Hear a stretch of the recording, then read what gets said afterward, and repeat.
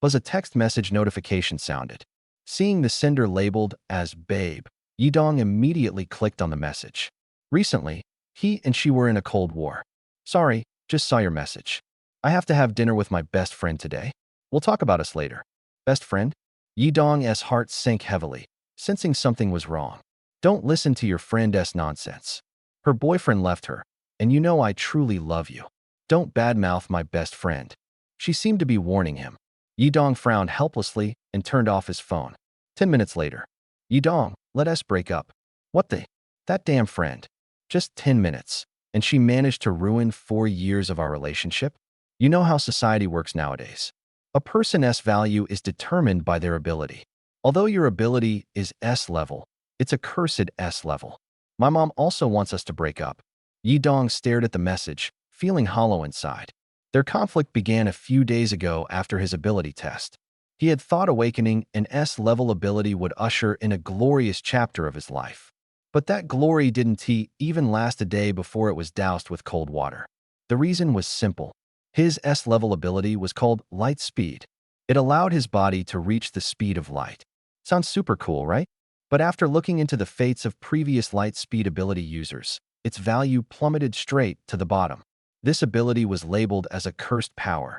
The outcomes for those who had awakened it throughout history were nothing short of tragic. When the human body reaches the speed of light, the massive impact caused by friction with the air would instantly shatter the body, setting it ablaze. It simply couldn't withstand the pressure of light speed acceleration. Moreover, this ability could only accelerate himself, not any external objects. In simpler terms, it was a suicidal ability, a cursed power. Using it could instantly tear him to pieces under immense gravity. Then, the arguments with his girlfriend began. She was having dinner with her best friend today, and now she was breaking up with him outright. Fine, that's right. Women are realistic, and he was just too incapable. Yidong's fingers moved quickly as he typed. Okay, I wish you happiness. Thanks, you too.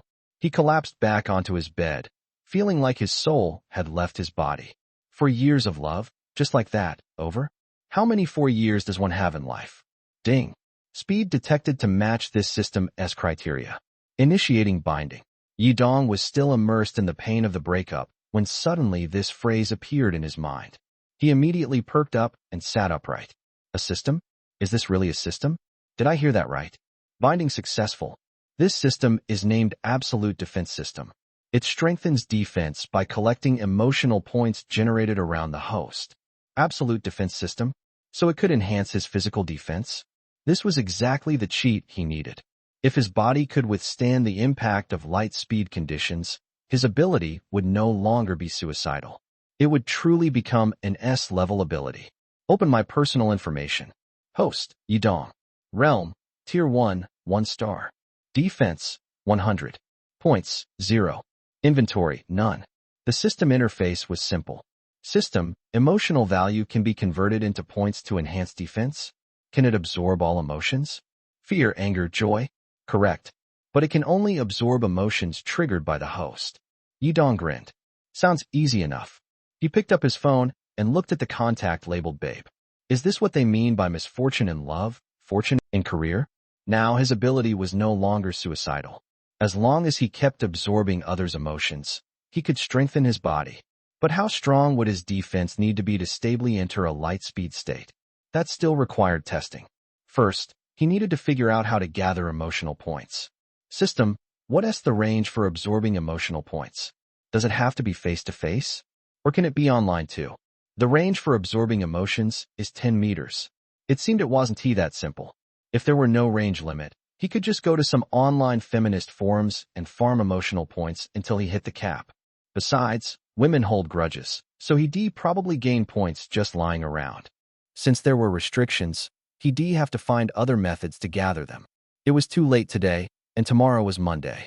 Time to sleep for now. The next morning, Yidong washed up quickly and stepped out of his cramped rental apartment. Just as he opened the door, the tenant across the hall stepped out as well. When the other person saw Yidong, they froze for a moment, then frowned deeply. What are you looking at? Careful, or I'll gouge your eyes out. Emotion points +1. This woman was Yidong's classmate, Guan Xiaoling. Coincidentally, They lived in the same run-down building, even directly across from each other. Guan Xiaoling was famously the class beauty, always dressed to the nines, giving off the impression of coming from a well-off family. But who would have thought that, like Yi Dong, she lived in this dilapidated half-finished building? A few days ago, Guan Xiaoling had pinned Yi Dong to the wall, warning him never to reveal her living situation. Otherwise, she'd kill him. Yi Dong was baffled. He hadn't done anything. It seemed she genuinely disliked him. Normally, Yi Dong might have tolerated it. But now, Xiaoling, why are you up so early today? Let us head to school together? Guan Xiaoling hadn't expected Yi Dong not only to avoid her, but to actively approach her. Her dislike for him immediately deepened. Emotion points +6. Seeing the obvious effect, Yi Dong raised his tone. Xiaoling, I'm talking to you. Why are you pretending not to hear? Xiaoling. Guan Xiaoling. Lingling. Bang. A loud thud against the wall almost made Yi Dong throw up. Guan Xiaoling had slammed him against it. Didn't I warn you? Don't come near me, and don't talk to me. If you've forgotten, I can help you remember. Emotion points +14. Holy crap. Emotional points had shot up to double digits. Yi Dong was thrilled. He didn't believe Guan Xiaoling could actually kill him. Xiaoling, I was just saying hi, nothing more. You don't think I like you, do you? As fierce as you are, of course I wouldn't like you. As long as you don't like me, it's fine. Guan Xiaoling's face immediately darkened. Yi Dong frowned. Damn, he might be gone too far. He was probably going to have to call out sick today. In his mind, he shouted, System, quickly use all the points. Point allocation successful. The notification had just sounded when Guan Xiaoling let out a scream, hysterically shouting, You've got a death wish, don't you? Take this. Yi Dong's eyes widened as Guan Xiaoling lifted him over her head with one hand. What the hell, how was she this strong? Bang! Yi Dong was slammed to the ground, followed by a barrage of punches and kicks. He struggled between consciousness and unconsciousness, even seeing his deceased parents waving at him. The efficiency of absorbing emotional points was astonishing. Emotion +21 had increased again. It increased again. Just as Yi Dong felt he was about to lose consciousness, the emotional points increased slightly once more. He instantly became alert. Guan Xiaoling, are you even eating properly? What? Guan Xiaoling's face flushed red, and upon hearing this, she became even more furious. She lifted Yi Dong over her head again and roared, I'm gonna kill you today. Oh. Emotion +29. Don't stop. As his defense value improved, Yi Dong felt that Guan Xiaoling's punches and kicks no longer hurt as much. Later, he couldn't feel any pain at all. Guan Xiaoling kicked him into the corner and adjusted her gold-rimmed glasses, straightening her clothes. She snorted coldly. If you dare say such nonsense to me again, you won't live to see the sun tomorrow. Yi Dong's whole body ached, but strangely, he felt a bit exhilarated. Could it be that he was an M? He decided to check his personal information. Host, Yi Dong. Level, first stage, 1 star. Defense, 176. Points, 0. Inventory, none. Just from Guan Xiaoling alone, his defense had increased this much? Incredible. But the risk was high too. She nearly beat him to death. His clothes were probably ruined. Yi Dong returned to his room, took a shower, changed his clothes, and hurried to school. Guan Xiaoling was too hot-tempered who knew what she'd been through. She thought she was just scaring him, but ended up actually beating him like this. Fortunately, Yi Dong had the system allocate all his emotional points to defense. Otherwise, tomorrow's headline would have been, Male corpse found in dilapidated hallway, scene too horrific. When Yi Dong entered the classroom, the bell had just rung, he wasn't late. Guan Xiaoling noticed his refreshed appearance and looked puzzled. She thought for sure he would skip school today. Who would have thought he'd actually show up? Back at school, Guan Xiaoling finally understood Yi Dong's unusual behavior that morning. It was because he had just broken up. The entire classroom buzzed with whispers, making it impossible for her to pretend not to hear. But that was no excuse. Breaking up didn't give him the right to provoke her. He deserved the beating. Yi Dong glanced at the classmate sitting next to him. His desk mate was none other than his ex-girlfriend, Pan Hong. Pan Hong pretended not to see him and opened her book. Yi Dong smirked. When I was at my lowest, you treated me with indifference. Once I rise again, it'll be my turn to ignore you.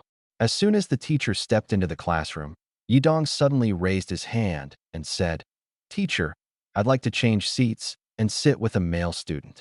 This didn't seem like an unreasonable request. The teacher nodded in agreement. "Is there any student willing to sit with Pan Hong?" Pan Hong's expression shifted slightly, clearly puzzled by Yi Dong's behavior. Does he really want to get away from me that badly? He didn't show any sign of wanting to reconcile yesterday. And now, first thing in the morning, he's asking to change seats? Yi Dong glanced at Jiang Tingting, who sat next to the class heartthrob, and said, "Teacher, how about I switch seats with Jiang Tingting? She's Pan Hong's best friend, and I'm sure she wouldn't mind." Jiang Tingting's eyes widened. "No way." Yi Dong feigned confusion. "Strange. Aren't you two best friends? Would you really refuse to sit together? I'm starting to doubt how close you really are." Pan Hong also looked at Jiang Tingting, puzzled. Jiang Tingting hesitated, unable to find words. She glanced at Yi Dong sitting next to the class heartthrob, her face full of reluctance. "Jiang Tingting, this is your best friend. Why are you hesitating? Pan Hong must be feeling awful right now. Shouldn't you go comfort her?" Yi Dong thought to himself with a cold smile. "You two are so eager to cling to each other. Let me make it happen." He walked straight to the seat next to the class heartthrob. The teacher and the homeroom teacher also urged, "Jiang Tingting, since Pan Hong is your best friend, go over there and don't delay the class." "Fine." Jiang Tingting reluctantly packed her things and moved to Yi Dong's old seat. Meanwhile, Yi Dong sat next to the class heartthrob. Emotional points kept pouring in from behind him. If looks could kill, Yi Dong would have been dead by now. And the emotional points weren't coming from just one person, but from 3 women. After the first class ended, Yi Dong opened his personal information again. Host, Yi Dong. Level, first stage, 1 star. Defense, 324. Points, 0. Inventory, none. His defense value had more than doubled. It seemed he had reached the limit for absorbing emotional points for now, and couldn't increase it further. Could it be that Jiang Tingting and Pan Hong wouldn't give him any more emotional points today? As soon as school let out, Jiang Tingting approached Yi Dong's desk, glaring at him. "Yi Dong, what exactly are you trying to do? You and Pan Hong broke up. Don't drag me into this mess." Jiang Tingting deliberately raised her voice, making sure everyone who didn't already know would now understand. So they broke up. No wonder he wanted to change seats. Jiang Tingting was rubbing salt in Yi Dong's wound. However, perhaps it was because he had already seen through this relationship, coupled with the system's support, but Yi Dong wasn't upset at all after the breakup. He felt nothing. Jiang Tingting's provocation had no effect on him. But judging by her smug expression, her heart was clearly dark. "You want to play this game? Dragging you into this? Don't be ridiculous. Pan Hong and I broke up, and it's awkward to keep sitting together. To avoid that, I asked the teacher to change seats. Since you're her best friend, I thought you'd sit with her to comfort her when she's feeling down. Isn't that what friends do? Aren't you her best friend? If I were a good brother, I'd definitely stay by my friend's side after they broke up to console them. Isn't that what friends should do?" Li Mingwei. Li Mingwei was the class heartthrob. After hearing Yi Dong's words, Li Mingwei nodded. "Yeah, that's definitely what friends should do." Yi Dong's response left Jiang Tingting speechless, and Li Mingwei was even backing him up. This guy, it's like the breakup didn't bother him at all. 003, trouble arrives. Jiang Tingting threw a punch at Yi Dong, but it felt like hitting cotton soft and powerless. "Huh, Pan Hong was right to break up with you. What use is a man like you?" Seeing that Jiang Tingting wasn't giving him any emotional points for now, Yi Dong decided to ignore her and found an excuse to go out for some fresh air. At the same time, he consulted the system. "System, is there a limit to how many emotional points I can get from one person?" A single person can provide the host with a maximum of around 100 emotional points per day. So that is how it is. A person can contribute at most around 100 emotion points per day. No wonder no matter how much Jiang Tingting was provoked later, no more emotion points could be gathered from her. It seems focusing on just one person for harvesting isn't enough. More people need to be involved. Gathering emotion points doesn't have any strict limitations whether it's happy emotions or angry ones. Both can increase the points. Telling a joke in class? If everyone laughs, wouldn't that bring in a lot of points? Conversely, doing something to make them angry can also yield points. Emotion +1. ISNT he the suicidal type ability user?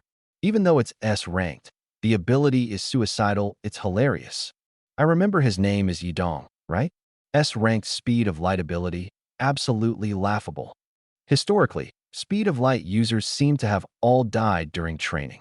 Emotion +1. Yidong squinted his eyes. Wait a second. It seems like he doesn't even need to do anything to effortlessly gain emotion points from those around him. Yidong decided to wander around and test things out.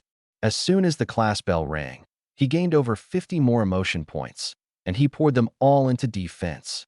Perfect. The class heartthrob, Li Mingwei, noticed Yidong grinning foolishly and couldn't help but ask, Yidong, didn't you just break up? Why are you in such a good mood? Huh? Should I be feeling depressed or wallowing in self-pity instead? Waste time on inner turmoil. Li Mingwei awkwardly chuckled. That's not what I meant. Anyway, as long as you're okay, that's what matters. Class is starting, look at the board. This period was their homeroom teacher's class. The homeroom teacher's surname was Lu, and her name was Shui, a young woman in her early 20s. Lu Shui smiled warmly and said, "It's been nearly a week since the semester started, and I believe everyone has gotten to know each other quite well by now. For today's class, I'd like to select a class president who can lead our class to success.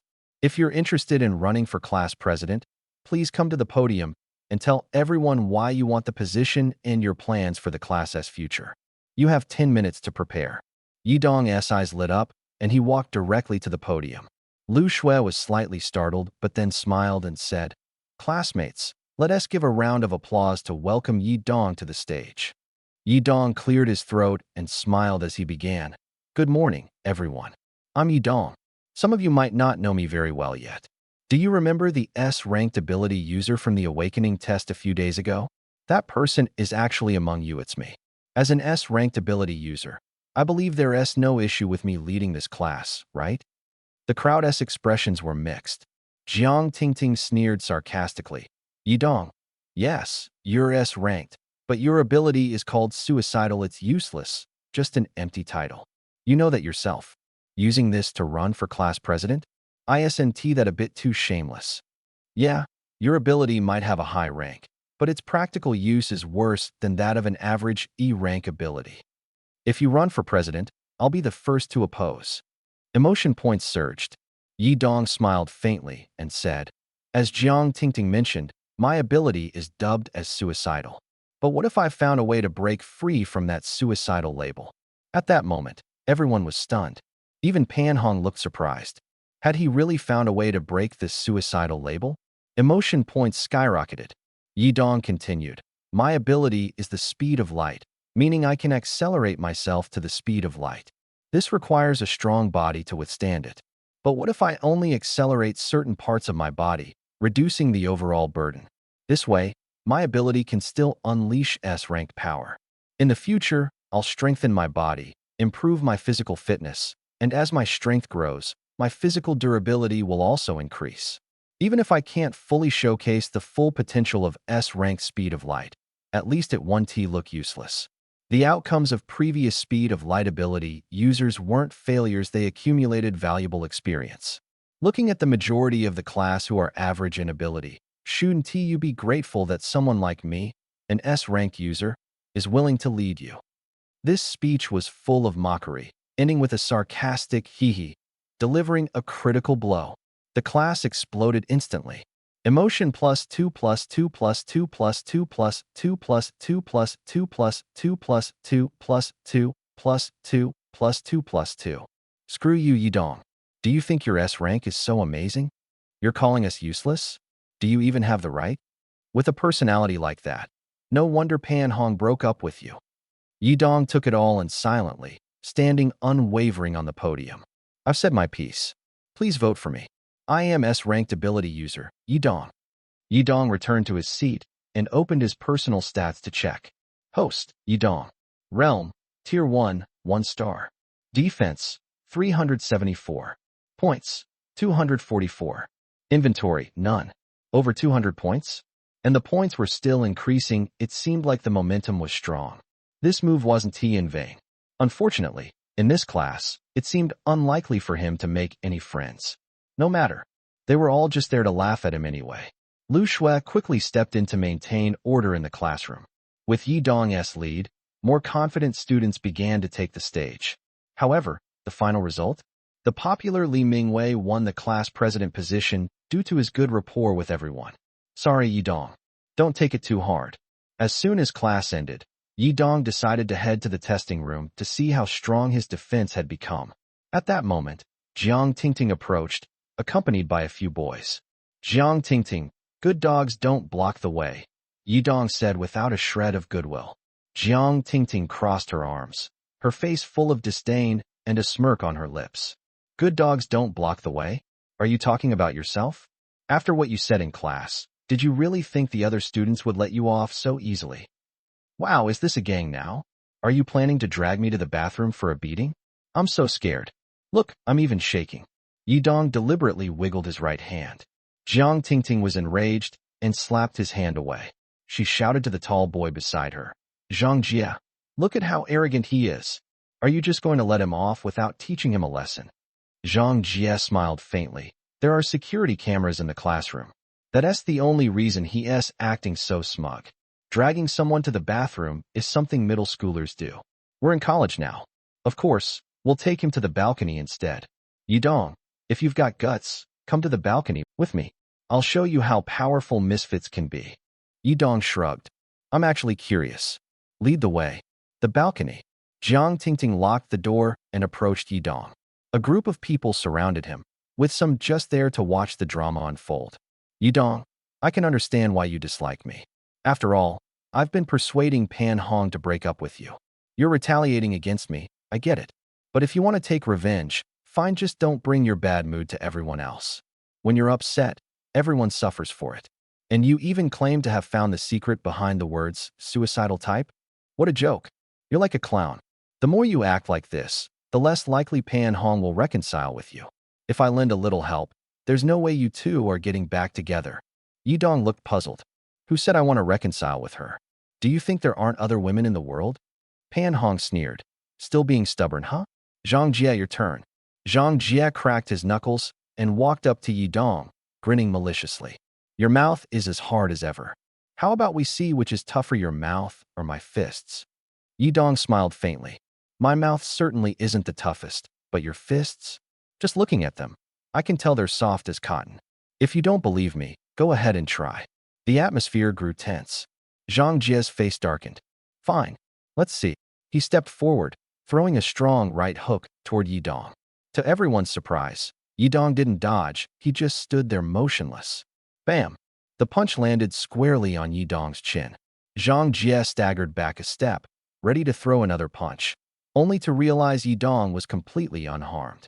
This shocked him. What was going on? Was his opponent really this strong? His own fist even began to ache faintly. The tension escalated further. Yi Dong spoke calmly.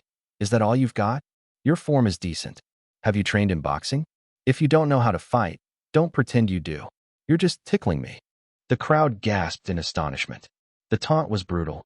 Zhang Jie, what's going on? Use some real strength, he's not even hurt. Yeah, stop playing around. I can't stand his mouth anymore, let me at him. Hit him already. Zhang Jie took a deep breath. You deserve this. This time, he shifted his stance and threw a punch with all his might. Yi Dong finally moved. He raised his hand to block the punch and swiftly kicked Zhang Jie in the chest. Bam! Zhang Jie flew backward like a sandbag, crashing into Jiang Tingting behind him. The collision left both of them bloodied, with several teeth knocked loose. Yi Dong, you! Jiang Tingting's face flushed with anger. Yi Dong sneered. Who told you to stand so close? Serves you right. Zhang Jie struggled to breathe. Yi Dong suddenly realized that his strength had increased. Could it be that as his defense improved, his strength also grew? Defense equals strength, the system explained professionally. Yi Dong was struck with clarity. Even without using his abilities, he could easily handle these people now. If he unleashed his light-speed punches, their heads would be smashed like watermelons. The thought exhilarated him. Come at me all at once. I don't have time to waste. In an instant, everyone lunged toward Yi Dong. Bam!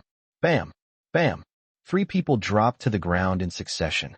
Seeing Zhang Jie bleeding, someone tried to attack Yi Dong from a tricky angle, only for Yi Dong to counter with a flying kick. Instead of retreating, Yi Dong moved forward, grabbing Zhang Jie by the throat and slamming him down onto the ground with immense force.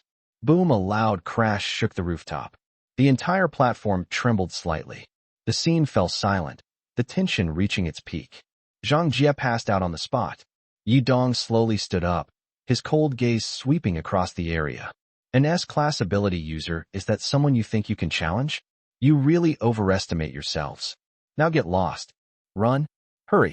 The first person fled, followed by the second and third. In no time, the rooftop was empty, save for the unconscious Zhang Jie and the trembling Jiang Tingting. The fight ended so quickly, it felt like a blow from another dimension. As Yi Dong walked past Jiang Tingting, he glanced at her and said coldly, "Jiang Tingting, you're quite amusing. We'll play again some other time." Heh.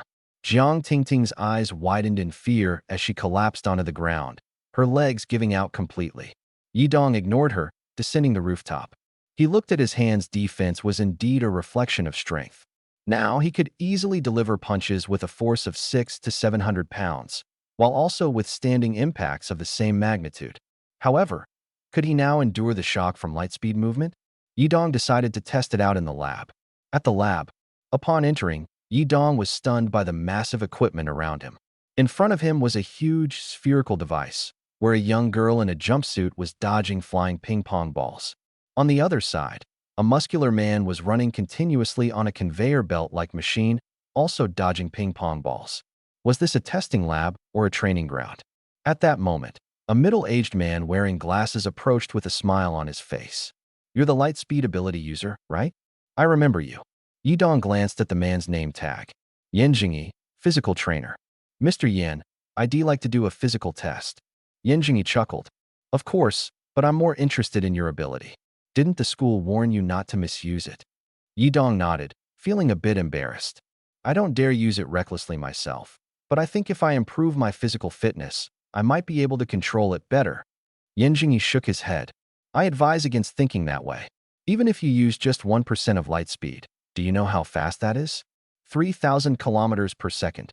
No matter how strong your body is, it can't withstand that speed. When a body reaches light speed, its mass becomes infinite. Your body simply can't handle it, it would shatter instantly." Hearing this, Yi Dong abandoned the idea of testing his physical limits. But he clung to a glimmer of hope. "You're talking about an ordinary body. I'm an ability user. My body is different. What if I train my physical fitness properly?" Yan Jingyi's expression turned serious. "I said it's impossible. Your awakened ability is a suicidal one. The moment you use it, you'll die and it'll be a quiet death." Yi Dong still held on to hope. "What if I only use part of the ability, like focusing it just on my fists?" Yan Jingyi gave a bitter smile. "Your fists would shatter, and so would your entire arm, possibly even your body."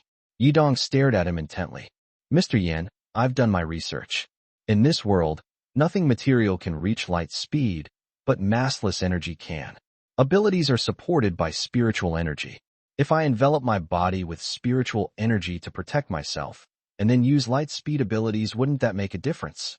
Yan Jingyi seemed caught off guard by this suggestion. "Why are you so insistent on using your ability?" Yi Dong's expression darkened.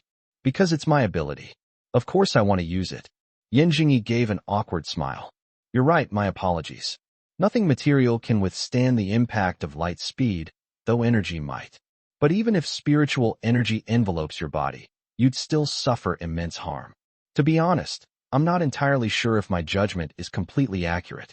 At present, there are no instruments capable of measuring your condition." Yan Jingyi looked at Yi Dong with an apologetic expression. Yi Dong forced a bitter smile and nodded. "All right, at least this trip wasn't for nothing. Thank you, Teacher Yan." Yan Jingyi nodded in response, watching Yi Dong leave. Inside, Yi Dong felt a deep sense of loss. Even at just 1% of the speed of light, he would have to endure the impact of traveling 3,000 kilometers per second. That kind of force was unimaginable. It would likely tear him apart instantly. If he were to accelerate to full light speed, he figured he'd be vaporized into carbonized dust in an instant. Even a piece of solid iron, traveling at the speed of light, would immediately transform into molten iron. Could his power truly be used? Yidong found himself in unprecedented confusion. He had barely glimpsed a sliver of hope, only to be struck down again by harsh reality. Why was his ability so abnormal? It granted him the power of light speed, yet didn't he provide a body capable of withstanding it? Light speed was driven by the spiritual energy within his body. His physical form was merely a vessel for the energy, not the light speed itself, nor the energy. It was just a regular human body. If his body could also transform into energy, perhaps then he could truly control light speed. Electricity is energy. Fire is energy. Nuclear energy, light energy, they are all forms of energy.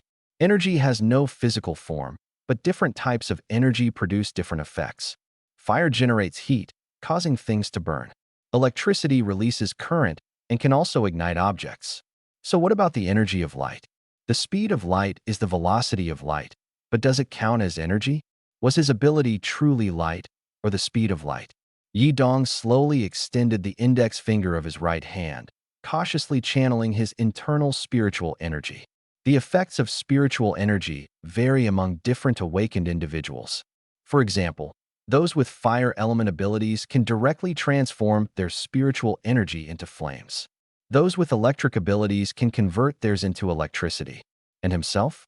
Suddenly, Yidong's fingertip emitted a dazzling beam of light.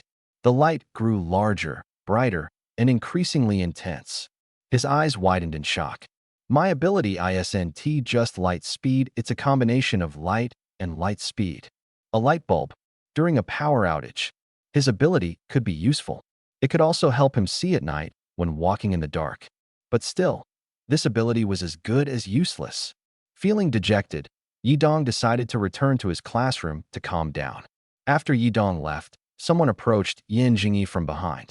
What was that kid here for? Yan Jingyi smiled wryly. It's clear he hasn't yet mastered his abilities. He feels very unwilling to accept it. He even asked earlier, if his body could become harder than steel, would he be able to use his powers better? An elderly man with a white beard emerged from behind Yan Jingyi. The old man smiled and said, an S-class light speed ability, it's almost like a cruel joke. Such a power isn't something an ordinary human body can handle. It's normal that he feels unwilling to accept it. Even 1% of light speed is 3,000 kilometers per second. Nothing can withstand such an impact. Yan Jingyi added. He also asked if wrapping his entire body in spiritual energy could reduce the impact of light speed. I didn't quite understand, so I told him no. The old man's expression shifted slightly. Spiritual energy itself is his energy. Enveloping his body in spiritual energy would be akin to covering himself in energy. But he is still flesh and blood. I'm afraid he still wouldn't be able to withstand the impact of light speed. The old man was the principal of the school, surnamed Bai. Principal Bai wasn't entirely certain, either. He looked at Yan Jingyi after speaking. Yan Jingyi appeared even more confused. None of them were physicists.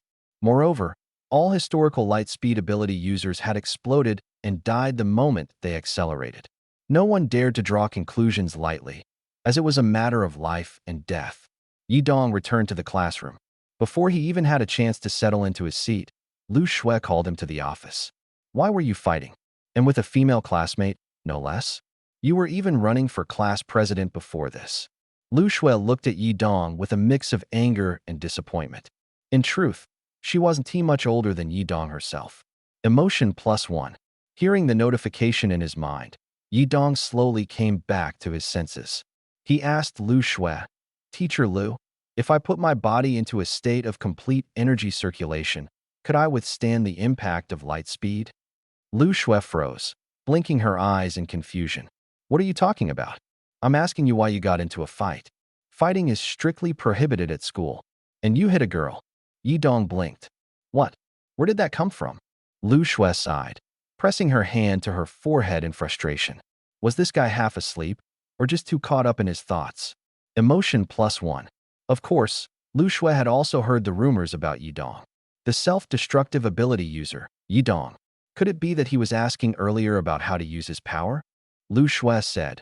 Anyway, write a reflection letter and apologize to Jiang Tingting and Zhang Jie back in class. At that moment, A man suddenly appeared outside the door. Excuse me, is the light speed ability user Yidong here?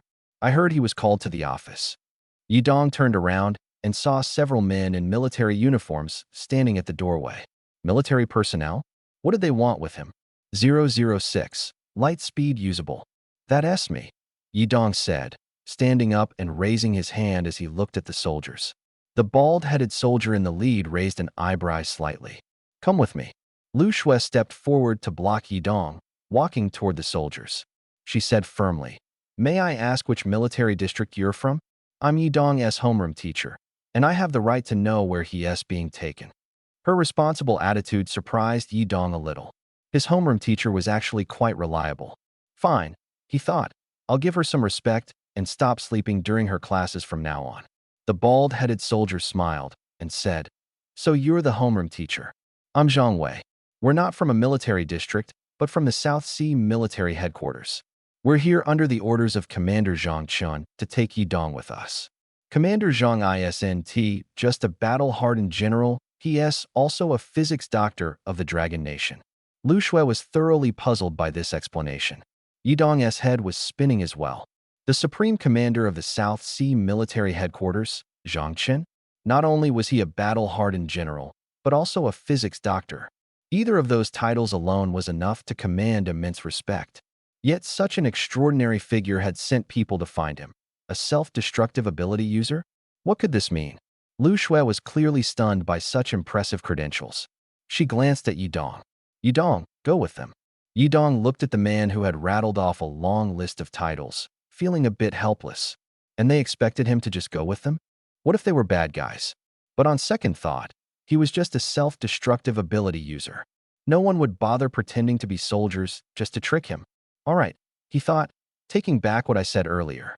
I'll keep sleeping in Lu Shui's class. So I just go with you? Where to? Yidong walked up to the bald-headed man, carefully examining him.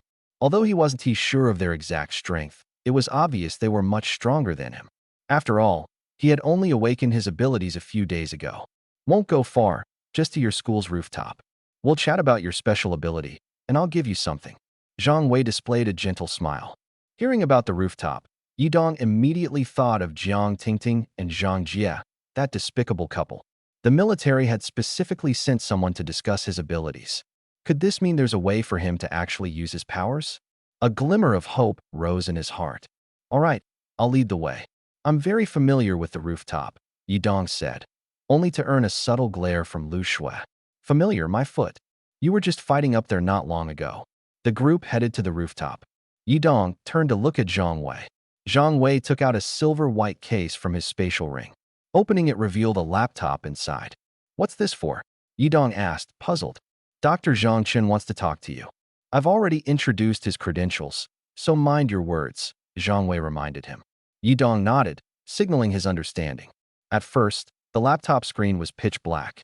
After a moment, a beam of light lit up the screen. Soon, a young man with a ponytail and round-framed glasses appeared on the display. So this was Zhang Chen, the man with all those impressive titles? He looked surprisingly young, probably around Yidong's age. Seeing Yidong, Zhang Chen smiled and said, If Zhang Wei got it right, you're the teenager who awakened the S-class light speed ability, right? Zhang Wei cleared his throat. Doctor, that's correct. Don't underestimate me. Zhang Chen chuckled awkwardly, then straightened his expression. Didn't you say there was a mix-up before? Zhang Wei closed his mouth with a resigned expression. Zhang Chen snorted, adjusted his demeanor, and looked back at Yidong. Lightspeed teen, my reason for contacting you is simple. I'm deeply fascinated by the light speed ability and have conducted extensive personal research on it. When I heard someone had awakened this power, I immediately used my network to find you. You must feel pretty hopeless right now, right? After all, everyone says your ability is suicidal. But what if I told you that your power isn't actually suicidal, it's just harder to use than others? Would you believe me if I said I could help you truly master your lightspeed ability? Yidong's eyes widened in disbelief. Dr. Zhang, really? I can actually use my ability. Zhang Chen nodded. That's right. After countless calculations, I'm certain that you can utilize your power. For example, 1% of light speed is approximately 3,000 kilometers per second. That's the speed of photons. Why measure using photon speed? because other objects can't withstand the impact of moving at light speed, rendering light speed experiments meaningless. Also, I can't make ordinary objects reach light speed to measure them. But one thing is certain, light speed varies depending on the mass of the object. For humans, whose bodies are vastly heavier than photons, attempting to reach light speed would result in their mass becoming infinitely large. This means light speed would deviate and significantly slow down. Zhang Chun continued, I specifically designed a device to suppress your ability. Zhang Wei, you can hand it over to him now. Though Yidong didn't fully understand Zhang Chen's explanation, he trusted that the man must have a solution if he said so. At this moment, Zhang Wei took out a ring. Yidong examined the ring carefully. It was entirely silver-white, with a central energy slot. Zhang Chen explained, I call this the inhibitor. It significantly suppresses the release of your internal spiritual energy. When you use light speed to teleport, your spiritual energy will be limited to within 1% of light speed. Even at just 1%, it's enough to make you the fastest person in the world. At the same time, the strain on your body will be greatly reduced. Yidong asked hesitantly, 1% of light speed, that's 3,000 kilometers per second, right? Can I really handle that? Zhang Chen couldn't help but laugh. It seems you didn't quite catch what I said earlier. 3,000 kilometers per second is the speed of photon energy bodies. You are human. When you enter a light speed state, your mass becomes infinitely large. So, the 1% light speed you achieve would actually only be about 300 meters per second or even slower. That is your light speed. As an ability user, your physical strength is far beyond that of ordinary people. After proper physical training, you'll be fully capable of adapting to this speed. Past light speed ability users always attempted to reach 100% light speed right from the start, which was essentially suicide. Their bodies were shattered, not vaporized instantly, proving my calculations were correct. Light speed changes based on the object's mass. Got it now? Yidong still didn't completely understand. But one thing was clear to him: if he died, Zhang Chun would definitely be the reason. 007's first attempt at the light speed state. Yidong slipped the ring-shaped inhibitor onto the index finger of his right hand. Even if I don't fully understand what you said, as long as I wear this, I can freely use my ability, right? Zhang Chen nodded. Exactly. For other ability users, this inhibitor would be like handcuffs, restricting them. But for you, it's an assistive tool. If you're still skeptical, you can spend some time training your body. First, it's an extra layer of security. Yidong smiled. I trust you, Dr. Zhang. Thank you for your help. I won't forget this. Your ability is quite unique. If you can harness it well, the future battlefield of Long Nation will undoubtedly have a place for you. Work hard, young man. The screen went black as Zhang Chun ended the call. Zhang Wei closed the case and extended his right hand to Yidong. Thanks for cooperating. We look forward to the day you join the South Sea military base. Yidong shook his hand and replied, I'll definitely be there. After Zhang Wei and the others left, Yidong stared at the inhibitor in his hand. A surge of excitement to test it out welled up within him. When he put it on, he immediately felt his internal spiritual energy being suppressed. The available energy became significantly limited. This device functioned much like the suppression handcuffs used in Long Nation's prisons to restrain criminals with abilities. No matter. Time to give it a shot. Yidong took a deep breath and slowly activated his spiritual energy. In an instant, his entire body was enveloped in a golden glow. Was this the lightspeed state? If Dr. Zhang's calculations were off, taking a single step would shatter his body to pieces.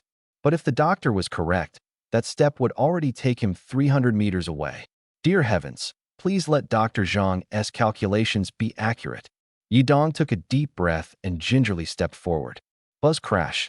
The rooftop wall shattered as Yidong barreled through it, flying off the rooftop and landing hard on the road outside the school. A car ran right over him, and traffic ground to an instant halt. Help! Someone has been hit. Call an ambulance. Emotion plus 3 plus 3 plus 3 plus 3 plus 3 plus 3 plus 3 plus 3 plus 3 plus 3. The end of the story. Just kidding.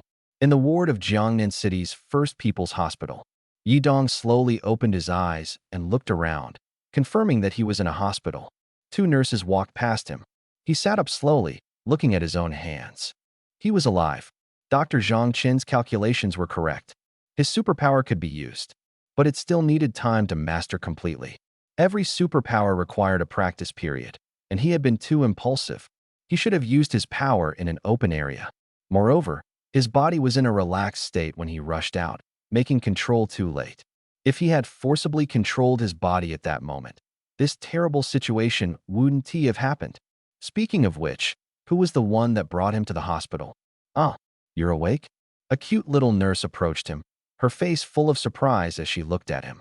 Yidong asked, how long was I unconscious? The little nurse answered with a cheerful smile, about an hour or so. Your body is really robust. I guess it's because you're a superpowered individual, right?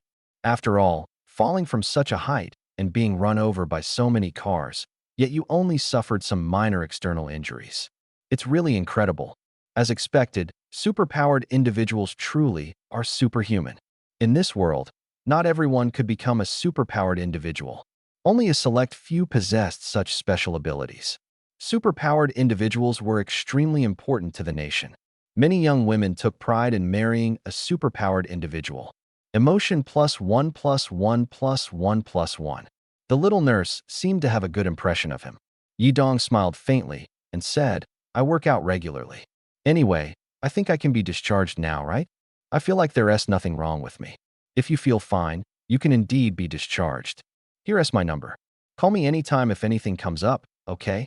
The little nurse handed Yidong a piece of paper with her phone number written on it.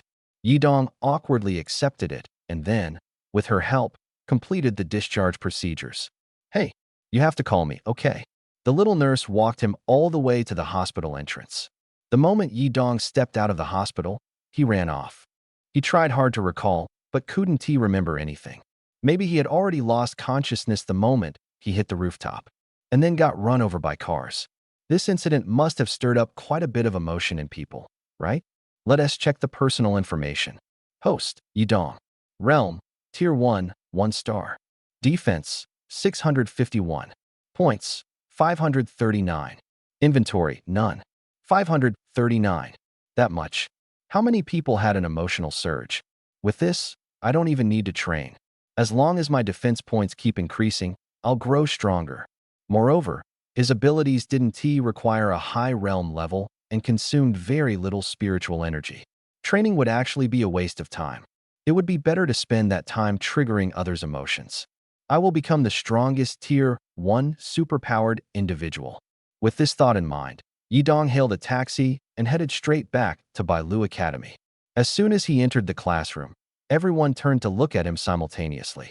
It was lunch break, and various small groups in the class were gathered, chatting casually.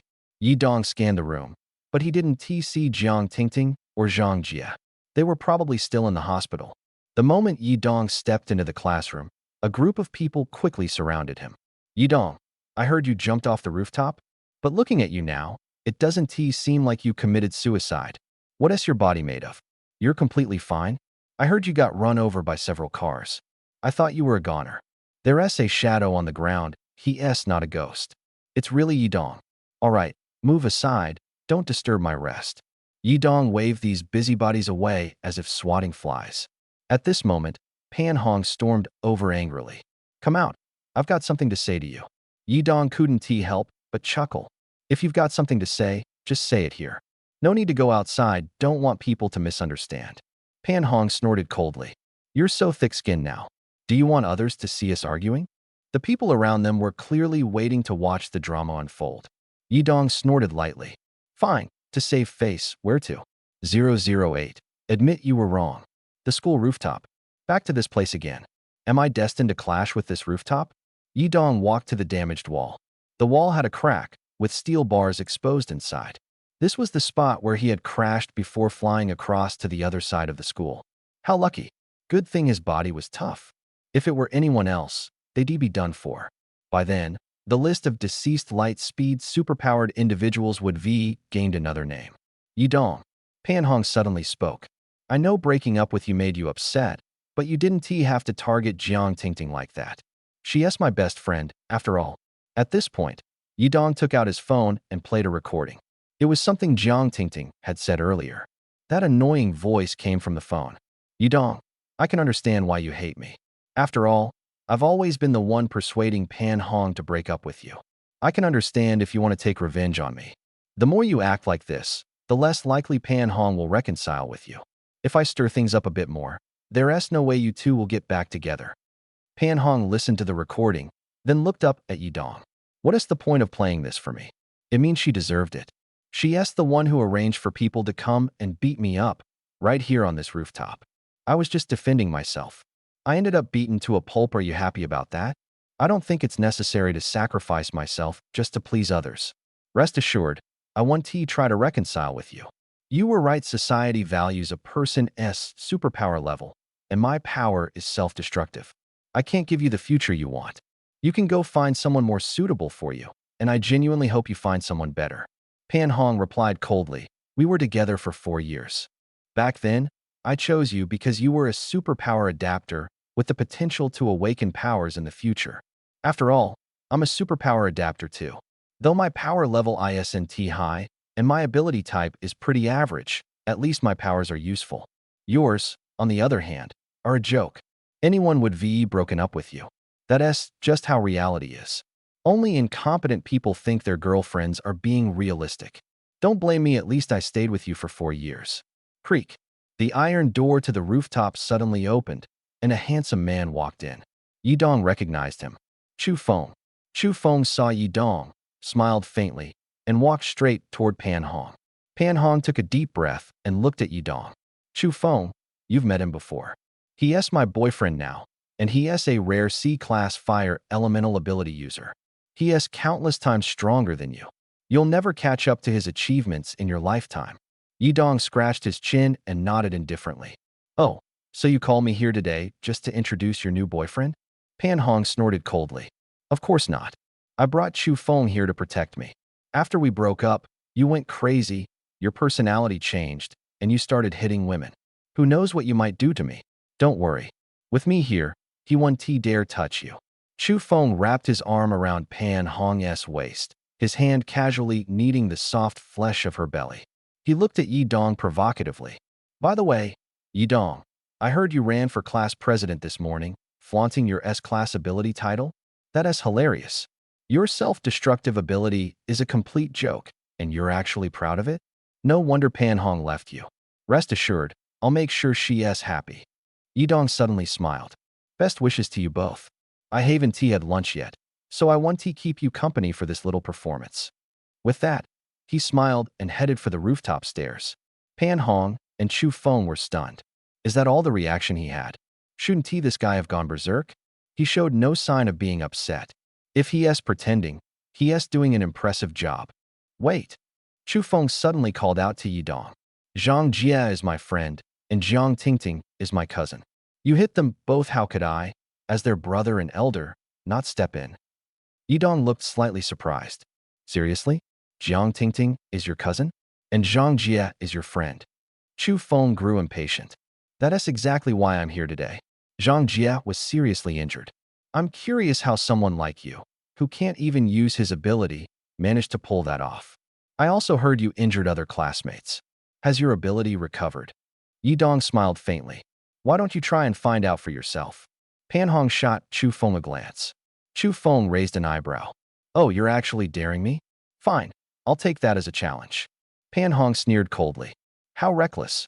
Chu Feng is an elemental ability user, and not just any. He is wielding the most powerful fire element. Fighting him is as good as seeking death. Considering that we were once a couple, I'll give you the chance to take back what you just said. Chu Feng said dismissively. Pan Hong, I'll give you some face. I'll let that comment slide, but what you did to my brother and cousin can't be overlooked. I promise to avenge them. Kneel down and apologize. I'll record a video and send it to them. If you refuse, don't expect to have an easy time at school. Yidong clenched his fist. Damn it, my fist is itching.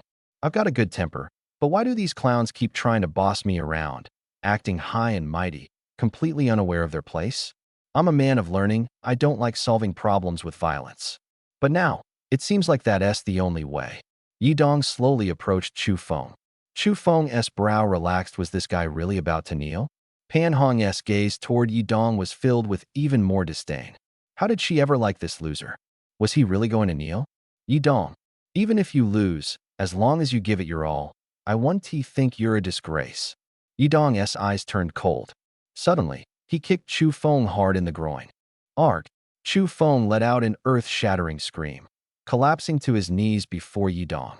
Yidong pulled out his phone and recorded the moment. Look up, face the camera, and admit you were wrong. Pan Hong's jaw dropped in shock, completely unable to believe the man before her. What the hell was going on now? Emotions peaking. 009 proof. Yidong, are you insane? This is a school. Pan Hong shouted in a shrill voice. Yidong's expression instantly darkened, his gaze turning as cold as ice. Even though I still have some lingering feelings, I now realize you're not worthy of me. Say one more word, and I'll show you what a real man is. Pan Hong had never seen such a terrifying look in Yidong's eyes. For 4 years, Yidong had been as obedient as a dog, never raising his voice at her. But that sentence, just now it felt like a threat to her life. Chu Feng, who had finally regained his senses, shouted, Yidong, you sneaky bastard. You attacked me by surprise. If you've got guts, come at me head on. Ack! Yidong stomped on Chu Feng's hand and grabbed his hair, holding his phone up to record. I'll send this to Jiang Tingting and Zhang Jie so they can see it for themselves. You said I should kneel and apologize to them. Well, I may not be the one kneeling, but someone stepped up, it's the same thing. You want to apologize? Go ahead, apologize to me. On my hand. Let me go? If you've got guts, let me go? Damn it. Yidong applied more force, and Chu Feng let out a wail of agony. The sound of his bones breaking was crystal clear. I'm sorry. I'm sorry. Forgive me, Yidong. I won't mess with you again. I'll even break up with Pan Hong. Please, I'm begging you. Yidong couldn't help but sneer. Keep trash like her for yourself. Breaking up with her would just harm the next person. Pan Hong frowned. What did you just say? Yidong's eyes turned icy cold again as he delivered a fierce kick to Pan Hong's abdomen. Bang! Pan Hong was sent flying, crashing into the wall behind her. Seeing Yidong even dare to lay hands on Pan Hong, Chu Feng was dumbfounded and hurriedly continued apologizing. Yidong nodded in satisfaction. Good. I'll send this video to Jiang Tingting. If she hasn't blocked me, she'll see soon enough how her big brother avenged her. Yidong retracted his foot. A pool of blood was forming on the ground. Chu Feng's hand was utterly mangled. Chu Feng passed out on the spot. Yidong snorted coldly, stepping through the bloodstains as he headed downstairs. He casually opened his personal stats. Host, Yidong. Realm, Stage 1, Star 1. Defense, 1290. Points. Backpack, none. Only 100 or so points. Maybe it's because Chu Feng passed out. If he were still conscious, I could have gotten more. Back in the classroom, the classmates who had been waiting to see Yidong get into trouble were shocked to see him return unscathed. He walked back to his seat. Li Ming leaned in and whispered, I heard Pan Hong brought her new boyfriend to mess with you. You seem fine, though. Yidong suddenly realized there wasn't a single person in this class he could really talk to. Should I just transfer schools? This lousy place isn't worth staying in. Wait, maybe I should display some of my abilities. That way, I could transfer to a better class. The school sorted classes by ability levels. Since the administration thought his ability was self-destructive, they dumped him in the worst, Class E. If he could prove that his abilities could be used as an S-class individual, transferring to Class A shouldn't be a problem. Although going to Class A might still land him in trouble, it was better than being surrounded by a group of useless people. Yidong stood up, walked out of the classroom, and decided to head to the testing room. As long as he could prove to Yan Jingyi that his abilities worked, there was hope for a transfer. He didn't want to see those two foolish women, Pan Hong and Jiang Tingting, for another second. Testing room. Yidong had already visited twice today. When Yan Jingyi heard about his rooftop jump and saw him alive, he was so stunned he couldn't speak. Yidong. Yidong smiled faintly. Teacher Yan, are you so surprised to see me? Yan Jingyi smiled awkwardly. I'm a bit surprised. So what brings you here this time? Regarding your theories and ideas, I really can't give you an answer. My abilities are limited, sorry. Teacher Yan, you misunderstood. I'm here to tell you that my abilities are functional. Also, I want to transfer classes. Can you help with that? Yan Jingyi thought he had misheard and blinked. You're joking, right? If you blow up in front of me, How am I supposed to explain this to the school? Don't scare me. Yidong raised his right hand. This limiter was given to me by the military. Dr. Zhang from the South Sea Military Command taught me how to use my abilities. This morning, when I jumped off the rooftop, I used my light speed ability, though I didn't control it well. Now, I am confident in controlling it. I need a witness, and you are the best candidate. The testing room is big enough for me to demonstrate my abilities. Yan Jingyi could hardly believe it, but the ring on Yidong's hand was undoubtedly no ordinary object. Since Yidong had sought him out as a witness, it was clear he had prepared for this. Yan Jingyi took a deep breath and said, "Wait a moment. I can serve as a witness, but I need to call someone else to come over too." He picked up the phone, and soon, an elderly man with a head full of white hair walked into the testing room. Yan Jingyi quickly introduced them. "Yidong, this is Principal Bai." Yidong nodded. "Good afternoon, Principal." Principal Bai asked in astonishment. "You said the military helped you control your abilities? Is that true?" Yidong nodded firmly. "Of course it's true. Why would I joke about this? I can prove it right now. That force measuring device over there will do." Yidong walked over to the force measuring device. Yan Jingyi and Principal Bai held their breath and didn't dare to stop him. Yidong fixed his gaze on the device, clenched his fist, and his body was instantly enveloped in a golden glow. Principal Bai and Yan Jingyi's eyes widened. Could this guy really use his abilities now? Yidong's pupils contracted sharply. He stepped forward and swung a powerful punch at the device. Boom! The force-measuring device trembled and tilted upward. A number immediately appeared on the display screen. 3,600 Jin. Principal Bai and Yan Jingyi were stunned, utterly speechless. 3,600? Did I see that right? Emotional outburst. 010. S-class ability user Yidong. Yidong looked down at his fist. Earlier, he had been in an accelerated state, doubling the power of his punch. This was merely 1% of his light speed capability.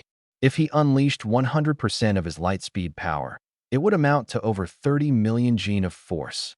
He turned to Yan Jingyi and Principal Bai and asked, "Am I qualified?" Principal Bai's mouth hung open before he slowly closed it, breaking into a smile. "Qualified. Go wait for me in my office. I'll be there shortly. I want to transfer to Class A." Yidong left those words behind and walked straight out of the room. After Yidong left, Yan Jingyi and Principal Bai exchanged glances, their eyes filled with astonishment and joy. Yan Jingyi said, "Even beast-type ability users, in their transformed state, can only exert about 1,000 Jin of force. He managed to hit over 3,000 Jin. It's unbelievable." Principal Bai chuckled. "This is the true explosive power of an S-class ability user. As long as he can use his abilities, he is a bona fide S-class, not one of those self-destructive types." Yan Jingyi quickly congratulated him. "Congratulations, Principal, on gaining an S-class student." "Congratulations. I'll head to my office first. We'll chat another day." "All right." Principal Bai returned to his office. Yidong was already seated on the sofa. When Principal Bai entered, Yidong stood up and directly stated his intentions. "As I mentioned earlier, I want to transfer to Class A." Principal Bai smiled. "Now that your abilities are functional, you are indeed a genuine S-class ability user. I'll assign you to Class A and arrange for a mentor to guide you. From your records, it seems you're an orphan who rents a place outside campus. Have you considered living on campus? I can arrange a private room for you." "Living on campus?" Yidong thought for a moment. "No, thank you. I prefer living outside." Principal Bai said, "You're an S-class ability user. If the area you live in has poor security and something happens, it won't just be a loss to the school, it'll be a loss to the country. How about this? I'll arrange for a new place in a safer area for you. The school will cover the rent, and I'll give you the keys." Yidong was secretly delighted. It seemed his choice was the right one. "And this is a spatial ring, personally sponsored by me. You should know how to use it, right?" On the table lay a sapphire blue ring. Yidong picked it up and immediately put it on. "Thank you, Principal." Principal Bai smiled and said, "If you really want to thank me, help the school win more honors. Your mentor should be arriving soon. Get ready." At that moment, there was a knock on the door. "Come in," Principal Bai called out. The door opened, and an elderly man with white hair stepped in, bowing slightly to Principal Bai. "Principal, I heard you were looking for me." Principal Bai immediately went to greet him. Teacher Wu, we have an S-class student here who would like your guidance. Would you be able to take him on? Principal Bai was very polite to this elder, making a request rather than issuing a directive. Who exactly was this old man? Could he be someone extraordinary? Yidong began to grow curious about him as well. The elder raised his head and glanced at Yidong. His sharp gaze was like that of an eagle, piercing straight through him. Yidong frowned slightly. That gaze carried an edge, as if it were laced with blades. With just one look, Yidong felt as though he had been entirely seen through. The school has an S-class ability user now. It would be my honor to guide you. However, the training will be grueling. Can you handle it?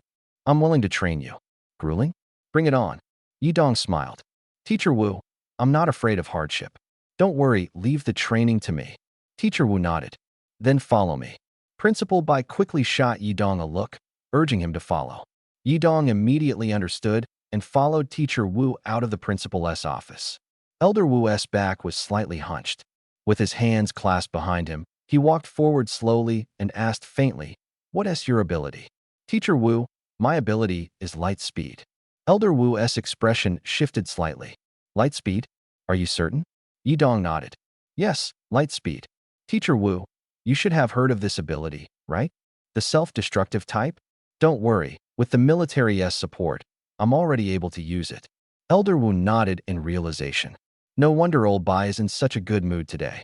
The only awakened S-grade ability user, yet unable to use his power. Now that the military is helping, you can finally use it. Light speed is obviously a physical combat type ability. Entrusting your training to me is the most appropriate. However, as I've said, the training will be rigorous. I hope you can endure it. Training? How hard could it be? Yidong didn't take care in the slightest. He followed Elder Wu to the training room. It was an isolated training room, completely empty, with no equipment in sight. In the middle sat a girl cross-legged, seemingly meditating. For ability users, cultivation depended half on meditation and half on medicine. Meditation calmed the mind, allowing one to absorb spiritual energy from the world and refine it internally to enhance oneself. As for the medicine, credit was owed to the scientific research teams of the Dragon Nation, who extracted nutrients from herbs and created potions that could strengthen one's abilities upon consumption. Elder Wu and Yidong approached the girl. She had her back to them, and Yidong couldn't yet see her face. Elder Wu spoke. Su Ying, let me introduce a new classmate to you. His name is Yidong, and he is an S-grade ability user. Su Ying stood up and turned to look at Yidong, her eyes filled with curiosity. S-grade ability user? It was then that Yidong finally saw her clearly. She had a petite face, delicate features, fair skin, and stood around 1.5 meters tall, adorably cute. Yidong, with his hands and feet wrapped in white bandages, looked sharp and capable. Yidong smiled and said, "Hello, I'm Yidong. Nice to meet you." Su Ying nodded. "I'm Su Ying. Nice to meet you too." The two had a preliminary introduction. At this moment, Elder Wu said, "All right, you'll get to know each other gradually. With an additional person, there are more training methods to choose from." Suddenly, a wooden staff appeared in Elder Wu's hand. He casually tossed it behind him, and the staff embedded itself straight into the wall. Yidong raised an eyebrow. What kind of training was this? The one who grabs the staff can attack, while the one without it can only defend until they manage to snatch the staff from the other. Begin. The moment the words left his mouth, Su Ying dashed toward the staff. Yidong, being a gentleman, didn't he compete for it, but he soon regretted it. Elder Wu left the training room immediately. After grabbing the staff, Su Ying turned to glare at Yidong. Why didn't you go for it? Are you holding back on purpose? Her face carried a hint of irritation. Yidong hadn't expected his courtesy to anger her instead. How about we start over? A glint of frost appeared in Su Ying's eyes. Dream on. I want to go easy on you. Emotion +1 +1 +1 +1 +1. Yidong's expression shifted slightly. Seriously? So angry? This Su Ying was definitely no ordinary person. He had deliberately shown courtesy, yet she was this upset? Yidong immediately became more alert. With a sudden stride, Su Ying charged forward, thrusting the wooden staff straight at Yidong's chest. Yidong quickly retreated, and Su Ying's strike missed, but she immediately followed up with a powerful swing. Smack! Smack! Smack! 3 rapid hits forced Yi Dong to retreat again and again. He tried to grab the staff, but failed each time. Desperate, Yi Dong lunged at Su Ying. Her eyes widened in surprise, and before she could react, Yi Dong reached for the staff in her hands. Su Ying countered with a knee strike aimed at Yi Dong's lower body. Yi Dong let out a scream, leaping away in pain. What the hell? You hit me down there? That's way out of line. Su Ying snorted coldly. This is training combat training. Don't talk about rules with your enemies. Yi Dong chuckled. All right, I get it now. No need for politeness. Bring it on. Su Ying took a deep breath and charged at him again. Determination flashed in Yi Dong's eyes as he activated his light speed ability, snatching the staff from Su Ying's hand and appearing behind her in an instant. A trail of white mist lingered on the ground. Su Ying stared in shock at her now empty hand. What had just happened? Was this light speed? She hadn't even felt it, yet the staff was gone. Holding the staff, Yi Dong smirked mischievously. Your turn, Su Ying. Su Ying let out a cold humph. I'll take it back in no time, just you wait. As soon as she finished speaking, white arcs of electricity began flickering across her body. Lightning crackled around her, and the air filled with a faint scorched smell. It appeared Su Ying was an A-grade lightning element ability user. She dashed toward Yi Dong, her speed several times faster than before. Caught off guard, Yi Dong lost the staff to her. But he wasn't about to back down. Once again, he entered his light speed state. A white streak and a golden streak darted back and forth across the training room at incredible speed. Elder Wu, watching from outside, smiled faintly. It seemed he had found a suitable opponent for Su Ying. Of course, Su Ying was also an excellent sparring partner for Yi Dong. These two possessed the fastest abilities in the world. Their practice together was truly ideal. As night fell, inside the training room, Yi Dong and Su Ying stood in opposite corners, their clothes tattered but seemingly unbothered. Heavy breaths echoed through the room. Yi Dong glanced out the window at the darkened sky and asked Su Ying, "What time is it? Is school over? How about we call it a day?" The wooden staff in Su Ying's hand was already broken, yet she still gripped it tightly. As expected of an S-grade light speed ability user, not only was his speed astonishing, but his physical resilience was also exceptional. By the end, Yi Dong had almost grown accustomed to her speed, completely dodging her attacks. Su Ying slowly stood up from the ground. All right, let us stop here for today. She tossed aside the broken staff and turned to leave. Yi Dong collapsed onto the ground, his entire body aching fiercely. This Su Ying really didn't hold back. Her lightning-fast speed combined with the staff made every strike feel like a heavy hammer. Suddenly, Yi Dong sensed someone standing before him. He looked up to see Su Ying. Puzzled, Yi Dong asked, "You're not leaving yet? What do you want? Let us call it a day. If we keep going, I might not even show up tomorrow." Su Ying took out a medical kit from her spatial ring. "I know. I just want to help treat you so you can continue sparring with me tomorrow. Take off your shirt."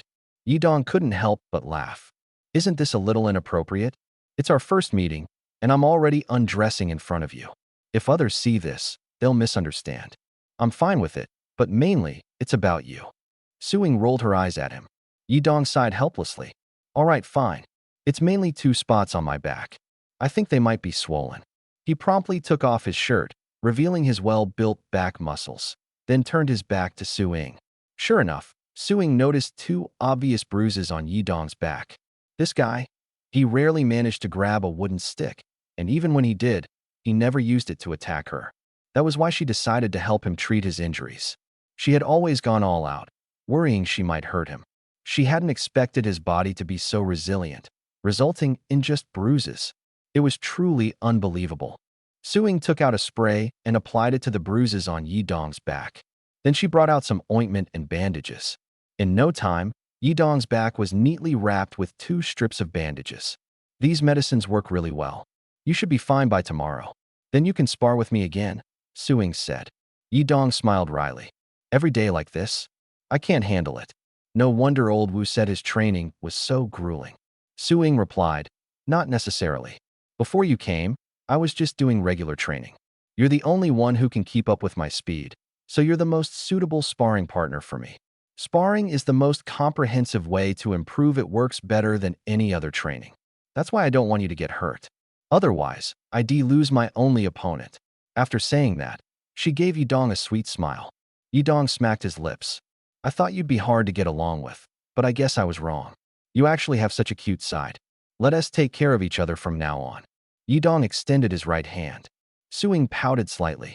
What part of me is cute? I don't like people calling me cute. I prefer when others say I'm strong, powerful. Cute is useless for someone with abilities.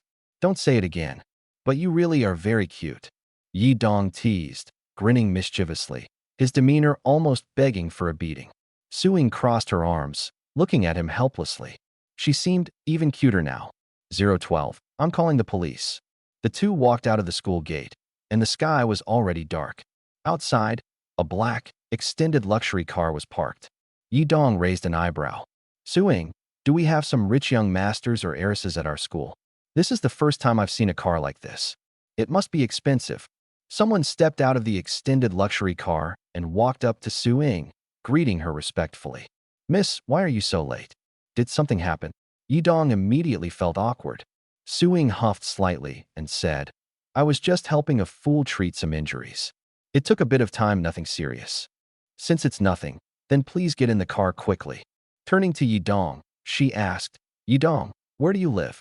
If it's on the way, we'll drop you off. Yidong smiled bitterly. I live in the unfinished building near 3rd High School. It's not on the way. You two go ahead. See you tomorrow. The unfinished building near 3rd High School. Suing asked the driver curiously. The driver explained, it's the neighborhood next to the old school campus. It's now a rental area with poor security and frequent incidents. An S-ranked ability user living in such a dangerous place? Suing noticed Yidong wasn't hailing a cab, so it seemed he really intended to walk back. The driver then reminded her, Miss Su, please fasten your seatbelt. Oh, okay. Suing responded distractedly. The luxury car roared off. Yidong watched the exhaust smoke trailing from the car and wondered to himself. In this day and age, the price of extended luxury cars hasn't gone down, but instead gone up. I don't get it. Such impractical cars are so expensive, and yet people still buy them. Later, he understood it was all about showing status. It seemed Suing really was a bona fide heiress. Being able to be friends with someone like her, Yidong felt pretty lucky. With a little effort in building their relationship, if he could win her over, he'd be set for life. Perfect. Just as Yidong was indulging in his fantasy, the sudden screech of brakes sounded behind him. He turned around to look. A white Jinbei van had come to a sudden stop, and more than a dozen men armed with knives and sticks rushed out. Yidong looked around. There was no one else nearby. Were they really here for him? Without saying a word, the group charged at him. Yidong, your life ends here, someone shouted. Yidong immediately sped up, disappearing from their sight in an instant. But after running a short distance, he reconsidered. With this many people, wouldn't it be more fun? Clearly, they were looking for trouble. So, he turned around and ran back. The group was left dumbfounded when they saw Yidong suddenly return. A mix of emotions churned in their hearts. Yidong smiled and asked, Are you looking for me? So few of you this isn't even enough to warm me up. What did you say? You're about to die, and you're still talking nonsense. Emotion +1, +1, +1, +1, +1, +1, +1, +1, +1, +1, +1. A faint smile played at the corner of Yidong's mouth. About to die? Me? You're quite amusing. Before taking on a job, at least figure out who your target is. As soon as he finished speaking, Yidong's entire body lit up with golden light. Light speed mode. In the next instant, boom, a powerful shockwave blasted the dozen or so men before him, sending them flying. They tumbled like rag dolls, landing heavily on the ground. Emotion +2, +2, +2, +2, +2, +2, +2, +2, +2, +2, +2. Emotion points surged wildly. The men on the ground groaned in pain, wailing miserably. In less than a second, the once aggressive group was completely incapacitated. The driver of the Jinbei van was so terrified that he floored the accelerator, trying to escape. Trying to run? Yidong instantly caught up. The next moment, he was already seated in the passenger seat beside the driver. So, Mr. Driver, where are we headed? Yidong patted the driver on the shoulder. Holy crap. The driver was so startled that the van veered out of control and crashed into a nearby utility pole. The airbags deployed, leaving the driver dizzy and disoriented. Yidong yanked open the door, dragged the driver out, and pinned him against the wall. You get one chance. Tell me who sent you. The driver, hoisted up with one hand, was internally cursing his luck. Young man, don't do anything rash. My wife and kids are waiting for me at home. I'll tell you everything, just don't hurt me. Yidong chuckled coldly. Who in their right mind would send a bunch of ordinary people to deal with a superhuman? And me, of all people? Did they really think I'd be that easy to bully? If you want to fight, at least send someone strong. Now talk. Who sent you? I was just the driver. 5,000 per trip. I got greedy. That's all I know. Please let me go. Seeing that no more information could be extracted, Yidong let go of him. Scram. In the darkness, a woman's faint voice revealed a hint of surprise. As expected of an S rank. It seems I'll have to handle this personally. The driver quickly ran toward the roadside, shouting for help as he fled. Yidong didn't bother with him and decided to head home.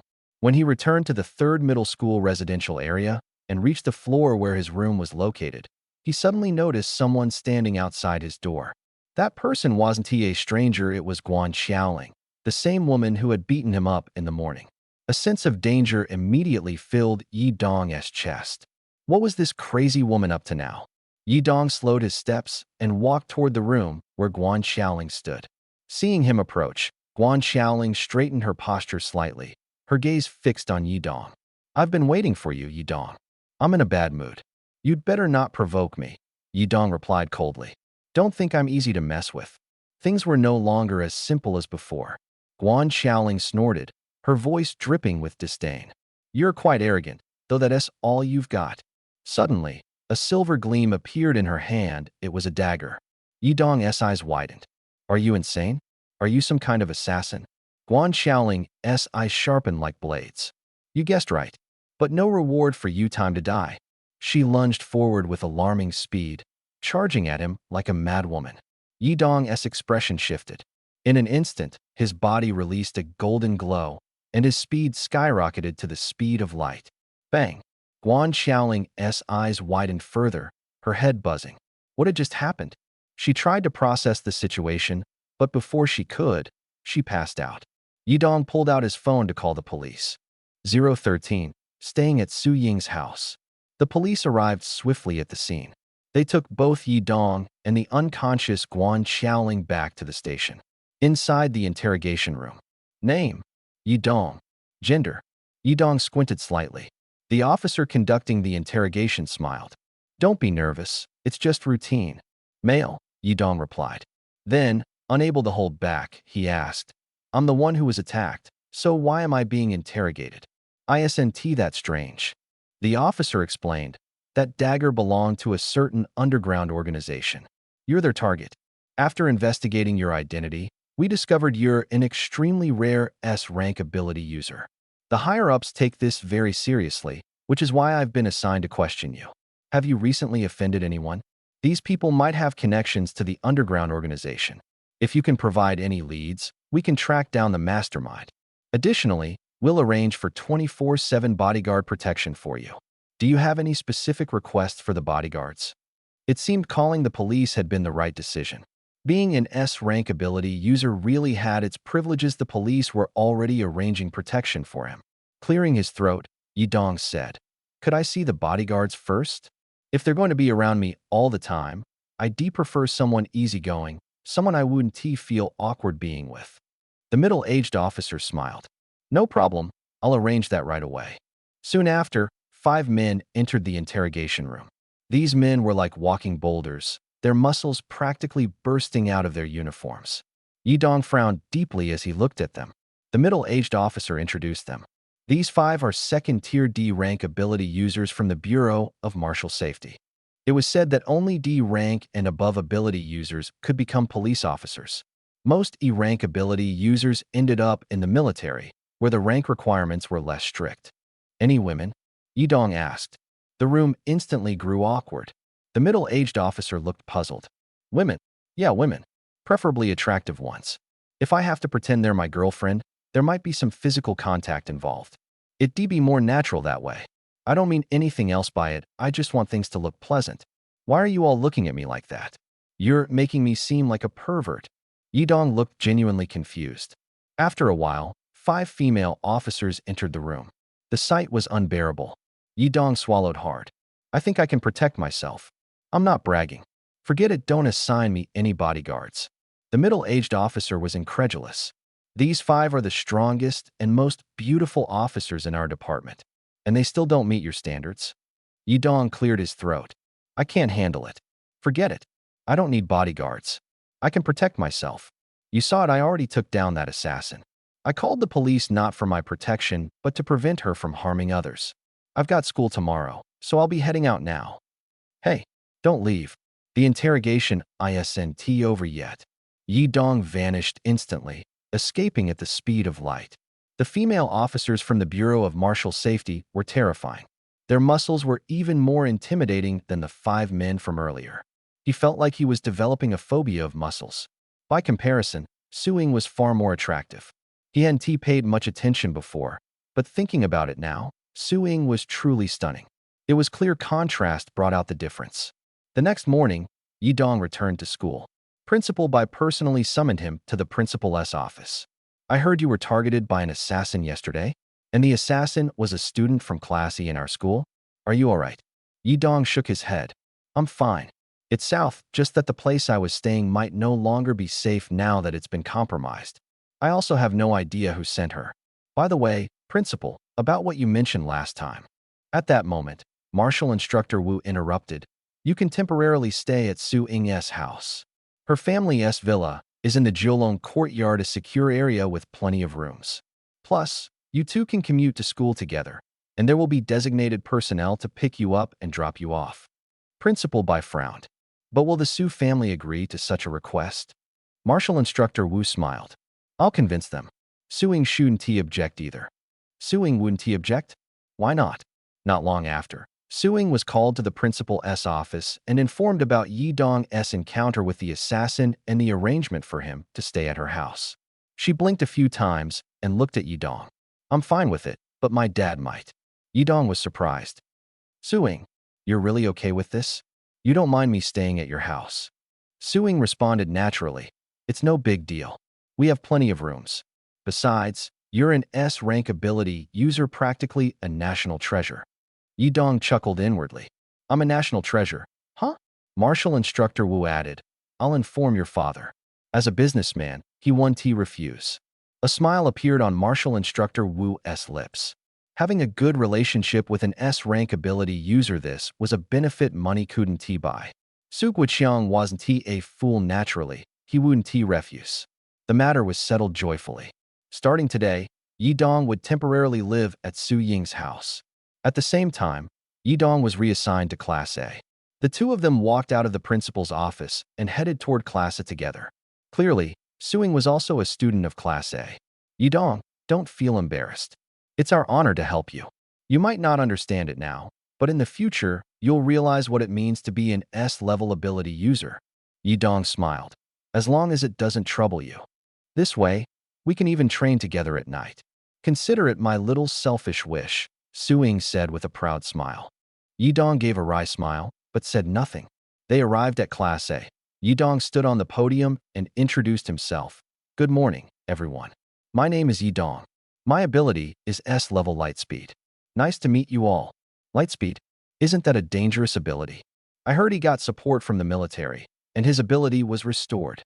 I really want to spar with him. 014, 1v1. Yidong found a seat in the back row. He rolled up his sleeves, wiped the desk with a tissue, clasped his hands together in a serious manner, then crossed his arms on the desk and slowly rested his head down. He started sleeping. The classmates were dumbfounded, unable to hold back their laughter. What the sleeping right after introducing himself. We thought it was some kind of ceremony. Many were shocked. But in Yidong's mind, all kinds of voices made it impossible for him to actually sleep. Finally, class ended. Yidong wanted to go to the restroom. As soon as he walked out of the classroom, he was surrounded by a group of people. Yidong, can you show us your ability? I'm curious what Lightspeed feels like.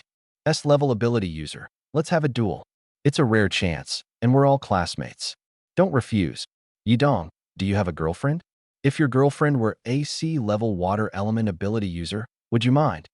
Yidong, hurry up, or we'll be late, came a voice from outside the crowd. Yidong looked up. It was Su Ying. Su Ying, where are they going? I heard Yidong and Su Ying are both students of Teacher Wu. An A level and an S level together, they seem like a good match. Looks like we don't stand a chance. The crowd sensibly parted, making way for them. Yidong followed Su Ying toward the training room. The school education was quite free.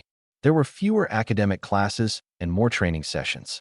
Students like Yidong and Su Ying, who had private instructors, were rare. After all, with so many students, it was impossible to provide one-on-one or even one-on-two guidance for everyone. Su Ying said, Yidong, Teacher Wu is busy today, so we'll train on our own. I've already reserved a private training room. Yidong asked, puzzled. You need to reserve private training rooms? We're A level and S level, shouldn't we have one exclusively for us? Su Ying nodded.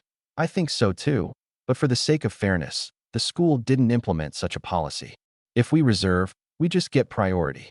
Yidong nodded and said no more. The two of them walked up to the third floor of the training rooms. From a distance, they could hear a commotion ahead. Isn't this room empty? Besides, we booked this place yesterday, so how can someone else be occupying it? I told you, I can arrange another training room for you. If you don't want it, there's nothing I can do. This training room doesn't even have equipment. Exactly because it doesn't have equipment, we chose this one. We need space for free combat. Don't you understand? Su Ying frowned slightly and walked straight toward them. Instructor Lin, what is going on here? Suddenly, everyone turned their heads to look at Su Ying.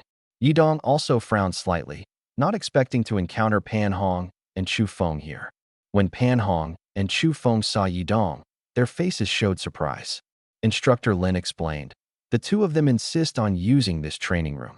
I told them it's already reserved and offered to switch them to another room, but they refused.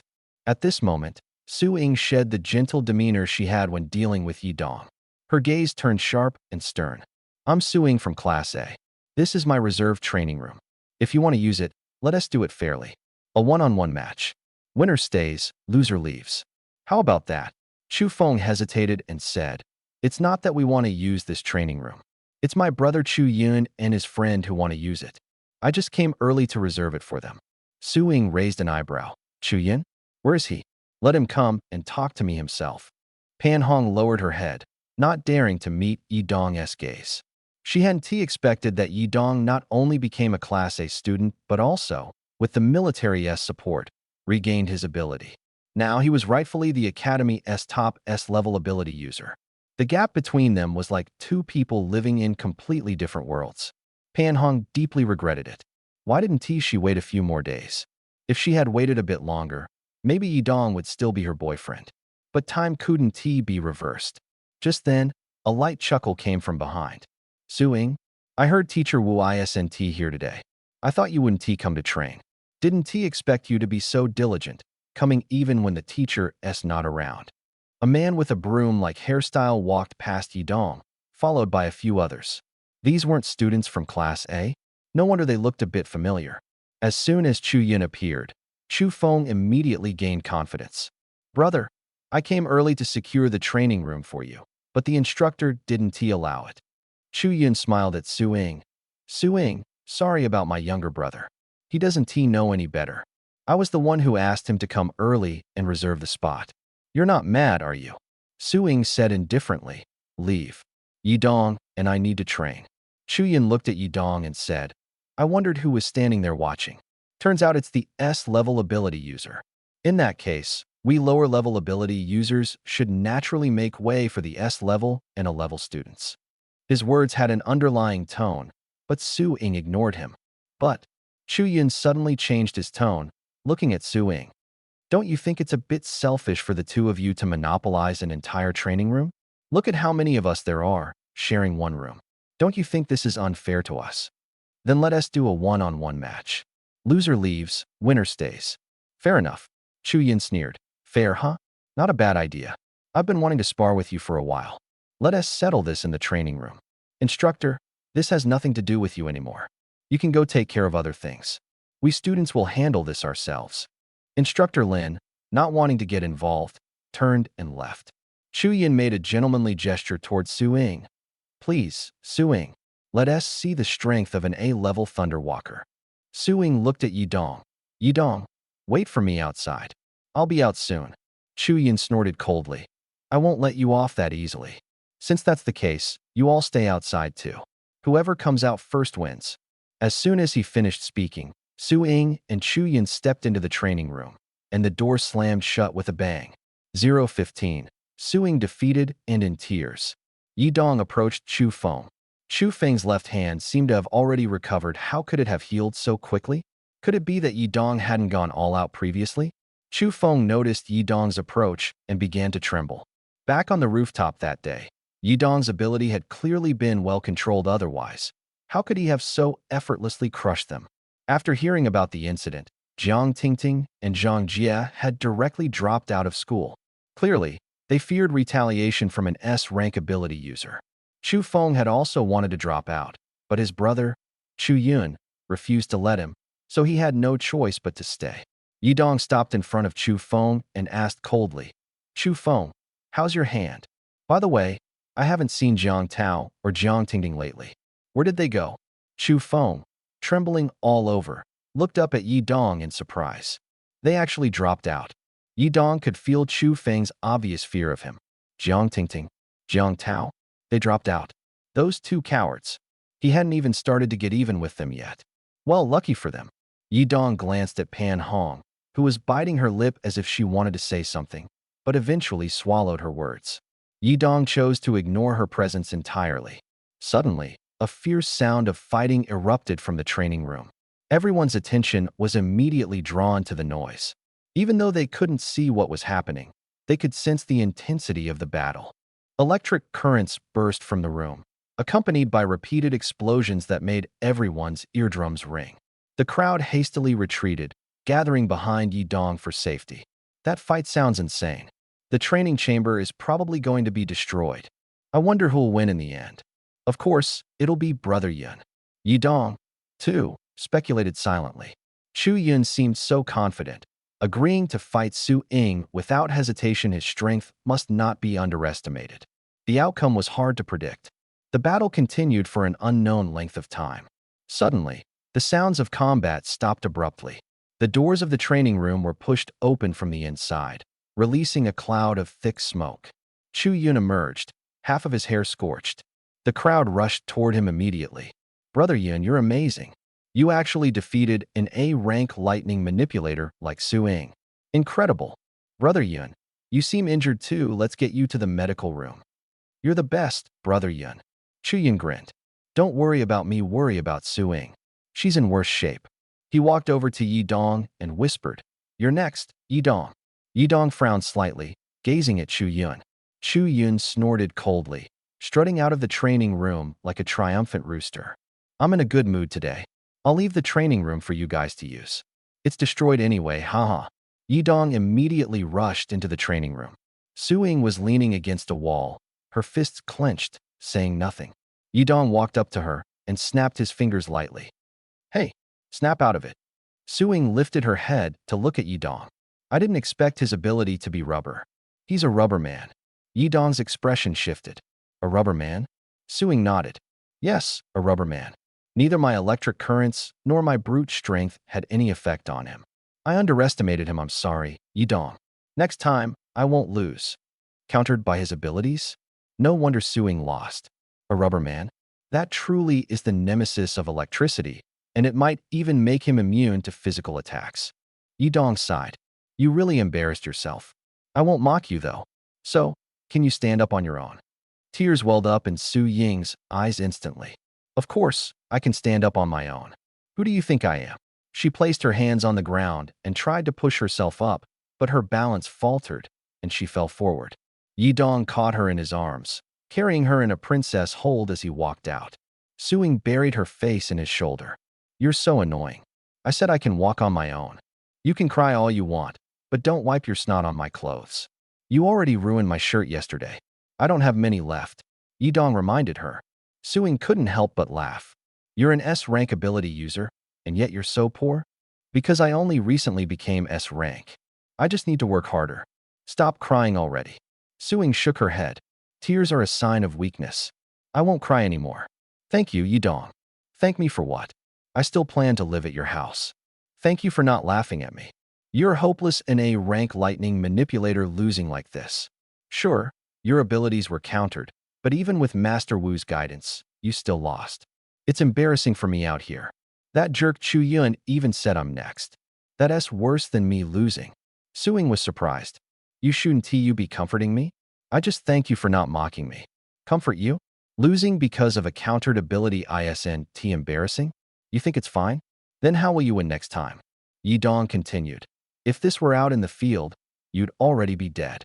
You should be thankful this is just a training room. Su-Ying's face froze. She neither smiled nor cried. If this were out in the real world, she would already be dead, all because she underestimated her opponent. Leaning against Yidong's shoulder, a determined look flashed in her eyes. I won't lose again. I swear. Yidong snorted. All right, I believe you. Su-Ying, having lost and been injured in a one-on-one fight, had received treatment but seemingly had no intention of continuing the battle. She decided to head home. Yidong, on the other hand, took this chance to check out where he'd be living from now on Kowloon Villa, A13. Standing before the massive mansion that resembled a castle, Yidong was shocked. So this is how rich people live? The entrance was flanked by security guards, and the inside was even more fortified, with surveillance cameras everywhere. What exactly are you guarding against? Why all this over-the-top security? Later, Yidong met Su Guoqiang. Su Guoqiang was a middle-aged man in his 40s, bald, and exuding an air of authority. He was very warm toward Yidong, likely because Master Wu had vouched for him. Su-Ying's family had even hired a specialized healer to treat her injuries again. At this point, Yidong was upstairs in a guest room in the villa, familiarizing himself with the space. This would be his room from now on. First things first, a shower. 016. Crush him. After showering, Yidong stepped out of the bathroom. From Chu Yun's attitude toward him, it seemed like the assassin wasn't sent by him. Then who had hired a killer to come after him? We can only wait for the Bureau of Martial Safety to see if they can find any clues from Guan Xiaoling. The feeling of being watched made him very uncomfortable. At this moment, there was a knock at the door. Mr. Yi, the young lady wishes for you to come to the back garden. A gentle female voice drifted into Yidong's ears through the crack in the door. I'll come after I finish drying my hair. After drying his hair, Yidong opened the door. The maid was still standing outside. She smiled faintly. Mr. Yi, please follow me. All right. Yidong responded indifferently, nodding as he followed the maid to the villa's back garden. The back garden had a spacious lawn, which upon closer inspection turned out to be a small golf course. In front of the course was a rest area. A group of bodyguards surrounded the area, while Su-Ying was lying on a deck chair, waiting for him. Su-Ying, are you feeling better? Damn, so this is the life of a wealthy young lady? Surrounded by bodyguards and maids wherever she goes. Just how rich is Su-Ying's family? Su-Ying stood up from the deck chair and looked at Yidong. Yidong casually glanced at her. Her injuries seemed to have fully healed. Healing-type ability users are truly impressive. How could someone recover so quickly? Yidong, let us continue our duel, Su-Ying said, her gaze firm, filled with eagerness. Yidong replied, It's good to be motivated, but don't drag me into it. By the way, can I have a glass of this juice as well? Chilled, please. With that, he lay down on a deck chair, and two maids immediately stepped forward. A chilled glass of orange juice was naturally placed in his hand. Come on, just humor me. No one can match my speed, except for you. Otherwise, I wouldn't have sought you out. I could train by myself, Su-Ying said, pouting and acting coquettishly. The surrounding bodyguards were stunned. Their young lady, Su-Ying, was actually showing such a cute side? Typically, Su-Ying was supremely arrogant and aloof, keeping strangers at a distance. When had she ever acted coquettishly toward anyone? Even with her father, she almost never acted this way. But now, she was gently shaking Yidong's hand, her petite body swaying as she completely overturned everyone's impression of her. It must be noted that she was an A-level Thunderwalker ability user from the Su family. This man surnamed Yi. How could he make Su-Ying show such a side? Was his ability level even higher than hers? Yidong began considering whether to make some money off Suing. After all, she was so wealthy, charging a fee for being her sparring partner didn't seem unreasonable. He was, after all, temporarily staying here and even accompanying her training during the day. Although I have a suppressor from the military to limit my abilities, using it too frequently still carries risks. It's not that I don't want to help you, Suing, Yidong said with a troubled expression. Suing thought for a moment. Then how about I pay you to spar with me? What do you think? Well, aren't you perceptive? I was waiting for those words. Yidong was secretly delighted but quickly put on a serious face and said, how much are you planning to pay me, Suing? Suing thought for a moment before saying, 100,000 per hour. Is that okay? 100,000 per hour? That's outrageous. Yidong couldn't help but chuckle. That price seems reasonable. All right, 100,000 per hour it is. At this moment, a voice came from above. Never seen money before? Charging for sparring practice. Yidong raised an eyebrow and looked up. A man suddenly descended from the sky and walked toward them. Suing froze. Lin Yuan? What are you doing here?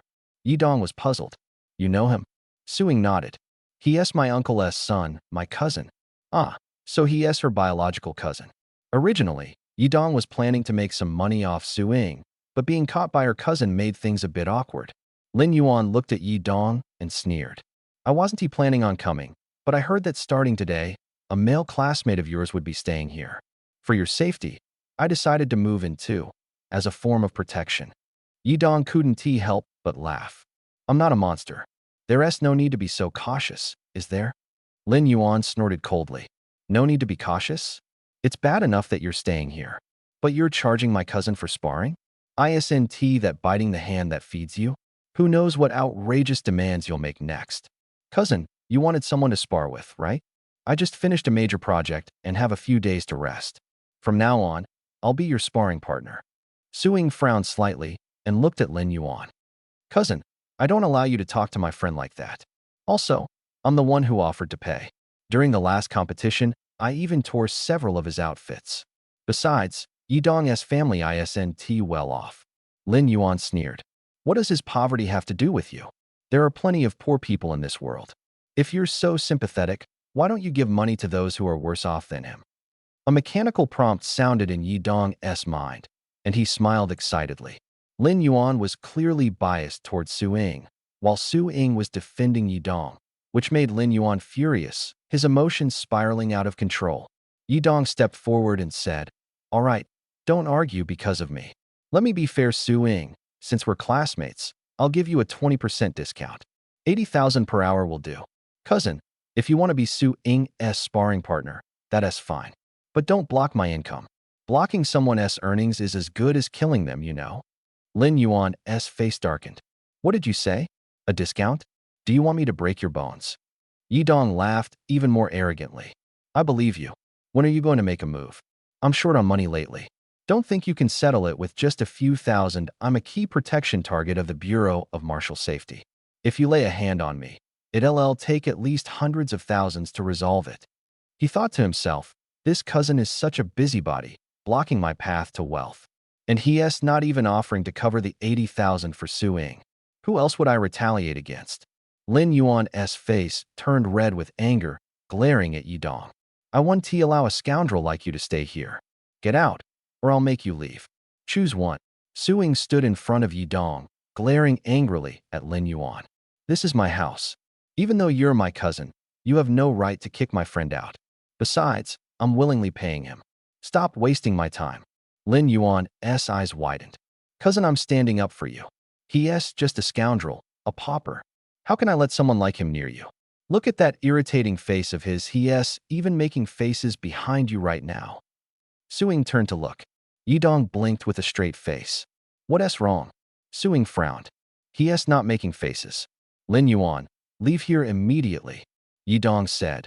Cousin, you can slander me, but don't make things up. Calling me a pauper is one thing, but what do you mean by inferior? Are you superior to me? What species are you?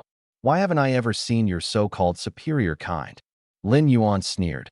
I'm human, just like you. But humans are divided into ranks, and so are abilities. No matter how you look at it, you can't compare to me. You're just an inferior person. Yi Dong raised an eyebrow. Oh, and what rank are you? B rank, Lin Yuan declared proudly. Oh, I'm S rank. So, in your eyes, that makes me a superior being, right? Shouldn't you speak to me with a little more respect? Yi Dong smirked, realizing Lin Yuan could no longer add to his emotional points collection. It was time to eliminate him. Lin Yuan's eyes widened. S rank? You? If that's true, I'll go outside and lick the dog poop by the door right now. Cousin, where's uncle? I need to find him. I can't tolerate this scoundrel staying here, it's outrageous. Yi Dong's ability is S rank, Su Ying interrupted. Lin Yuan stumbled, nearly falling over. While what? He stared at Yi Dong in shock. Yi Dong raised an eyebrow, giving a playful thumbs up and grinning in a way that made people want to punch him. All right, Su Ying, I figured out the whole story. I want to charge you for this. Yi Dong moved closer and whispered into Su Ying's ear. Get your cousin out of here first. Then you can pay me later. I heard that. You don't take me seriously at all. Lin Yuan fumed, his anger boiling with no outlet for release. Yi Dong gazed at Lin Yuan with indifference. I was going to let you off easy, but how can you not take the opportunity to back down gracefully? If you really want to go lick the dog poop outside, go ahead. We've got a competition to finish, and if we drag it out, it'll be 8 o'clock. I need to be in bed by 9:30. Ah! Lin Yuan suddenly screamed at the sky in frustration.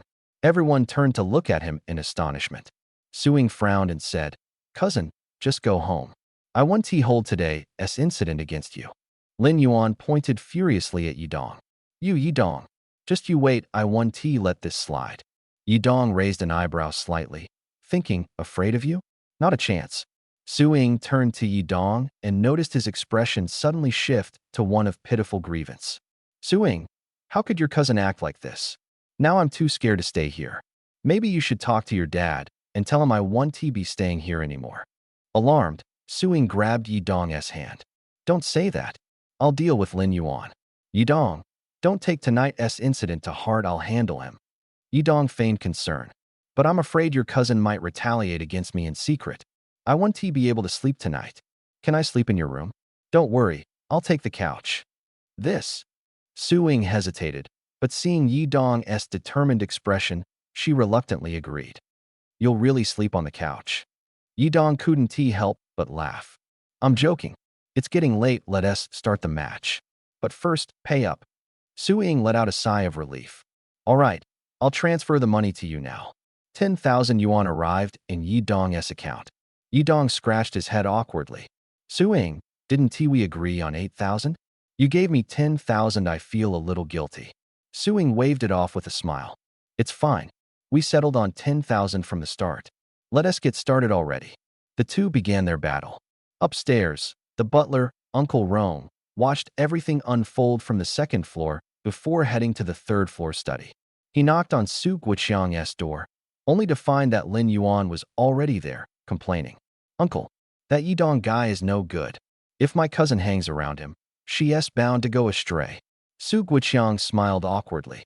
Lin Yuan, I know you're looking out for Ying, but he's an S-rank ability user.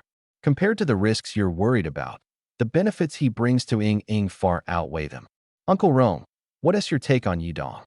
Uncle Rong's expression turned serious. Mr. Yi has a shamelessness that is truly astonishing. But he walked to the window, glancing at the two flashing figures downstairs. As you said, sir, his benefits to Miss far outweigh the negatives. Yi Dong's only flaw is his greed for money. But that's all, it is just greed. Lin Yuan's expression darkened.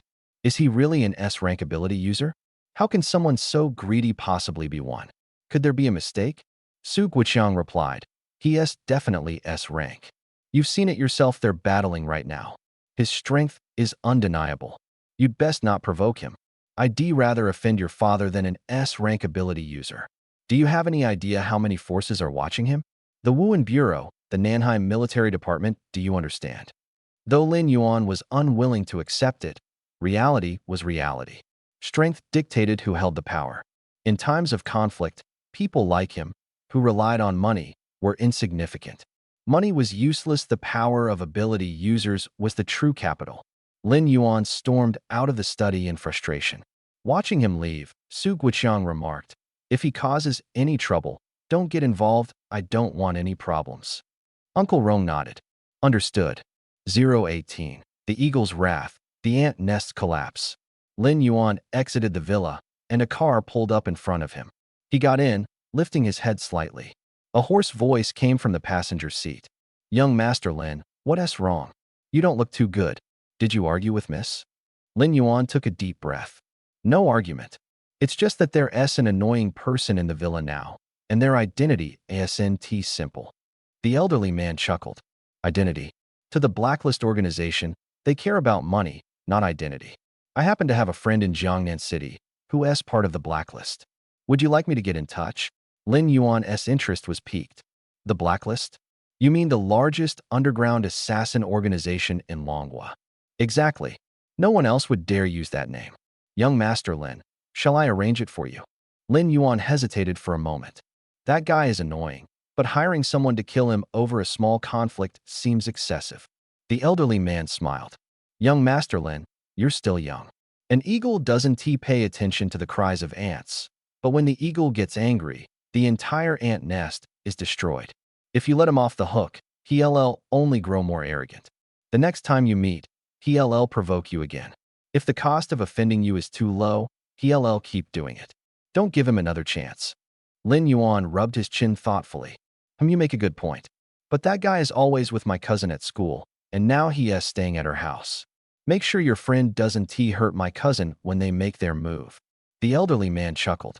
"Rest assured. By the way, what is the name of the person who upset you?" "Yidong. I heard he's an S-class ability user. Not sure if it's true, but it probably is," the old man said, his lips twitching slightly. "Young Master Lin, the person who angered you is an S-class? Are you sure about that?" Lin Yuan shook his head. "How could I be mistaken? That guy admitted it himself, and even my uncle treats him with respect.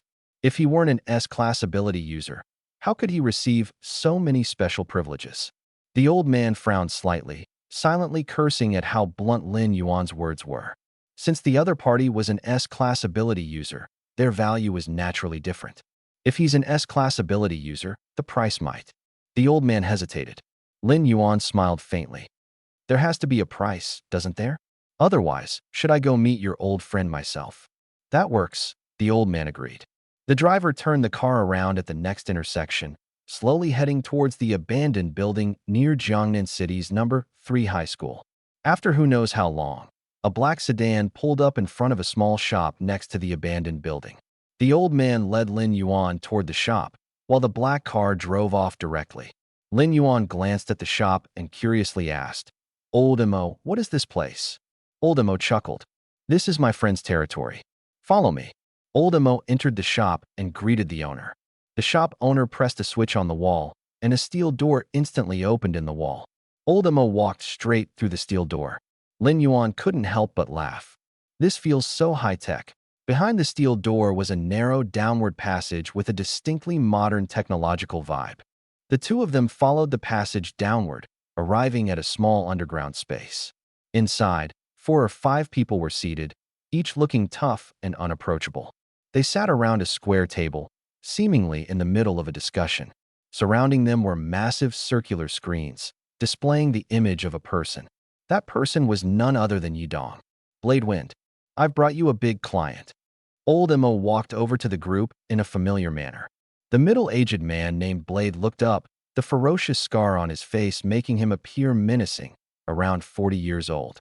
"Old Imo, do you really think this place is your home, bringing people here as you please?" Blade said coldly. Old Imo smiled awkwardly. "Blade, don't blame me. He's not ordinary. His surname is Lin, and he's the son of Lin Dong, one of the 3 richest men in Jiangnan City." Lin Yuan pointed at Yidong on the screen and asked, "Are you trying to deal with Yidong?" Blade's expression changed. "You know him?" Lin Yuan nodded. "He's the one I want to kill. Looks like someone has already placed an order. That saves me a lot of trouble, haha." Blade walked up to Lin Yuan and scrutinized him carefully. "Since you also want to deal with him, I won't charge you, but you have to help. After all, you know him." "Help?" Lin Yuan was puzzled. "Lure him out of the city? I'm not familiar with him, and we have personal grudges. Why would he listen to me?" Old Imo asked Blade. Is he really an S-class ability user? Blade nodded. An S-class ability user has emerged in Jiangnan City. The blacklist won't let him exist easily. I initially thought sending a trainee would be enough to handle it, but it turns out someone happened to live next door to him, and the mission failed. She's probably detained at the Wuhan Bureau now, but she definitely won't betray me. The first failure has made that kid even more vigilant, increasing the difficulty of the mission. If we can't lure him out of the city, there's no chance at all. If you really want to kill him, help me come up with a plan. Lin Yuan lowered his head and thought for a moment. Then I'll try my best. I can't guarantee I'll be able to lure him out. Blade sneered. You don't seem to reject the blacklist organization? Lin Yuan said, my dad always says that in business, you have to get familiar with all kinds of relationships, or you won't succeed. I actually think getting involved with the blacklist is beneficial for me. You can help me deal with my enemies, two birds with one stone. Old Mo and Blade exchanged a smile. Then we'll count on you. Leave it to me. The next morning, Lin Yuan arrived at the villa just in time to intercept Yi Dong and Su Ying, who were about to leave for school. Cousin, Yi Dong. Yi Dong's expression changed. Why does this guy keep pestering me? What's he up to this time? Su Ying sighed helplessly. I'll deal with him. You get in the car first. Yi Dong chuckled. All right then. Lin Yuan ran up to Su Ying, but before he could speak, Su Ying spoke first. Cousin, what exactly do you want? Lin Yuan glanced at Yi Dong sitting in the back seat, then turned to Su Ying. I was wrong last night. I'm here today to apologize to Yi Dong, and I want to invite you both to go hunting outside the city. There are exotic beasts outside the city. Haven't you always wanted to hunt them? Su Ying's expression changed. Hunting outside the city? My dad definitely won't agree, and Yi Dong won't go either. Lin Yuan smiled. Let me make it up to you. I really feel guilty. Yi Dong suddenly poked his head out. We're not going. Stop talking nonsense. Su Ying, get in the car quickly, or you'll be late for school. Lin Yuan's mouth twitched slightly, his fists clenching involuntarily. This bastard. Su Ying sighed helplessly. That's that, cousin. I have to go to class now. The car slowly started moving. Yi Dong rested one hand on the car window and said to Lin Yuan standing by the roadside, I've already forgiven you. Lin Yuan snorted coldly, muttering to himself, Who asked for your forgiveness? In the car, Su Ying looked puzzled. Why did cousin suddenly invite us outside the city? And why did he come to apologize so early in the morning? A trace of coldness flashed in Yi Dong's eyes. No good deed comes early. Calling me to go outside the city must mean he wants to deal with me. But I won't go. What can you do about it? He was full of confidence. He hadn't expected Lin Yuan to be so insidious. Although Yi Dong wasn't a dark-hearted person, he would never believe that Lin Yuan would kindly invite him to hunt outside the city. Something was definitely up. He needed to be more cautious. It seemed that there were several groups of people who wanted to deal with him, not just one. How strange. He hadn't done anything. So why did so many people want him dead? Did they think he was an easy target?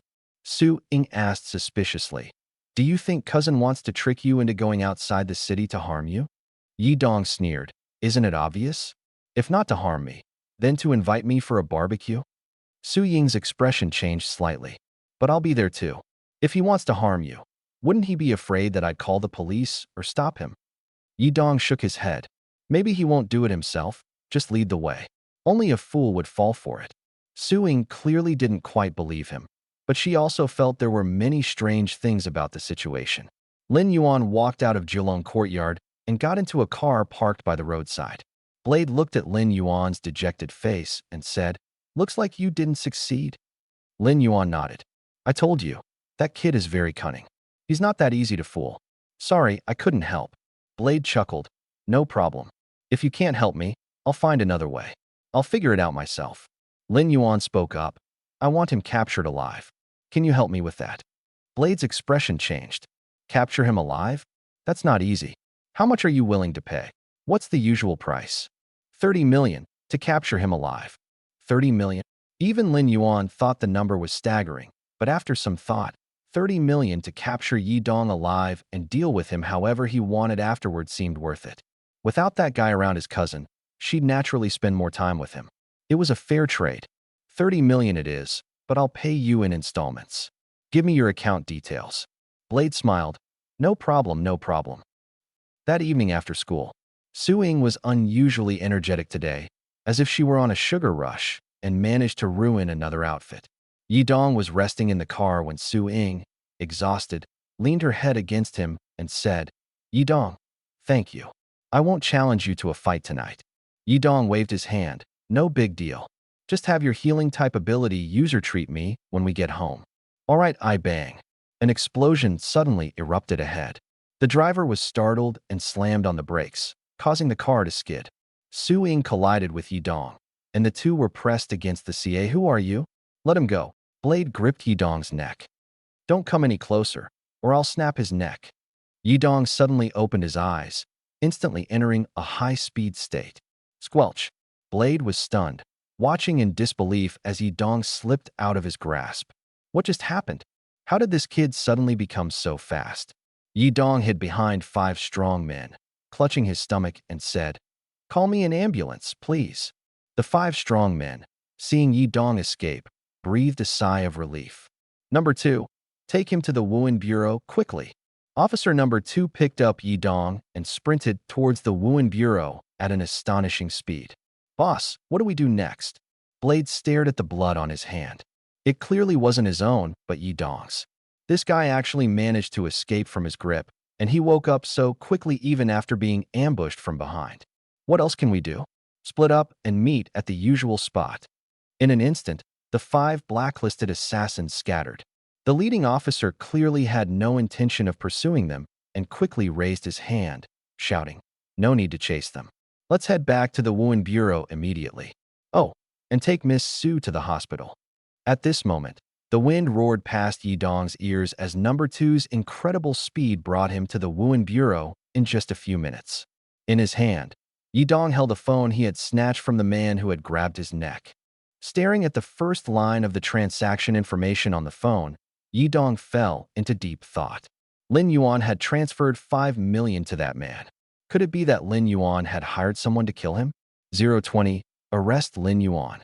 Yi Dong snapped out of his thoughts and found himself sitting in the interrogation room of the Wuhan Bureau.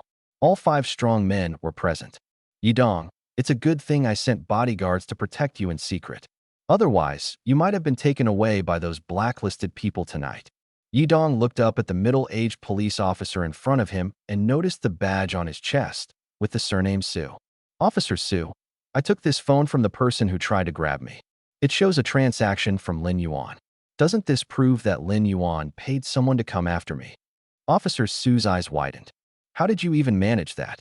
Is this really the phone of the blacklisted guy?" Yi Dong handed over the phone. "I'll leave this phone to your Wuhan Bureau. Has my ambulance arrived yet?" It was only then that Officer Su noticed the 2 bloodstains on Yi Dong's neck and the fresh blood on his stomach.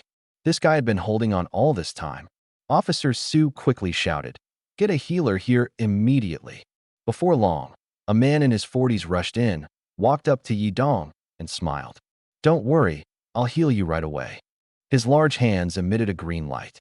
Yi Dong immediately felt the pain disappear, replaced by a tickling sensation. Within minutes of the green light's glow, Yi Dong was astonished to find his wounds completely healed. Even more amazing, there wasn't a single scar left. The healer let out a long sigh of relief. "All done. Be more careful next time." "I'll try." Officer Su looked at Yi Dong and said, "I've already sent someone to investigate the phone. We should soon find out who hired someone to kill you. For now, you should stay at the Wuhan Bureau. We can provide you with full protection here." Yi Dong, tired of this life of being protected, asked, "If you can't catch the person, does that mean I have to stay here forever?" Officer Su nodded. "Well, for your safety." Yi Dong sighed. "How is that any different from being in prison? How about I take the initiative to act as bait and lure the enemy out?" Officer Su quickly objected. "No way. It's too dangerous. I absolutely won't let anything happen to you. You'll be much safer at the Wuhan Bureau. We'll also assign someone to guide you in your training, so you won't feel bored." Yi Dong suggested. "Then let the people protecting me follow me 24/7. That's better than being confined in the Bureau with restricted freedom." Officer Su was momentarily stunned. "Don't you dislike being protected?" Yi Dong replied awkwardly. "But it's better than being imprisoned." Officer Su couldn't help but laugh and cry at the same time. "All right, I'll assign number 1 and number 2 to protect you around the clock. The one who brought you back earlier was number 2. With them around, you should be safe. Yidong nodded. Later, he found out which hospital Su Ying was in. When he arrived, the Su family had already sent a healer with special abilities. The hospital's regular treatment was free, but without a healer, the results were usually average. Su Ying, are you okay? Yidong walked into the hospital room, followed by 2 bodyguards. As soon as Lin Yuan saw Yidong, he was furious and swung his fist directly. Yidong, how could you protect my cousin like this? I'll beat you to death. Yidong easily sidestepped Lin Yuan. Lin Yuan's punch missed, and when he looked up, he saw the 2 muscular bodyguards, which immediately dampened his momentum. Yidong walked to the bedside and asked, "How are you? Are you all right?" Su Ying nodded. "I'm fine. What about you?" Yidong felt a pang of guilt. If it weren't for him, Su Ying might not have been hurt. He said, "How about this? I won't go to your place anymore. Someone is targeting me, and the Wuhan Bureau is investigating the culprit. Until they find out who it is, I'll stay at the Bureau. I can't drag you into this." Uncle Rong, standing nearby, spoke up. "Mr. Yi, have you offended anyone recently? Miss Su was also attacked. Our master is very angry and will definitely help you find the mastermind." Yidong turned to look at Lin Yuan and said calmly, "I think we'll find out soon who's targeting me." When the scar-faced man was fleeing, I took his phone and accidentally saw a transfer record. The sender's name was Lin Yuan. "Lin Yuan, maybe you can help me find that scar-faced man." Lin Yuan's face turned pale instantly, and he hurriedly denied it. "What nonsense are you talking about? You think I paid someone to kill you? I even apologized to you this morning. Don't falsely accuse me." Damn it. How did he get the scar-faced man's phone? The phone had already been handed over to the Wuhan Bureau. Now he's done for. Su Ying's face darkened as she asked, "Yidong, is what you said true?" Yidong nodded. "Absolutely true. The phone is being decrypted, and the results will be out soon." At this moment, Uncle Rong looked at Lin Yuan. "Young Master Lin, until the Wuhan Bureau's results are out, you can't leave. Come back to the Julong courtyard with me." Lin Yuan panicked. "No. Uncle Rong, you don't believe me? How could I possibly hire someone to kill Yidong? I have no grudge against him." At this point, Number 1 stepped forward and said, "Perhaps this person cannot be handed over to you." Uncle Rong's expression changed slightly. "Why not?" Lin Yuan suddenly realized that Uncle Rong had been trying to help him just now. Number 1 said, "Because he might be connected to the people who attacked Yidong, so we need to hand him over to the Wuhan Bureau for processing." Number 2, "Put the ability suppressing handcuffs on him." Uncle Rong was momentarily speechless. Number 2 took out the ability suppressing handcuffs. Just as Lin Yuan was about to resist, Number 2 warned, "If you resist, I can use unrestricted measures." "You don't want me to take action, do you?" Lin Yuan's face turned ashen, and he lowered his head in frustration. "All right, I'll go back with you to accept the investigation." Number 2 handcuffed Lin Yuan and took him away directly. At this moment, Su Ying stood up from the hospital bed. "Uncle Rong, I want to go home." Uncle Rong glanced at Yidong. "Mr. Yi, you've been startled. I'll take the young lady home first. If you want to return to Julong Courtyard, you're always welcome." Yidong nodded and watched them leave the ward. Number 1 walked over. "Yidong, let's head back to the Wuhan Bureau too, to avoid any further trouble." 021. The major bodyguard from the South Sea returned to the Wuhan Bureau, and Yidong went directly to see Lin Yuan. Lin Yuan was locked alone in a cell, staring at the ground with a face full of despair. "Lin Yuan." Yidong stood at the cell door, a faint smile on his face. Lin Yuan saw Yidong, and hatred flashed in his eyes. He asked, "Why are you here? To mock me?" Yidong smiled and said, "I don't have time to mock you. If you truly have nothing to do with the person who attacked me, you wouldn't be so agitated. You'll be out of here soon. But if you are connected to the person who attacked me, and that attacker happens to be the number 1 on the underground blacklist in Long Country, then you're in trouble." I did some digging, and anyone linked to the blacklist organization, regardless of the severity of their crimes, is considered a traitor. Treason is the most serious crime in Long Country. I'm worried for you and sincerely hope you have nothing to do with the attacker. Otherwise, Su Ying won't have a cousin anymore." Yidong sneered at Lin Yuan. Lin Yuan clenched his fists tightly, then loosened them, his eyes filled with despair. He suddenly stood up, leaned against the iron bars, and shouted at Yi Dong. Yi Dong, please save me. I didn't mean to harm you. Someone manipulated me. I can tell you who that person is. I even know where their base is. Yi Dong listened and said, oh, you're surrendering. Lin Yuan nodded. I'm surrendering. I'll tell you everything. Just please speak on my behalf. I'm begging you. Lin Yuan knelt on the ground. Yi Dong sighed helplessly. You see, we just had a few arguments, and you resorted to using the Blacklist organization to kill me? Now you've ended up with a treason charge. I'll help plead for you. But first, tell us everything you know. At this moment, Number 1 said, I'll contact the recorder immediately. 10 minutes later, Number 1 and Yi Dong entered the Wuhan Bureau Chief's office. The chief's surname was Li, first name Hong. Chief Li, we have important intelligence to report. Number 1 said at the door. Come in, Li Hong replied. Number 1 pushed the door open and entered, with Yi Dong following closely behind. Suddenly, Yi Dong noticed that the room wasn't just occupied by Chief Li, there was someone else. A woman. No, a beautiful lady. Just as Number 1 entered, the woman turned her head slightly, and it was truly a stunning glance. Yi Dong sniffed the air. Although she didn't turn around, his nose told him, no doubt, D-Cup. Chief Li was a middle-aged man in his 40s, with a crew cut, graying temples, and a square face that looked very upright. Li Hong asked Number 1, what is the important intelligence you mentioned? Number 1 replied, we discovered the temporary base of the Blacklist organization in Jiangnan City and want to send people to investigate if we can find any clues. Li Hong exclaimed in surprise, really? Yi Dong's gaze was firmly locked on the woman standing in the corner with jellyfish-styled hair. He finally saw her face. Although her looks weren't stunning, she was definitely a beauty, around 25 or 26 years old, quite a bit older than Yi Dong. The cup size was guessed correctly. It really is a D cup. Yi Dong looked at her with admiration. The woman raised her head to look at Yi Dong, who smiled faintly. The young woman turned to ask Director Li, how did you discover this base? Is the information reliable? At this moment, Number 1 looked at Yi Dong.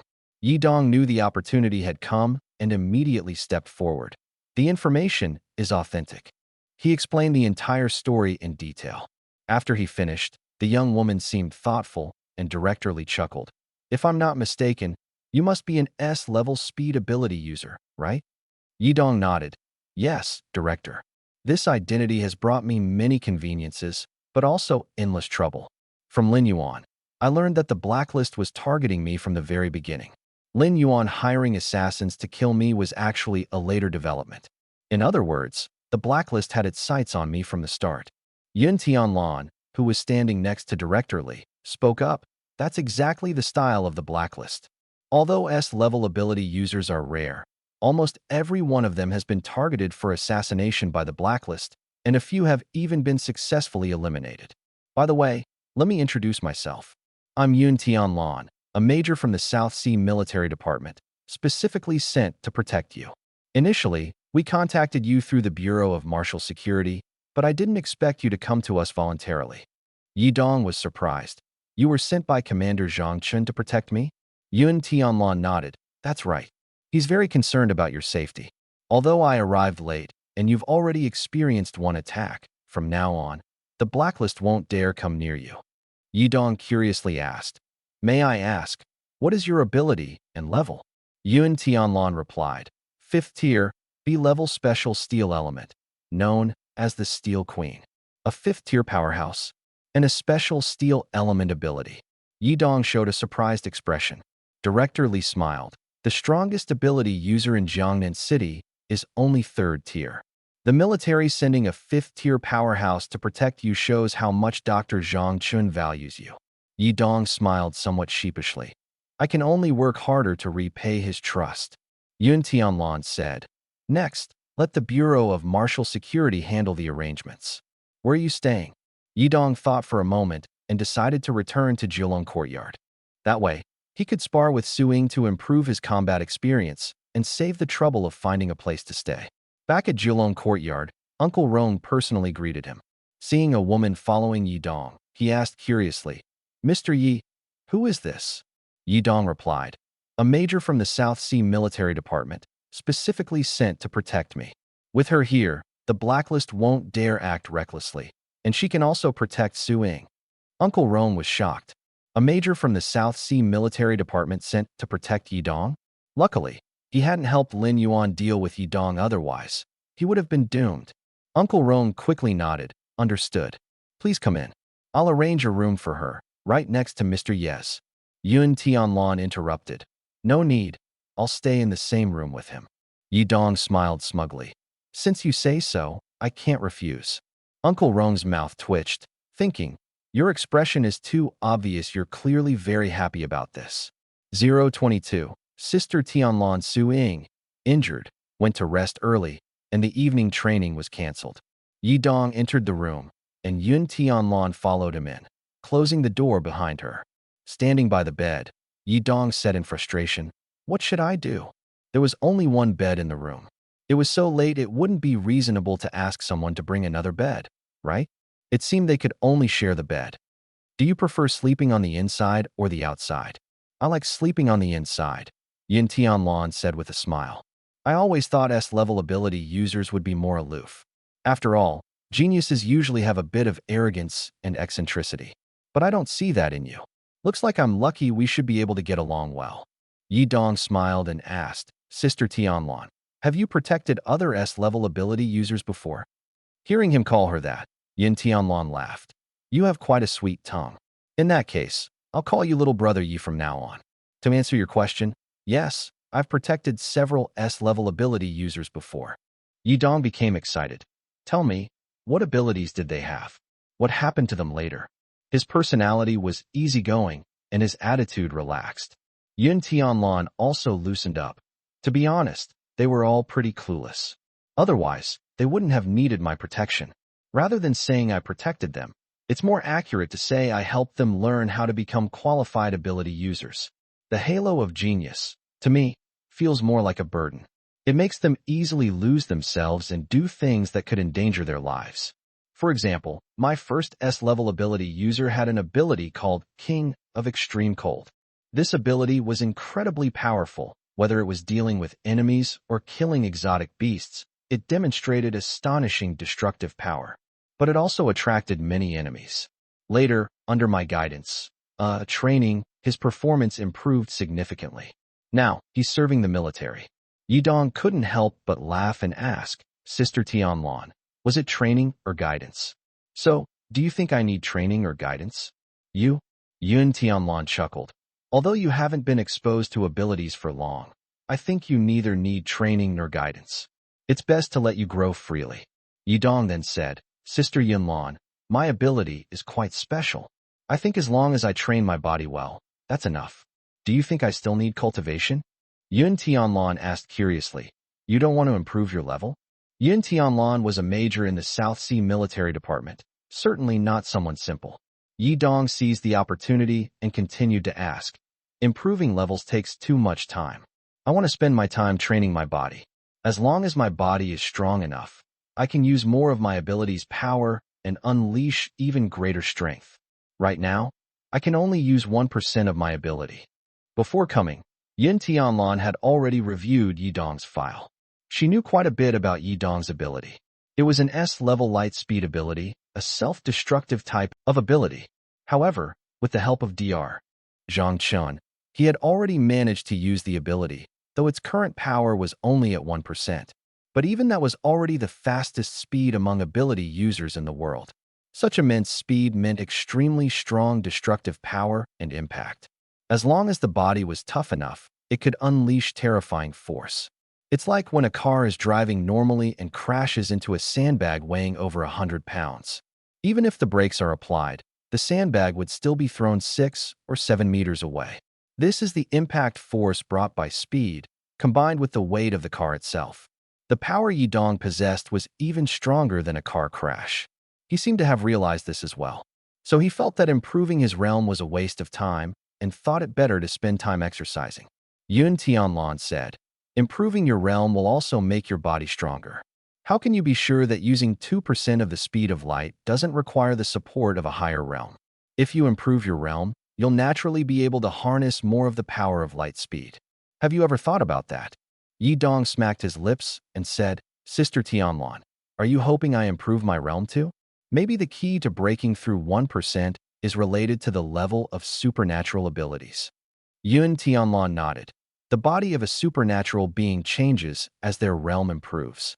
The higher the realm, the younger the body becomes, and even the metabolism slows down. It's not the realm directly changing the body, but the enhanced supernatural abilities that transform the body as the realm improves. Supernatural beings have 10 realms. Currently, the strongest supernatural being in the Dragon Nation has reached the 8th level, serving as the Warring States Marshal. He's already lived for 170 years, but looks like a man in his 40s. 170 years. Yi Dong was shocked. It took him 170 years to reach the 8th level? That's so discouraging. How long would it take to reach the 10th level? Yun Tianlan couldn't help but laugh. Little brother Yi, your concerns are different from others. You're worried about him taking 170 years to reach the 8th level, while others are more curious about how he can live over 100 years and still look young. Anyway, that's the benefit of improving your realm. Yidong nodded. I understand. I'll spend more time cultivating in the future. Ah, it's getting late. Sister Tianlan, let's go chat on the bed, it's warmer there. Yun Tianlan raised an eyebrow slightly. I don't mind, but I'm worried your little body won't be able to handle it. Yi Dong swallowed hard, feeling uneasy. Do you kick the blanket when you sleep? Or do you practice drunken boxing? I feel like it could be dangerous. Yun Tianlan snorted lightly. Little brother Yi, all talk and no courage. Tonight, you can sleep on the sofa. It's my first time giving someone a chance, and it's a pity you don't have the guts. I'm going to take a bath now. Don't you dare peek. Yun Tianlan walked toward the bathroom while taking off her clothes. Truly a mature woman, worldly and straightforward. Her back was so fair, her muscles firm. Not like those shy young girls who blush at the slightest touch. Yidong looked at the large piece of women's clothing on the floor and hesitated about whether to peek. Was it appropriate for a first meeting? Yidong took a deep breath, and suddenly Yun Tianlan's words echoed in his mind. All talk and no courage. Damn it, who says I'm all talk and no courage? Yidong, wearing only a pair of shorts, walked toward the bathroom. Sister Tianlan, let me help you scrub your back. He pushed open the bathroom door, only to be met with a black wall. All right, if you can break through this wall, I'll let you scrub my back. Oh no, turns out she set up a barrier. All that excitement for nothing. 023. Understanding the situation later, Yidong slept on the sofa. When Yun Tianlan came out of the bathroom, Yidong was already asleep. She glanced at him sleeping soundly on the sofa, a faint smile appearing on her lips, and without hesitation, she lay down on the bed. No one knew how much time had passed. Yidong suddenly woke up and slowly crawled toward the bed. Quietly, quietly. Snap. The room light suddenly turned on. Yidong was crawling on the floor like an animal. Standing by the bed, Yun Tianlan looked at him with a puzzled expression. Little brother Yi, what are you doing? Oh, come on.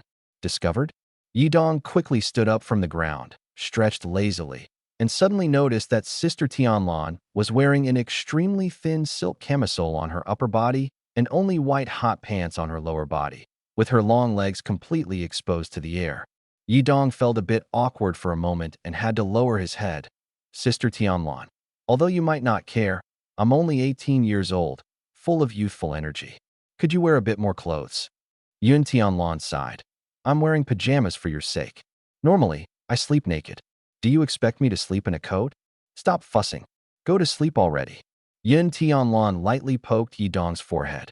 He suddenly felt like he couldn't take it anymore. Was this a bodyguard they found for him? Or a seductress? Where are my tissues? Quick, bring them out. Now. Immediately. The next morning, Yidong walked out of his room looking completely drained. Yun Tianlan followed closely behind.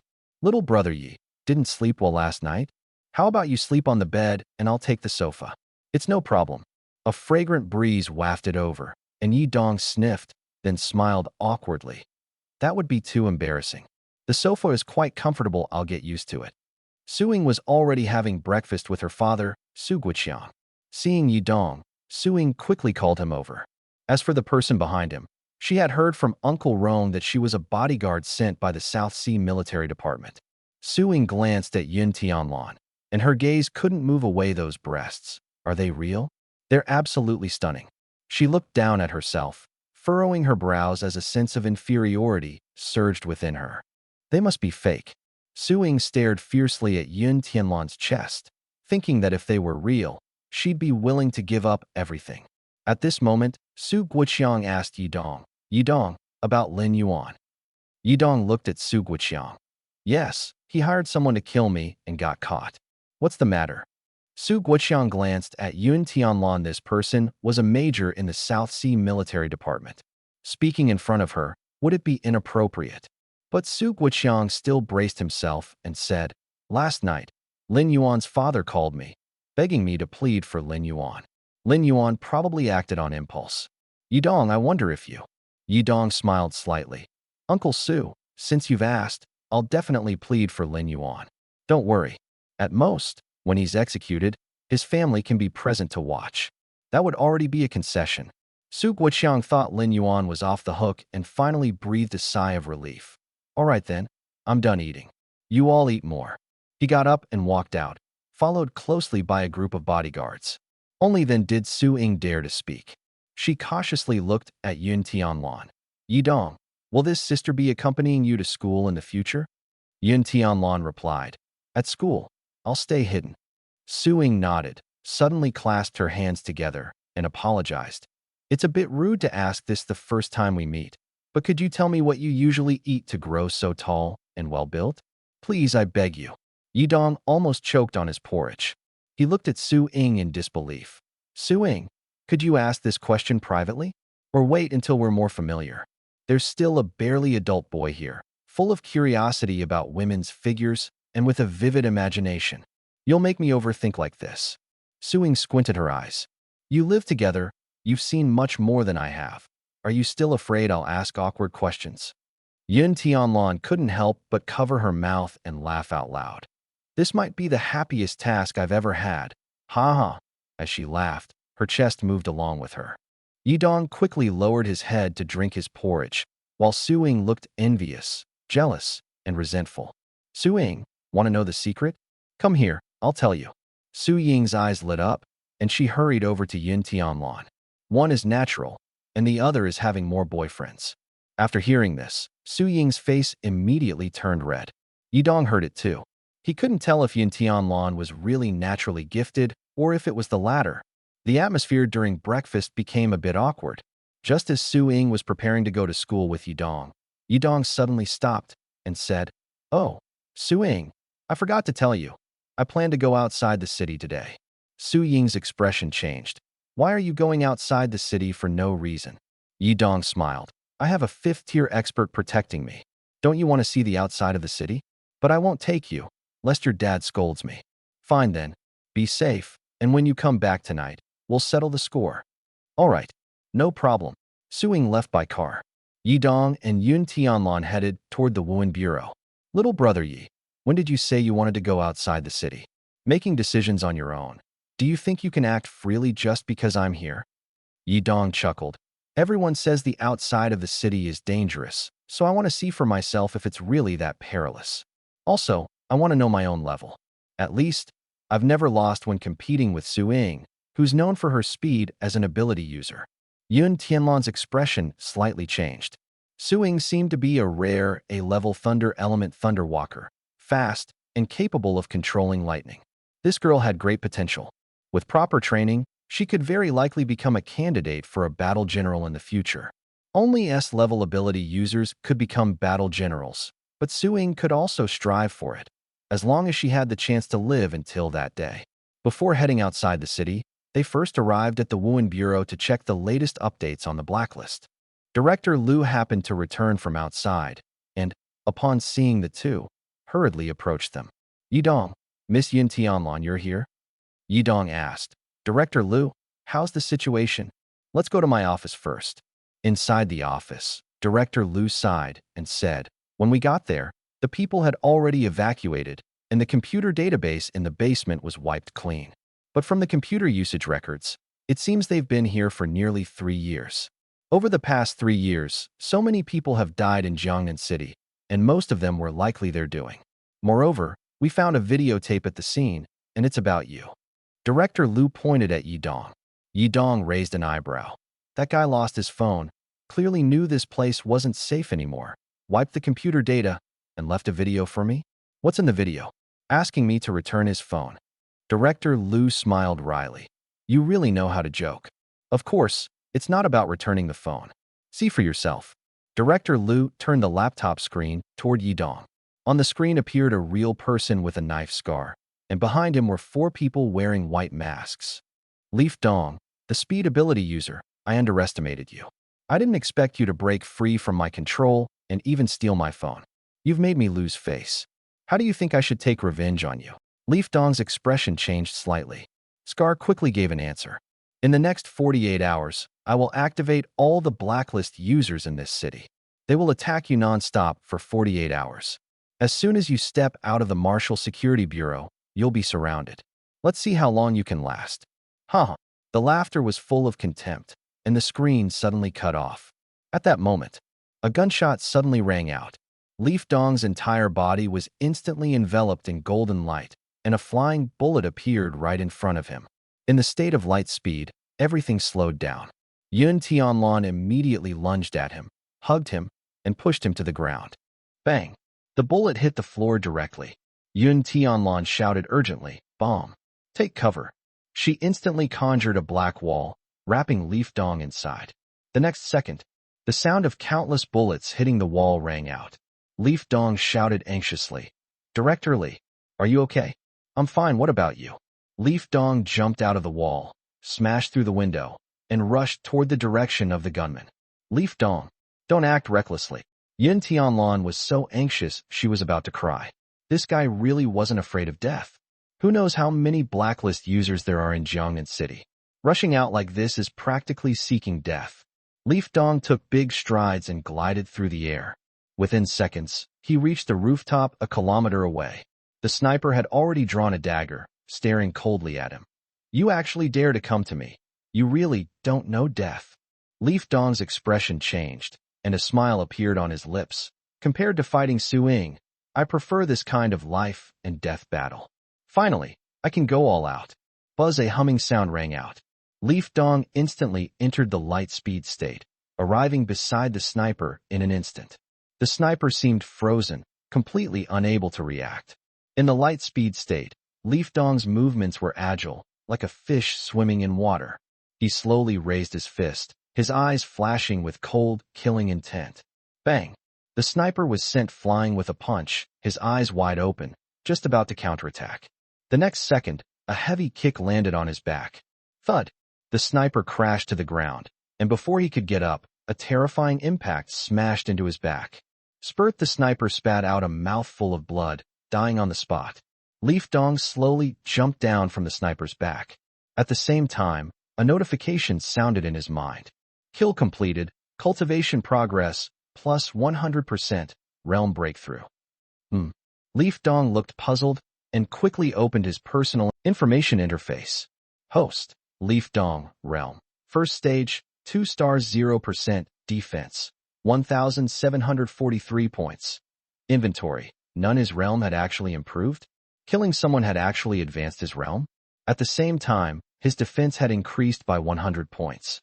Is this also a function of the system? Leaf Dong smiled slightly as expected. The system was extraordinary. Not only could it gain emotion points, but even killing could improve his realm. Leaf Dong.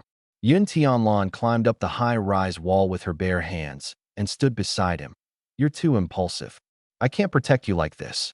Come back with me. Leaf Dong said, Sister Tianlan. Do you know how I sensed the bullet coming at me just now? Thanks to that bullet, I think I've comprehended a new skill. Yun Tianlan asked in confusion, What do you mean?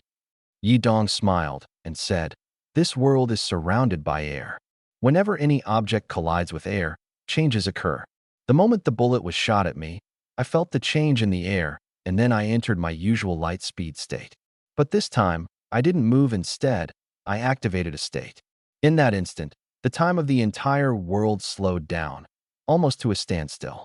If I don't move, time stops. If I move, time might not keep up with me. I've named this ability my world. Yun Tianlan slapped him on the head. Thud. Is this really the time to talk about this? Another blacklist assassin could attack at any moment. Don't expose yourself in a conspicuous place. Come back to the Wuhan Bureau with me. Yidong laughed and said, the first place I was attacked was the Wuhan Bureau, Tianlan. There's a safer place. Yin Tianlan picked him up and jumped off the rooftop. As they landed, her body instantly turned to steel, reducing the impact. The next second, she carried Yidong and sprinted toward the Wuhan Bureau. The people at the Wuhan Bureau immediately arranged for them to stay in the basement. All the officers were on high alert, maintaining the highest level of vigilance. After the iron door closed, Yidong and Yun Tianlan were locked in a room made of tempered materials. Yidong asked in confusion, "Why are you locking me up?" Director Li said, "From now on, this is the Wuhan Bureau's matter. The blacklist underestimated us. We're mobilizing everyone to find them and fight them to the end. Let them know the Wuhan Bureau is not to be trifled with. Staying here is the biggest help you can give us." Yidong was about to speak when Yun Tianlan covered his mouth and pushed him back onto the sofa. "Tianlan, what are you doing? I want to help too. They're coming after me, and I want to show them my strength so they won't dare to mess with me again." Yun Tianlan said, "I'm here to protect you, not to take you to fight the blacklist members. Protection means creating opportunities for you to escape when you're in danger, not letting you actively confront them. Besides, I can't keep up with your speed." Yun Tianlan felt a bit dejected. She hadn't expected that. As a 5th-level ability user, she couldn't keep up with the speed of a 1st-level ability user. But Yidong's ability was the fastest among all ability users, so it wasn't something to be ashamed of. Still, she felt a bit defeated. If she couldn't even keep up with his speed, how could she protect him? Yun Tianlan's face turned serious, and Yidong realized that continuing to talk might be inappropriate. He had just discovered that killing could earn him cultivation rewards. After killing an assassin, his realm had risen by 1 level, and his defense had increased by 100 points. He was eager to find more assassins to fight, but he overlooked one fact. Not all blacklist assassins were as weak as the sniper he had just faced. There were others as strong as Blade. The blacklist had set their sights on him, but he wasn't someone to be trifled with either. This time, he would let the Wuhan Bureau take action. Next time, he would personally step in. First, he needed to familiarize himself with his My World ability. "Tianlan, I plan to practice the skill I just learned. Don't worry, I'm not planning to escape." After Yidong finished speaking, without waiting for Yun Tianlan to respond, he instantly entered his accelerated state. The entire world suddenly fell silent. Yidong looked at Yun Tianlan in front of him. Her movements were almost completely still, but not entirely frozen. After a while, Yun Tianlan's eyelids moved slightly. Yidong let out a long breath and exited My World. If he moved, My World would collapse. This ability didn't seem very suitable for direct combat, but was excellent for preventing sneak attacks. If used well, it could also play a significant role in battles. Yun Tianlan asked curiously, "Finished testing?" Yidong nodded and said, "Not difficult, and the effect is quite good. It can prevent sneak attacks." Yun Tianlan didn't say anything outwardly, but was somewhat surprised inside. This guy actually comprehended a new move in the moment of being attacked. She had heard that some people suddenly grow during battles, learning new moves or gaining new abilities. Such people are absolute geniuses, true superpowers. Their future is limitless. This kid looks carefree and timid, but he actually has deep potential. If you're bored, play with your phone for a while. This won't be quick. After all, Jiangnan City is so big, and the blacklist isn't easy to track. Yidong asked curiously, "Since the task is so difficult, why is Director Li still carrying it out? Everyone went out to look for the blacklist, so doesn't that leave the Wuhan Bureau empty? What if someone attacks the base?" Yun Tianlan replied, "Director Li is very angry. In that situation, no one dared to disobey orders. The blacklist people directly stormed into the director's office. Although there were no casualties, it was clearly a provocation. If he doesn't take action, it wouldn't make sense. Besides, there are still people guarding the Wuhan Bureau." Yidong didn't feel anything. "Sister Tianlan, why can't I hear any sounds? Can you hear how many people are in this building?" Yun Tianlan suddenly looked at Yidong, raising her eyebrows slightly. "This is called advanced technique. Want to learn?" Yidong chuckled. "Sister Tianlan, of course I want to learn. I have nothing to do right now, so teach me." Yun Tianlan nodded. You're not an easy one to deal with. You'll definitely learn it in the future. But if I start teaching you now, the effect might be better. Actually, I don't use my ears to listen, I use mental perception. Have you heard of omniscient sense? Yidong blinked his eyes, looking silly. Never heard of it. First time hearing. Yun Tianlan clicked her tongue. Be serious. Don't act so clueless. Yidong smiled. First time hearing about it. Mental perception? Sounds impressive. How do I do it? Yun Tianlan took a deep breath and said, First, close your eyes. Yidong complied, but couldn't keep his mouth shut. You won't suddenly kiss me, will you? Smooch. Yidong immediately felt a softness on his lips. His eyes widened. What the sister Tianlan? You. Yun Tianlan asked curiously. What's wrong? It's just a kiss. Don't tell me you're still a virgin. You always act tough. But if this can make you quiet, I don't mind. Are you listening? Yidong licked his lips and nodded. Oh, okay. Damn. Why is my heart racing after being sneakily kissed? I've dated girlfriends before. Close your eyes and listen carefully. What do you hear? I hear my heart beating really fast. Yun Tianlan looked puzzled. Keep going. Take a deep breath. What do you smell? D. D cup. It's a D cup. Yun Tianlan lightly slapped Yidong. Do you want to learn or not? Yidong covered his face. This is my true feeling, the cry of my heart, my unique ability. I will try to control it. Yun Tianlan said helplessly. When you close your eyes, your senses will use hearing and smell to replace vision. In this state, you will enter a world of mental power. When you completely shut off hearing and smell, leaving only the mental world, your mental power will replace your hearing, vision, and smell, using all senses to perceive the surrounding environment. This way, you enter the omniscient state. Omniscient is humanity's strongest sensory ability. It can perceive everything around you comprehensively. As the ability strengthens, the range of perception will expand, covering 360 degrees without blind spots, like God overlooking the world, seeing things that are usually invisible. This is omniscient. I'll first help you understand what omniscient is, so you can adapt to this feeling. Understood. Yidong became unusually serious. He knew this ability would be extremely useful, and he had to master it. 026. Vulnerable. Yidong found that omniscient was very similar to his My World skill. However, while he couldn't use his naked eyes to see the number of people behind a wall, omniscient allowed him to sense them. What kind of miracle would happen if he combined omniscient with My World? Yun Tianlan looked at Yidong's serious expression, and the corners of his mouth slightly lifted.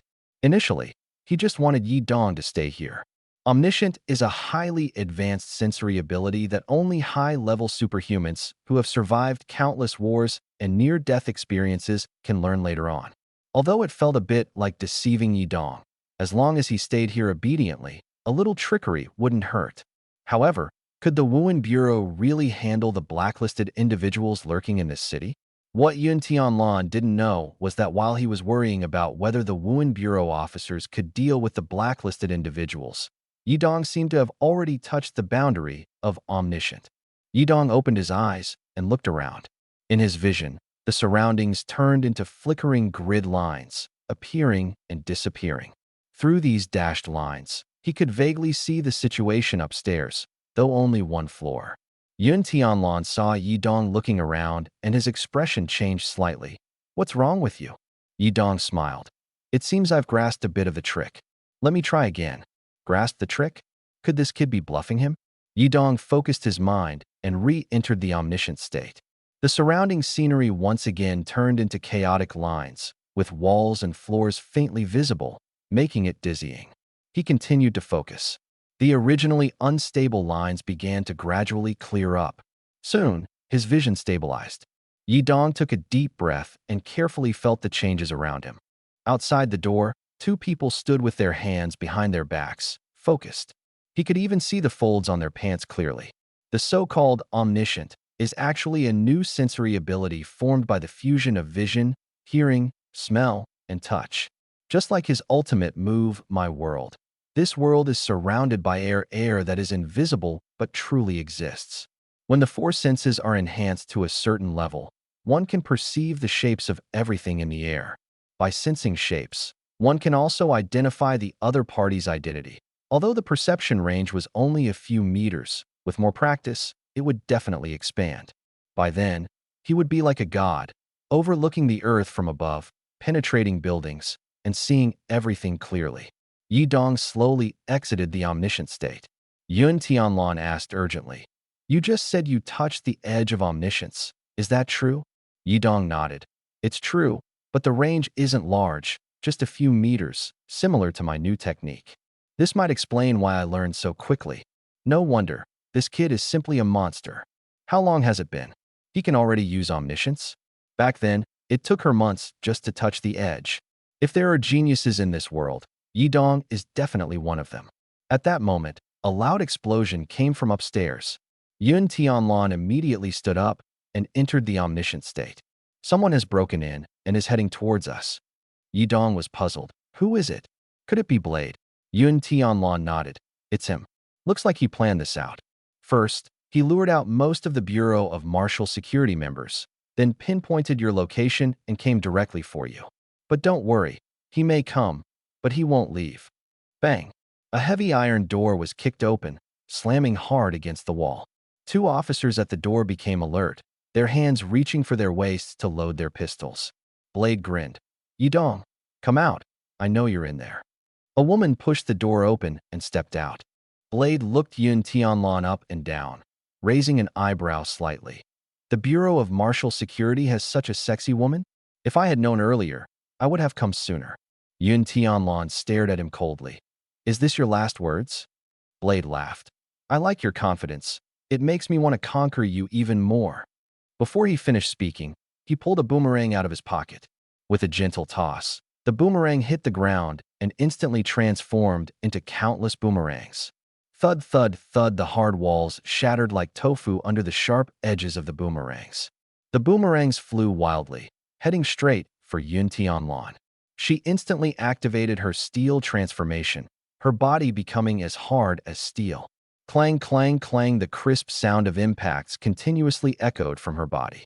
Blade's eyes widened. This woman could actually turn her entire body into steel? "You think these toys can hurt me?" Too naive. As soon as she finished speaking, Yun Tianlan charged at Blade. Blade snorted coldly, his arms instantly growing just now. With Yun Tianlan present, they didn't dare to reveal their identities. Now that Yun Tianlan has left, they directly made a move on him? Yi Dong sneered. "Do they really think I'm a pushover?" He stepped forward and instantly threw a punch. Bang! A muffled sound came from the chest of the first person on the blacklist. Blood spurted out. The punch directly shattered his internal organs, and blood clogged his throat as it sprayed out. Yi Dong stood still and looked at his fist. White steam was rising around it. The power of this punch was astonishing. If the opponent weren't an ability user, his body would have been pierced through. The man in front died on the spot, and the one who hit the wall behind him suffered an even worse fate. His skull cracked open, and he died instantly. Phew, I feel like One Punch Man. Yi Dong blew on his fist, which was still emitting white steam, as a notification sounded in his mind. Congratulations to the host for completing the kill. Cultivation progress, plus 200% realm breakthrough. Current realm, first tier, 4-star. Host Yi Dong realm first tier, 4-star 0% defense 1943 points. Skills My World Omniscient Knowledge Inventory none. After killing 2 people, his realm directly advanced to 4-star. Defense increased by 200 points. And his skills now included Omniscient Knowledge. I knew I had mastered Omniscient Knowledge. Sister Tianlan didn't believe me. At this moment, Yun Tianlan hurried back. Seeing the 2 corpses on the ground, her face showed deep guilt. Yi Dong waved his hand. "Sister Tianlan, I didn't expect them to be on the blacklist, but I've already dealt with them." Yun Tianlan's face turned extremely grim. "This is my mistake. I didn't realize they were on the blacklist." Her face was full of self-reproach. If the person she was protecting wasn't Yi Dong, something would have happened long ago. Such negligence is absolutely unacceptable. Yun Tianlan remained silent, sinking into deep self-blame. Yi Dong walked over. "Sister Tianlan, I'm fine. Don't blame yourself. Thanks to you, I now know I can kill someone with one punch. By the way, can you check what tier these 2 were?" Yun Tianlan sighed. "Don't try to comfort me. This is a serious dereliction of duty. I thought that after dealing with Blade, This place would be safe, so I went to handle other assassins. As a bodyguard, leaving the protected target to do something else and putting them in danger is a grave mistake. I will report this to my superiors. You don't need to speak for me. Sister Tianlan has strong professional ethics. Yidong saw her insistence and didn't say more. These two realms aren't high, probably first-tier ability users, but I can't see the specifics clearly. Assassin's strength shouldn't be too weak, right? Even if they're first tier, they should be top-notch 8 or 9 stars. I can kill 2 8 or 9-star first-tier opponents with one punch. This is my current limit strength. But judging from the injuries, even a second-tier opponent might not be able to withstand it. Yidong had a preliminary understanding of his combat power and then asked, "What is the situation outside?" Outside is chaotic. Blacklist members are killing anyone they see. But the police officers from the Marshall Security Bureau aren't pushovers either. Many of them have died in the chaos. The Blacklist's madness clearly shows their base has been discovered, and they've started a suicidal assault. Similar incidents have happened in several cities before. Yidong nodded. Aren't these people afraid of death? Knowing the outcome is death, yet they still charge forward desperately. It's terrifying. Yun Tianlan said, "The people on the blacklist are either lunatics or mentally deranged. Their training is like turning them into death warriors. No emotions, no desires, only obedience to orders, becoming killing machines. That's what makes them terrifying, like robots." Yidong smiled faintly. "But after this, they probably won't act recklessly again, right?" Yun Tianlan chuckled lightly. "For the time being, they shouldn't send anyone again, especially since their base has been discovered. But there's no guarantee they won't send stronger assassins after you in the future. So don't think you're safe just yet." Yidong shrugged helplessly. "As an S-level ability user, I didn't expect it to be this dangerous. Does this mean I can't go out casually anymore?" Yun Tianlan laughed softly. "Not at all, as long as I'm here. They should know I'm here.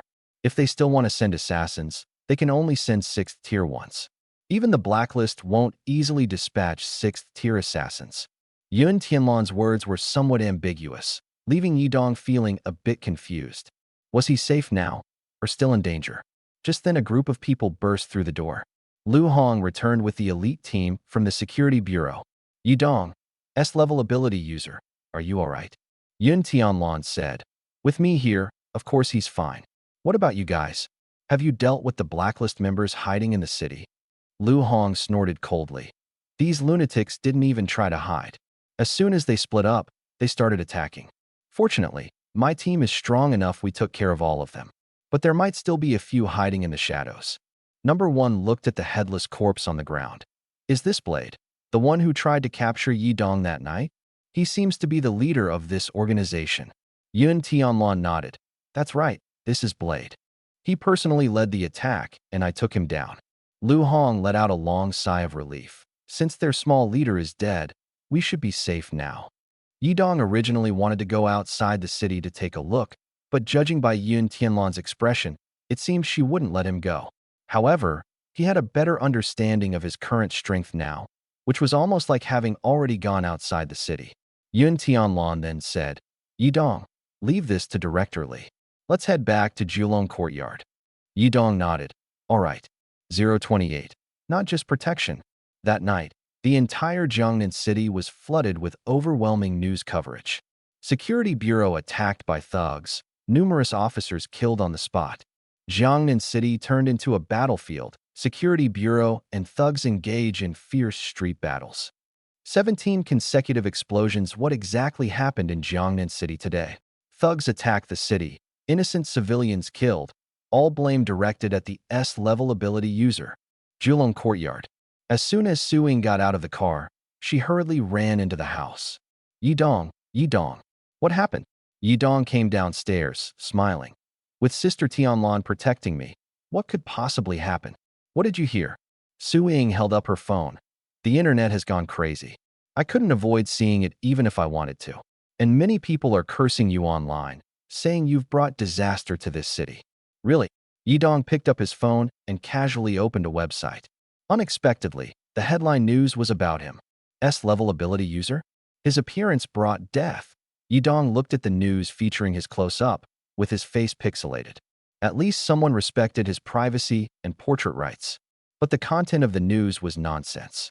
The editor had blamed all the deaths in Jiangnan City on him. The comments below were even more exaggerated. Netizens were full of sarcasm and hostility. At this moment, Yidong's phone suddenly rang. The caller ID showed an unknown number. He pressed the answer button. Hello, are you S-Class Ability user Yidong? Yidong hesitated for a moment and replied, yes, that's me. What's the matter? Yidong, damn it, your whole family is doomed. Yidong's lips curled into a slight smile as he turned on the speakerphone. If you have guts, don't hang up. You like cursing people, huh? Come on, let's chat. Yun Tianlan and Suing stared in shock as Yidong held his phone and started spewing profanities like crazy. Everyone thought he would hang up the call. Unexpectedly, he started cursing back. Yidong, you deserve retribution. You're a demon. Screw you. I suggest you put on your clothes, go downstairs, find a taxi to the zoo, stick your head into the gorilla's cage, and maybe after a slap from the gorilla, your brain will clear up. I'm the demon. Killers aren't demons, but saviors are. If I hadn't found their hideout, who knows how many people would have died in Jiangnan City. They were working together from the inside and outside. Imagine what this city would have become. Don't just believe rumors. But the two of them cursed at each other for over 10 minutes. Yidong sat on the sofa and, in a gentle tone, said to the person on the other end of the phone, All right, don't cry. The truth is often cruel. Besides, haven't I already forgiven you? Remember to clarify things for me online, okay? Okay, got it. Thank you. I misunderstood you. I'm really sorry. Click. The call ended. Unknowingly, the Su family had already started eating. Yidong picked up his chopsticks and drew a circle, saying, I didn't expect to end up at a restaurant. Young people these days are so hard to reason with. You have to curse them out first before they'll listen to your explanation. Anyway, don't hold back. Let's eat. Suing listened awkwardly as Yidong cursed at the person on the phone for nearly an hour. Later, as he cursed, he suddenly started comforting the other person. It wasn't until he hung up the phone that he calmly joined everyone for the meal. The whole process was shocking. Yidong's stream of curse words was endless, varied, and never repeated. Suing asked curiously, Yidong, where did you learn so many curse words, and in such complete sets? Yidong replied casually, Oh, I used to hang out in the anti-male rights section of the feminist forum when I had nothing to do. I learned these phrases from the people there. Feminist forum? What's that? A bar or something? Yidong asked, puzzled. Suing suddenly understood. You mean the group of people advocating for gender equality and women's rights? Of course, I know about them. At this moment, Yun Tianlan said, Enough talking. Hurry up and eat. The food is getting cold. Oh, everyone had a simple meal. Yidong and Suing walked toward the backyard. Although something terrifying had just happened, life had to go on. Yun Tianlan was also curious about what the confrontation between the two had been like. To be honest, she had been a bit overprotective of Yidong. At the time, when he ran downstairs and saw the two corpses on the ground, his mind was filled with guilt. He hadn't realized that Yidong had single-handedly taken down two assassins from the blacklist. These weren't ordinary ability users. Their strength far surpassed that of average ones. Yet, in the end, Yidong had dealt with them. What is even more astonishing is that Yidong didn't show the typical nervous reaction of someone killing for the first time. The entire process seemed effortless, and his emotions remained calm. Normally, when an ordinary person kills for the first time, they experience physiological tension. But Yidong didn't. Clearly, he has an exceptionally strong will and extraordinary mental strength. These traits aren't something one is born with just because of a high ability level. It's highly likely that he has undergone life and death trials, killed someone before, or is naturally psychologically abnormal. Which one it is remains to be seen. Yun Tianlan came here not only to protect Yidong's safety, but also to understand him better. After all, even S-level ability users are still human. When ordinary people suddenly gain immense power, terrifying problems often arise. Among the S-level ability users she has encountered, most have had issues in this regard. Yidong is very special. He hasn't shown any obvious violent tendencies or the arrogance that often comes with sudden power. He calmly accepted the fact that he is an S-level ability user. After experiencing so much, he still maintains a sense of normalcy. However, being overly calm can also be a problem. It suggests that he is trying hard to suppress his true emotions. If this state of suppression continues for a long time and eventually erupts, the consequences could be uncontrollable. She hopes Yi Dong has endured many hardships since childhood, which have shaped his strong and mature inner self. Otherwise, he could be very dangerous. 029. Lin Dehai has gone mad. The battle has begun. Yun Tianlan stared in shock at the scene ahead. Two figures were darting back and forth in the dark, moving at an astonishing speed. Is this really a battle between second-tier ability users? It looks more like a duel between 6th-tier masters. Their speed is almost on par with 6th-tier experts. Yun Tianlan was completely stunned. It seems she had severely underestimated the combat power of Yi Dong and Su Ying. Clearly, neither of them was going all out. The talent of geniuses is both enviable and jealousy-inducing. After watching the battle, Yun Tianlan summarized her thoughts. Beep, beep, beep. A sound came from somewhere. Yi Dong and Su Ying suddenly stopped. Su Ying, time us up. Su Ying said reluctantly. It's over after just an hour? Yi Dong smiled faintly. You were too engrossed. I can't tell if you enjoy the feeling of speed or the thrill of fighting. Su Ying sighed lightly and took out her phone to start transferring money. At that moment, Yi Dong's phone received a message. Mr. Yi, your account has been credited with 100,000 yuan. Yun Tianlan walked toward them and asked in confusion, why are you transferring money to him? Yi Dong, do you charge for sparring with Su Ying? Yi Dong chuckled, just earning some hard money. I was supposed to work tonight, but I didn't go, so I lost that income. Sparring with Su Ying counts as a job too. 1 hour, 100,000 yuan. In just 1 hour, he earned more than most people do in a year. Su Ying didn't seem to mind, and didn't say much. Yi Dong truly is a unique guy. At that moment, a luxury car quickly stopped at the villa entrance. Several people got out of the car. The man leading them was dressed in a suit, his hair neatly combed, and his face full of anger. Where's Yi Dong? Get him out here. Now. Mr. Yi and Miss Su are in the backyard. Lin Dehai confirmed the location of the backyard and led his group straight there.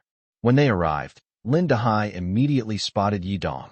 Su Ying also noticed them and asked in surprise, Uncle Lin, why are you here?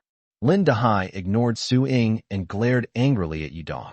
Yi Dong, didn't you promise to plead for my son? My son has been convicted of treason and is set to be executed by firing squad in a month.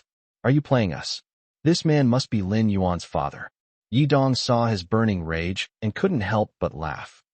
I said I would plead for Lin Yuan, but I never said to what extent. Besides, he colluded with the blacklist, hired assassins, and tried to kill me. What good words can I say for him? At most, Long Country might consider my influence and let you watch the execution up close. What did you say? Yun Tianlan turned to Lin Dehai. Your son colluded with the blacklist, hired assassins to kill an S-class ability user, and almost succeeded. Later, the blacklist members hiding in Jiangnan City launched a suicide attack. Do you know how many people died?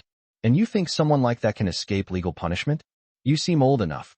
How can you have such naive thoughts? Lin Dehai listened, feeling deeply uncomfortable. But he quickly calmed down. This woman. She seems to be a major from the South Sea Military Department. Su Guiqiang had mentioned her before. Can't afford to provoke her. He immediately composed himself. My son was clearly bewitched by the blacklist. He's usually very well behaved, accumulating military merits in the mercenary group every day, aiming to join the army and serve the country. Isn't this punishment too severe for him? Major, I only have this one son, I beg you. If he's executed, I'll lose the only family I have in this world. Lin Dehai cried hoarsely, and the subordinates behind him were shocked to see this usually tough man so fragile. Yun Tianlan remained calm. Do you know what losing an S-class ability user means to the country? Long Country has sacrificed so much effort and young lives to protect the nation. Yet you easily colluded with the blacklist, committed treason, and plunged the country into crisis, making all citizens live in fear. This is the city, a place governed by law. If people in the city can't live in peace, the world will fall into chaos. That's why Long Country treats anyone who contacts underground organizations as guilty of treason, regardless of the severity. Your son is an adult and has admitted his crimes. No matter who pleads for him, his fate is sealed execution. My condolences. Lin Dahai cried even harder after hearing this. My son, my only son, how could you be so foolish at this moment? Yidong walked by. Don't believe a bullet can't pierce your head, especially in this kind of crackle. In a flash of lightning, Lin Dahai suddenly stiffened all over and collapsed to the ground. The people around were instantly paralyzed as well. A thunder walker. The power of thunder. To ordinary people, she was practically a godlike existence. And someone actually dared to grab a god by the throat. That was undoubtedly courting death. Yidong looked at Yun Tianlan and asked, "What should we do? What about them?" Yun Tianlan blinked and said, "Leave it to the Wuhan Bureau. Tell Director Li what happened here and let them handle the charges." 030. Chu Yun's provocation was good. Both father and son ended up in prison. As for Lin Dahai, what charges he would face for being caught were still unknown. It probably wouldn't be too severe. However, the network of relationships between the Lin family and the Su family was likely to collapse. Yidong walked over to Su Ying and asked, "Are you okay?" Su Ying shook her head. "They're just ordinary people, they can't hurt me. It's just that this situation isn't what I wanted to see." Yidong smiled faintly. "They're rich people who think they can solve everything with money, even hiring hitmen. If it turned out like this, it's entirely their own doing. Don't feel sorry for them." "I don't feel the least bit sorry for them." Su Ying sighed softly. "I already called the police." The Wuhan Bureau received the call and arrived immediately, taking everyone away. 10 minutes later, Yidong and Yun Tianlan returned to the room. Yidong headed straight for the bathroom. "Sister Tianlan, I'm all sweaty. Can I take a shower first?" "Of course." Yidong stripped off his clothes and took a cold shower. The feeling was incredibly refreshing. However, just then, the bathroom door slowly opened. Yun Tianlan walked in, her towel barely covering her figure. Yidong's eyes widened. "What the? Sister Tianlan, you actually came in?" Yun Tianlan smiled.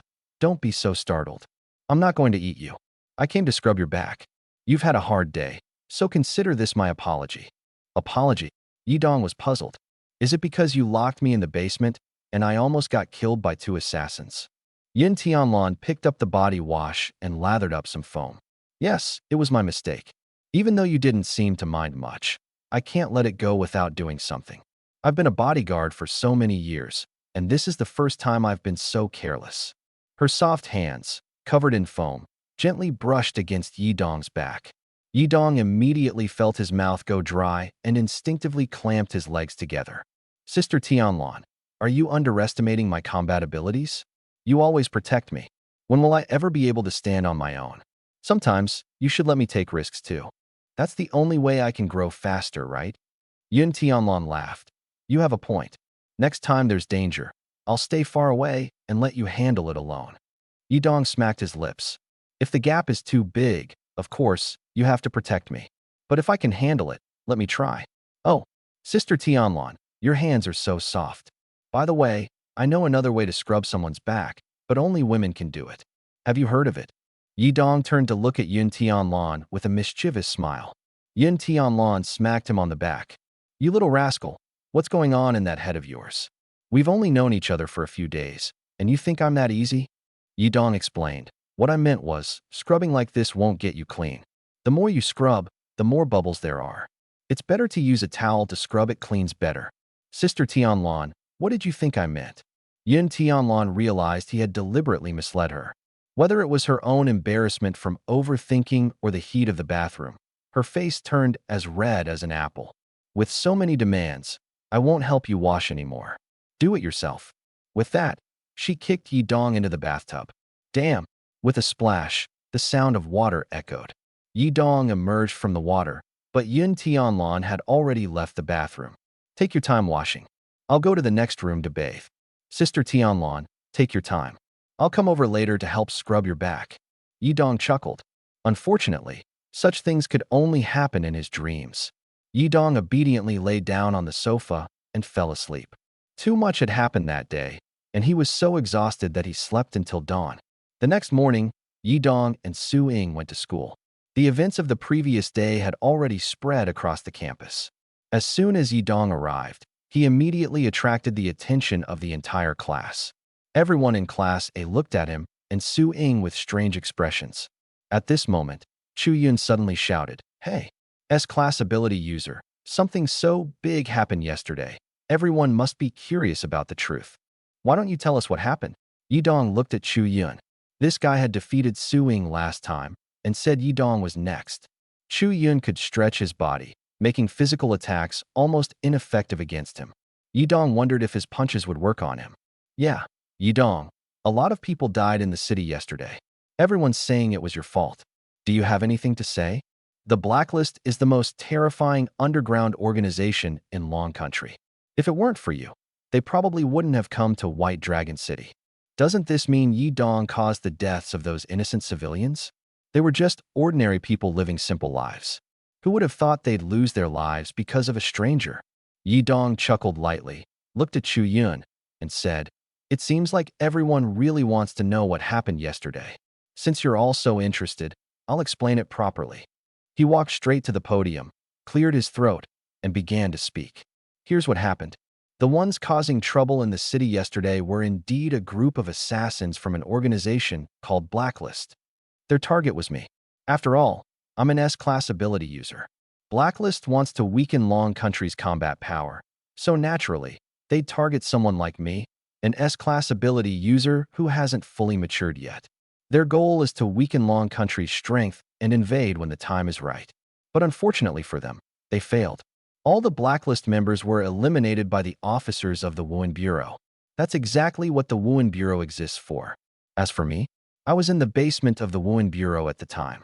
I'm sure you all saw the news about the thugs storming the Wuhan Bureau and challenging the authority of the officers. Those assassins were after me, but in the end, they failed. What I want to say is, this is the world we live in.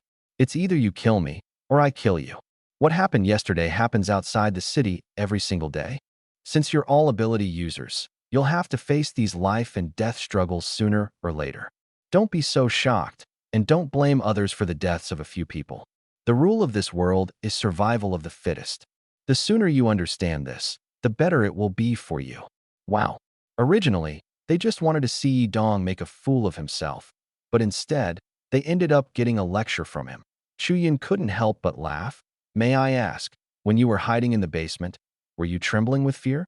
S-class ability user, Yi Dong. "Was this a provocation?" Yi Dong grinned. "Not only was I not trembling, but I also killed 2 Blacklist members disguised as police officers. If you don't believe me, you can ask the Wuhan Bureau."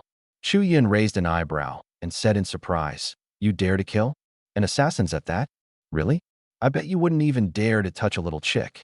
Classmates, do you believe what Yi Dong is saying? No one responded to Chu Yun. Everyone just smiled and watched the drama unfold. Su Ying frowned.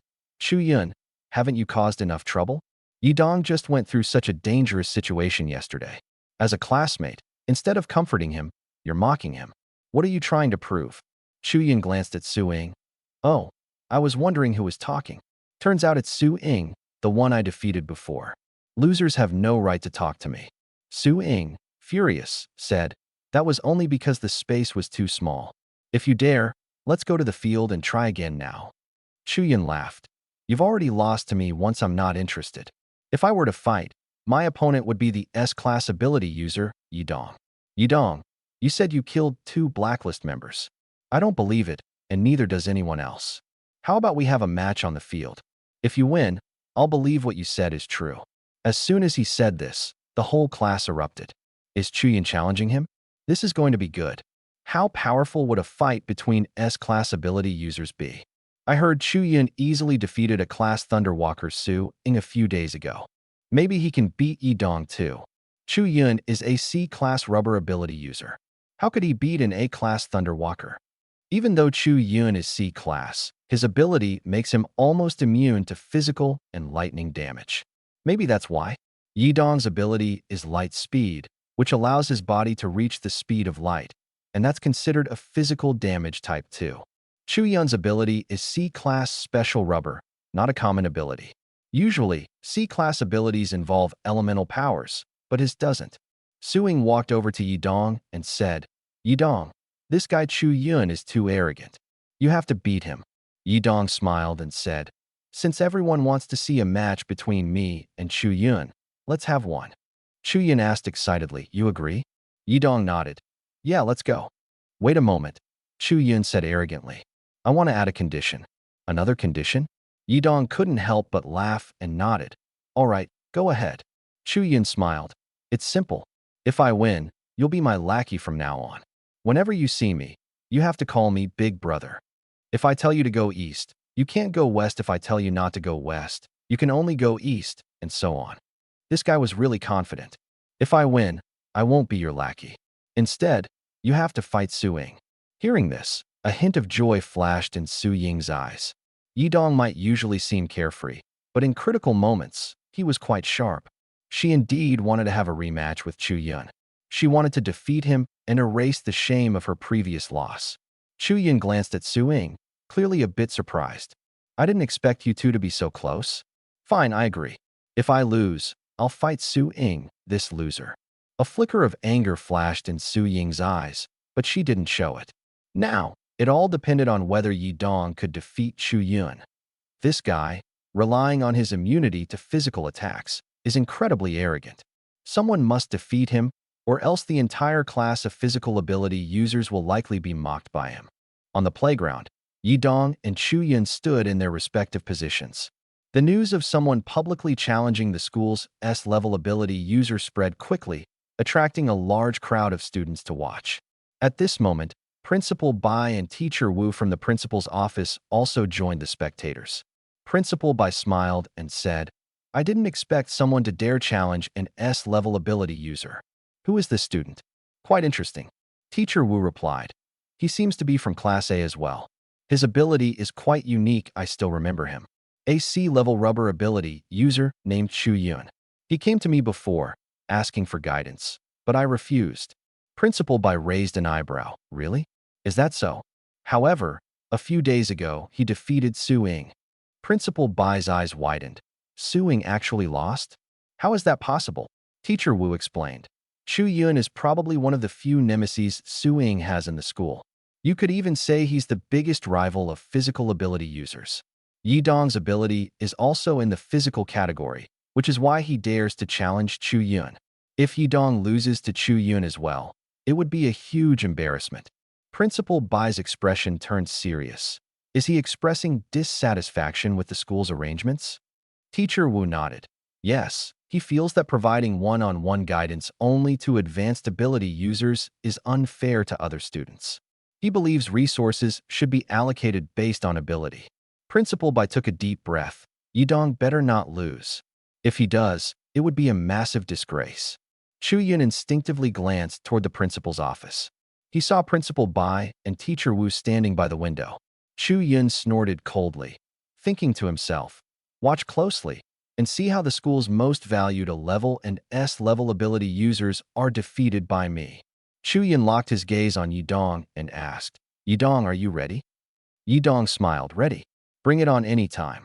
Chu Yun's expression changed, his feet lightly bouncing as his skin began to glow red, and wisps of white steam rose from his body.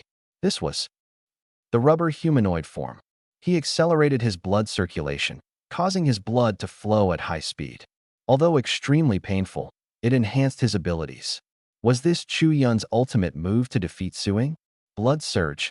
Chu Yun stared coldly at Yidong and shouted, I'm going to make you lose even worse than Su Ying. 032. Battle Genius. Thud. A light sound came from under Chu Yun's feet as his body suddenly stretched. Yidong watched this incredible scene. So this was the so-called rubber ability? Yidong moved at lightning speed, appearing beside Chu Yun and throwing a heavy punch straight at Chu Yun's abdomen. However, the punch felt like hitting cotton, sinking directly into Chu Yun's body, which trembled violently. Chu Yun turned back in surprise, not expecting his opponent to be even faster than Su Ying. But it didn't matter. Yidong's punch had no effect on Chu Yun. When Yidong tried to pull his fist back, he found it stuck in Chu Yun's stomach. Chu Yun quickly rebounded, delivering a fierce punch to Yidong's face. Yidong leaned back, sensing something was wrong, and immediately activated his My World state. Time instantly stopped.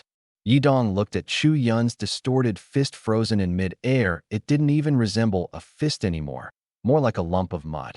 This muddy fist had a wide attack range, twisted and contorted, with its arms stretched 3 times longer. Dodging sideways was impossible. His punches were ineffective against Chu Yun, but Chu Yun's punches worked on him? Is this the nightmare of physics-based ability users? Yi Dong mustered his strength to pull back his fist. Chu Yun's punch missed, and his arm quickly retracted. As expected, a light-speed ability user is formidable. You should understand now. Your punches are useless against me. Although I can't match your speed, you won't be able to touch me either. If I can catch up to your speed, you're finished. Yi Dong couldn't help but laugh. Is that really what you think? A trace of surprise flashed in Chu Yun's eyes. Could it be that you can actually hurt me with your fists? Yi Dong responded calmly. Of course I can. You should understand why your ability level is only C grade. Your physical immunity isn't true immunity. It merely significantly reduces the damage from punches and kicks. The power of light speed isn't just about speed, it's also about explosive force. You'll understand soon enough. As soon as he finished speaking, Yi Dong's entire body flashed with golden light and instantly appeared in front of Chu Yun. Chu Yun's vision was enveloped by a golden glow, but the corners of his mouth curled into a slight smile, and he had no intention of dodging, because he believed Yi Dong's punches couldn't hurt him. Thud! A sharp sound rang in his ears. Chu Yun's eyes widened as he instinctively touched his right cheek. A knife-like wound had appeared on his right cheek, with blood continuously oozing from it. What was going on? Did he use a weapon? Yi Dong threw a punch, quickly retracted it, and immediately launched another explosive attack. Thud! This time, Chu Yun noticed a cut on his left cheek as well. A burning pain surged through. Chu Yun hurriedly pulled back, touching the wounds on both sides of his face. Damn it! You used a weapon? We're supposed to fight fairly, no weapons allowed. Yi Dong spread his hands. I didn't use a weapon. I just used the wind from my punches to cut your face. I told you, your ability isn't absolute physical immunity, it merely makes your body softer and reduces the damage from punches and kicks. Countering your ability is simple: use something sharp or the wind generated by fast punches, and you'll get hurt. Now that you understand this, you've already lost. In the next moment, I'll make it impossible for you to defend yourself. I don't believe it. Come at me if you dare. Chu Yun glared angrily at Yi Dong, thinking the other was just trying to scare him. Defeated by punch wind? He had only bled a little, it wasn't a big deal. The principal and teacher Wu were watching from the sidelines. Everyone was expecting him to defeat the S-grade ability user. He absolutely couldn't lose here. Chu Yun's face turned red, and the heat emanating from his body grew stronger. Boom! In an instant, Chu Yun's speed rivaled Su Ying's, and he launched an attack first. Yi Dong's eyes widened as he saw a dense barrage of punches raining down on him like a storm. Yi Dong entered combat mode, observing Chu Yun's furious and crazed expression and the shadows of fists flying through the air. His arms were incredibly flexible. These punches were less like strikes and more like swings of his arms. The power was even greater. So that's how it is. No wonder Su Ying lost to Chu Yun. Chu Yun indeed had real skill. Unfortunately, Yi Dong had already seen through the weakness of Chu Yun's ability. Yi Dong dodged to Chu Yun's side in a flash. Extending his right index finger, he fiercely jabbed at Chu Yun's ear. Chu Yun's eyes widened, his punches stopped, and he fell heavily to the ground. Although there were other ways to defeat Chu Yun, this was the fastest. Chu Yun fell, and the match was over.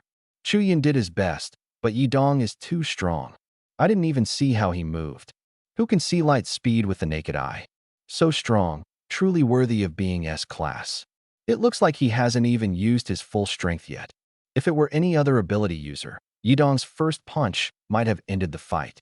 Chu Yun relied on his body's immunity to punches and kicks to last this long. Yi Dong. Su Ying ran over, looking at Yi Dong excitedly. I know how to defeat Chu Yun now, thank you. Yi Dong smiled and said, thank me? Then repay me with your victory. Principal's office.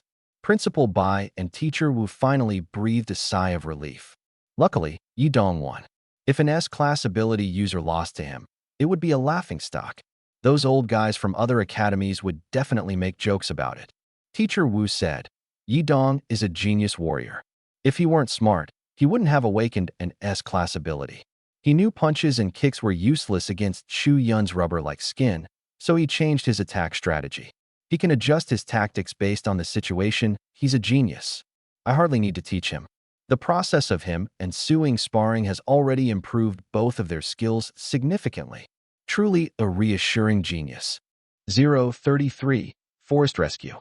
Chu Yun slammed the ground in frustration.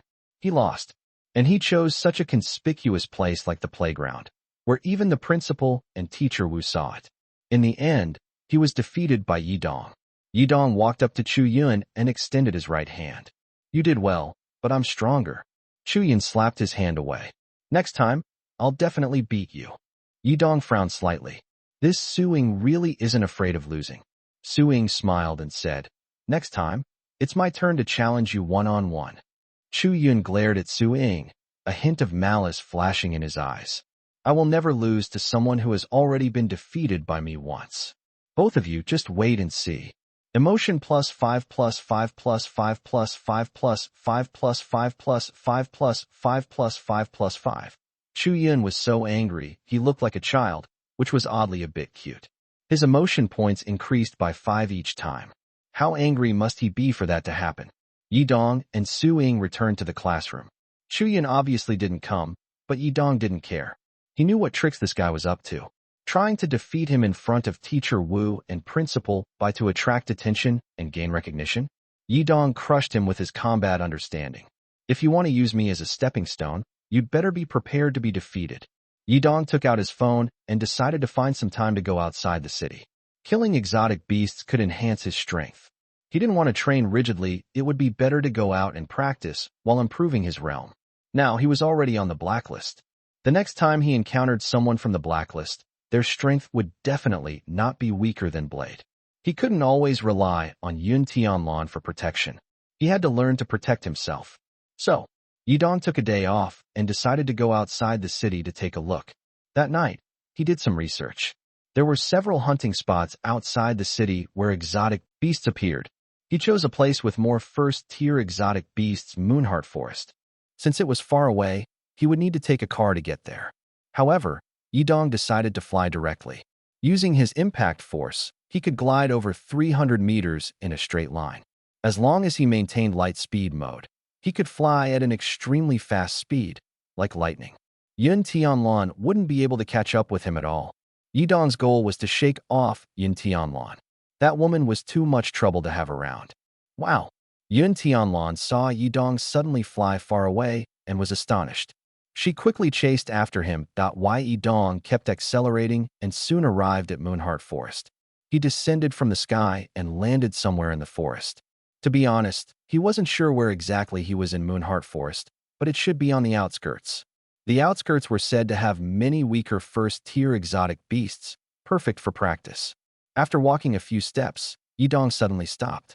A brown bear with a single horn on its head appeared ahead. He took out his phone to check and quickly found some information. This horned brown bear was called a horned bear, classified as a first-tier C-level exotic beast with moderate strength. A first-tier 5-star ability user could easily kill it. At least, that's what the online information said. He would have to test its accuracy himself. The horned bear also noticed Yi Dong, but stood clumsily by a tree without attacking. Seeing this, Yi Dong didn't hesitate. Lightspeed mode. Thud. A soft sound came from under his feet. Yi Dong instantly dashed in front of the horned bear and punched its chest. Bang! The horned bear instinctively reacted, placing its palms in front of its chest, surprisingly blocking the punch. Then it staggered back several meters, regained its senses, and launched a frenzied counterattack. Yi Dong jumped back and easily dodged, then charged forward again with renewed force. Thud! This time, the horned bear couldn't block and was sent flying 4 or 5 meters away by a punch. Kill complete. Cultivation progress plus 10%, only 10%? Killing a person would let him level up. Was this reward system designed to encourage him to kill people?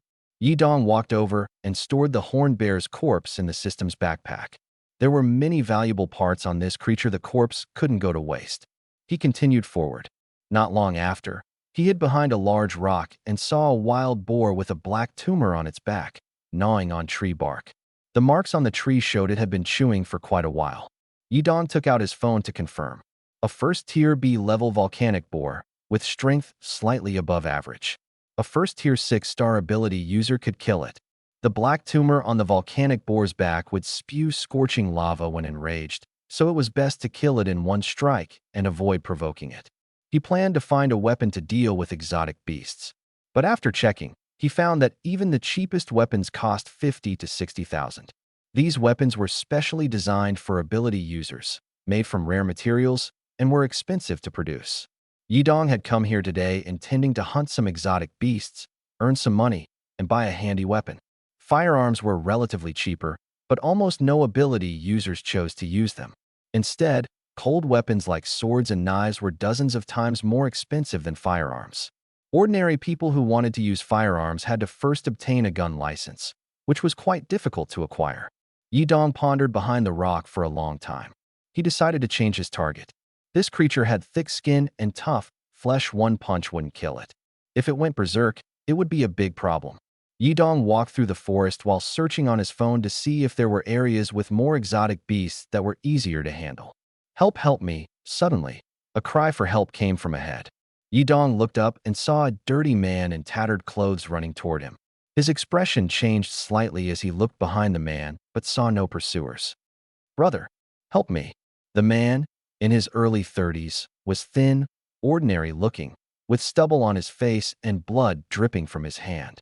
He ran up to Yidong and hid behind him. Young man, please help me. My friends and I encountered a Gale lion in the forest. We can't beat it. Please help us. Your friends are still fighting that beast? You came to call for help. Why yes, please save us. They're just ahead. The man finished speaking and started running forward again. Judging by the wounds on his hand, he probably wasn't lying. Moreover, there was a visible claw mark on his chest, and the injuries looked severe. It seemed like he was truly in trouble. Yidong decided to take a look. Yidong followed the man to the site of the incident. On the ground lay a half-eaten corpse and traces of a struggle. The man knelt on the ground, his face filled with despair. Did we come too late? At this point, Yidong was certain that the man was genuinely seeking help. How many of you were there in total? Yidong asked. 3, including me. The one on the ground makes 2, and the last one might have run far, but he should still be nearby. The man frantically looked around. Yidong noticed a trail of footprints heading straight south into the forest. The person on the ground was missing their lower body. Their eyes lifeless. It was clear there was no saving them. I'm heading south to check it out. What's your friend's name? Yidong asked. Qin Hai. His name is Qin Hai. I'm Li Ning, the man replied. Yidong nodded and dashed into the southern forest. His speed was remarkable, and after a few bursts of acceleration, he saw a man and a beast locked in fierce combat ahead. To call it a fight was generous. It was more of a one-sided beating. The Gale lion was a Tier 1, Grade A exotic beast. Only a Tier 1 Level 8 ability user could handle it. It was a formidable monster. The Gale lion was massive, about half the size of an elephant. Its limbs were thick and powerful, and it moved as fast as the wind, earning it its name. At this moment, the beast had its claws locked onto Qin Hai's chest, ready to deliver a fatal bite. Qin Hai desperately raised a tang blade, struggling to resist. Yidong's entire body began to glow with golden light. Bang! He unleashed a powerful force that sent the Gale lion flying. Qin Hai scrambled to his feet, but immediately fell back down in a clumsy heap. Yidong hadn't initially intended to intervene in other people's affairs. However, he was unfamiliar with this terrain. If he could get to know a few hunters who frequented the area, he might learn where to find exotic beasts that were both plentiful and easier to deal with. Since he had already stepped in, he decided to see it through to the end. This battle with the Gale lion would also serve as a test of his own strength. The Gale lion licked the blood at the corner of its mouth, a glint of madness flashing in its eyes. It suddenly lunged at Yidong. Yidong dodged its attack and delivered a swift kick to the lion's soft underbelly. The Gale lion was sent flying 3 feet into the air. Enduring the pain in its stomach, it swung its paw violently at Yidong. Boom! The ground trembled as the lion's attack missed. It opened its jaws wide and lunged again. This time, Yidong didn't T-dodge. Instead, he grabbed the tang blade from the ground and accelerated towards the beast. Squelch! The accelerated blade easily sliced through the Gale lion's body, cutting it cleanly in half. Though the Gale lion was powerful, it was still flesh and blood. The enhanced speed had amplified the blade's sharpness dozens of times, turning it into something akin to a cutting machine, splitting the beast into two halves. The two halves of the lion's body fell apart, heat rising from its exposed organs. Yi Dong placed the corpse into his system storage and turned toward where Qin Hai had collapsed. "Are you Qin Hai? Li Ning sent me to save you," he said as he approached. But when he got closer, he realized Qin Hai had already stopped breathing. There was a massive wound on Qin Hai's abdomen, and the blood around it had turned black. It was obvious his intestines had been torn out. The exotic beasts outside the city were ferocious. One misstep could cost a person their life. Yi Dong picked up the corpse and headed back to find Li Ning. When he returned, Li Ning was sitting on the ground, his expression panicked. When Yi Dong brought Qin Hai's body back, Li Ning couldn't help but break into loud sobs. "Damn it, we deserve this. Damn it," Li Ning cried while fiercely pinching his own face. "If it weren't for my suggestion that only the three of us go to Moonheart Forest, this wouldn't have happened. Usually, we go as a team of 5. It's all my fault. I deserve this." Slap, slap, slap. Before long, Li Ning's face was swollen from his own slaps. The three of them had gone hunting in Moonheart Forest, and the beasts they killed could only be divided into 3 shares. If 5 people went, it would have to be split into 5. It seemed he had overestimated the strength of their 3-person team. Yi Dong asked, "Stop crying. Let me ask you, where around here are there a lot of beasts that are easy to deal with?" Li Ning wiped his tears and looked up at Yi Dong. "Why are you asking that now? I'm grieving here. Shouldn't you be comforting me?" Yi Dong said coldly, "I don't have the time to help you. I'm only helping because I want to ask something. Besides, we don't even know each other. The fact that I'm helping at all is already something." Li Ning glared at him with a hint of grievance. "You're right. I was too naive. A place with lots of beasts that are easy to deal with? If you head north from here, you'll see a forest covered in spider webs. The beasts there are the easiest to handle, and almost no one goes there." Yi Dong nodded. "All right, I'll go take a look. By the way, I'm taking this knife. He won't be needing it anymore anyway." "Damn it, and you still dare to take it? Does this guy even have a conscience? If you're going to help, at least go all the way." Li Ning snorted lightly. "Take it if you want." Yi Dong nodded and then headed north. To avoid trouble, he flew northward. Soon, he saw a forest covered in spider webs. The entire forest was blanketed with webs. Strangely, he didn't see a single spider. He had no choice but to keep going deeper. A cave entrance, 3 people tall, appeared before him. Scattered arrow at the moment. Not seeing any live spiders left Yi Dong a bit disappointed. It seemed that the group of 5 people had entered the spider cave, and all the spiders had gone to deal with them. Yi Dong quickened his pace, thinking to himself, "Don't kill them all. Leave some for me." The further he went, the more corpses he saw. These bodies all had their internal organs hollowed out. A chill ran down Yi Dong's spine. Had Li Ning lied to him? This place looked truly dangerous. Cough, cough. Suddenly, a coughing sound came from above. Yi Dong raised his flashlight and shone it upward. He saw a massive spider cocoon hanging above, and there seemed to be someone moving inside. Yi Dong leapt up and slashed the cocoon down. He placed it on the ground and cut open a part of it with his knife. Suddenly, a hand stretched out. "Help me. Save me," Yi Dong said. "Don't be afraid. I'll get you out of there. Just don't move." The person calmed down a bit. Yi Dong used his tang sword to cut through the spider silk. After peeling away the silk, a middle-aged man was revealed. His clothes were corroded and tattered by green liquid, and his body bore burn marks. When he saw Yi Dong, he ignored his pain and the fact that he was barely clothed, immediately kneeling on the ground. "Thank you. Thank you so much. I thought I was done for. I have a wife and kids at home. If I died, what would happen to them?" Yi Dong asked. "Don't thank me just yet. I want to know, how long have you been hanging up there?" The middle-aged man looked around. "Probably less than half an hour, at most an hour. By the way, where's the Spider Queen?" "I haven't seen the Spider Queen.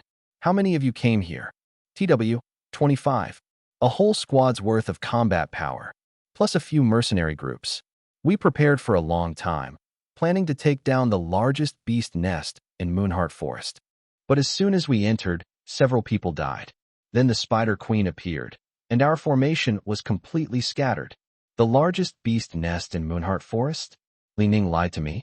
He said there were many exotic beasts here and that they were easy to deal with. What a fool I was to help him. Next time, I won't bother. The middle-aged man put on some clothes. What's your name? How can I thank you in the future? Oh, by the way, my daughter is about your age. You look pretty decent considering your good fortune. Yidong couldn't help but laugh. Uncle, you should just be glad you're alive. Don't joke around. I didn't save you for your daughter. If you're fine, head back on your own. I need to go further in. The middle-aged man grabbed Yidong's arm tightly. I can tell you're a good person. You dared to come in here alone, so you must have real skills. You saved me, which shows you're kind-hearted. And now you're going further in, which means you're brave. You're bold, courageous, and kind all in one. My daughter would be lucky to marry you. Here's her photo. Take a look. Out of curiosity, Yidong glanced at the phone the man handed him. One look, and he almost didn't blink. Uncle, actually, I like men. The middle-aged man was shocked. Really? What a coincidence. So do I. Actually, my daughter is adopted, so we don't look alike. There aren't many gay people among ability users, and I didn't expect to meet one today, let alone be saved by you. Maybe this is fate. The middle-aged man's gaze started to turn strange. Yidong squinted slightly and glanced at the spider cocoon on the ground. Maybe. I should just stuff him back in there. In the end, Yidong ran away as fast as he could, leaving the strange uncle behind. After experiencing all this, Yidong no longer dared to save people casually. None of these people seemed normal. As he entered the spider cave, Yidong saw many corpses scattered along the road. These bodies appeared to have died not long ago. Intense fighting sounds came from the massive cave ahead. Countless small spiders swarmed toward the entrance from all directions. Yidong's appearance immediately caught their attention. The little spiders are coming. They pounced on Yidong. Gripping his Tang sword, Yidong didn't even bother to accelerate. He swung his blade in one swift motion. The small spiders split in half like watermelons being chopped open. Kill complete. Cultivation progress plus 1%, only 1%. So he'd have to kill 100 to level up? With so many small spiders, it seemed worth it. Guarding this spot could also be considered helping the people inside. Yidong stood guard at the only exit leading to the cave. One man, one sword, holding the line. Anyone who passes here dies. The small spiders jumped at him, spitting acid and shooting webs. Yidong initially planned to hold his ground, but his mood quickly crumbled. Damn, isn't this cheating? They can do that too? So annoying, I can't dodge, and I can't fight back. While swatting away the acid and webs with his Tang sword, he retreated toward the cave entrance. Suddenly, a piercing screech came from below. Yidong looked down.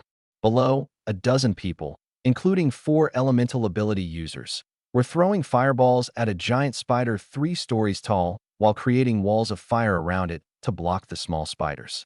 The others were relentlessly attacking the Spider Queen. The Spider Queen roared furiously, spraying a massive web that instantly trapped 3 combat-type ability users who had gotten too close. The battle was incredibly intense. At this moment, Yidong began to feel excited. This was life outside the city. This was the daily life of ability users. Fighting beasts. Killing beasts. So thrilling.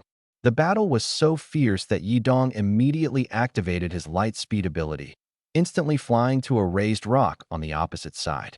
He thought to himself, how much cultivation progress would killing this Spider Queen bring him? Killing one small spider only gave him 1% progress, but this Spider Queen was the most powerful boss in Moonheart Forest.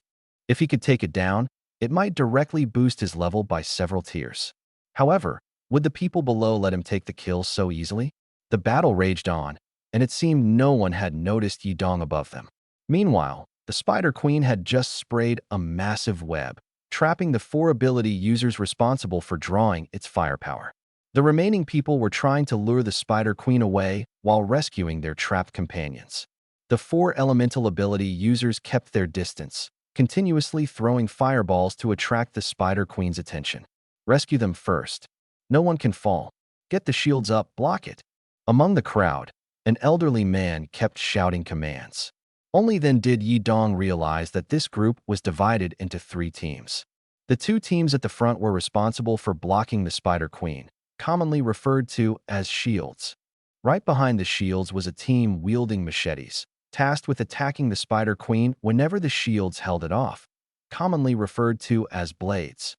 The last row consisted of the 4 elemental ability users, who used their powerful firepower to attract and attack the Spider Queen, commonly referred to as fire.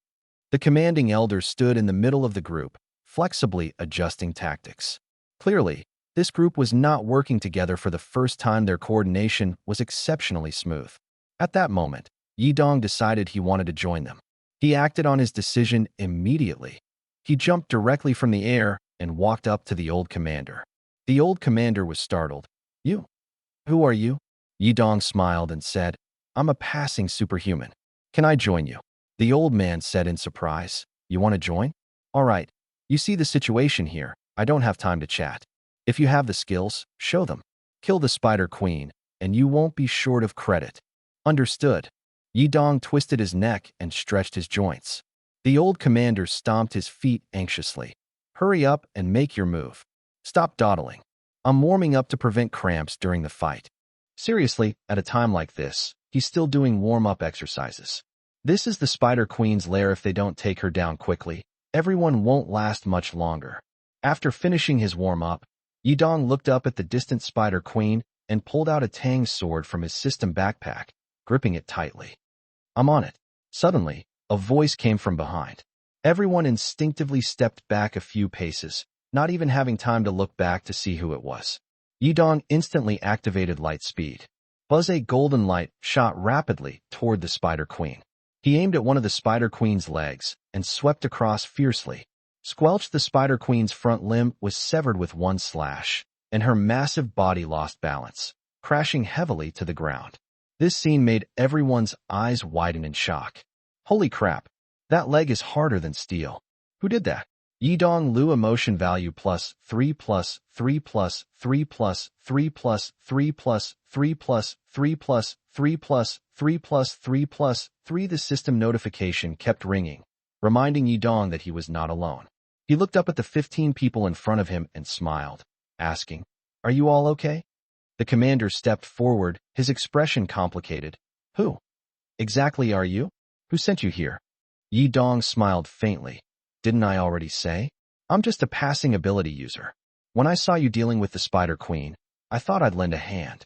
Earlier, you mentioned giving me a share. How much can I get?" The commander was momentarily speechless. The Spider Queen was killed by him. No one here could have split the Spider Queen's body with a single strike. If it weren't for his sudden intervention, they probably wouldn't have lasted 5 minutes. The commander took a deep breath and said, "We came with 25 people, and 10 died. Selling the Spider Queen's corpse won't leave much dragon coins for each of us. However, I can privately give you 1 million as a token of gratitude. You saved us." 1 million? That number seemed quite tempting. 037. Lin Shan returns. Yi Dong took the 1 million and walked straight out of the underground cave. He checked the market price for the Spider Queen's corpse. As a Tier 1 Beast King, a complete corpse could sell for about 5 million. Getting 1 million was already quite a lot. "Yi Dong, you little rascal." Yun Tianlan, who had somehow tracked him down, came running toward him angrily. Yi Dong's eyes widened, and he quickly entered light speed mode. "Try running, I dare you." Yi Dong's face showed an awkward smile as the golden light slowly dissipated. He walked toward Yun Tianlan. "Sister Tianlan, I was just afraid you'd worry about me. Look, I'm fine now, aren't I?" Yun Tianlan grabbed his ear. "Didn't I tell you not to go outside the city? And if you did, you were supposed to go with me. Is your ear just for decoration? Should I just pull it off for you?" "Sister Tianlan, it hurts, it hurts. I was wrong. I won't dare to do it again." Yi Dong quickly begged for mercy. "There won't be a next time." Yun Tianlan let go of his ear. "Now, come back with me immediately." "All right." Julong Courtyard. Yi Dong returned to his room, lay on the sofa, and browsed the prices of various Tang swords. Tang's swords were relatively cheap, ranging from a few thousand to tens of thousands. None were close to 1 million. At this moment, Yun Tianlan walked in and glared at Yi Dong. Yi Dong quickly greeted her. "Sister Tianlan, I want to buy a Tang sword as a weapon. Do you have any brand recommendations?" Yun Tianlan raised an eyebrow. "Longting makes the best Tang swords, but they're expensive. Don't worry, though I'll apply to the higher-ups to get you one." "Apply to the higher-ups? That should be free, right?" This would save him some money. Yidong decided to trust the organization. They would surely provide him with a good sword. On the same day, a private helicopter flew in from outside the city and landed on the rooftop of the Jiulong courtyard's back garden. Su Guoqiang was already waiting in place. A young man wearing sunglasses and a suit stepped off the helicopter.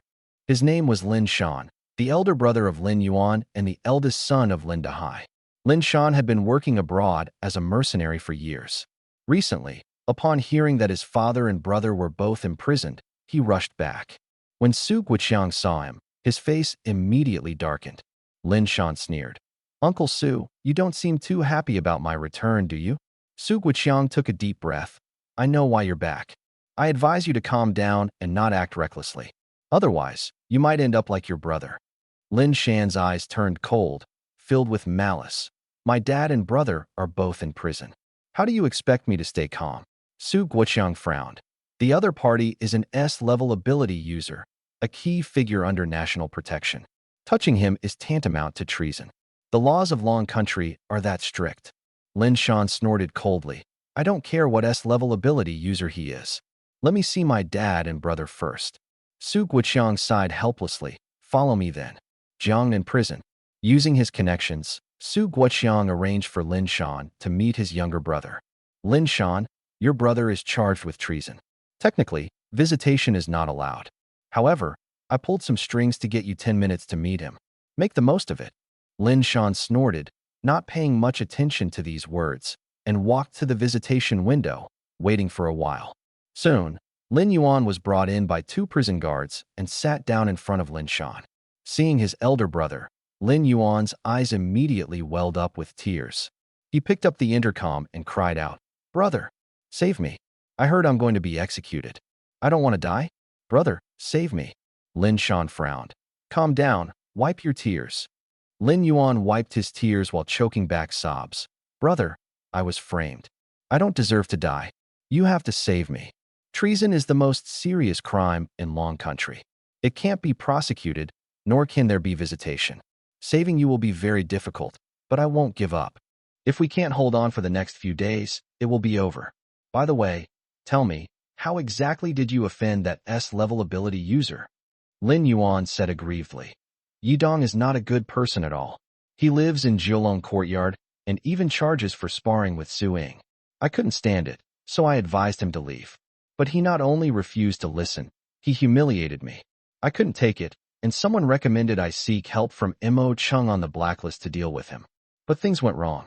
He escaped, and I was charged with treason. I'm going to be executed in a month. Brother, save me." After hearing this, Lin Shan could hardly believe it. He was sentenced to treason just because of an argument. That Mo Chung guy actually got his younger brother into trouble. He won't get away with this either. Lin Shan continued to ask, "What about Dad? How is he?" Lin Yuan said bitterly, "I don't know Dad's situation, but I heard he's also been imprisoned. Brother, when will you come to save me?" Lin Shan took a deep breath. "Tonight." Lin Yuan's eyes widened. "Tonight? Really?" Lin Shan nodded and hung up the phone. Leaving the prison, Lin Shan got directly into a car. Su Guoqiang followed but was blocked outside by Lin Shan. "Where I'm going isn't on your way. Find another car yourself." Su Guoqiang's face changed, warning, "Lin Shan, don't say I didn't warn you. Don't act recklessly, or you'll drag me down. I won't acknowledge you then." Lin Shan smiled. "Don't worry, I won't drag you down. Precisely because of that, you can't get in this car. Understand?" Su Guoqiang frowned. Lin Shan was clearly planning something big, but it was unclear what would happen. He had just seen a few people still inside the helicopter, likely mercenaries Lin Shan had met abroad. These people were all ability users, and who knows what kind of chaos they might cause. He could only hope this fire wouldn't burn him. Su Guoqiang watched the car drive away, picked up his phone, and made a call. 038. Prison break. Yidong and Su Ying returned to Jiulong Courtyard. Su Guoqiang's face was grim as he said to Yidong, "Lin Shan is back. He's Lin Yuan's biological older brother. He's been working as a mercenary abroad for years and is also an ability user with formidable strength. I don't think he'll just stand by and watch his brother get executed." Upon hearing this, Yun Tianlan immediately said, "I'll notify the Wuhan Bureau." But you need to tell me what his specific abilities are and what level of strength he has. Su Guiqiang thought for a moment. His ability is that of a B-level mutant, but I'm not sure about the specifics. His strength is roughly at the 3rd tier, probably above that. B-level mutants generally possess special elemental abilities. A mere 3rd tier mutant, what's there to be afraid of? If he dares to come after me, I'll make sure he dies without a burial place. Su Guiqiang shook his head. That's not what I'm worried about. I'm afraid he'll stage a prison break. He brought some friends along, and their strength is about the same. I've told you everything I know, now it's up to you to handle it. Yi Dong smiled and said, with Sister Tianlan here, I think it'll be fine. I'll stay at the Wuhan Bureau for now to avoid causing trouble for you. Yun Tianlan nodded. All right, then let's head over now. Wuhan Bureau. Yi Dong returned to the basement of the Wuhan B. Jiangnan prison has been raided. Lin Yuan was rescued by his brother. We need to go immediately. We might still be able to stop them. Yi Dong was shocked. Damn, they acted so quickly? Which direction is the prison? East. Yun Tianlan directly jumped onto Yi Dong's back. Take me there. Yi Dong suddenly felt 2 spheres on his head, like brainwaves. Wait, now's not the time to think about this. Yi Dong quickly agreed. Sister Tianlan, hold on tight. As soon as he finished speaking, Yi Dong leapt up and dashed towards the cave entrance. Covering a distance of over 10 kilometers, he arrived in less than half a minute. When he reached the scene, Barrow had transformed into a helicopter, and several people were climbing aboard. Bang! Yi Dong landed steadily. Yun Tianlan jumped off his back and immediately charged towards the helicopter. Lin Yuan's eyes widened. Brother, it's Yi Dong. Lin Shan turned around and saw a woman rapidly approaching. Fireman Jack instantly raised a wall of fire in place. Yun Tianlan was blocked by the wall of fire, but hesitated only for a moment before her body instantly turned to steel and she charged through the flames. Fireman Jack was shocked. This woman isn't afraid of fire. You guys need to leave now. Leave?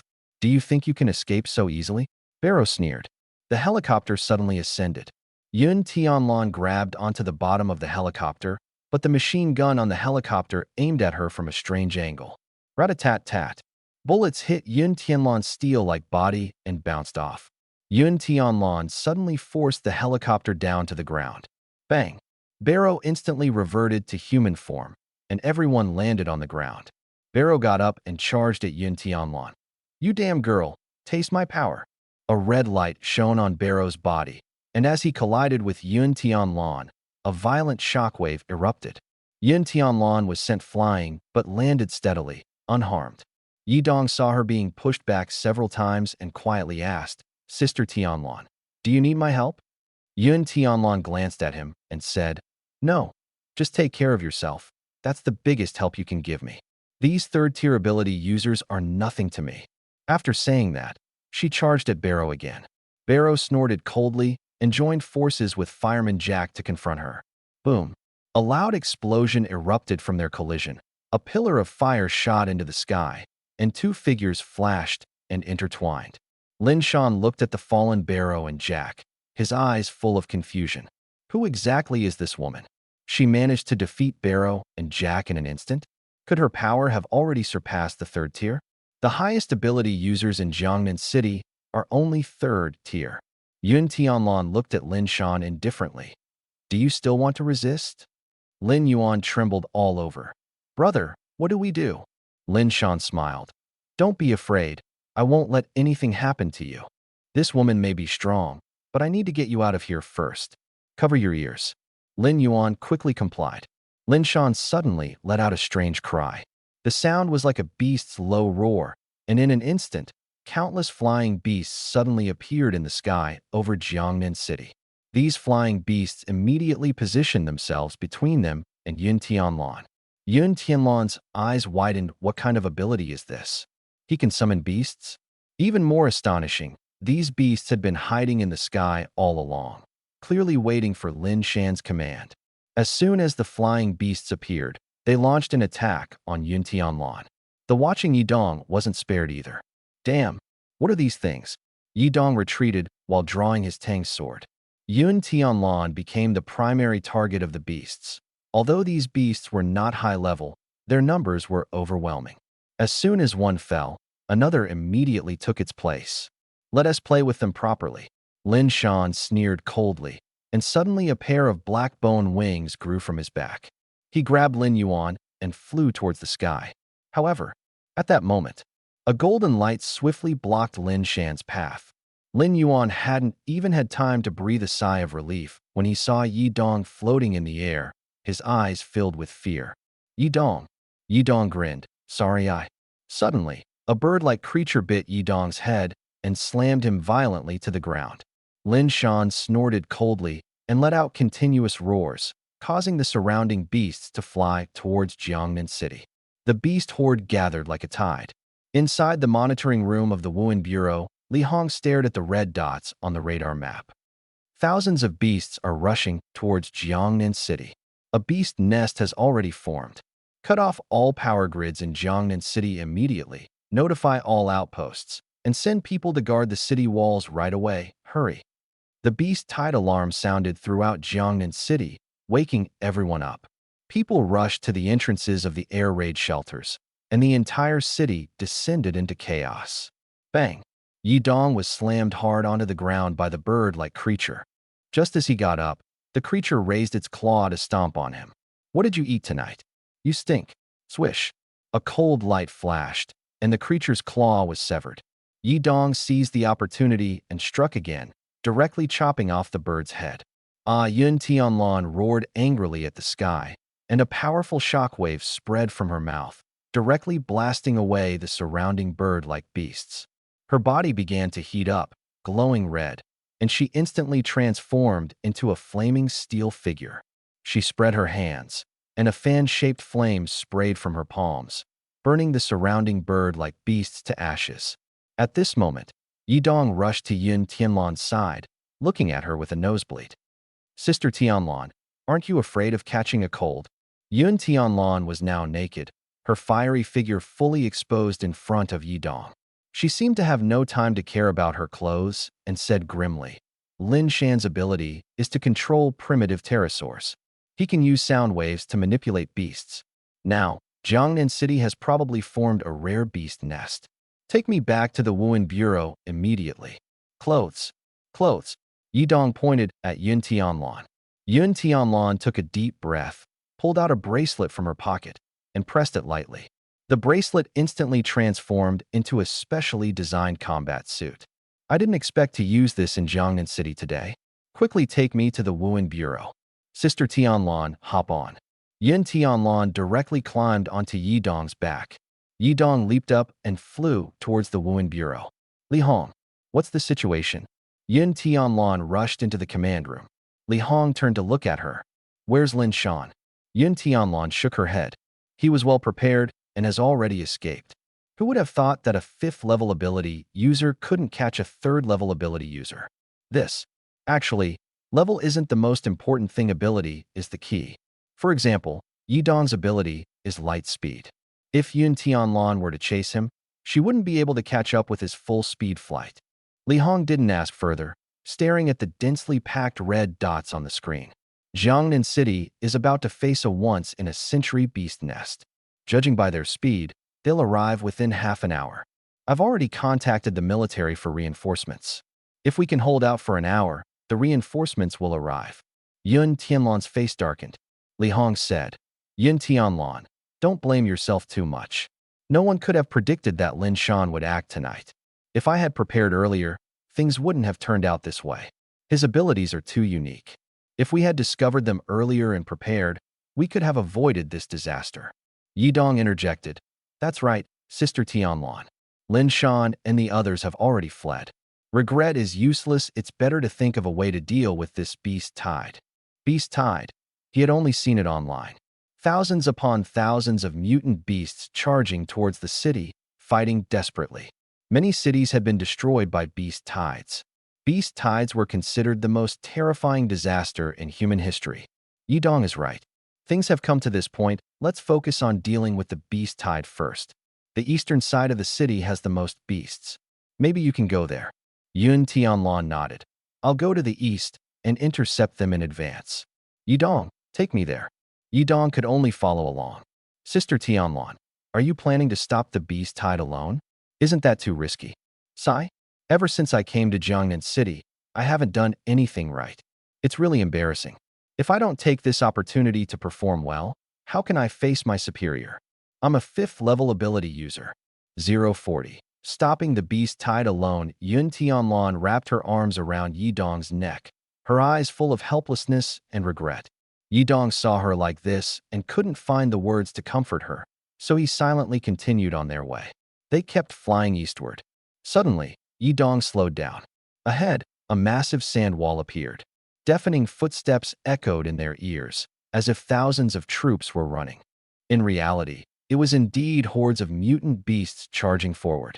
Yun Tianlan spoke. Yi Dong, after all we've been through, I might be reassigned by my superiors. Do you think I'm useless? Yi Dong was shocked and said, No way. Reassigned? This has nothing to do with you. You're my bodyguard, specifically here to protect me. You've done a great job. I haven't even had a chance to help. Yun Tianlan shook her head. That's not how the higher-ups will see it. Even with me in the city, so many things have happened, the suicide attacks from the blacklist, and now this beast tide. I'll be blamed by everyone. I really haven't done well. Yi Dong patted her on the butt. Listen to me. Your job is to protect me, and you've done that excellently. The rest isn't your responsibility, understand? Yun Tianlan looked aggrieved. Wow. Sister Tianlan, a 5th level ability user, actually showed such a pitiful expression. It seems that no matter how strong someone is, deep down, they're still just an ordinary woman. At that moment, the communicator on Yun Tianlan's wrist rang. She opened the communication. Yun Tianlan, a beast tide has broken out in Jiangnan City? What's going on? Yun Tianlan took a deep breath. This is my mistake. I'll take responsibility. You'll take responsibility? What exactly happened? Yi Dong quickly said. In short, the beast tide has arrived. It's not Sister Tianlan's fault. She's been protecting me well. When will you send reinforcements? You're the Lightspeed boy? It's me. Yun Tianlan reached out to cover Yi Dong's mouth, but he shook his head and avoided her attempt. Send reinforcements quickly. Yi Dong, that's my commanding officer. You can't talk to him like that. The voice on the other end of the communication fell silent for a moment before saying, Yun Tianlan, handle the beast tide first. Reinforcements are on the way. Afterward, I want an explanation from you. Yi Dong landed abruptly and tossed Yun Tianlan aside casually. Are you stupid? Yi Dong looked at her in disbelief. Yun Tianlan said arrogantly, Soldiers can't lie to their superiors. If I'm wrong, I have to take responsibility. Yi Dong was speechless. Didn't I just say it? Your job is to protect me, and you've done that well. As for what's happening now, including the suicide attack, it has nothing to do with you. Do you need me to die to satisfy your superiors? Sure, if I die, none of this will happen, but do you want me dead? Yi Dong glared angrily.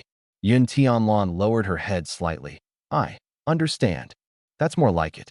Now focus on dealing with the beast tide, and I'll find a place to hide. Yun Tianlan might have undergone military training. She was too rigid and lacked flexibility. Fortunately, she finally understood. Only then did Yi Dong feel relieved. At this moment, Yun Tianlan's entire body became as hard as steel, and flames erupted from every part of her body. The front line of the beast tide was less than 100 meters away from her. Yet Yun Tianlan's gaze remained calm, her body engulfed in flames, with pillars of fire shooting into the sky, forming a massive wall of fire behind her. The next second, Yun Tianlan transformed into a giant fireball and charged directly into the beast tide. Bang! The fireball carved out a blank path in the center of the beast tide, waves of fire engulfing the surrounding beasts in flames. The fire wall advanced like a tsunami, pushing against the beasts. Yi Dong clenched his fist tightly in the air. Amazing! One person blocked the path of the beast tide. Her fire walls seemed almost solid, forcibly holding back the beasts while burning them. Is this the power of a 5th-tier ability user? Incredible! Roar! A beast-like roar erupted from Yun Tianlan's mouth. Behind her, a flame giant over 10 meters tall, with only its upper body, suddenly appeared. As soon as the flame giant emerged, it raised its massive arms and slammed them into the ground. Bang! With one punch, fiery ripples spread instantly in all directions. Like ocean waves, the ripples lifted the surrounding beasts one by one, sweeping them all into the sea of fire. This scene, Yi Dong would never forget. In the Wuhan Bureau monitoring room, Li Hong stared at the thermal imaging map, where red dots were disappearing continuously, his eyes full of shock. What is going on? The beast tide in the east is collapsing. Hundreds of red dots are disappearing every second. Could this be Yun Tianlan's doing? This woman really has some skills. Li Hong hurriedly instructed the technicians to activate the satellite and lock onto the eastern location. A sea of fire appeared before his eyes. In the center of the sea of fire stood a person, a woman. Yun Tianlan slowly surveyed her surroundings, like a demon inspecting the mortal realm. After confirming there were no living creatures nearby, she withdrew the flames and let out a long sigh. At this moment, Yi Dong rushed over from afar. Sister Tianlan, you're incredible. You single-handedly wiped out the beast tide in the east. Yun Tianlan smiled bitterly and said, it was just a group of third-tier beasts, nothing special. There aren't many high-tier beasts near Jiangnan City, so don't be so surprised. This is just the power of overwhelming strength. Yi Dong was still brimming with excitement. The beast tide isn't just here, there are other places too. Take me back first. Wait, my combat suit hasn't cooled down yet. Let's just run back. All right, let's go. Yun Tianlan took the lead, running toward Jiangnan City. Yi Dong followed closely behind. In Yi Dong's eyes, Yun Tianlan's figure suddenly seemed larger than life at this moment. This is the power of ability users who protect humanity. One day, he too would become as strong as Sister Tianlan and defend their home. Tianlan, your ability is clearly steel element. How can you use flames? Yi Dong suddenly asked. Yun Tianlan replied while running. Ability users above level B have a chance for a second ability awakening, which we call gene unlocking. When you reach level 3, you should be able to unlock a new ability too, and it might even be an elemental ability. So this is called gene unlocking.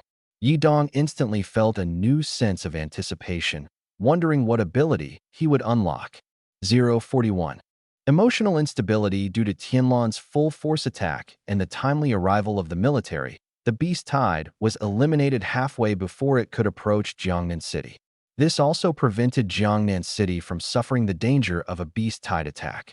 At this moment, the Bureau of Martial Security.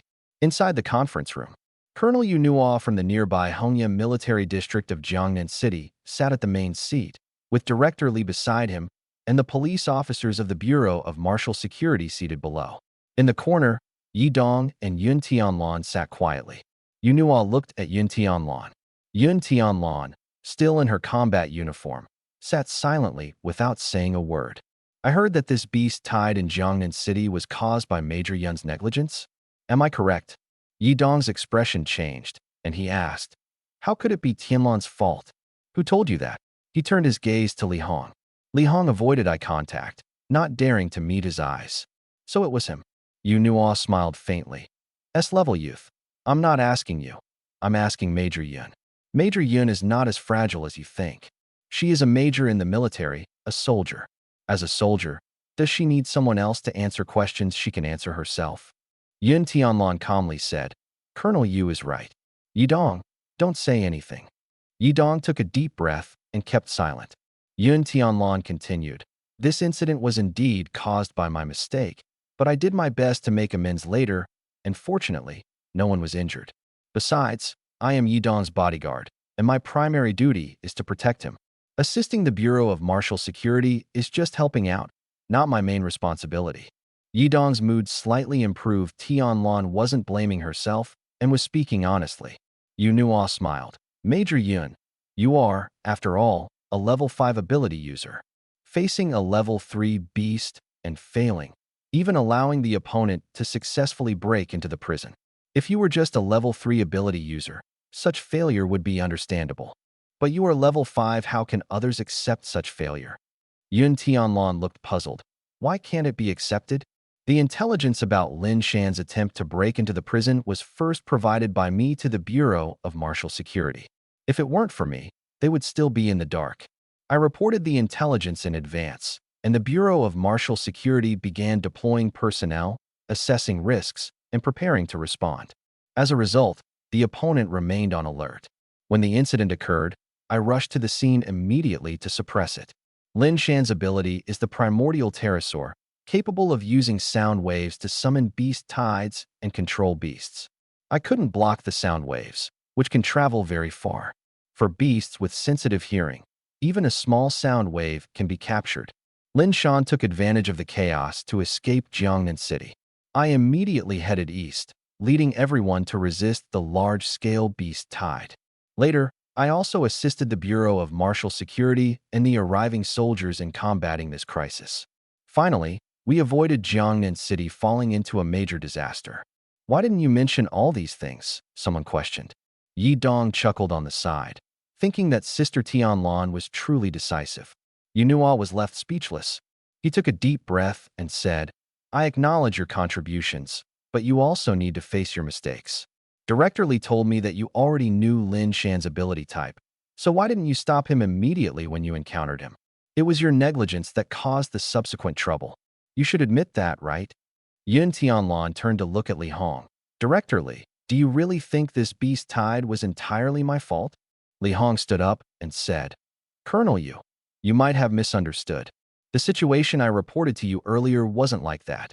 Yunhua sneered. From my perspective, a fifth tier failing to stop a third tier and letting him escape is undoubtedly the responsibility of the fifth tier. When something goes wrong, someone has to take responsibility. Either Director Li steps up, or Major Yun chooses to take it. After speaking, Yunhua got up and left. He seemed unwilling to waste more words here. Yi Dong turned to ask Li Hong. Director Li, who is this guy?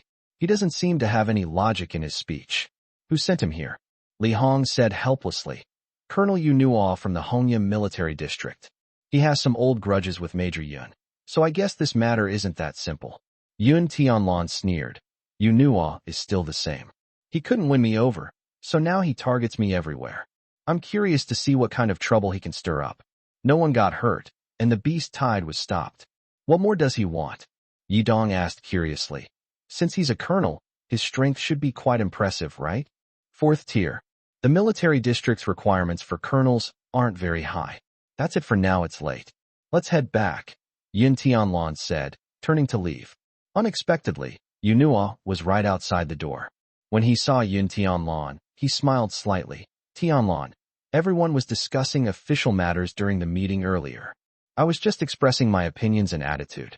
You won't take it to heart, will you? Yi Dong was utterly shocked. Is this guy two-faced? He was so aggressive earlier, and now he's being polite. It's really hard to figure him out. Yun Tianlan looked at him. After all these years, you're still the same. No wonder you've been stuck in a small military district. Why not think about how to work harder and climb up? Yunhua smiled. Of course, of course. When the time comes, I'll definitely visit the military headquarters to find you. You'll have to take care of me then. Yun Tianlan ignored him and turned to leave. Yi Dong quickly followed. Sister Tianlan, you know him? Yun Tianlan nodded. We enlisted together back then, part of the same batch. He pursued me, but I don't like men weaker than me. Later, I went to the military headquarters, and he started spreading rumors about having a relationship with me while also claiming he didn't like me. Honestly, his mind isn't quite right. Other than that, he's okay, Yi Dong said awkwardly. That should count as a mental issue. How can someone like that become a colonel? Yun Tianlan smiled. I already said he's fine in other aspects, just emotionally unstable. Jiangnan City. I'm in Jiangnan City. How many times do I have to say it? Beast tide. You idiot. Suddenly, Yunhua's furious shouting came from behind. Yi Dong squinted his eyes. Sure enough, this guy's emotions are really unstable. Yunhua hung up the phone, walked past Yi Dong, stopped, and smiled, saying, S-Class Youth, a late introduction. My name is Yunhua, Colonel of the Red Leaf Military District. Actually, I've wanted to meet you for a long time. Thanks to this beast tide, I was sent here and finally got to meet the legendary S-Class Youth. Let's shake hands. Yi Dong's mouth twitched. But you just said in the meeting room that Sister Tianlan was incompetent and caused trouble. Yunhua explained. That was meeting talk. Meetings are like that, criticism where it's due, praise where it's due. For example, I didn't mention Major Yun's mistakes earlier. Instead, I praised her for doing well.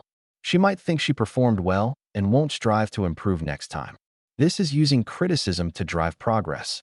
As a friend, I apologized to her afterward. I did it for her own good. After speaking, he smiled at Yidong. Yidong nodded. I see. Then what about the person you scolded so harshly earlier? What's the story there? That's one of my very promising subordinates with great potential. On the surface, I scold him, but in reality, it's to motivate him. Impressive. Yidong gave a thumbs up. This Yunhua was truly a clever person. When it came to flattering superiors, he certainly had his methods. At this moment, Yun Tianlan asked, Yunhua, everything here is resolved. Why haven't you gone back yet? Yunhua smiled slightly and said, the principal of White Egret Academy is an old friend of mine. I need to visit him later. After that, I'll head back. Tianlan, don't forget to reply to my messages. With that, Yunhua cheerfully walked out. Yidong squinted slightly. Dealing with Colonel Yu must be quite exhausting, right? Yun Tianlan nodded. It used to be, but now I don't have to endure it anymore. I've gone to the South Sea Military Department. If he wants to go there, he'll have to work hard. Anyway, let's leave here first. Yidong followed Yun Tianlan out of Jiangnan City. Yun Tianlan then said, although Lin Shan escaped, he has now become a wanted criminal in Long Country. This guy originally had a bright future, but one wrong step led to another. I doubt he'll let us off easily. He might come back to cause trouble at any time. I can't always protect you, Yidong. You need to step up your game.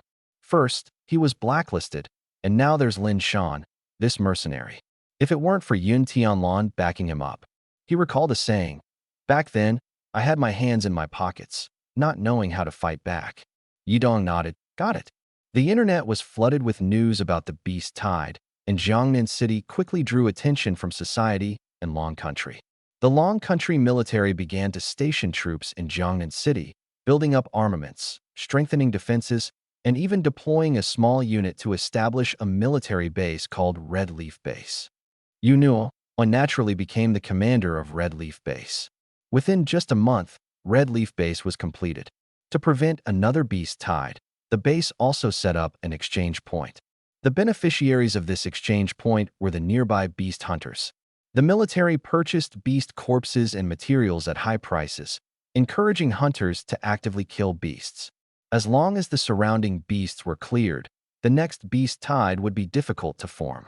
Even if another beast tide occurred, it would happen far from Jiangnan City, giving the area enough time to prepare. During this past month, Yidong had been venturing into the Moonheart Forest at night to hunt exotic beasts in order to improve his level. Although the time spent was limited, his progress was evident, and he was on the verge of breaking through to the second tier. Early in the morning, Yidong arrived at the classroom. Before class began, he pretended to look out the window while secretly opening his personal information panel. Host, Yidong level, Tier 1, 9 stars 90% defense, 3750 points, 0 skills. My world omniscient inventory. None looking at the data on the panel, Yidong's lips curled into a slight smile before he closed the personal information screen. With 3750 defense points, which translated to 3,750 pounds of force, Yidong's strength far surpassed the average Tier 1, 9-star S-class ability user, whose maximum strength was around 2,100 pounds. Yidong exceeded the historical record by over 1,000 pounds, all thanks to the system's assistance. Even if he encountered a Tier 2 ability user, Yidong was confident he could defeat them. His light speed ability was not just an enhancement, it allowed him to enter a state of light speed. In this state, his impact force would double, bringing his strength close to 7,000 pounds. It was truly astonishing. Over the past month, he had been engaging in high-speed battles with Su Ying day and night. Although he hadn't developed any new techniques yet, with his current strength, even basic punches and kicks were already highly threatening. The class bell rang. A person entered the classroom from outside. It was none other than Teacher Wu. Yidong was momentarily stunned and glanced at his deskmate, Su Ying. Su Ying's face was also filled with surprise, and she immediately looked at Yidong. The two stared at each other, both seeing confusion in the other's eyes. Teacher Wu said, "You all have been ability users for over a month now. Today, I will take you outside the city to the Moonheart Forest for a day of wilderness adventure. Are you ready?" As soon as these words were spoken, the classroom erupted into chaos. What? We're going outside the city? We've only been ability users for a month. Isn't this a death sentence? What if we encounter exotic beasts? This is way too reckless. I'm not going. The school must have safety measures in place, right? A student stood up and asked. Teacher Wu replied calmly. The military will send people to ensure your safety. Hearing this, everyone finally breathed a sigh of relief. If the military is protecting us, then it's fine to go.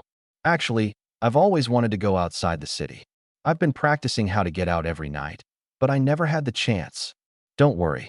If there's any danger, I'll use my ability to protect everyone. And also Xia Qiuyu. Someone boasted shamelessly in front of everyone. Yidong was speechless. Why did these people act like children? 043. Wilderness adventure. Following teacher Wu out of the classroom, the students of Class A began to line up and file out one by one. Their faces were filled with a mix of nervousness and anticipation. They were both afraid and eager to see the outside world, and this conflicting emotion was hard to control. Classmates, we are the students of Class A. The elite ability users of Egret Academy are all in our class. We can't let Class A lose face. That's right. Sooner or later, we'll have to face the dangers outside the city. Now is the perfect opportunity to go early. If I encounter an exotic beast, I'll definitely show it the power of an ability user. Yidong sat in the last row by the window, with Su Ying and her friend Xia Qiuyu sitting next to him. Xia Qiuyu was a new friend Su Ying had made. She was tall and slender, spoke softly, and was the type of girl that boys would probably like, making people instinctively want to protect her. The bus slowly headed out of the city. The students of Class A on the bus were as excited as children on a spring outing. However, quite a few of them looked pale, already too scared to move. For example, Xia Qiuyu, who was sitting next to Yidong. Noticing Yidong's gaze, Xia Qiuyu swallowed hard and said softly, "No wonder you're an S-class student. You don't seem scared at all. Ying too, I really envy you both." Yidong smiled faintly and said, "Fear is just a reaction in your heart. Whether you're scared or not, we all have to face it. Why not make yourself a bit braver? At least you won't look so pathetic." Su Ying asked, "That sounds like lyrics from a song. What song is it?" Yidong stuck out his tongue and said, "I'm just trying to comfort your friend, Su Ying. Don't ruin it for me." Su Ying snorted, "Oh, I see. When you see a delicate girl, your macho instincts kick in. My friend doesn't need your comfort, I'll protect her. Qiuyu, don't worry. If anything happens, I'll definitely have your back." Yidong scoffed. "Qiuyu, you should be careful of Su Ying. She's a lesbian, pretending to be your friend but actually taking advantage of you. Don't trust her too much." Hearing that Su Ying was a lesbian, Xia Qiuyu's expression became a bit complicated, but she naturally ended up being hugged by Su Ying. At this moment, Su Ying raised her eyebrows at Yidong with a smug look. No way. Could it be that Xia Qiuyu already knew Su Ying was a lesbian, and that's why she was willing to be friends with her? Were they not just ordinary best friends, but actually a lesbian couple? This was too shocking. How far had their relationship progressed? How do lesbians even interact with each other? Yidong's eyes were filled with curiosity. However, in Su Ying and Xia Qiuyu's eyes, his expression was simply perverted. Too perverted. Yidong wiped his mouth and raised his eyebrows at Xia Qiuyu, saying, "Qiuyu, when did you two start? Actually, I don't oppose lesbians. Men and women are only together to have children. True love is between gay men and lesbians. By the way, how far have you two progressed? Qiuyu, come sit next to me." Oh.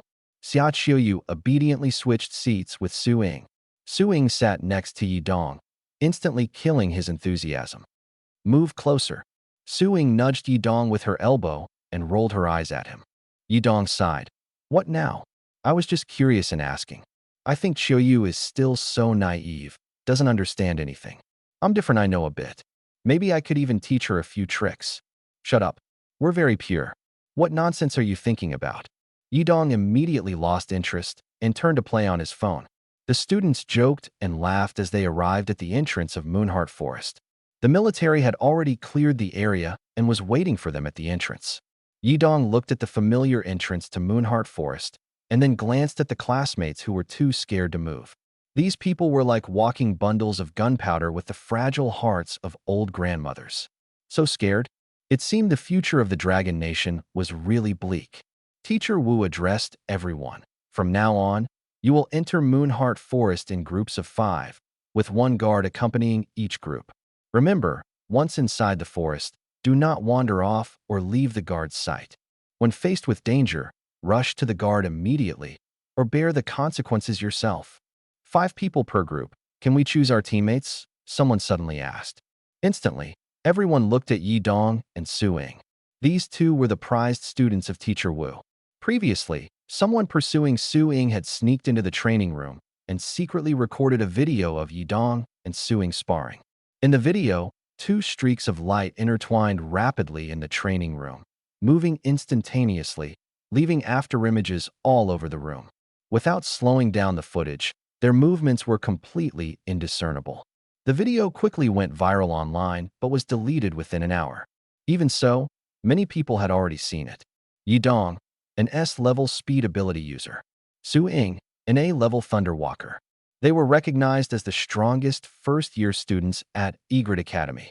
However, Yi Dong's personality was a bit odd, and many classmates didn't like him much. Coupled with his status as an S-level expert, his brilliance was too dazzling, and everyone deliberately kept their distance from him, afraid of being accused of trying to curry favor. As a result, Su Ying quickly became the most sought-after teammate. Su Goddess, can I be in your team? I promise to protect you. Su Goddess, can you be my girlfriend? Oops. I mean, can I join your team? I want to join your team. If you don't agree, you'll have to convince yourself otherwise. A group of boys surrounded Su Ying.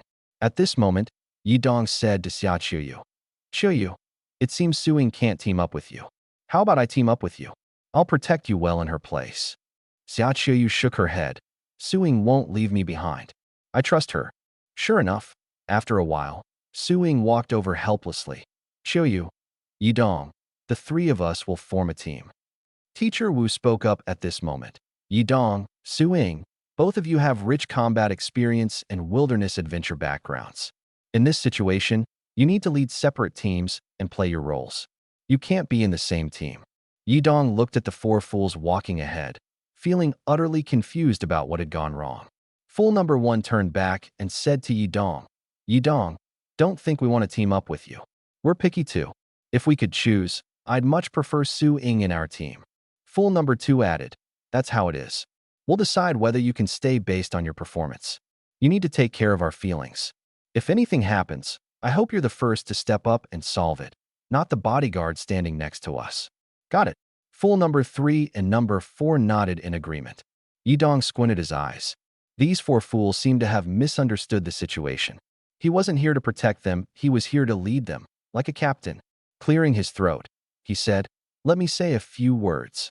The 4 fools turned back to look at him, their expressions clearly showing they didn't expect him to say anything worthwhile. "The situation now is that you all have to follow my commands for the entire day. I'm responsible for ensuring your safety in Moonheart Forest and eliminating any dangers." "Got it." Fool number 1 chuckled. "You really think of yourself as the captain, huh? Just because you've been to Moonheart Forest a few more times and trained under Egret Academy's strongest physical combat teacher, you think you're superior?" Fool number 2 said, "Being a captain doesn't sound like much, but it's actually quite important. We'll choose a captain in a fair way. The captain will have absolute authority over us. How about that?" The 4 fools exchanged glances. Yi Dong had already figured out what each of them was thinking. He continued, "I know there are many interesting places in Moonheart Forest. If I become the captain, I'll take you to see them. How does that sound?" The 4 fools looked at each other, and fool number 1 asked, "What if it's not interesting at all? You all know my judgment. If I say it's interesting, then it definitely is. Don't believe me." Fool number 2 said, "I don't quite understand your judgment, but since you're so confident, we'll give you a chance to show us." Yi Dong smiled. "All right, follow me." After a while, Yi Dong led the 4 fools to a beast cave nearby. The entrance of the cave was piled with white bones, forming a defense line, clearly warning all creatures approaching that this place was dangerous. Fool number 1 exclaimed in surprise, "Isn't this a beast cave? Yi Dong, why did you bring us to such a creepy place? What's inside? What if something suddenly rushes out?" Fool number 2 trembled in fear. "This is the interesting place you mentioned? I don't see any fun in it. It's just terrifying. Let's leave quickly." Fool number 3 said, "I regret listening to you. Let's go quickly, or it'll be too late. Fool number 4 took a deep breath and started retreating. Yi Dong asked in confusion, "Do you guys even have any sense of aesthetics? Don't you find this skeleton defense line particularly fascinating? Aren't you curious about what kind of beast set up this defense line? Can't you have a little curiosity?" Fool number 1 said to the guard, "He's definitely crazy. Please take us away from here." Yi Dong smacked his lips. "Take another look. It's really interesting." Suddenly, a roar came from the beast cave. Then, a beast resembling a giant lion looked in their direction. Upon seeing them, it immediately let out an angry roar and charged at them furiously. The guard's eyes widened. "Quick, hide behind me. Hurry. Help, I'm doomed. I'm doomed. I'm doomed. Help, help." 3 went mad, and 1 fainted from fear. Yi Dong looked at the scene in front of him and couldn't help but find it particularly amusing. These 4 fools were truly clueless. The guard saw Yi Dong still unresponsive and urgently raised his voice. "Quick, hide behind me. Do you want to die?" Yi Dong asked in confusion. "Die? What are you talking about? This is my friend. I named him Simba." The beast called Simba slowed down as it reached Yi Dong, cautiously stretching its head forward. Yi Dong smiled and patted Simba's furry head. "Simba, long time no see. How are your wife and kids?" The guard was dumbfounded on the spot. What was going on? This was the first time he'd seen a human tame a beast. Simba was clearly a Tier 1 Grade A beast, officially named Storm Lion. Storm lions were one of the most dangerous beasts at this level. But now, Simba was behaving like a kitten, obediently lying at Yi Dong's feet, playing a clapping game with him. "You clap once, I clap once, 5 fingers, 666. You lost." Yi Dong and Simba were having a great time, and then Yi Dong led Simba toward the guard. "Guard, this is my good friend Simba. What about those 4? Wake them up quickly. Simba is really interesting." The guard looked at Simba, who was a head taller than him. This Simba must have lived a long time otherwise. It couldn't have grown so big. How did you manage this? Why don't the beasts attack you but instead become your friends?" Yi Dong glanced at Simba, who gave him a knowing smile that only men would understand. How strange. Why would Simba smile like that? Yi Dong explained, "Here's what happened. I was hunting in the forest when I suddenly saw a little lion by the roadside. It was clearly lost. I went over and asked if it was lost, but it couldn't understand me at all. I planned to take it to the Wuhan Bureau and hand it over to the police, but then a group of beast hunters suddenly appeared. These hunters were heartless and wanted to kill the little lion. I got so angry that I chased them away. Simba happened to arrive at the scene and saw me drive those people off. Since then, we've been good friends." The guard still looked skeptical. If Simba weren't standing right in front of him, he might have thought Yi Dong was making it all up. 045, Forest Tunnel. Simba pointed at the 4 fools lying on the ground. Yi Dong couldn't help but laugh. "Oh no, these 4 aren't for you to eat. They're not like those people from before." Simba nodded, seemingly understanding. Just then, a sudden roar came from behind. Simba shuddered in fright. Yi Dong was also startled. What happened? Simba quickly ran toward the cave, and after a while, a miserable cry came from him. Yi Dong and the guard were stunned. The guard took a deep breath and urgently asked Yi Dong, "Tell me quickly, I didn't see that wrong, did I? Tell me." Yi Dong looked confused. "See what? By the way, guard, what do you think of these skeleton defenses? Do you feel a special atmosphere?" The guard swallowed hard. "I don't understand this kind of art. Anyway, let's get out of here quickly." "All right." Yi Dong and the guard each carried 2 of the fools. The 4 of them were so scared they wet their pants. It was a pitiful sight. Yi Dong placed them under the shade of a tree and then started to walk away. The guard was puzzled. "Yi Dong, where are you going?" Yi Dong said, "I haven't said goodbye to Simba yet. I'm going to bid him farewell." The guard shouted in his heart, "Stop showing off your powers, please." He quickly stopped Yi Dong. "Yi Dong, your classmates are all unconscious. If you leave and something happens, I can't handle it alone." Yi Dong reluctantly came back. "All right. By the way, I know a way to wake up unconscious people quickly." The guard asked eagerly, "What method? Tell me quickly." "The most important thing now is to wake them up," Yi Dong said. "I read in a book that there are several ways. The first is to press the philtrum. The second is to use a strong-smelling perfume. The third is a bit rough, just slap them awake. The fourth is the most elegant and the fastest. The guard looked expectant. What is it? Yidong smiled and said, use urine to wake them up. I even grabbed a skull, planning to pee in it, and pour it on them to wake them up. Actually, many people misunderstand, thinking there's some special component in urine that wakes people up. But that's not the case. It was because a foreign liquid had entered their body. The brain, not recognizing what it was, instructed the stomach to react. This reaction stimulated the nerves, causing someone to wake up quickly. The guard was speechless. Such a professional explanation, why use it in a moment like this? What kind of books do you even read usually? The guard was almost baffled to the point of laughter. Was this guy really an S-level ability user? Why did he feel so strange? The guard cleared his throat and said, I think your method isn't very reliable. Even if you wake them up, they won't be grateful to you because you're the one who scared them unconscious in the first place. Maybe try another way. Yidong smiled faintly and said, do you think I splashed urine on them in the end just to get revenge? Do you think I'm that petty? The guard replied with certainty, yes, absolutely. Yidong casually tossed the skull aside and gave up trying, saying, I didn't expect you to see through me like this. Actually, I did have a bit of a vengeful mindset. Since you've figured it out, forget it. I think they'll wake up soon. The guard asked curiously, why are you so sure? Yidong walked up to fool number one. Smack, smack, smack, smack. For crisp slaps echoed in succession. Very quickly, the four people groggily woke up from the ground. The guard let out a deep breath of relief, thinking this was still better than forcing them to drink urine. Who would V thought this S-level ability user was so petty? If he hadn't intervened, these four would V definitely been soaked with urine today. What happened? The fools rubbed their eyes and touched their swollen faces, looking around in confusion. Yidong was just about to explain when suddenly a shout came from afar. Everyone, come quickly. I found a tunnel. A tunnel. The fools instantly became excited, almost forgetting what had just happened. It must be a tunnel used to imprison people. Let us go check it out. How could there be a tunnel in this place? Who dug it? I'm so curious. Could it have been dug by aliens? Aliens? Are you kidding me? There's no such thing as aliens in this world. In no time, everyone gathered at the tunnel entrance. The tunnel was deep, and the opening was large, as if something had pried it open.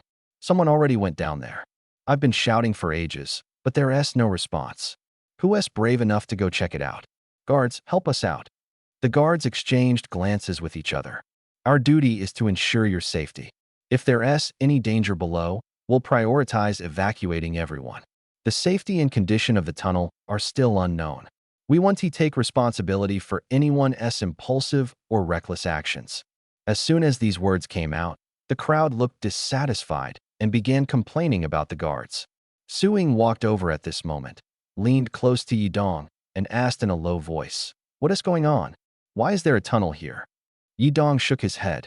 I don't know either. It was like this when I arrived. It seems someone has already gone down, but the guards don't dare to follow rashly. Suing's face changed. Then what should we do? The guards said, we've already contacted the Bureau of Armed Security. They'll be here soon with professional equipment. The guards are so useless. When danger arises, they just retreat and wait for the Bureau of Armed Security. Aren't you supposed to be soldiers from the Red Leaf base? Why are you so cowardly? If there really is danger below, by the time the Bureau of Armed Security arrives, the people down there might already be in trouble. Why don't you go down there yourselves? Isn't your training meant for situations like this? The guard shook his head. Sorry, the order is to stay put. Yidong's face darkened. Then he said, all right, stop arguing. Suing is willing to go down and take a look. Let's all give her a round of applause. Suing, ? 046, Blackwater Mystic Snake. Everyone became excited. As expected of Goddess Sue, so reliable at a time like this. An A-level Thunder Walker. I have a newfound respect for you. Goddess, I'm liking you more and more. Suing looked at Yidong in confusion. Yidong smiled and said, don't worry, I'll go down with you. Suing sighed helplessly. All right then, let's go together. Yidong said, you go down first, I'll protect you from behind. Suing glanced at Yidong, then at Xiaoqiu. Be careful, Xiaoqiu said, full of concern. Suing took a deep breath and jumped directly into the pit. A sensation of free fall. Suing landed steadily, looked up, and saw darkness ahead. However, she could vaguely make out a passage leading somewhere unknown. Yidong stood at the entrance of the tunnel, with everyone waiting for him to go down. Seeing him hesitate, Xia Chuyu couldn't help but ask, Yidong, why aren't you going down yet? Suing already went down. Didn't you say you'd go with her? Yidong smiled. Chuyu, you're so cute. What I said earlier was just to encourage Suing. What? You? Xia Chuyu could hardly believe her eyes. She grabbed Yidong's arm and tried to push him toward the tunnel entrance. No way, you have to go down too. Hurry up, Suing is waiting for you. Don't push me. Chuyu, stop. All right, I'll go down. Let me prepare first. I have claustrophobia. I need to adjust my mindset. But at this moment, Xia Chuyu didn't care about his claustrophobia or his fear of the dark. She directly shoved him down. Yidong landed steadily, stood up, and looked at Suing with a face full of displeasure. Suing asked in confusion, what were you doing just now? I waited for you forever before you came down. Yidong smacked his lips and said, a few of our classmates were emotionally unstable and crying just now. I comforted a few of them, which delayed me a bit. Nothing serious, right? Suing snorted coldly. What do you think could happen? There's a passage ahead, and I saw some footprints. Let's go check it out first. Wait, I'll lead the way. Yidong extended his right index finger, and a beam of light shot out from his fingertip, slowly gathering and expanding. Suing stared, her eyes wide open. Is this one of your abilities too? Yidong nodded. Don't rush, let me adjust the light first. He moved his fingers, and the shape and length of the beam kept changing. Suing watched him, her face full of amazement. Your finger is like a flashlight, and you can even adjust the beam. Soon, the light stabilized at about 5 meters, shining brightly. Yidong walked ahead, with Suing following closely behind. This looks like it was manually dug. The cave height is about the height of a person. Who would dig an underground tunnel in a place like this? Suing said indifferently. There are always some people with abnormal minds doing strange things. Our task is to find the classmates who went down earlier.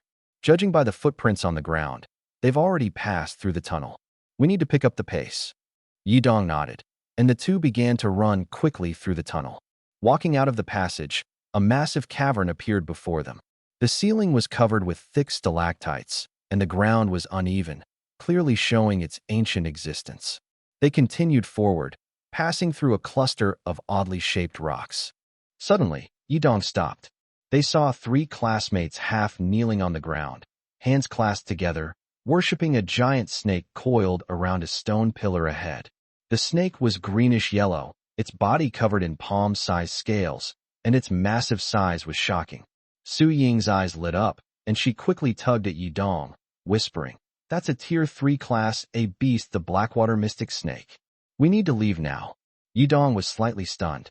A Tier 3 Class A beast. This place was actually the lair of the Blackwater Mystic Snake? What about those 3 classmates? Su Ying said anxiously. They've already been hypnotized by the Blackwater Mystic Snake. It can hypnotize others. If we don't leave now, it'll be too late. Hiss! Hiss suddenly. Countless small black snakes surged in from all directions. These small snakes varied in size, some as thick as a thumb, others as thick as an arm, completely blocking their escape route. Behind them came a beastly roar. It was the sound of the Blackwater Mystic Snake. Yidong quickly shouted to Su Ying, Run!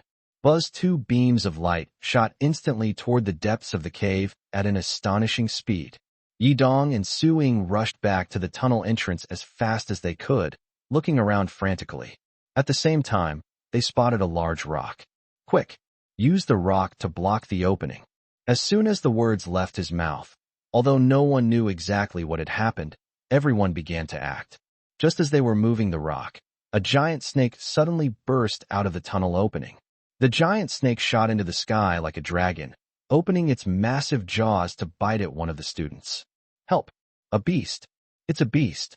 Save me! Help me! Damn it! Run! Yidong and Su Ying quickly dodged to the side. Luckily, they had run fast. If they had stayed to save those 3 classmates, they probably wouldn't have made it out.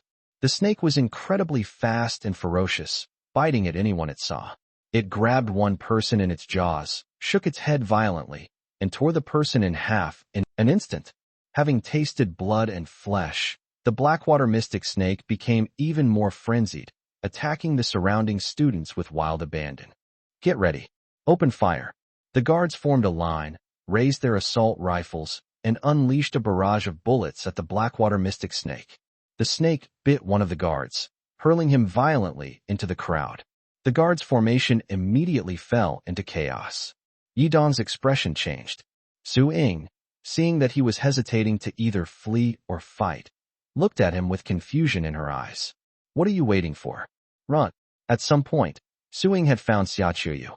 Xia Qiuyu's face was pale, and she anxiously stomped her foot. Ying, if you won't leave, we should go first. Hurry and decide. Suddenly, Yidong remembered something. I just remembered. Sister Tianlan went to get a spa today. She told me to be careful and to run if anything happened, saying no one could catch up to me. I thought she was hiding nearby, ready to deal with the mystic snake. Never mind, no good show to watch. Let's go to 047. You're too much of a nuisance. Yidong had just taken a step when he suddenly stopped, his gaze deeply fixed on Su Ying. Su Ying immediately felt uneasy. You're okay, right? That's a Tier 3 Class A beast. Xia Qiuyu clearly didn't understand the tacit understanding between Yidong and Su Ying. Why Yidong's sudden remark left Xia Qiuyu completely baffled. He turned to the Blackwater Mystic Snake not far away. You said it's a level 3 Grade A beast, right?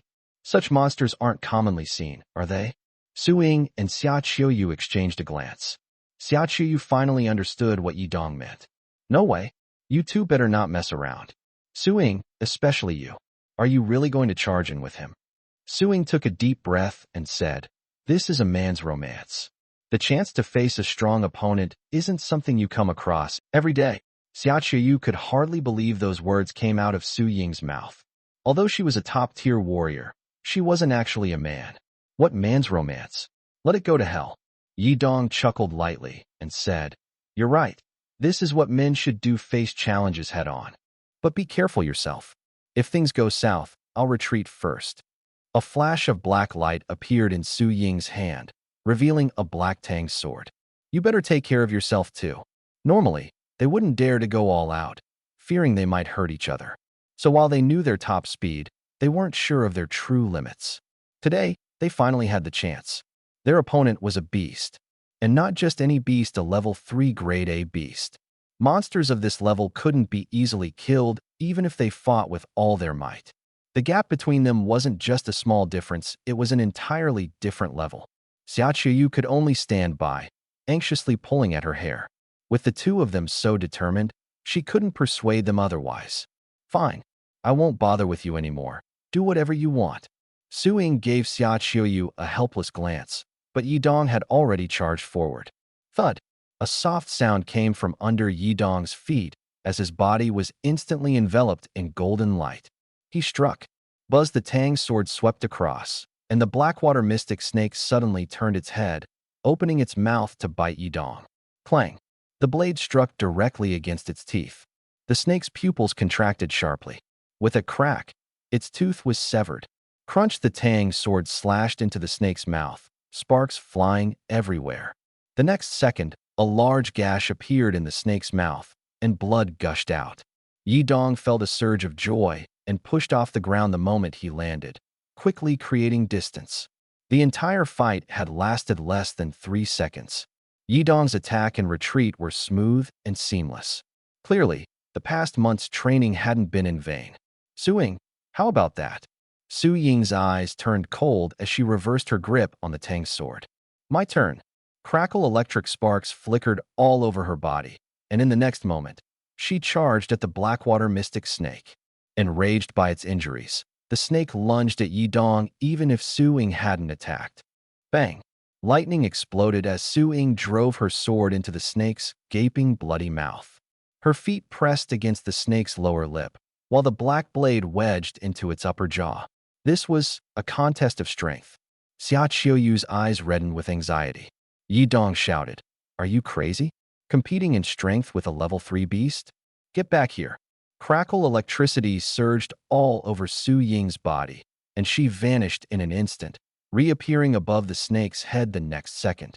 The Blackwater Mystic Snake suddenly twisted its body, its thick tail whipping towards Su Ying like a steel lash.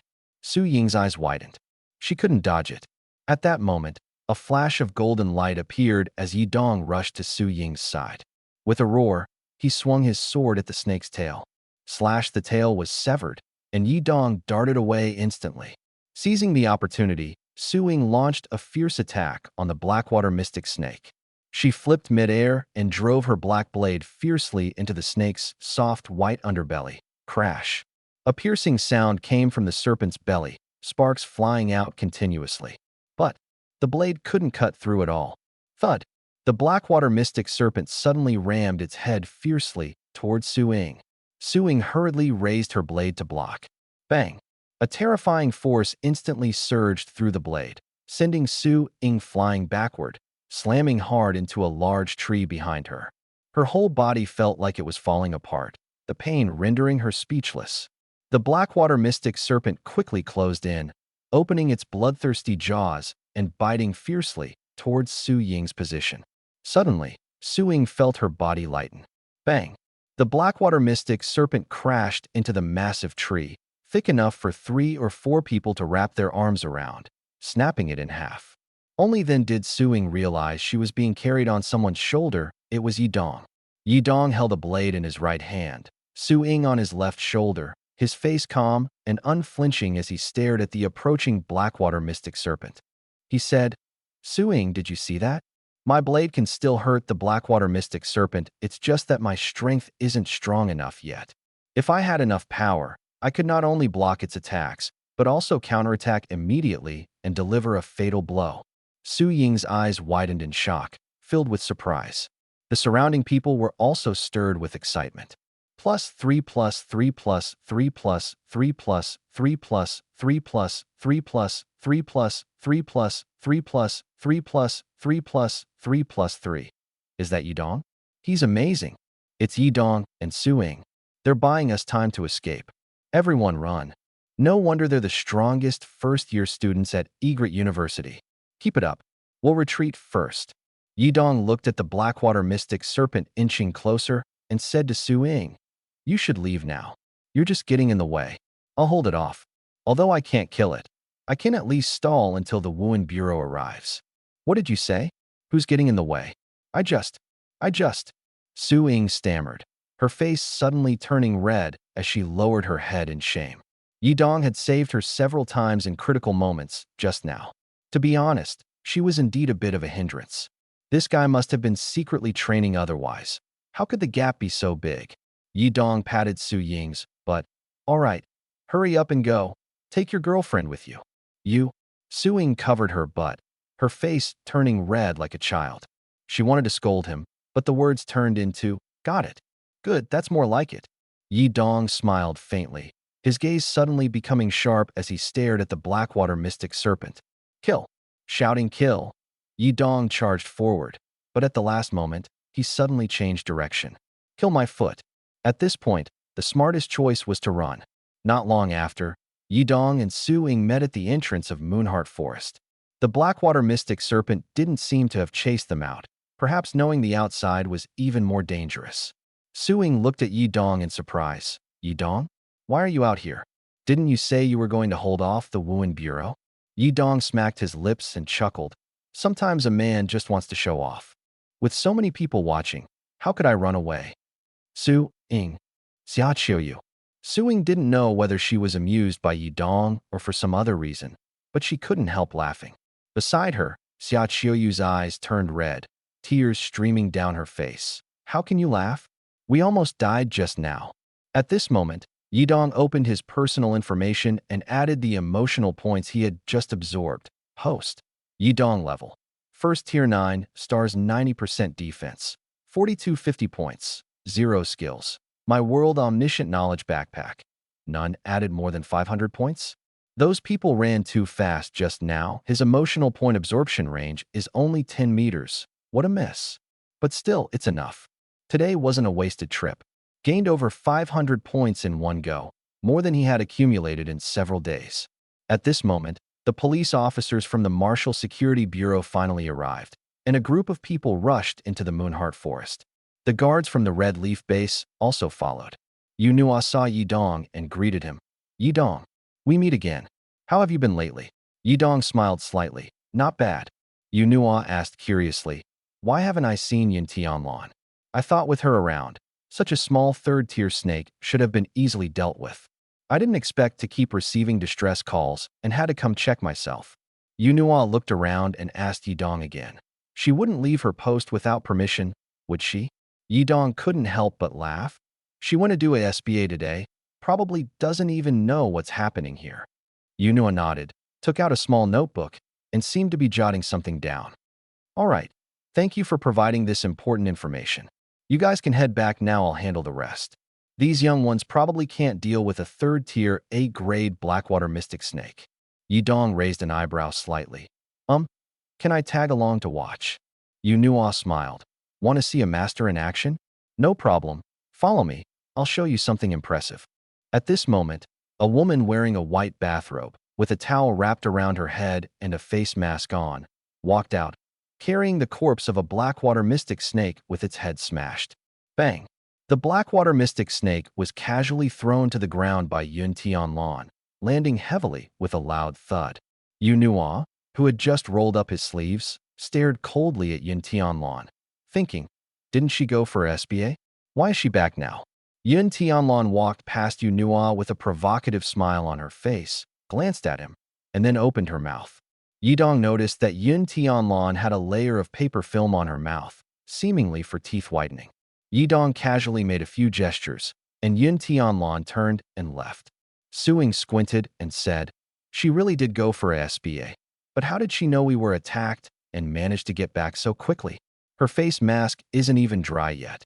Yi Dong smiled slightly and said, that's professionalism. Professional matters should be handled by professionals. Don't you agree, Colonel Yu? Colonel Yu held his notebook, watching Yun Tianlan's back while quickly jotting something down. Looking at him like that, he seemed a bit scary, almost like he was chanting a spell. This Yu Nua, does he like Yun Tianlan or hate her? It's really hard to figure out. Damn Yun Tianlan. I finally found a chance to show off, and you ruined it all. Just wait. I'll definitely report your actions to the South Sea Military Department. Due to this incident, the outdoor adventure of Class A from Egret University was declared over. A total of about 5 people died, with even more injured. It was truly a deadly adventure. However, apart from the first 3 who died somewhat recklessly, the other 2 were truly unlucky. This matter was repeatedly reported by the local news, causing Egret University's reputation to plummet.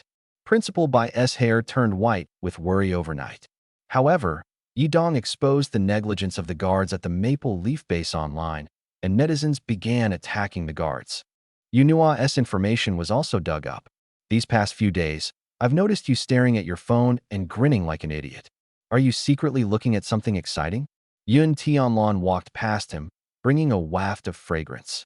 Yi Dong smiled and said, Yu Nua from the Maple Leaf Base is being scolded badly. They're saying the orders he gave to the guards were inappropriate. Yun Tianlan couldn't help but laugh. Was this your doing? Yi Dong smacked his lips and said, I saw he had a little notebook where he specifically wrote down bad things about you. That guy deserves a lesson. With how intense online bullying is these days, I thought I'd let him have a taste of it. Don't do that again next time, it's too unethical. Yun Tianlan gave him a light glare. Though she said that, she felt secretly pleased. It was the first time in her life that someone had stood up for her and cared about her.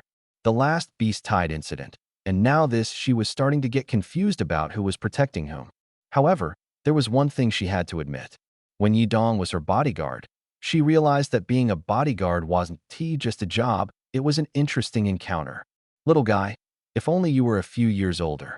Yun Tianlan chuckled softly, picked up her phone, and started scrolling through videos. The next day, Yi Dong arrived at school. Principal Bai took the initiative to call him. Thinking something had happened, Yi Dong went to the principal's office. Principal, you wanted to see me? Yi Dong asked. Principal Bai nodded. Yi Dong, come in. There's something I want to discuss with you. Yi Dong walked into the office and closed the door behind him. What is it, Principal? Principal Bai sighed.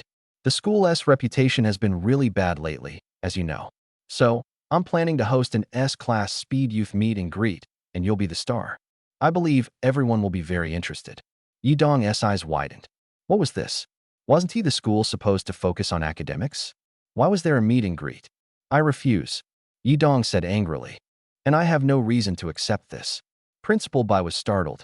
Really? You want to do it? Yidong said. Principal Bai, I know you're under a lot of pressure, but don't act recklessly. You're treating me like a male model to promote the school. While I might have the potential, this isn't good for my reputation. But I do have a good idea that can help the school rebuild its image online. Principal Bai's eyes lit up. Really? What is the idea? Yidong revealed a mysterious smile. After a while, Suing pushed the door open and entered. Principal, I heard you were looking for. She looked up and saw Yidong, immediately sensing trouble. Ah, Suing, you're here just in time. We need you. Principal Bai and Yidong both approached her. Suing felt uneasy. What is going on? Yidong, if it's you, it's definitely not something good. I'm refusing in advance. Yidong chuckled. Principal, you explain. Principal Bai nodded. Suing, the school's reputation has been really bad online recently. I want to do something to fix it. Yidong just gave me an idea, and I think it's quite feasible.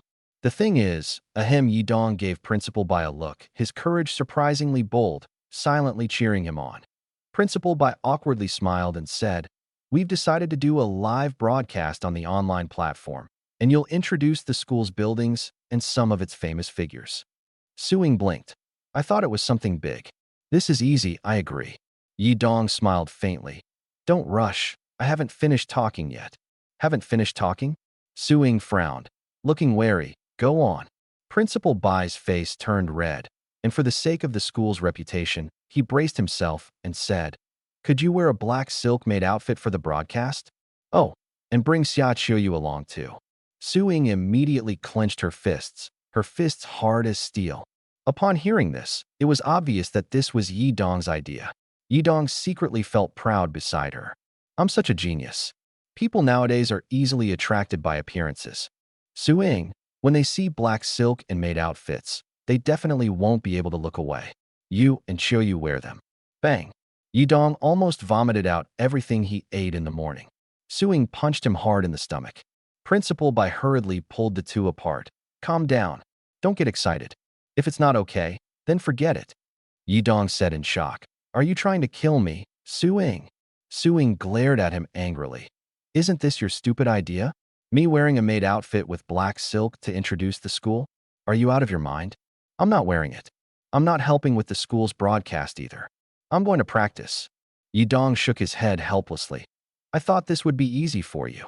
Looks like I was wrong. Well, no choice. I'll have to do it myself. Suing had just walked a few steps when she was so infuriated by Yidong's words that she laughed. Hey, are you serious?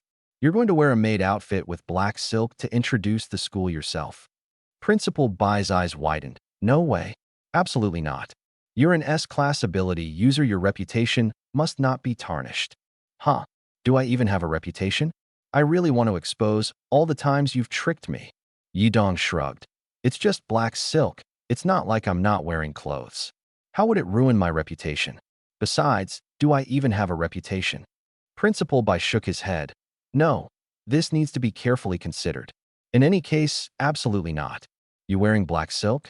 That wouldn't just ruin your reputation, it would damage the school's reputation too. The internet would explode, saying the school has turned into a bizarre place. The school finally produced an S-class ability user, but instead of enjoying the glory, it became a laughingstock. At this moment, Suing said, Principal, I remember seeing several drones before entering the forest. The school must have prepared them to record our class's first outdoor adventure. I wonder if the drones captured footage of us fighting the Xian snake. Principal Bai's expression changed. They should have. What? Suing sneered. Simple. Just edit the video and post it online, letting everyone see how our S-class ability user was desperately buying time to save his classmates. This way, the school can salvage some reputation. People's attention will shift to those guards who didn't contribute. Yidong said seriously. How can you step on others to elevate yourself? Suing snorted coldly. Then go wear the maid outfit with black silk and introduce the school yourself. I'm leaving. She left without hesitation, truly showing her personality. Yidong shrugged. I have no choice either. Principal Bai took a deep breath and could only follow Su Ying's suggestion. Soon, a video went viral online. In the video, everyone praised the S-class teenager for bravely fighting against the beast, buying time for his classmates to escape, showing great courage. The footage did not show the guards taking action, and they were heavily criticized. The reputation of Egret University gradually improved. This is actually a psychological effect. It's like when the news reports a car accident in a certain place where 15 people died, including a golden retriever. The focus of attention is not the car accident itself, but the golden retriever. Similarly, the video helped Egret School prove its strength and attracted widespread attention. In a dark room, a man calmly stared at the footage on his laptop screen. S-class light speed ability. This cursed power, someone has actually developed it. And even a first-tier light speed ability user can fight against a third-tier A-class Blackwater Serpent. In comparison, the A-class Thunderwalker may look impressive, but it's far inferior. This girl is clearly a spoiled young lady. How could she tolerate being yelled at like that? Don't yell at her, my heart aches for her. Illegal lowly, hee. To restore order in the classroom, Oldly lowered his voice and said to Tanghua, the teacher's voice was just too loud earlier. Don't cry anymore. Go ahead and pick a seat. Tanghua wiped her tears. Can I sit anywhere? Will the other students mind? Sit next to me. I'll protect you. My family sells tea, so I've never worried about food or clothing since I was little. I get tens of thousands of yuan in pocket money every month, and we have so many houses and cars that we can't count them all. But none of that matters. What's important is that I was taught to care for others since I was young. Sit next to me. I promise you won't be wronged. My family, Yidong, seeing the intense competition, panicked. What should I do? These guys are all better off than me. Is there something I'm better at than them? There has to be. Suing snorted coldly. Aren't you an S-level ability user? A 1 in a million S-class. Yidong suddenly had a flash of inspiration. He stood up and said, I'm an S-level ability user. Tanghua's eyes lit up. Can I sit next to you? Suing froze, thinking to herself, does that mean I have to give up my seat? She stood up and said, no way. Tanghua sobbed in grievance. But you said I could sit anywhere. She was about to cry. Instantly, all the boys glared at Su Ying with hostile eyes. Su Ying was puzzled. What's going on? Aren't I your goddess? Su Ying, I misjudged you. I didn't expect you to be so cold-hearted. I liked you for nothing. Please, do I look like that kind of person? Explain yourself clearly. Su Ying, can't you make room for the transfer student? What's the harm in letting her sit there? Stop arguing. Let me say something fair. Su Ying, stand up and let Tanghua have the seat. Everyone behaved with gentlemanly politeness, trying to leave a good impression on Tanghua. Yidong looked at Su Ying. Quickly go sit with Xiaqiuyu. Don't delay my important matters. Hurry up, Su Ying. These lustful stray dogs. In the end, Tanghua sat beside Yidong. As soon as she sat down, Yidong caught a faint scent of her shampoo. Are you really an S-level ability user? People like that are so rare. What's your ability? Yidong smiled. You're so eager to know about me, but that's okay. We have time. Let me introduce myself first. I'm Yidong, single since birth. Oh, by the way, what do you think we should name our future children? How about Yinha? The galaxy is vast and boundless, and the name sounds grand and full of energy. It works for both boys and girls. Tanghua was taken aback. Children? Isn't this too fast? But I actually really like the name Yinha. She looked at him shyly, like a little quail. The corners of Yidong's mouth lifted into a faint smile. Let's focus on class for now. After turning his head back, Yidong's face became serious. This woman is definitely not simple. His intuition told him that this woman was absolutely extraordinary. Wait, for some reason, he felt a stabbing sensation at the back of his neck, as if a needle had pricked him. When he turned around, he saw Su Ying glaring at him with eyes full of murderous intent. Next to her, Xiaqiuyu could only smile helplessly. It seemed Su Ying was truly angry with him. Oh well, when he passed by her seat on his way to the restroom later, he de-apologized to her. Xiaqiuyu patted Su Ying's hand and said with a smile, don't be angry. Men are all like this, they like cute and gentle girls. Even Yidong can't escape this pattern. Su Ying took a deep breath. Look at that little vixen, acting all coy. As soon as she heard he's an S-level ability user, she immediately wanted to sit next to him. Such a good actress. After class, Yidong and Tang Gua headed toward the secret meeting spot in the back garden. Su Ying's murderous gaze remained fixed on Yidong. Yidong instinctively touched his neck, feeling as if someone was stabbing him from behind. Yidong, what kind of girl do you like? I'll do my best to become the type you like. Yidong smiled faintly and said, Actually, I'm pretty casual. Sometimes I like outgoing and cheerful girls, and other times I can accept someone petite and delicate like you. The most important thing is that they're good-looking. To put it bluntly, I'm just a face con. Su Ying forced a dry laugh and nodded. Disgusting. When will this feeling of disgust end? How could someone like him be an S-level ability user? 051. Death immunity, disaster avoidance. Yidong's actions weren't because he liked Tang Gua. It was all for one thing: to absorb the surrounding emotional points. As soon as Tang Gua sat next to him, the sound of emotional points accumulating in Yidong's mind didn't stop. It only quieted down just now. Yidong opened his personal information to check how much his emotional points had increased. Host, Yidong Realm. First stage, 9 stars 90% defense, 4250 points, 2,300 skills. My world omniscient knowledge inventory. Nun Yidong's eyes widened in shock. Looking around, he couldn't believe that the entire class, regardless of gender, had such intense emotional fluctuations just because Tang Gua sat next to him. I'm a genius. Yidong secretly smiled smugly. Tang Gua looked at Yidong's expression and cursed inwardly. So sleazy. Serves him right. Tang Gua took a deep breath and said, I just returned to the country and I'm not very familiar with Jiangnan City. Can you take me out to explore? In Yidong's eyes, Tang Gua was like a god of wealth bringing him fortune. Of course, Yidong wouldn't refuse her request. Who knows, there might be unexpected gains. After school, I'll take you around. Thank you, Yidong. I didn't expect you to be not only capable, but also so kind. Tang Gua's face was full of admiration. Yidong nodded. That's what everyone says. Tang Gua. After class, Tang Gua hurried to the restroom. As soon as she opened the door, a black hole appeared before her, and she walked straight into it. This was her exclusive space. The space was like a dreamy fairy tale world, colorful and vibrant. The ground was covered with a long red carpet, flanked by lush green lawns adorned with various cute plush toys. At the end of the red carpet stood a dark palace. The entire palace exuded a Gothic style, with walls covered in strange bones, some still dripping with blood. This was the physical manifestation of Tang Gua's spatial ability, an A-level fairy tale world space. She called this space Dark Space. Tang Gua lowered her head, her shoulders trembling uncontrollably. Every time she thought of Yidong, her fists clenched tightly. Damn it. Damn bastard. Why are you still alive? Why don't you just disappear already? So disgusting. So disgusting.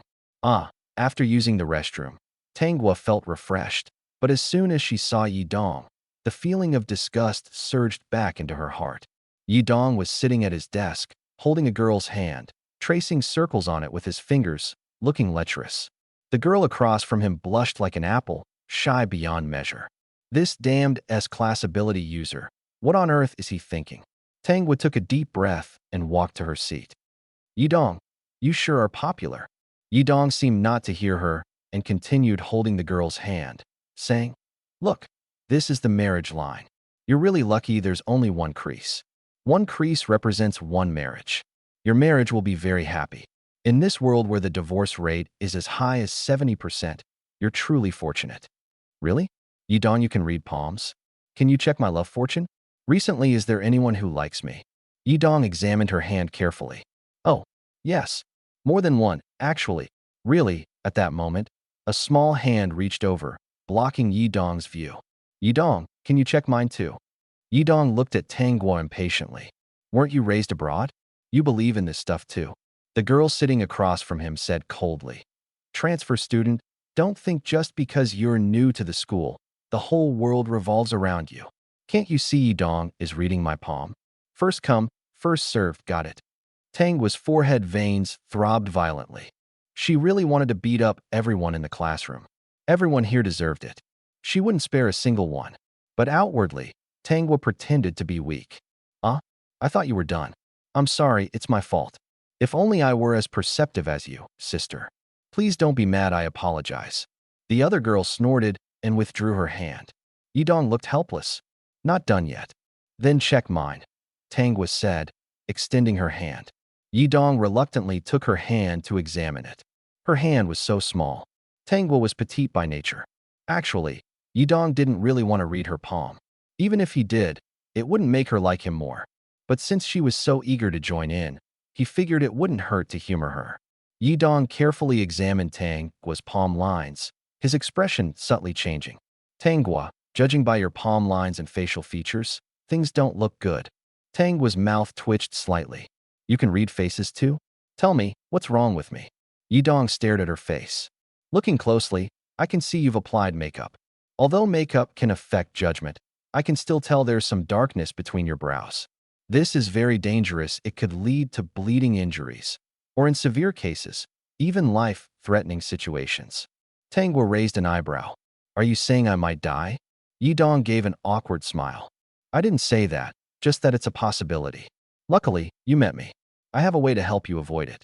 Yidong pulled out a piece of white paper from his pocket, on which were written the words, avoid death, ward off misfortune. He folded it and handed it to Tangwa. Keep this close to you, it can help you avoid one disaster. We're classmates, so I won't charge you this time. Tangwa took the paper and couldn't help but laugh. Do you really think these words you wrote will work? Yidong nodded. I'm an S-class ability user, known as the Chosen One. Being with me, you'll turn misfortune into fortune. With the blessing of this note, as long as you're careful, major disasters can become minor, and minor disasters can disappear. Remember not to lose it. Ridiculous. This trick might work to fool those fanboys and fangirls in the class. However, Tangwa still put the note away. 052. After finishing a homeroom class, Yidong and Su Ying went to the battle room. Ever since losing to Yidong during the last outdoor adventure, Su Ying had become more obsessed with battling him. Everyone received the same training, so why was Yidong stronger than her? She had practiced martial arts since childhood. How could she lose to someone who had only recently awakened their abilities? Although he was indeed S-class, Su Ying wrapped her hands with bandages, determined to defeat Yidong today. Xia Qiuyu laughed as she watched her. Ying, the angrier you get, the less likely you'll beat him. Su Ying snorted. Today is different. I will definitely win against Yidong. That guy made me angry, and I'm going to vent my frustration on him. Click. This is the place. I usually train here. By the way, I still don't know what your ability is. Oh, this is Su Ying. She used to be my desk mate. You two have met before. Yidong started talking as he walked, greeting Su Ying. Su Ying, my new deskmate Tangwa said she wanted to see our training, so I brought her here. You don't mind, do you? Tangwa smiled sweetly. Sorry to bother you. Don't worry, I won't interfere with your training. I just wanted to see how S-class ability users train. It's a rare opportunity. Su Ying snorted coldly, taking out her bandages to tighten them around her fists. Yidong leaned closer and whispered, You saw it too. I brought someone here. It's her first time watching us battle, so let me win easily later. Su Ying frowned. This is our private training room. Why did you bring a stranger here? Is it because she's cute and charmed you? If I dressed like her, I'd be just as cute. It's just that you're a straight guy. We all know. No need to remind me. Anyway, go easy on me today. Yidong cleared his throat and walked toward Tangwa. Tangwa, later you stay in the corner with Qiuyu. Don't run around to avoid getting caught in the crossfire. Tangwa nodded. Got it. Her gaze fell on Xia Qiuyu, who was playing on her phone in the corner, and she walked over with a smile. You're Qiuyu, right? The two began chatting. Tangwa sat next to Xia Qiuyu while Yidong and Su Ying took their positions, ready to start the battle. Tangwa thought to herself, I want to see just how powerful this S-class ability user really is. But a surge of spiritual energy swirled within her, emitting a faint sound. Suddenly, Tangwa's eyes widened. In her dark eyes, two figures were darting around the battle room at an incredible speed. Tangwa was utterly shocked. Is this what a battle between an S-class and an A-class ability user looks like? This speed. They truly are the fastest ability users in the world. They seem really hard to deal with. Her expression shifted from shock to a headache. Is this how they usually train? She had seen Yidong's video fighting a third-tier A-class Blackwater Mystic Snake before, and at that time, Yidong's speed didn't seem particularly fast. But now, seeing it in person, it's impossible to describe with words like fast or slow. It's simply dazzling. This speed is completely beyond reason. Autumn Rain was playing on her phone when she looked up at Tangwa beside her, puzzled by her expression. After school, she returned to her rented apartment. For some reason, she felt more exhausted than completing 10 tasks. Pretending to be cute was truly tiring, especially having to deal with Yidong. That guy was downright perverted. It was impossible to have a normal conversation with him. Every word he said made her feel awkward, even disgusted. If he weren't an S-level ability user, he would have been eliminated long ago. Tangwa walked to the dressing table, picked up the makeup remover, and wiped off the makeup on her face. Beneath the white makeup was a face with prominent dark circles and skin so pale it resembled a corpse, exuding a gloomy gothic vibe. She picked up her phone, lay on the sofa with her legs crossed, and started scrolling through videos. At that moment, a video message popped up. Tangwa's expression slightly changed as she pressed the answer button. In the video, a man wearing a white mask sat there, his voice low and grating, like glass scraping against concrete. How's the mission going? Did you make contact with the S-level ability user? Tangwa sighed softly. I made contact, but I don't think I'm his match. You're a third-tier ability user, and S-level ability users are generally below second tier. Why don't you have confidence? Are you joking? He is too fast. I can't keep up with his speed, and my attacks can't hit him, but his attacks can hit me. Enough nonsense. Don't forget who saved you, gave you everything, and taught you to become an ability user. It was me. If it weren't for me, you'd have died in the orphanage, ending up like those girls, tortured to death by that old scumbag. This mission was assigned to you by the commander. If you fail, it's my disgrace. Do you understand? Tangwa's face darkened as she stared at the white mask in the video. The man in the white mask saw her silence and raised his head, saying, Tangwa, you've already seen the true face of this world. The existence of our blacklist is to change this world, to make everyone happy, overthrow the incompetent government, and establish a brand new nation. Then everyone can live under the sun and be happy. Don't you want to see that day? If you can't deal with this S-level ability user, the arrival of that day will be delayed. So, you must kill him, understand? Of course, considering the difficulty of dealing with an S-level, you can take more. How embarrassing. So embarrassing, it was practically written all over her face. The image of the foreign young lady completely collapsed at this moment. It was a failure before it even began. As for why she lived here, it was simple. This was the slum area, a place where the Bureau of Martial Security's influence couldn't reach. A fake identity moving around here would quickly be discovered. In this place, there was no need to register identity information. Yidong quietly closed the door and walked over to Tangwa. Tangwa lowered her head, her fists clenched tightly. Why did this man always make her feel so awkward and humiliated? Emotion plus 5 plus 5 plus 5 plus 5 plus 5 plus 5 plus 5 plus 5. She hadn't expected her emotion points to skyrocket so early in the morning. Ever since her fake image as a foreign young lady collapsed, Tangwa definitely wanted to find a hole to crawl into. For the sake of the emotion points, Yidong cleared his throat and said, Don't worry, I won't tell anyone about you living here. Your identity as a foreign young lady won't be ruined, rest assured. Tangwa took a deep breath and said, Thank you. You should leave first. I'll head to school later. All right. Tangwa returned to her room, slumped to the floor against the door. Why did the leader specifically assign me to deal with him? It's so frustrating. This was the first time Tangwa began to doubt the leader's orders. Pulling herself together slightly, she hurried to school. As soon as she entered the classroom, strangely, everyone stared at her with peculiar expressions. She's here. Go ask her why she lives in the slum, huh? Don't do that. She's supposed to be a foreign young lady. Exposing her on the spot would be so awkward.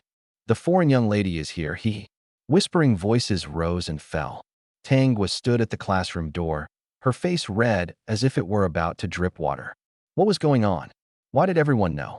Didn't Yidong say he would keep it a secret? Yidong. That damned Yidong. Tangwa struggled to move her steps and walked to the seat next to Yidong.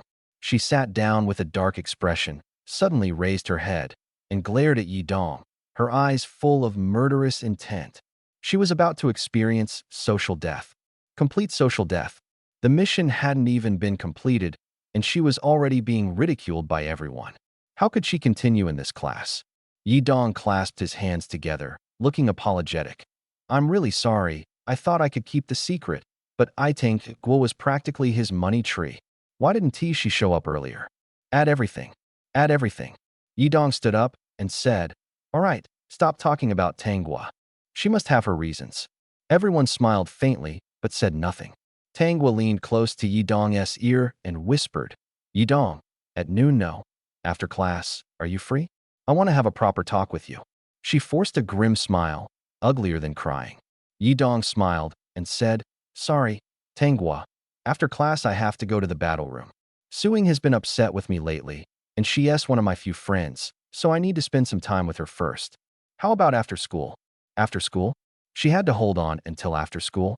It felt like being nailed to a pillar of shame, completely exposing her weaknesses.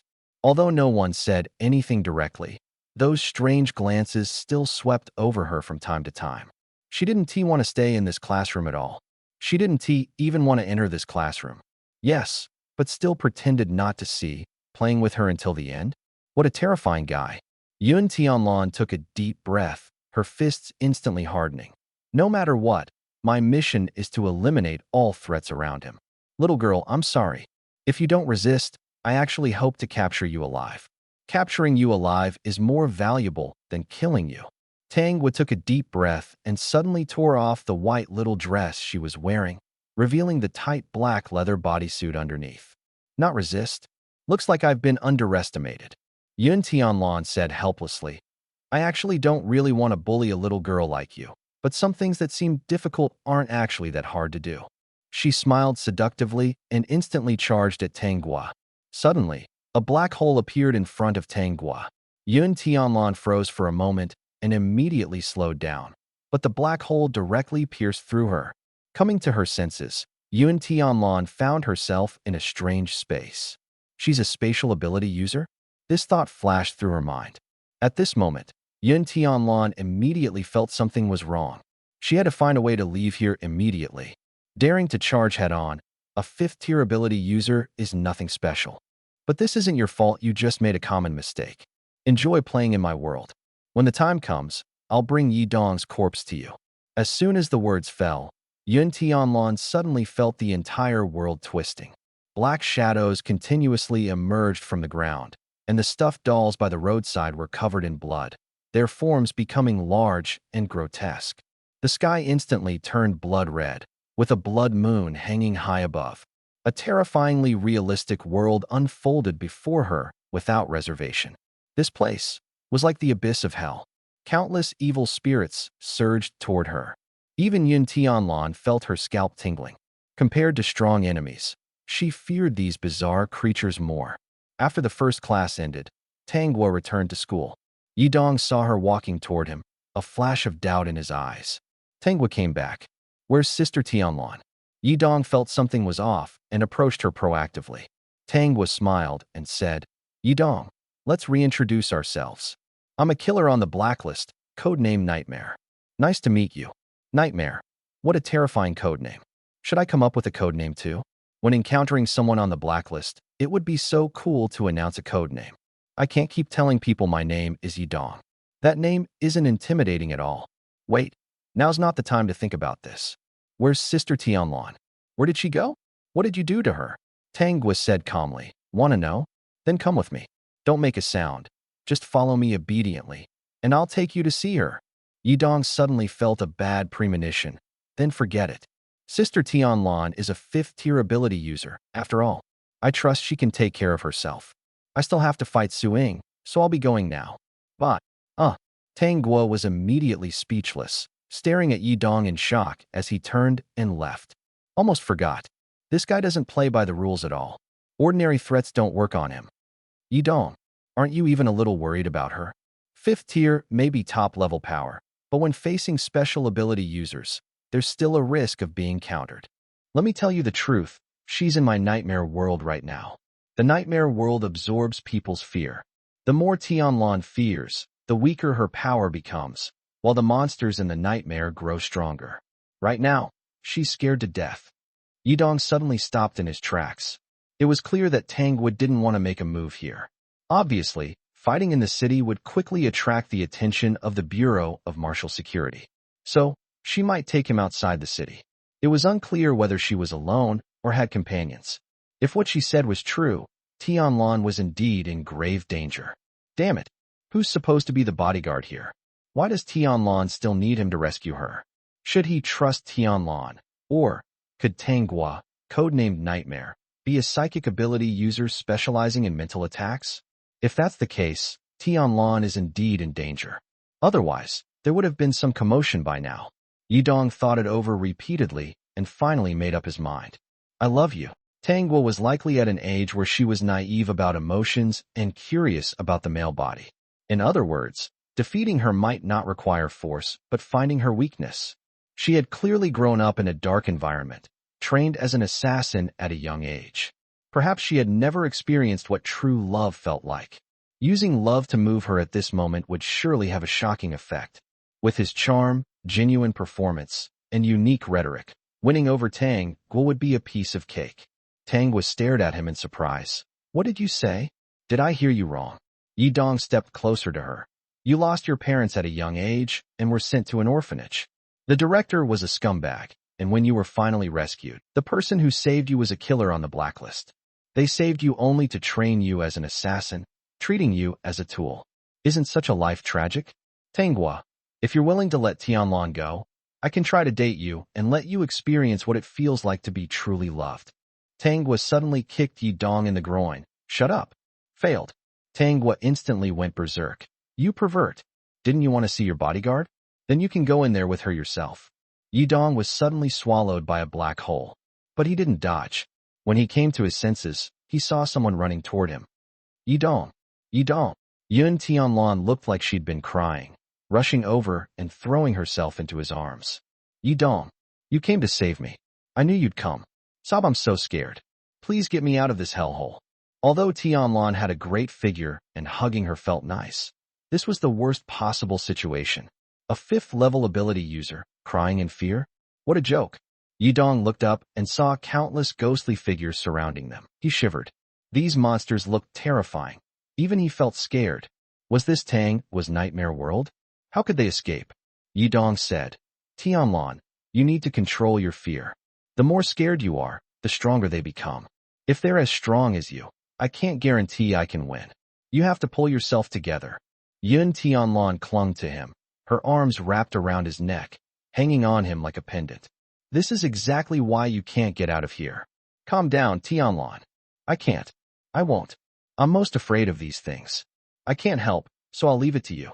Yin Tianlan lay on his back, but still didn't feel safe. Yidong calmly looked at the increasingly numerous ugly dolls surrounding them. These dolls aren't attacking because they're absorbing the fear emanating from Yun Tianlan. They seem to have absorbed enough now and are starting to stir. An ugly teddy bear doll suddenly charged at Yidong. Yidong didn't dodge and directly met it with a punch.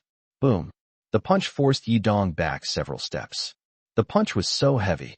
The teddy bear doll grinned smugly. The fear of a 5th-level ability user tastes really good. All the monsters shouted in unison. Is this some kind of substitute attack ability? Tangwa's strength is estimated to have reached the 3rd level, which means she might be using 2 abilities simultaneously. Could it be that this world is formed by the combination of 2 abilities? There must be an exit here. Or defeat all the demons and monsters here? Yidong's gaze passed through the demons and monsters and landed on a palace-like building in the distance. Could Tangwa be hiding in that palace? Everything around him looked like the scenes from the video games he played as a child. These are just small monsters. The real big boss is hiding in the Demon King's castle. To defeat the big boss, he must first deal with these small monsters. However, if it were him, he wouldn't need to go through all this trouble. He could feel Yin Tianlan trembling on his back. After all, she's a woman. She naturally has no resistance to these kinds of monsters. To be honest, he was a bit scared too, but he was forcing himself to stay strong. He knew that if he panicked, everything would be over. This world amplifies people's fear, so he must stay calm and help Sister Tianlan calm down too. Sister Tianlan, don't be afraid. The more scared you are, the stronger they become. If I fall, You'll have to face them yourself. Yun Tianlan didn't dare to lift her head, but spoke with a slightly firmer tone. I'm adjusting. Give me a moment. Yi Dong turned his head and suddenly kissed Yun Tianlan's soft lips. Smack. Yun Tianlan slapped him. What are you doing? The slap wasn't hard, and Yi Dong didn't feel any pain.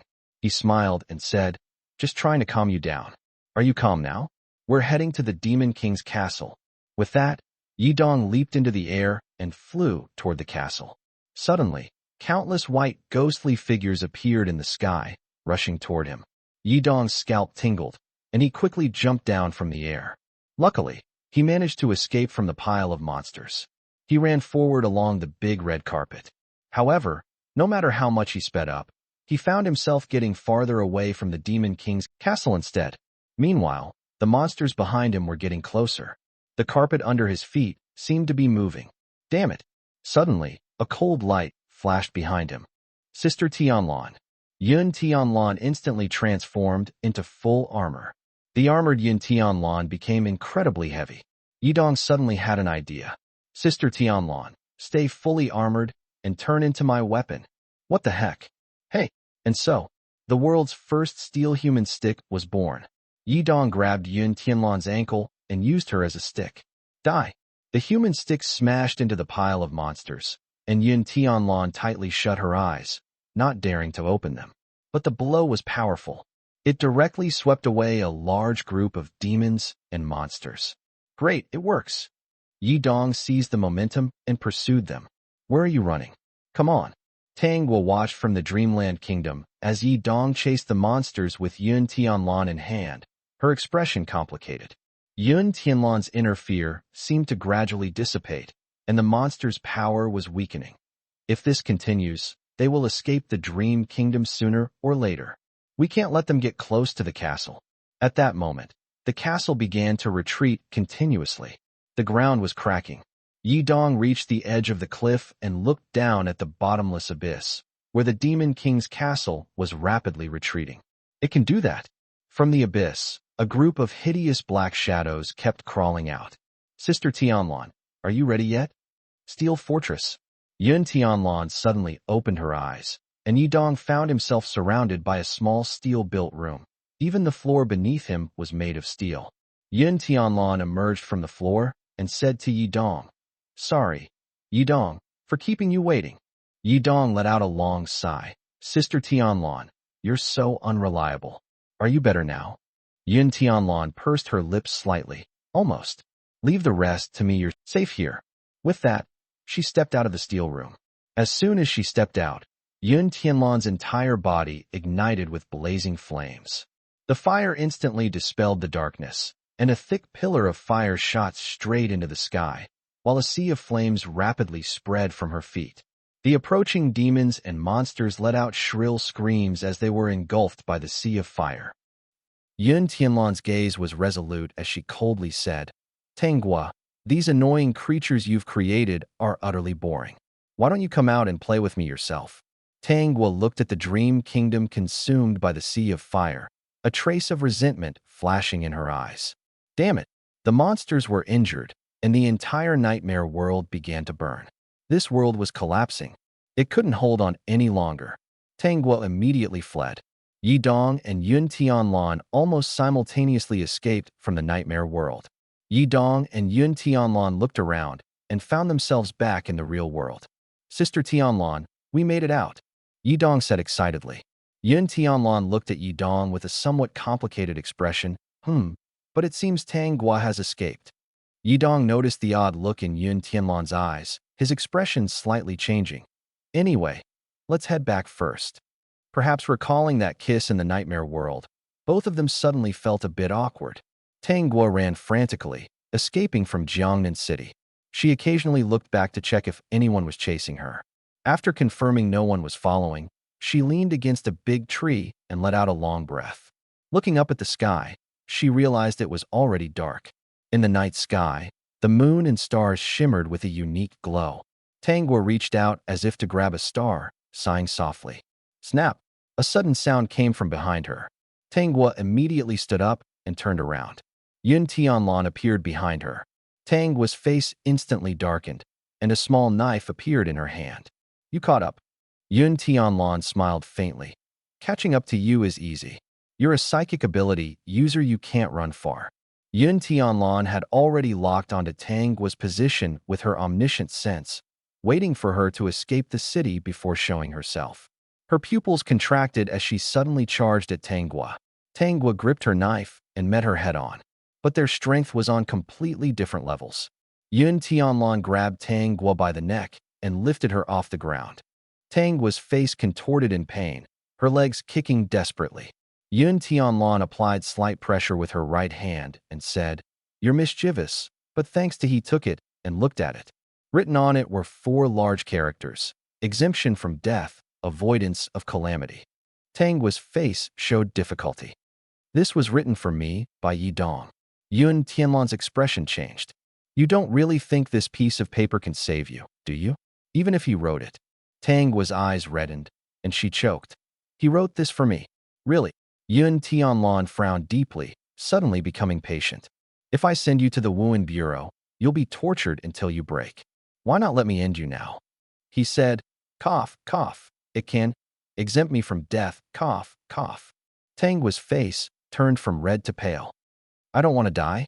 Even in a world like this, I want to live. Yun Tianlan heard Tang Guo's story. An orphan, tortured by a perverted director, finally rescued by a blacklist member, and since then serving the blacklist. If your life is so painful, why are you still fighting so hard to live? If the mission fails, won't you die when you return anyway? Yun Tianlan sighed helplessly and let go of her hand. Tang Guo collapsed to the ground, coughing violently. Your identity has already been exposed. I'll put your information on the Dragon Nation's wanted list. A killer useless to the blacklist won't be reused. For the sake of this note, I'll let you go this time. But you better cherish the time you have left. Otherwise, the next time I see you, I won't hold back. As soon as she finished speaking, Yun Tianlan turned and left. In the night, outside the city, Tang was sat under a tree, crying bitterly. She cried for a long time before slowly standing up and limping into the darkness. Yun Tianlan stood on the city wall of Jiangnan City, watching the frail figure step by step into the endless darkness. She suddenly turned around and asked Yi Dong, "When did you start following me?" A man walked out from behind the wall. Yi Dong smiled. "When I used my omniscient tracking to follow Tang Guo, I noticed you heading out of the city, so I followed. I didn't expect to see this." Yun Tianlan took a deep breath, walked up to him, and handed the note to Yi Dong. "She said you wrote this for her." Yi Dong took it and looked at it, unable to help but laugh. "I wrote it casually. You let her go because of this note. I don't have that much influence, do I?" Yun Tianlan turned to look at him. "You did this on purpose, didn't you? Wrote it for her so she could use it at a critical moment." Yi Dong looked surprised. "Don't think of me as some kind of prophet. I just scribbled it randomly." Yun Tianlan snorted lightly. "Who would believe you? It's getting late. Let's head back." Yi Dong looked out into the darkness beyond the city and casually tossed the note away. "This isn't some death exemption card. I really just wrote it randomly. Tianlan, you're soft-hearted. I'm not that gentle. Who knows, I might kill her." The two returned to the villa.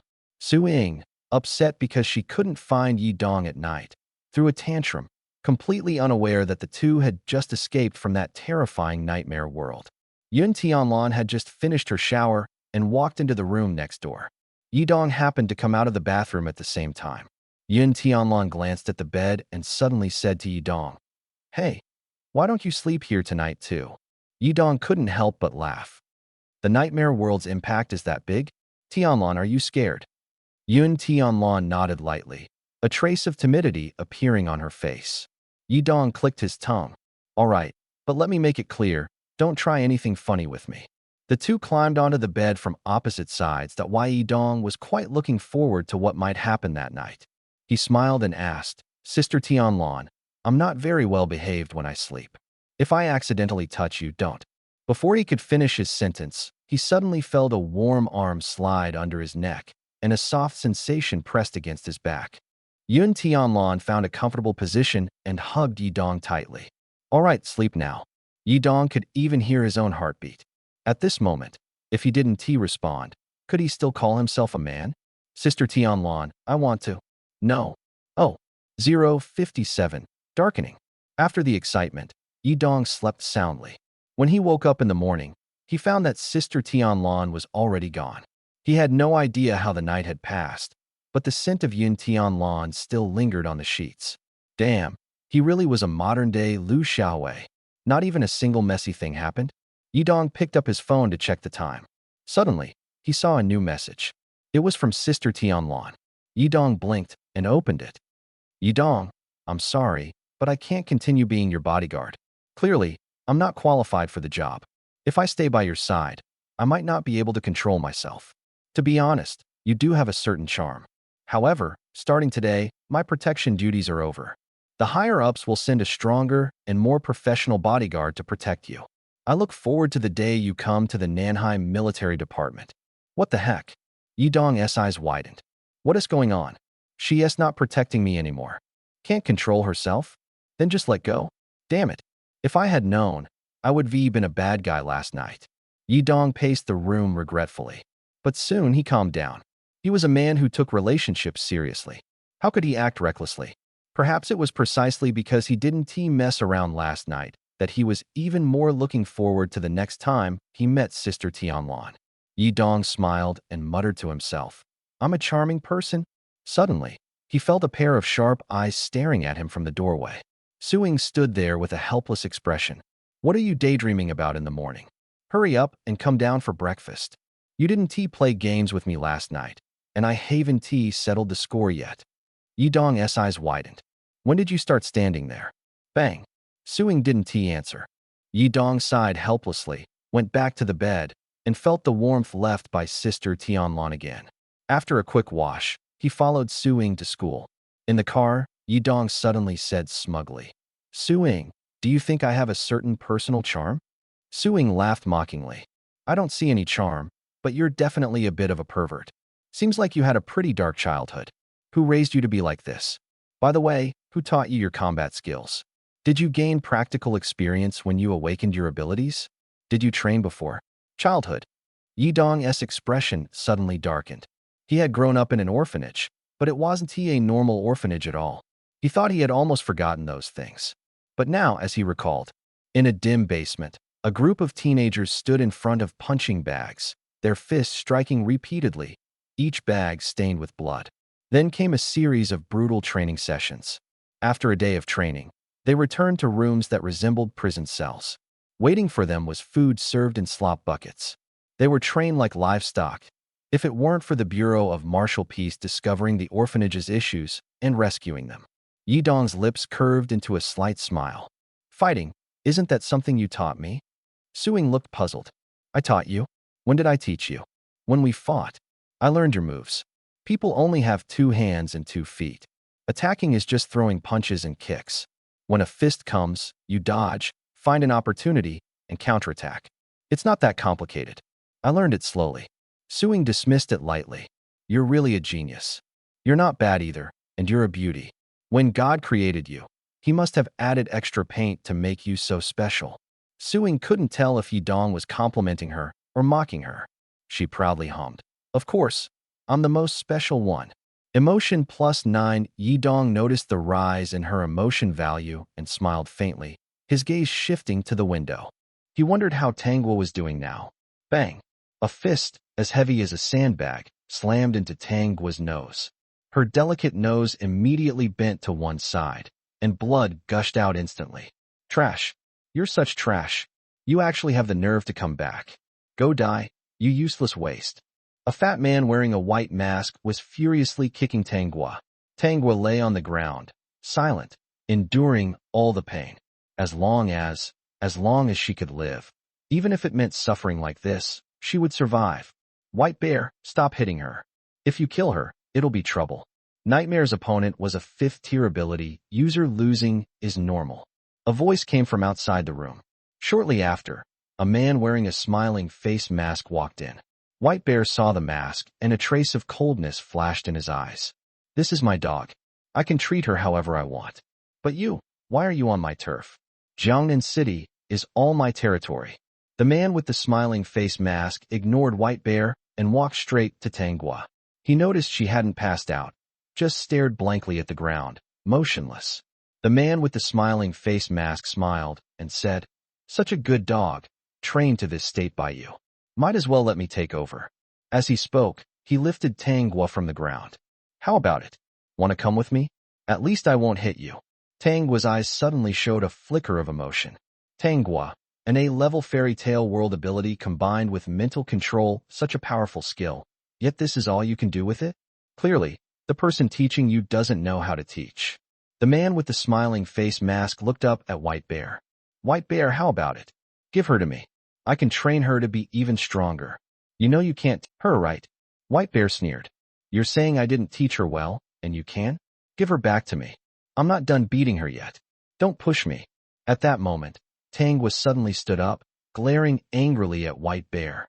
White Bear's body instantly froze, his eyes widened like a bull's, filled with terror and disbelief. The man with the smiling face mask was shocked and said, "You're going to?" White Bear slowly pulled out a gun from his waist, shoved the barrel into his mouth, and pulled the trigger. Bang! The man with the smiling face mask's shock turned into ecstatic joy. "This ability is terrifying. Don't worry, I'll teach you well." Tang was suddenly turned her head to look at the man with the smiling face mask. The man with the smiling face mask's eyes immediately widened. "You?" Bang! Another gunshot echoed through the room. Tang Guo dragged her injured body and walked out expressionlessly. 058, Living for You. By Lu University. Yidong returned to the classroom and looked out the window. After a while, he noticed someone sitting beside him. Yidong turned his head in confusion. The moment he saw, his eyes widened. It was Tang Guo. Oh my God! It was Tang Guo. At this moment, Tang Guo's hands were wrapped in bandages, and her face was also covered with several layers of bandages, looking seriously injured. "I'm not a ghost. Why are you looking at me like that?" Yidong swallowed hard. "Who did this to you?" Tang Guo took a deep breath. "You don't need to know. You just need to know that the person who hurt me is already dead." Yidong was speechless for a moment. Why had Tang Guo returned? Did she kill his superior, escape, and come here? Why? Tang Guo took out a note from her pocket. I clearly handed her over to Yin Tianlan. But as I walked, this note came back to me. Doesn't that mean I still have a chance, right? Yidong looked at the note in Tang Guo's hand. It was just something he had casually written. But because of Tang Guo's persistence, the note had gained significance. Yidong asked softly, "What's your situation now? Are you being hunted by the blacklist?" Tang Guo nodded. Yidong straightened his back, thinking to himself, how did the plot come to this?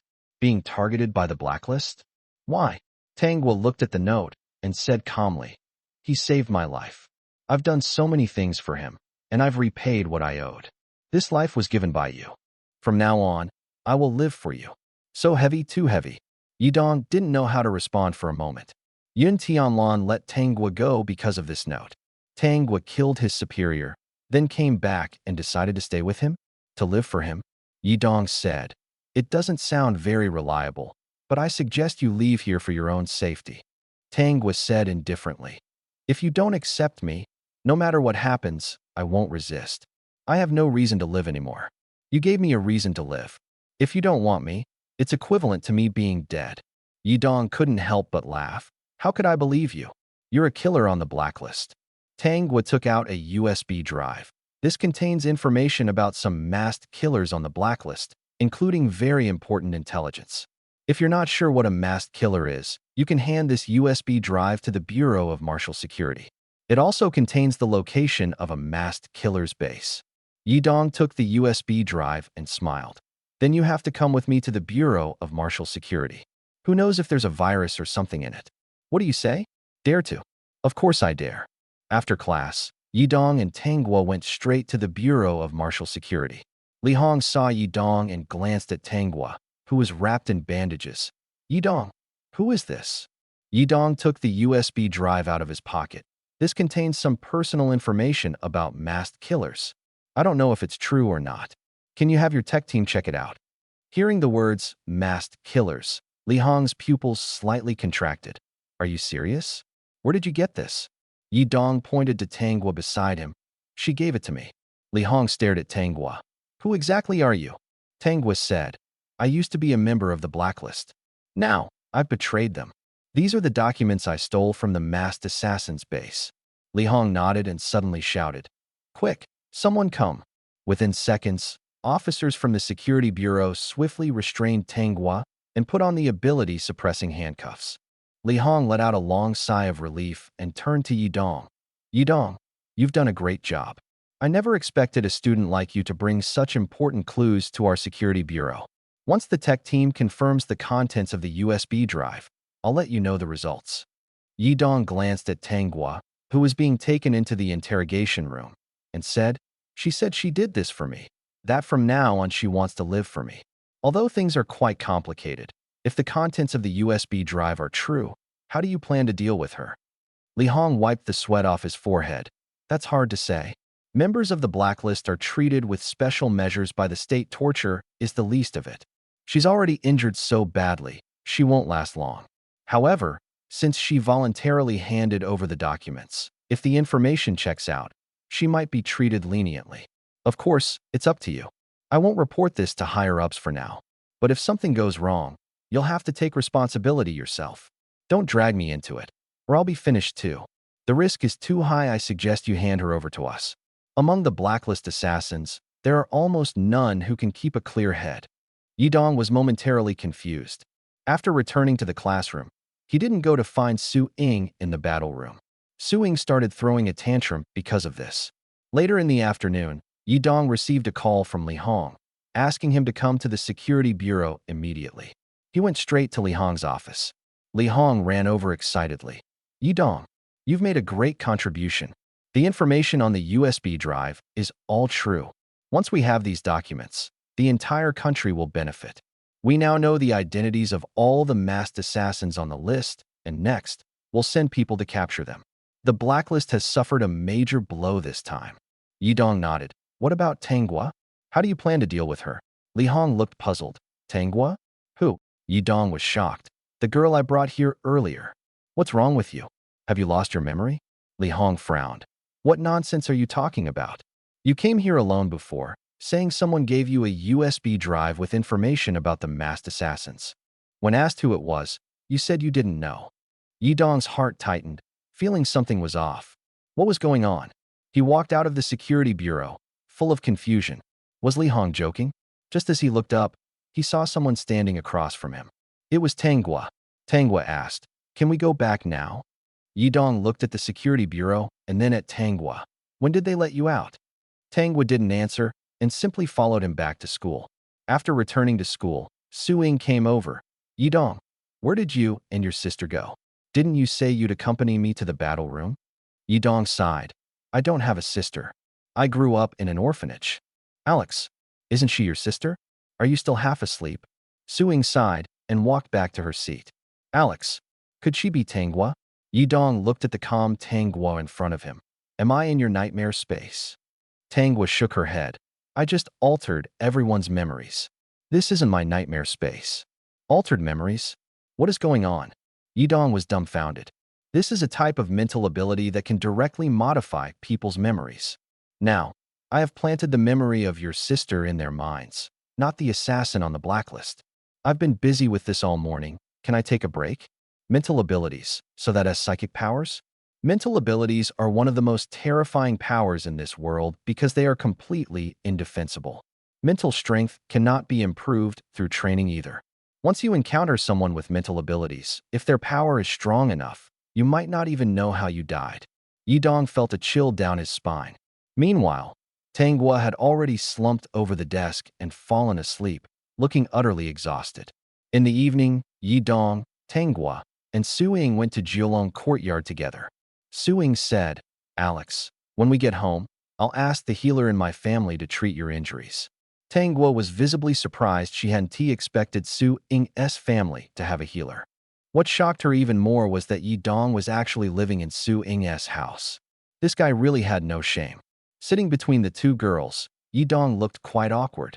Yun Tianlan had also left. She wanted to ask something, but probably couldn't find anyone to ask. Yi Dong returned to his room, and not long after, Tang Guo, whose injuries had healed, walked in. "Cousin," Yi Dong said, "don't call me cousin just yet. Let me ask you, since you have such strong abilities, why couldn't you beat Yun Tianlan?" Tang Guo shook her head. I only recently awakened this power. I didn't know how to use it before.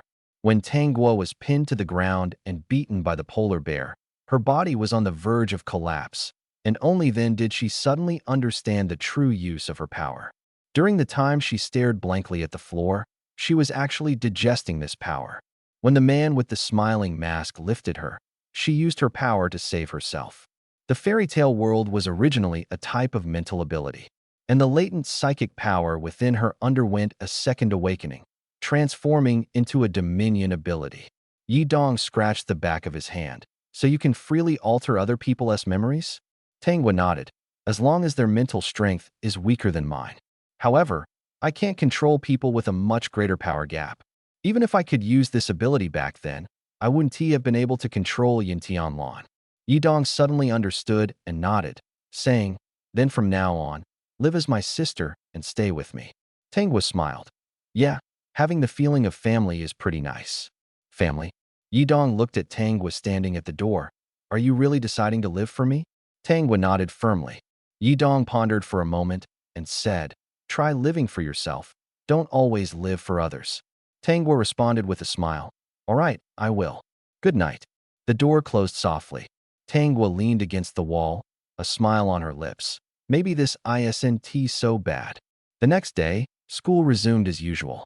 The Southern Navy sent a new bodyguard, a middle-aged man with only a code name and no name, codename Shadow Demon.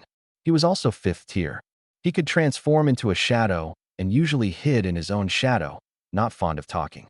Tanguo, living as the sister, was active in the classroom. She helped her classmates erase unpleasant memories and even became good friends with Su Ying. Yi Dong vaguely felt that Tanguo's existence was like a ticking time bomb that could explode at any moment. If she truly lived for him, her abilities were practically heaven-defying. To avoid being controlled by her, Yi Dong decided to spend his time improving his own strength. Fighting with Su Ying became boring because he realized Su Ying couldn't keep up with his pace at all. Fighting someone with a huge gap in strength yields no benefits. Yi Dong's gaze shifted to Shadow Demon. However, they weren't familiar yet, so he didn't feel comfortable speaking up. Besides, he was heading toward Moonheart Forest now, so this matter would have to wait until he returned. Where are you going? Shadow Demon, who had been hiding in his shadow, suddenly spoke. To Moonheart Forest, to practice fighting with exotic beasts. What's wrong? It's not safe there, you're not allowed to go. Yi Dong couldn't help but laugh. If I stay indoors practicing combat all the time, won't I become useless? What Dragon Nation needs is the power I can unleash, not just the ability I have, but don't use. Shadow Demon fell silent, but didn't stop him, which meant tacit approval. Killing enemies is the fastest way to improve strength. Why bother practicing? Of course, slaughter is the quickest method. After the Spider Queen in Moonheart Forest was taken down, exotic beasts there became more active. More and more ability users went hunting in Moonheart Forest every day. Redleaf Base also made significant contributions. The materials from ability hunters used to sell for very low prices in city shops. The emergence of Redleaf Base made market prices transparent. City shops had to raise their prices, but the supply of materials still decreased day by day. Moonheart Forest. Yi Dong stood at the forest entrance, observing for a while, then stepped inside. First, he wanted to check on his old friend Simba. He wondered if Simba had been taken down by other exotic beast hunters. Yi Dong always felt Simba wasn't an ordinary exotic beast. Such a clever exotic beast, he had never seen one like it before. Could it have mutated? Either way, he had to confirm. 060. Pet Simba. Yi Dong arrived at Simba's cave, only to find the protective skeleton array had been destroyed. This made him tense. During his entire month in Moonheart Forest, it was thanks to Simba's help that he mastered many hunting techniques. Of course, Simba was willing to help him because Yi Dong had killed exotic beasts and given their corpses to Simba. After a month of interaction, Yi Dong and Simba had become partners in the forest. Naturally, Yi Dong wanted to team up with Simba again on this trip to Moonheart Forest. But he hadn't expected the skeleton array to be destroyed. Could something have happened to Simba? Yi Dong activated his omniscient sense and began probing the cave's interior. Immediately, he sensed 3 people inside, along with Simba. Yi Dong rushed into the cave. With his speed and the guidance of his omniscient sense, he quickly reached the scene of the fight. Three people had cornered Simba, who was shielding his injured mate and child behind him. Yidong's sudden appearance stunned the three attackers. The long-haired man leading them turned to look at Yidong, his eyes filled with warning. "Can't you see we're dealing with it? If you don't want trouble, leave now." Simba let out a low growl upon seeing Yidong. Yidong said, "Didn't you see the skeleton array at the entrance? I set that up. This exotic beast is mine. This is my territory, so please leave." The three men widened their eyes in disbelief. "Your territory?" The long-haired man scoffed. "What kind of joke is this? I've never heard of anyone raising an exotic beast. Exotic beasts can't be tamed. If they could, they wouldn't be exotic beasts. You think you can just claim it? You're too naive. Leave now before I lose my temper." Yidong walked up to Simba and said, "It didn't attack me, it's really mine. Whether you believe it or not, please leave this place." Simba approached Yidong, growling softly behind him, but did not attack. The three were completely stunned. It really didn't attack him. That's so strange. Does this have something to do with your ability? I don't care if it's your pet or not. It's a beast, and we're beast hunters. We're humans, and hunting beasts is only natural. Move aside. The long-haired man remained stubborn. However, the other two seemed less concerned. But as long as the long-haired man insisted, they had no choice but to follow. The burly man with a buzz cut on the left said coldly, "Kid, I don't know what's going on here, but this is outside the city, where laws don't apply. If you don't move, we won't hold back." Yidong smiled faintly. "Then don't regret it." He was caught in a dilemma. He couldn't kill the three in front of him just because of Simba. The long-haired man said, "If you want to protect them, you need to be stronger than us. Otherwise, get lost. Enough talk, let's do this." The burly man sighed helplessly. "You're forcing us." His arm instantly crystallized, and he charged at Yidong. Simba wanted to leap forward to help, but Yidong acted first, directly meeting the burly man's fist. The burly man sneered, "Are you sure you want to do this?" Bang! The two fists collided. Crack! The crystal on the burly man's hand shattered instantly, revealing his bare fist. Yidong's punch was powerful, sending the burly man flying with one blow. The other two, witnessing this scene, widened their eyes even further. How is that possible? The crystal shattered? What kind of strength does this kid have? That crystal was as hard as steel. Yidong said coldly, "Leave immediately. This is my territory." The long-haired man and the other man exchanged glances. The long-haired man glared at Yidong angrily. "You're a human, yet you protect beasts? You must be crazy. We'll let this slide for now, but don't blame us for being ruthless next time." With that, he led the others away. Yidong let out a long sigh and turned to look at Simba. Simba pounced to the ground, showing him great affection. "Stop licking me. Ugh, all right. All right, that's enough." Simba's mate and cubs also came over, rubbing their heads against him to show their closeness. Yidong sighed helplessly, unsure of what would happen next. These people clearly wouldn't let them off easily. Even if he dealt with the three of them, others would likely be sent after them. Eventually, the truth of what happened here would come out, and Simba and his family would be in danger. Yidong suddenly remembered what the long-haired man had said earlier. If you want to protect them, you need to have power stronger than everyone else. It seemed his current reputation wasn't enough, and the Skull defense line wasn't very noticeable. That was why Simba was still attacked by beast hunters. In that case, he needed to create something that human ability users would immediately recognize. Yidong found a wooden board from somewhere and placed a sign at the entrance of the beast cave. On the sign, he wrote, "Private Territory of Yidong, S-Class Ability User. Trespassers keep out." The title S-Class Ability User should have some effect, right? The shadow demon hiding in Yidong's shadow was probably feeling troubled at this moment. In his view, beasts were impossible to tame. What was going on with this lion named Simba? Why was it so close to a human?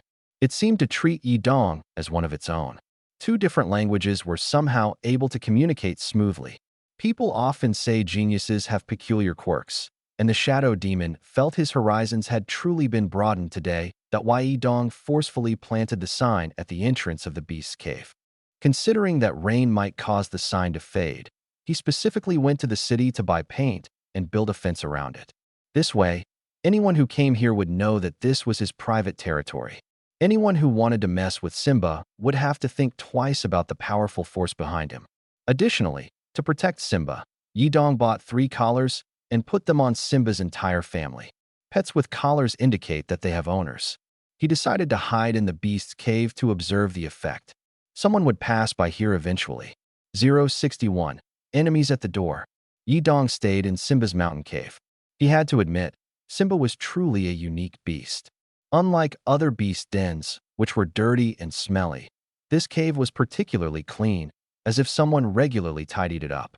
Simba's wife and child were resting with their eyes closed on a pile of dry grass in the corner. Simba lay on the other side, together with Yidong. Yidong lay on Simba's soft belly. Using his hands as a pillow, it was quite comfortable. Shadow Demon spoke in a voice only Yidong could hear. Are you planning to spend the night here? Yidong slightly opened his eyes and saw a black figure standing in front of him. I think I'll stay here for a while. What? Shadow Demon smiled. Nothing, just asking. After speaking, Shadow Demon transformed back into a shadow and returned to Yidong's shadow. What a strange fellow. It was a good night's sleep. Early the next morning, a team of 10 arrived at the entrance of Simba's den. Among them, 3 were the ones who had tried to kill Simba yesterday. The long-haired man said to a burly man beside him, "Boss, this is the place." They were members of the city's mercenary group, the Ironbone Mercenary Group. The burly man was the leader of the group, Huang Chung. Huang Chung looked at the fence and sign at the entrance of the beast's cave. He had heard that his men were taught a lesson here yesterday, and someone claimed that the beast inside was being raised by someone. Huang Chung didn't believe such talk, but the 3 men were insistent. Besides, they said it was a kid who had beaten them up. Huang Chung decided to come personally to check it out. If word got out that his men were bullied by a kid, how could the Ironbone Mercenary Group continue to operate in this territory? Jiao Wei, go check it out first. Jiao Wei was the long-haired man. He nodded, a cold glint flashing in his eyes, and walked toward the fence. At this moment, Yidong, inside the mountain cave, sensed the presence of the 10 people outside. He immediately went to the entrance of the beast's cave.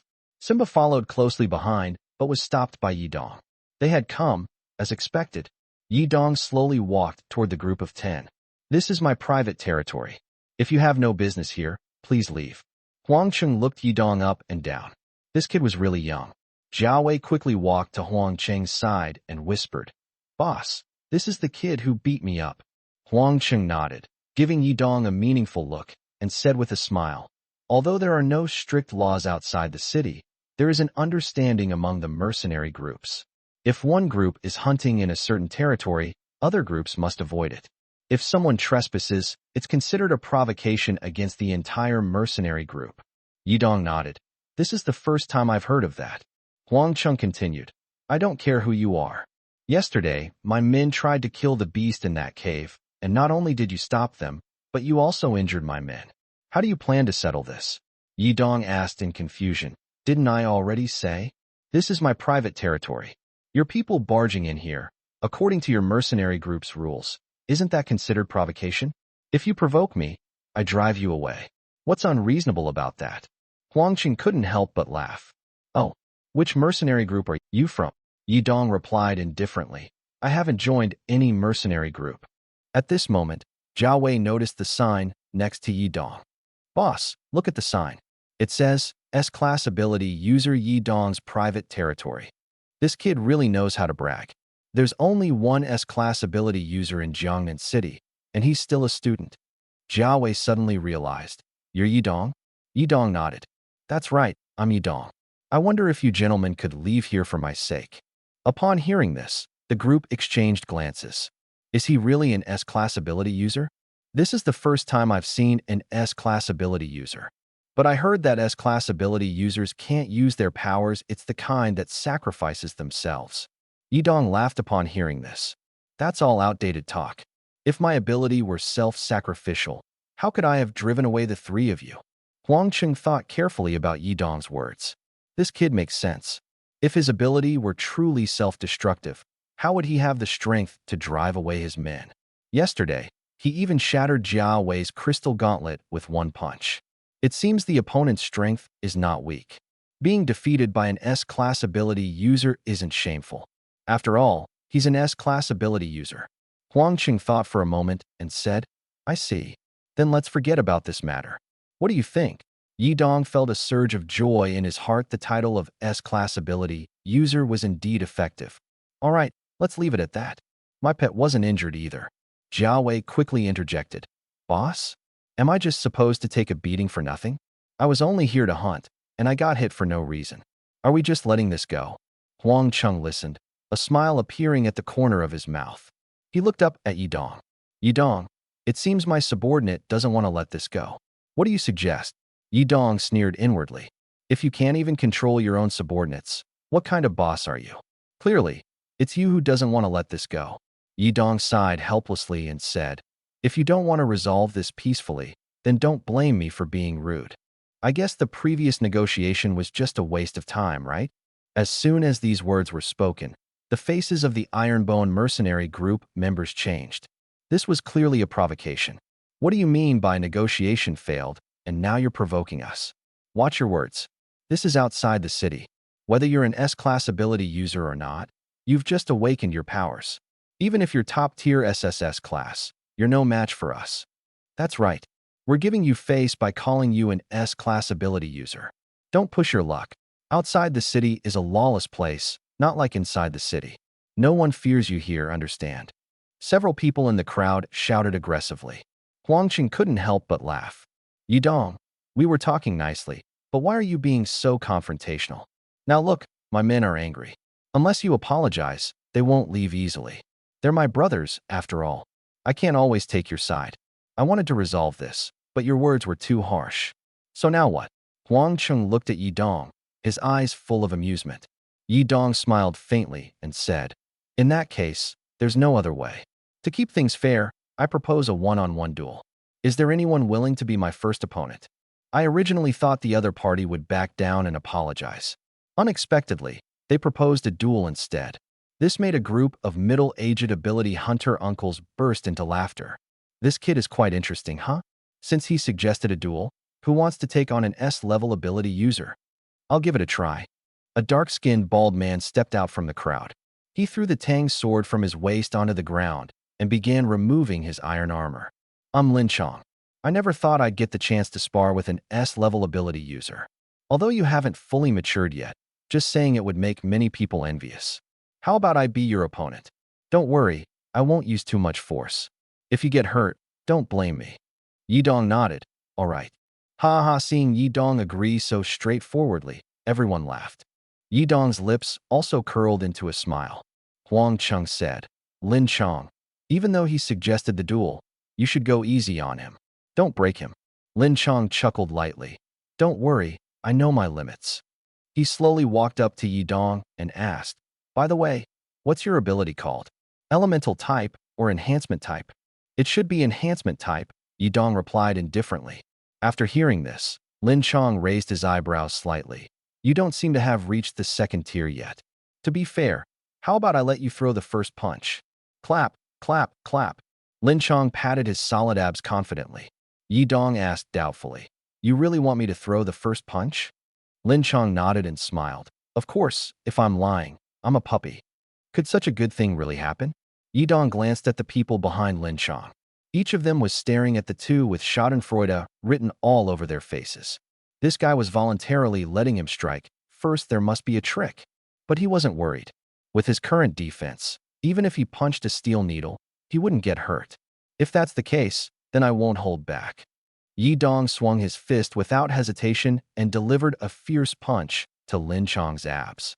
Lin Chong's eyes narrowed slightly, and a bunch of black steel spikes suddenly emerged from his abdominal muscles. His eyes revealed a crazed look, thinking, gotcha now. He could already imagine Yi Dong clutching his hand, kneeling on the ground, and crying out in pain. But was that really the case? Bang! Lin Chong's eyes widened in disbelief as the force of the punch sent him flying like a sandbag. Bang! He crashed into one of the Iron Bone members behind him. Both of them fainted on the spot. Yi Dong smiled and said, who's next? The scene instantly fell silent.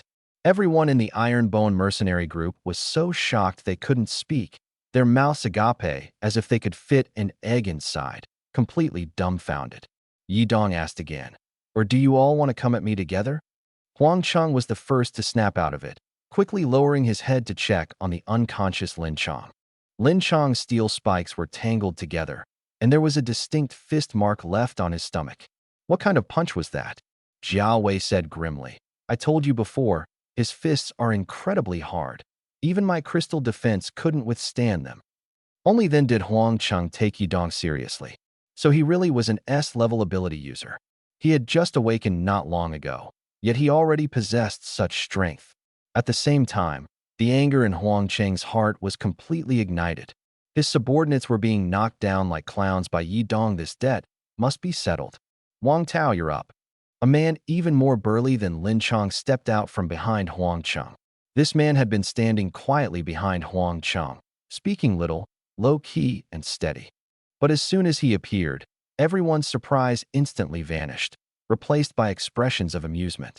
Brother Tao, don't hold back. Teach this kid a good lesson.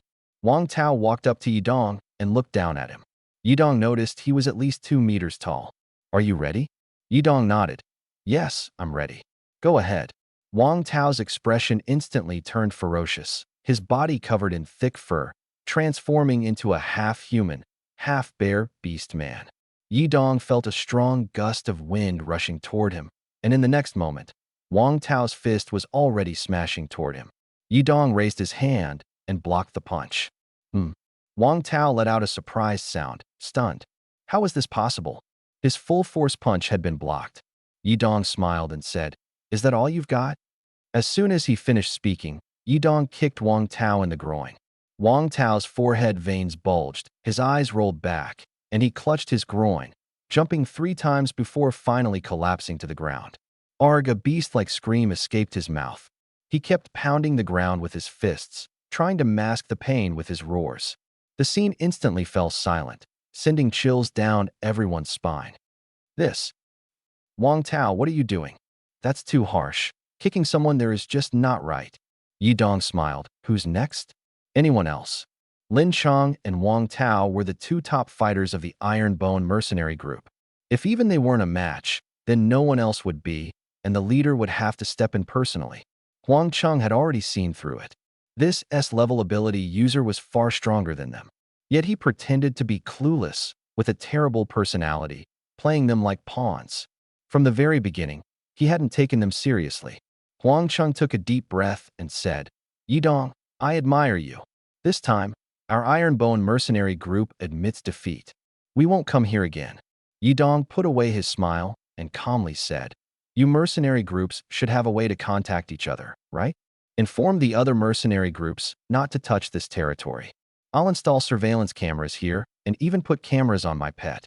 If anyone sneaks in and tries to harm my Simba, I guarantee that mercenary group will disappear completely from Jiangnan City, and even their accomplices won't escape. I'm not joking. As soon as he said this, everyone immediately felt a chill. This guy had just issued the most terrifying death threat of their lives in such a casual tone. 063. You no longer need bodyguards. After the Iron Bone mercenary group left, Yidong walked toward the beast cave. Simba came over at that moment, nudging into his arms and rubbing his head against him. All right, from today on, no one will dare to bother you anymore.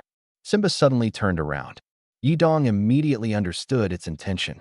He climbed onto Simba's back, and Simba dashed off at once.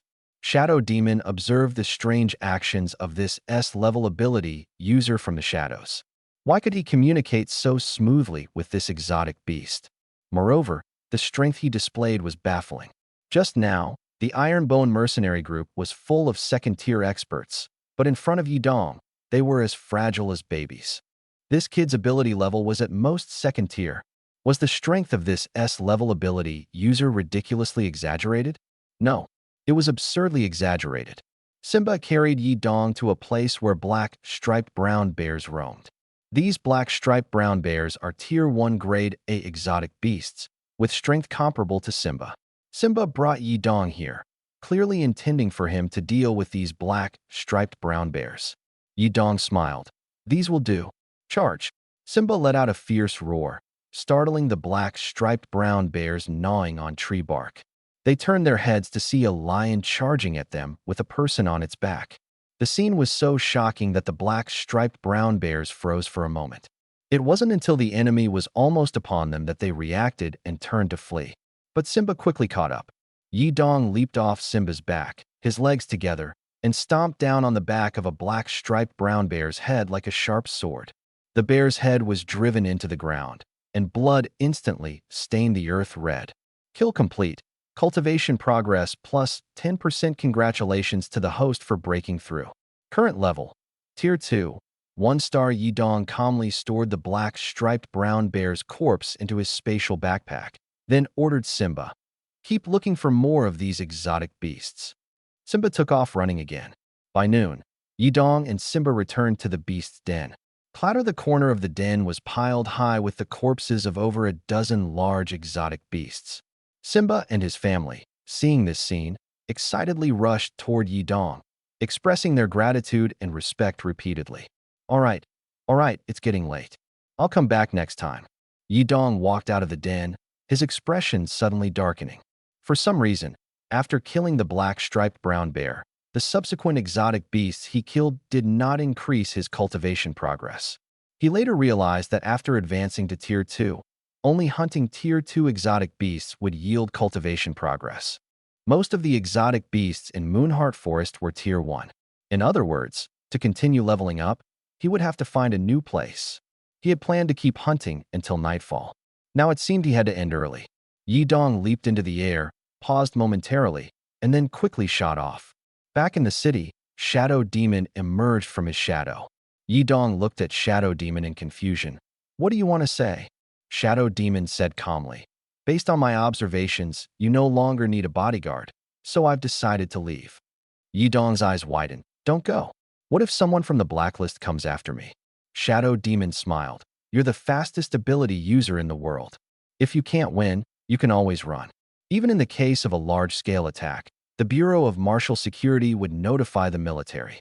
Besides, you're not someone others need to worry about." With that, Shadow Demon sank into the ground and disappeared. Yi Dong stood there, dumbfounded. He had only been here a few days, and now he was leaving? He still needed protection. After leaving, Shadow Demon went straight to the South Sea military headquarters and reported the information he had gathered to Dr. Zhang Chun. Coincidentally, Yun Tianlan was also in the doctor's lab. Zhang Chun looked at Yun Tianlan with a pleading expression. "Xiaolan, please, won't you agree?" Yun Tianlan replied helplessly. "You're confessing again? Haven't I told you before, you're not my type?" Zhang Chun remained persistent. "Just give me a chance." Ahem. Shadow Demon deliberately coughed loudly. Zhang Chun immediately transformed from a lovesick puppy into the dignified commander of the South Sea military headquarters. "Oh, it's you, Shadow Demon. You still walk as silently as ever, not making a sound. Didn't I send you to Jiangnan City to protect Yi Dong? You've only been gone for 2 days, and you're back already?"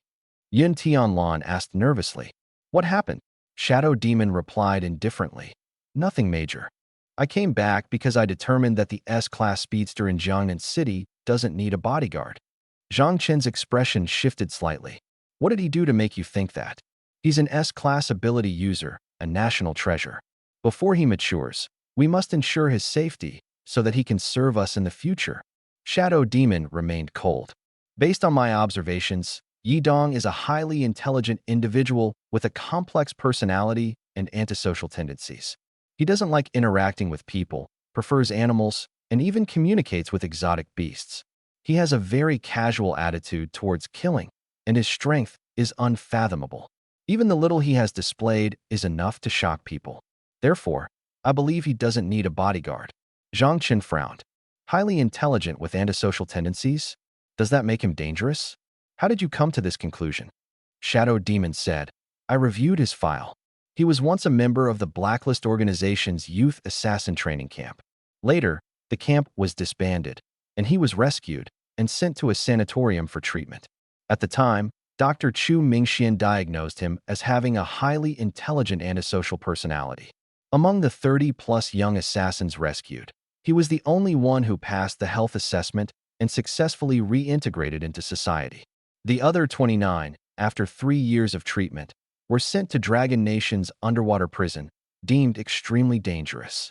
I also watched Yi Dong's health assessment video. He knows how to pass the tests, hiding his dangerous side, or rather, he's acting every day. Zhang Chun and Yun Tianlan were momentarily speechless, their faces filled with shock. 064. Jiangnan City's two monsters. Zhang Chun toyed with the pen in his hand and curiously asked, I didn't expect you to conduct such a thorough investigation before protecting Yidong. So what do you think should be done about this guy? Shadow Demon shook his head. Let him grow naturally. As for whether he's an enemy or an ally, it's still uncertain. He hides too deeply, making it impossible to see his true thoughts.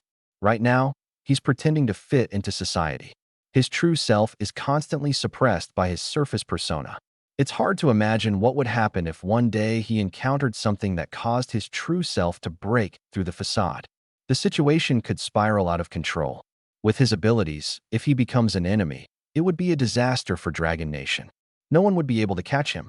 Meanwhile, I've discovered someone even more dangerous. Yun Tianlan raised an eyebrow slightly. Are you talking about Suing? She's an A-class Thunderwalker, and her abilities are indeed formidable. Shadow Demon shook his head. No, it's a girl named Tanghua, Yidong's deskmate. Yun Tianlan's expression changed, but he said nothing, his heart filled with shock. How did Tanghua end up back at Egret University? Yidong hadn't even told her, despite having her contact information. The messages she sent before were read but not replied to, which was infuriating. What's the deal with this Tanghua you're talking about? Shadow Demon took out a bounty notice from his spatial ring. Before I went to Jiangnan City, I received orders from the military to assassinate the masked killer Li Wei. After dealing with him, I found this bounty notice issued by the Blacklist in his room. I reconstructed his shadow form and obtained his memories. From memory, I learned about Tanghua. She is an A-level fairy tale world ability user, possessing rare mental control abilities. She can completely control ability users of the same level, forcing them to commit suicide. I also logged into the Blacklist database using Li Wei's account and discovered that Tanghua and Yidong have similar experiences. Although their training locations were different, their experiences might have created some kind of connection between them. Tanghua is still active at Egret University, and I can't determine what she and Yidong are planning to do. So, I haven't rushed to take action yet. Zhang Chen's face darkened. Are you serious? Mental control? That kind of ability is even scarier than S level. Are you sure all of this is true? Yun Tianlan was also incredulous. Impossible. If she really is. Zhang Chen suddenly looked at Yun Tianlan. You seem to know Tanghua? Why didn't you tell me? Yun Tianlan hesitated for a moment and then recounted everything that had happened in Jiangnan City. After listening, Zhang Chun and Shadow Demon had different expressions. Shadow Demon coldly said, How could you go easy on a Blacklist assassin? Yun Tianlan, have you been deceived by Yidong? People with high intelligence and antisocial personalities are experts at gaining others' trust. You've protected him for over a month, maybe.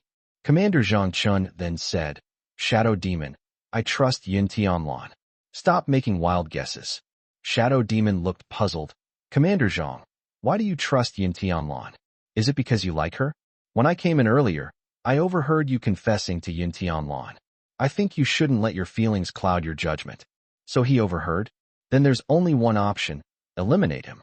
Zhang Chen's gaze grew increasingly cold.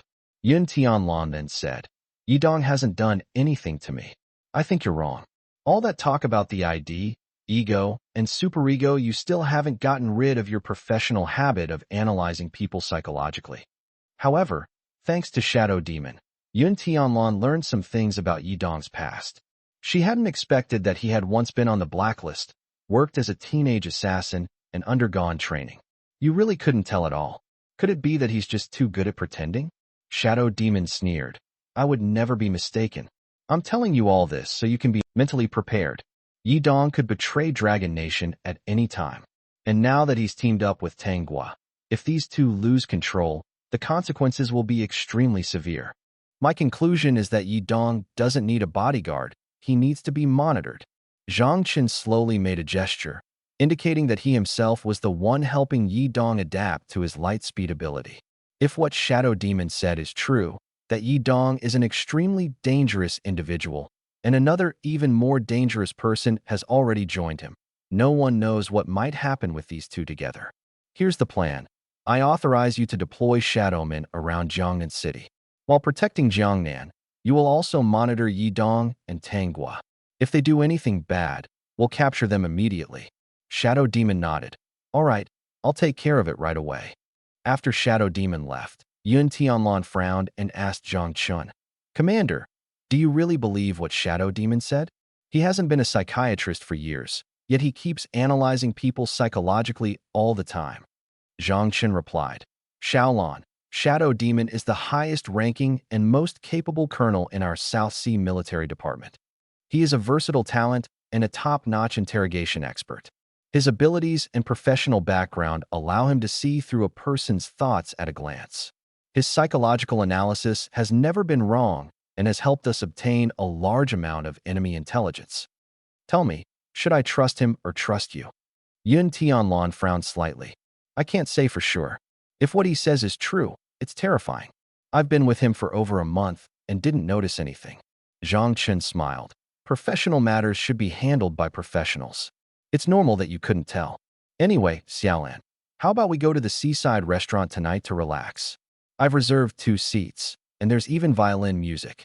It's a high-end place. Let's go for once. I'm not the kind of mountain boar that likes eating fine food. Forget it. Find someone else. Yun Tianlan said, her face heavy with concern, and walked out. She couldn't directly ask Yidong, or else the Shadow Demoness plan would be exposed. Zhang Chun hurriedly got up and chased after her. Yun Tianlan, I'm the commander. How dare you disobey me? I order you right now. Zhang Chun received a standard middle finger in response. 065. The opportunity to fight for honor has arrived.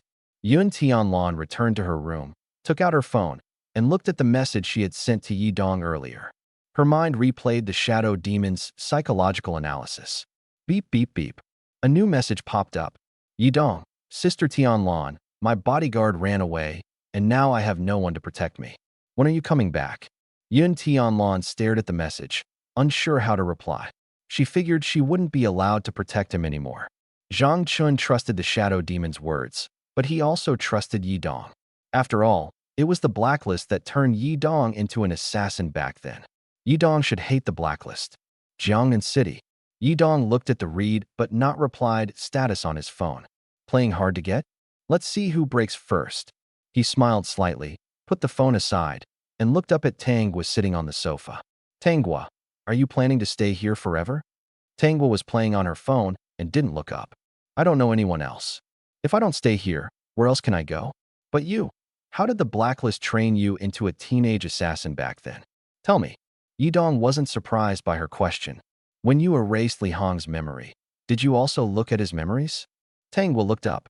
No, I just used him to help me investigate your information and deleted my personal details from the files I submitted. It was pretty quick. Yidong smiled faintly, leaning against the wall. I'm someone who always lives in the future. The past doesn't matter at all. Tanghua nodded. You're right. So, what are your plans for the future? After all, I'll be following you. Following me all the time. Yidong looked up and thought for a moment, then said, in the future, I should become a soldier in the South Sea Military Department. You know, the commander of the South Sea Military Department has always taken special care of me, so I should repay him well. Do you want to come along? Tanghua just nodded, as if confirming his answer, but said nothing. My identity will eventually be discovered by others. I'm waiting for an opportunity that will make our identities the same. Yidong listened and smiled lightly. Our situations are different. At least you've worked for the blacklist. If you fail, remember to cut ties with me. I've worked hard to get to this point, and I don't want to lose everything because of you. Tanghua blinked and sighed softly. Don't worry, I won't harm you. That's good. It's time to start fighting for the school's honor. Yidong, are you ready? Principal Bai called him to the principal's office early in the morning, looking extremely excited. By the way, Su Ying, are you two ready? Su Ying's expression changed slightly. Principal Bai, what exactly is this competition for honor? Can I refuse? Don't make me wear some perverted outfit like a maid costume with black stockings again. Okay. Principal Bai couldn't help but laugh. This time it's a proper event. It's been almost a month since the semester started, and the War Academy is organizing a freshman competition. Students from nearby schools will participate, and media reporters will also be present. The War Academy has specifically designated Yi Dong to participate, probably hoping to find someone to defeat you and boost their academy's reputation. But I believe in Yi Dong. He will definitely stand out and win great honor for our school. A freshman competition. In other words, each school would send newly enrolled students to compete against each other. Yi Dong had already awakened for a month and had advanced to the second tier. Participating in the competition would be like bullying kids, wouldn't it? Yi Dong smiled and asked, "Is there a reward for winning?" Previously, when I helped my classmates buy time in the Moonheart Forest and single-handedly fought the Blackwater Mystic Snake, the school radio only gave me a verbal commendation. Can we have some tangible rewards? I'm still temporarily staying at Su Ying's house, you know. The hint was pretty obvious, right? Principal Bai's eyes widened. Yi Dong, you're so young, and you're already asking for benefits? Do you expect me to buy you a villa like the Nine Dragons Courtyard? I'm still living in an attic myself. Yi Dong was surprised. Principal Bai, are you doing that poorly? This is called integrity, living simply and honestly. Principal Bai glared at him and continued. But since you brought it up, I'll consider it.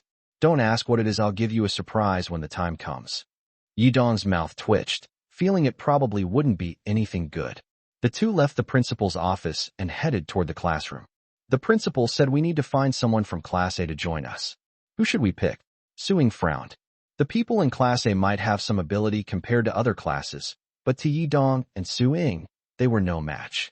Yi Dong said, the competition only requires 3 people, best 2 out of 3 rounds. The 2 of us plus a sparring partner can win. Why bother finding someone else? Just pick someone we know. How about Xia Qiuyu, your girlfriend? Tomorrow's the first day of the competition, and Qiuyu's on her period, so probably not. Pick someone else. Your period is causing trouble. How about I join you? Tang Guo appeared behind them at some point. Su Ying looked at Tang Guo suspiciously. Little sister, to be honest, I seem to have forgotten what your ability is. Can you remind me again? Little sister? Calling her that so affectionately? Have their relationship already reached that level? Tang Guo said, great a fairy tale world, a type of spatial ability. But my skills are pretty good too, my brother knows that. Damn, this girl was already at the 3rd tier, and she wanted to join this competition? Wasn't that overkill? Yi Dong shook his head. It's too dangerous. You shouldn't participate. There will be reporters from major TV stations there. Just cheer for me from the sidelines. Yi Dong kept winking at Tang Guo, and Tang Guo naturally understood his meaning. Oh, since my brother said so, I can only listen to him. Tang Guo giggled, walked over to Yun Tianlan, and gently held her hand. Yi Dong quickly reminded, Tang Guo, be careful. This one here is a lesbian tea. Don't let her take advantage of you without realizing it. Tang Guo looked puzzled. What's a lesbian tea? It means someone who likes women. Tang Guo was slightly startled and quickly let go of Su Ying's hand. Su Ying chuckled. Oh, come on. It's not like I haven't touched you before. Look how scared you are. Besides, I have a girlfriend. It's Xia Qiuyu. You've met her. Tang Guo awkwardly smiled. So you two are a couple. Su Ying went to the training room first. Yi Dong and Tang Guo were heading toward the training room. Yi Dong, how do women and women do that kind of thing? I've been thinking about it for a long time, but I still can't figure it out. Yi Dong's expression changed. And you can figure out how men and women do that kind of thing? Tang Guo snorted lightly and said, men have that thing, they can put it in. Tang Guo suddenly felt that Yi Dong was deliberately teasing her, and her face immediately turned sour. I'm not answering this question. Yi Dong couldn't help but laugh. Wow, a blacklist killer who has taken countless lives, blushing over matters between men and women. I never expected that. Tang Guo quickly changed the subject, afraid that Yi Dong would say something even more outrageous. By the way, isn't the freshman competition still short of 1 person? Have you decided who to bring? Yi Dong seemed unwilling to dwell on the previous topic either. He smirked and said, if the freshman competition is a best-of-3 team match, Su Ying and I could bring a dog and still win. But if it's an individual match, then there's no need to bring anyone else. So, I've decided to bring a dog. Tang Guo was so shocked she couldn't speak. You really want to bring a dog? Wouldn't that drive people crazy? Yi Dong smiled faintly. Maybe I just want to see that kind of reaction. Seriously, an individual match format? then bringing him along is a waste of effort. On the day of the competition, Yi Dong and Su Ying arrived at the War Academy early and went straight to the freshman competition venue. After confirming with the referee, they found out the competition was an individual match, not a team match. Then why call 3 people over? Just to make up the numbers? Yi Dong placed the stray dog he had picked up from the roadside on the ground and gave it a light kick. Go play by yourself. The stray dog muttered and ran off. Generally speaking, stray dogs are quite friendly. Yi Dong and Su Ying casually found a resting spot to sit down. The contestants gradually entered the venue, and many news media from Jiangnan City came to report. Of course, there were also many ordinary spectators. The event site was crowded, with an estimated several thousand people. Excuse me, are you the contestants from Egret University? A man who looked like a teacher politely asked. Yi Dong nodded. Yes, what's the matter? The man smiled and said, the lounge is indoors, not here. Before the competition starts, please go to the lounge prepared by the school. Follow me. Yi Dong glanced at Su Ying, and Su Ying shrugged, indicating she didn't know either. The two followed the man to the lounge. Click. The lounge door opened. Yi Dong and Su Ying walked in confidently. Instantly, all eyes turned to them.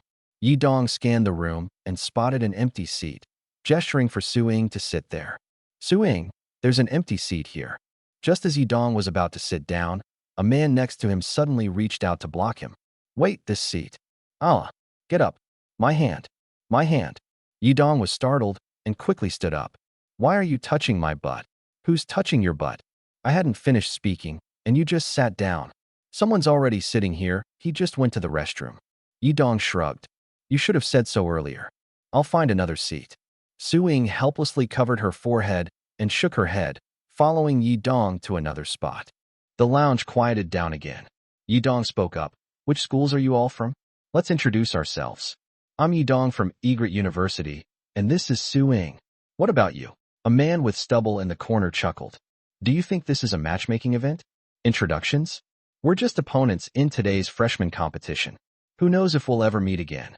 Don't waste your time.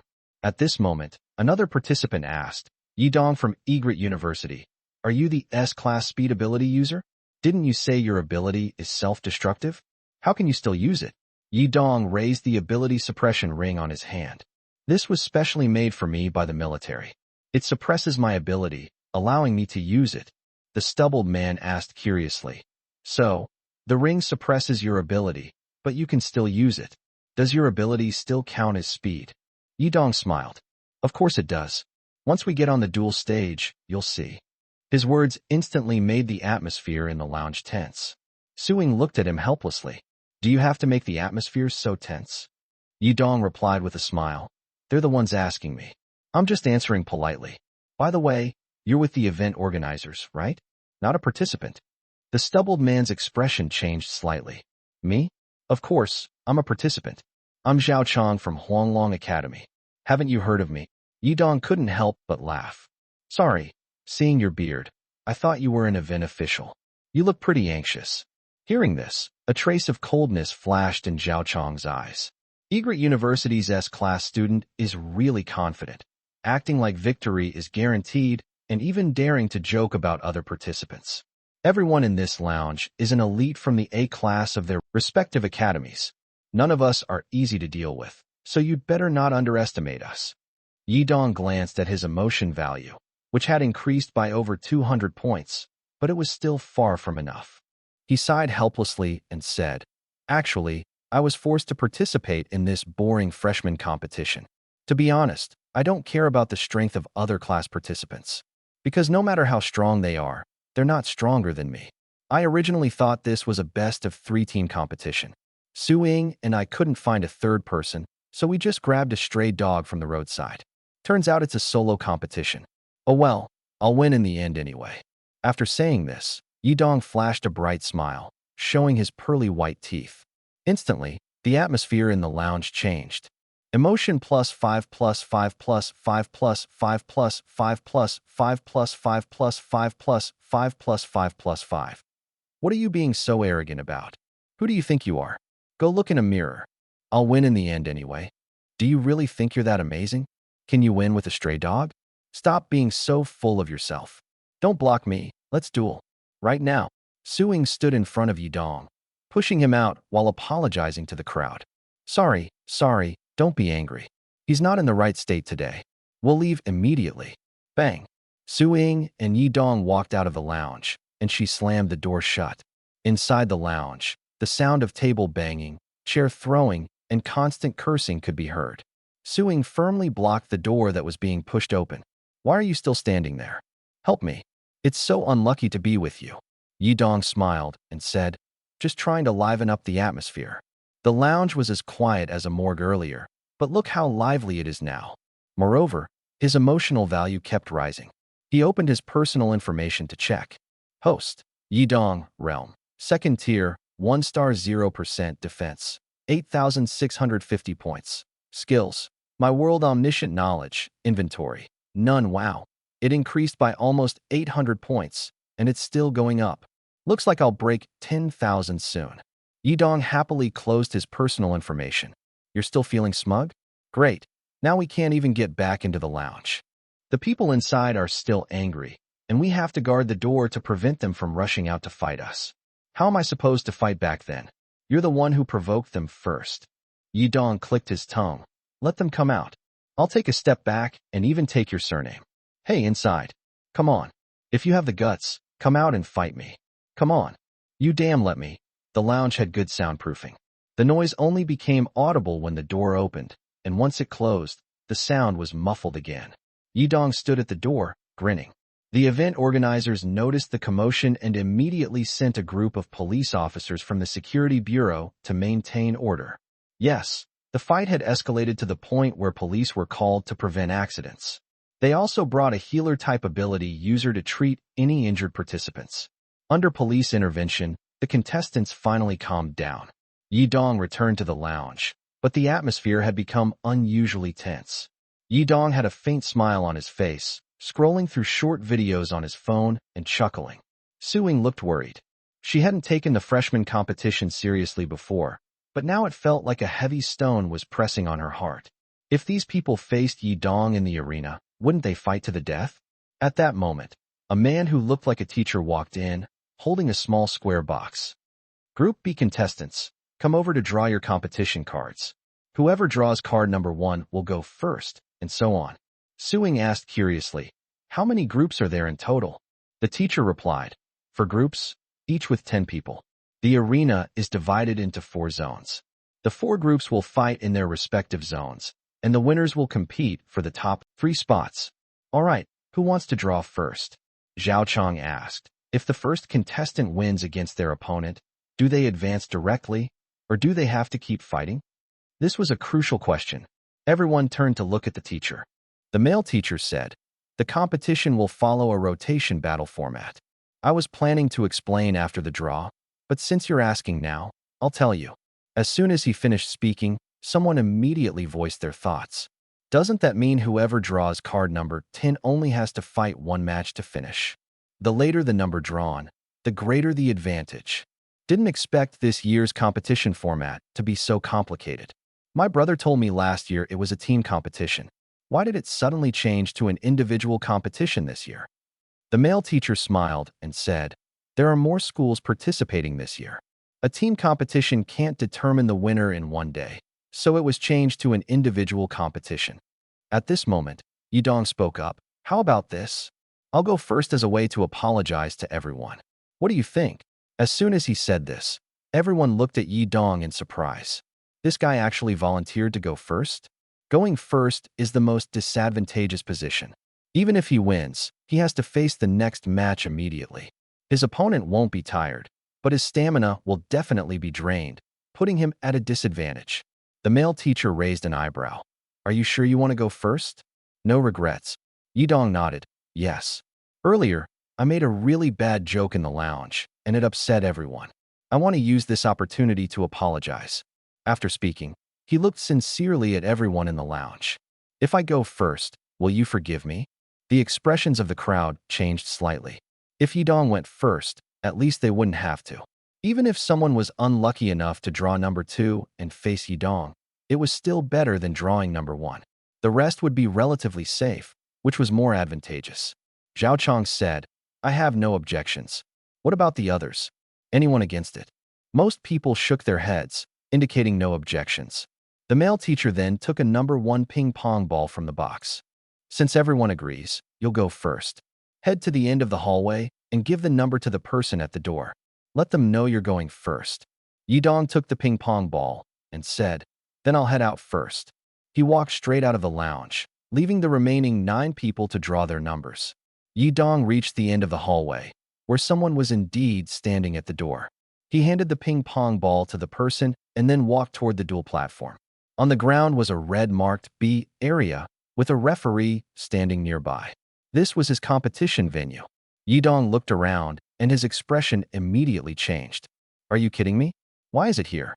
The mustached referee asked in confusion. What's wrong? Is there a problem? Yidong nodded. Yes. Why is the distance between the duel arena and the audience seating so far? It's over 20 meters.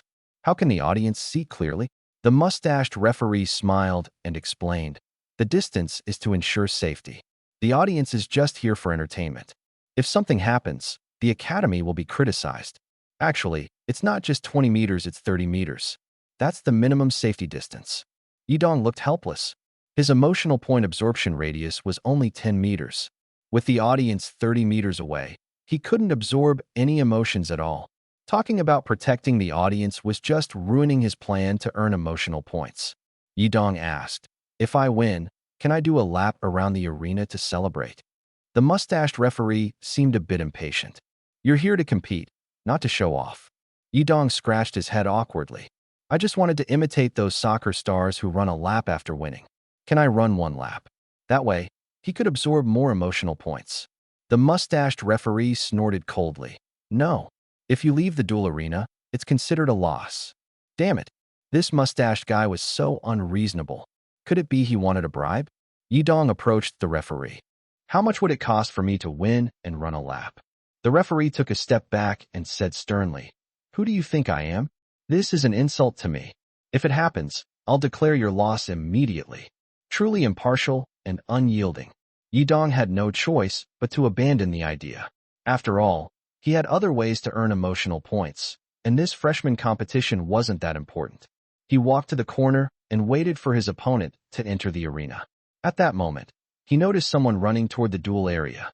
The person didn't look well, perhaps because he was about to face Yidong, or maybe he was unhappy about being the second to compete. The mustached referee saw that the second contestant was ready and walked to the center, waving his hands toward the 2 competitors. Come closer. I'll explain the duel rules to you. Although this is a freshman competition, the duel rules still follow the standards recognized by the Dragon Nation Martial Arts Association. Fair competition, stopping at the point of contact, and absolutely no crippling injuries. If one side falls and cannot get up, they lose. Stepping out of the arena also counts as a loss. Voluntarily admitting defeat automatically results in losing the match. Yidong blinked. The Dragon Nation Martial Arts Association rules are pretty simple. The mustached referee said indifferently. First, introduce yourselves to each other, then the duel begins. While observing his opponent, Yidong introduced himself. My name is Yidong. Pleased to meet you. The man in front of him looked delicate, with messy hair, well-defined features, fair skin, and an overall gentle demeanor. A guy like this would probably be popular among girls, right? I'm Hua Tianyu. Nice to meet you. The mustached referee immediately announced the start of the duel. Begin. Yidong suddenly kicked Hua Tianyu in the groin with great speed and force. Hua Tianyu didn't even have time to react. His eyes rolled back, and he fell heavily to the ground. Yes. Yidong raised a victory sign with his fingers, making a triumphant gesture. The mustached referee's eyes widened in shock, momentarily forgetting he was the referee for Group B. Yidong reminded him, Referee, he's already down. I won. Hurry up and announce the result. The mustached referee snapped back to reality. What kind of duel is this? Kicking the vital area. Didn't I say no injuries? Yidong looked puzzled. The groin counts as a vital area? This is the first time I've heard that. Does the Dragon Nation Martial Arts Association forbid kicking vital areas? The mustached referee's face darkened. Although it's not explicitly prohibited and doesn't violate the rules, such actions are considered unethical. Yidong smiled. Don't use morality to bind me. I don't care about ethics. Anyway, I won. Next opponent, come on. The mustached referee shook his head helplessly, raised a small flag, and blew his whistle. Yidong wins. The whistle immediately drew everyone's attention. The contestants in the other three areas were still warming up and stretching, but Group B already had a winner? What just happened was so fast that no one except the referee saw it. Two medical staff in white coats carried a stretcher and took the injured Hua Tianyu off the field. As Hua Tianyu left, the third contestant for Group B entered the arena. Contestant number 3 was visibly surprised. The second contestant lost in less than 2 minutes? Is this S-class contestant really that strong? Number 3 was a young man with yellow hair. He cautiously stood in the Group B duel position and followed the referee's instructions to approach Yidong. The mustached referee gave Yidong a warning. With so many media present, don't act unethically. You also need to consider the school's reputation. If you win in this manner, how do you think the news will report it? Don't let the school's reputation be ruined because of you. The opponents are all elites from Class A of other schools. Even if we win, we should leave them some dignity and compete properly. Little Yellow Hair looked at the referee with a puzzled expression, not understanding what was being said. Yidong listened and felt deeply moved. Hearing you say that, I understand now.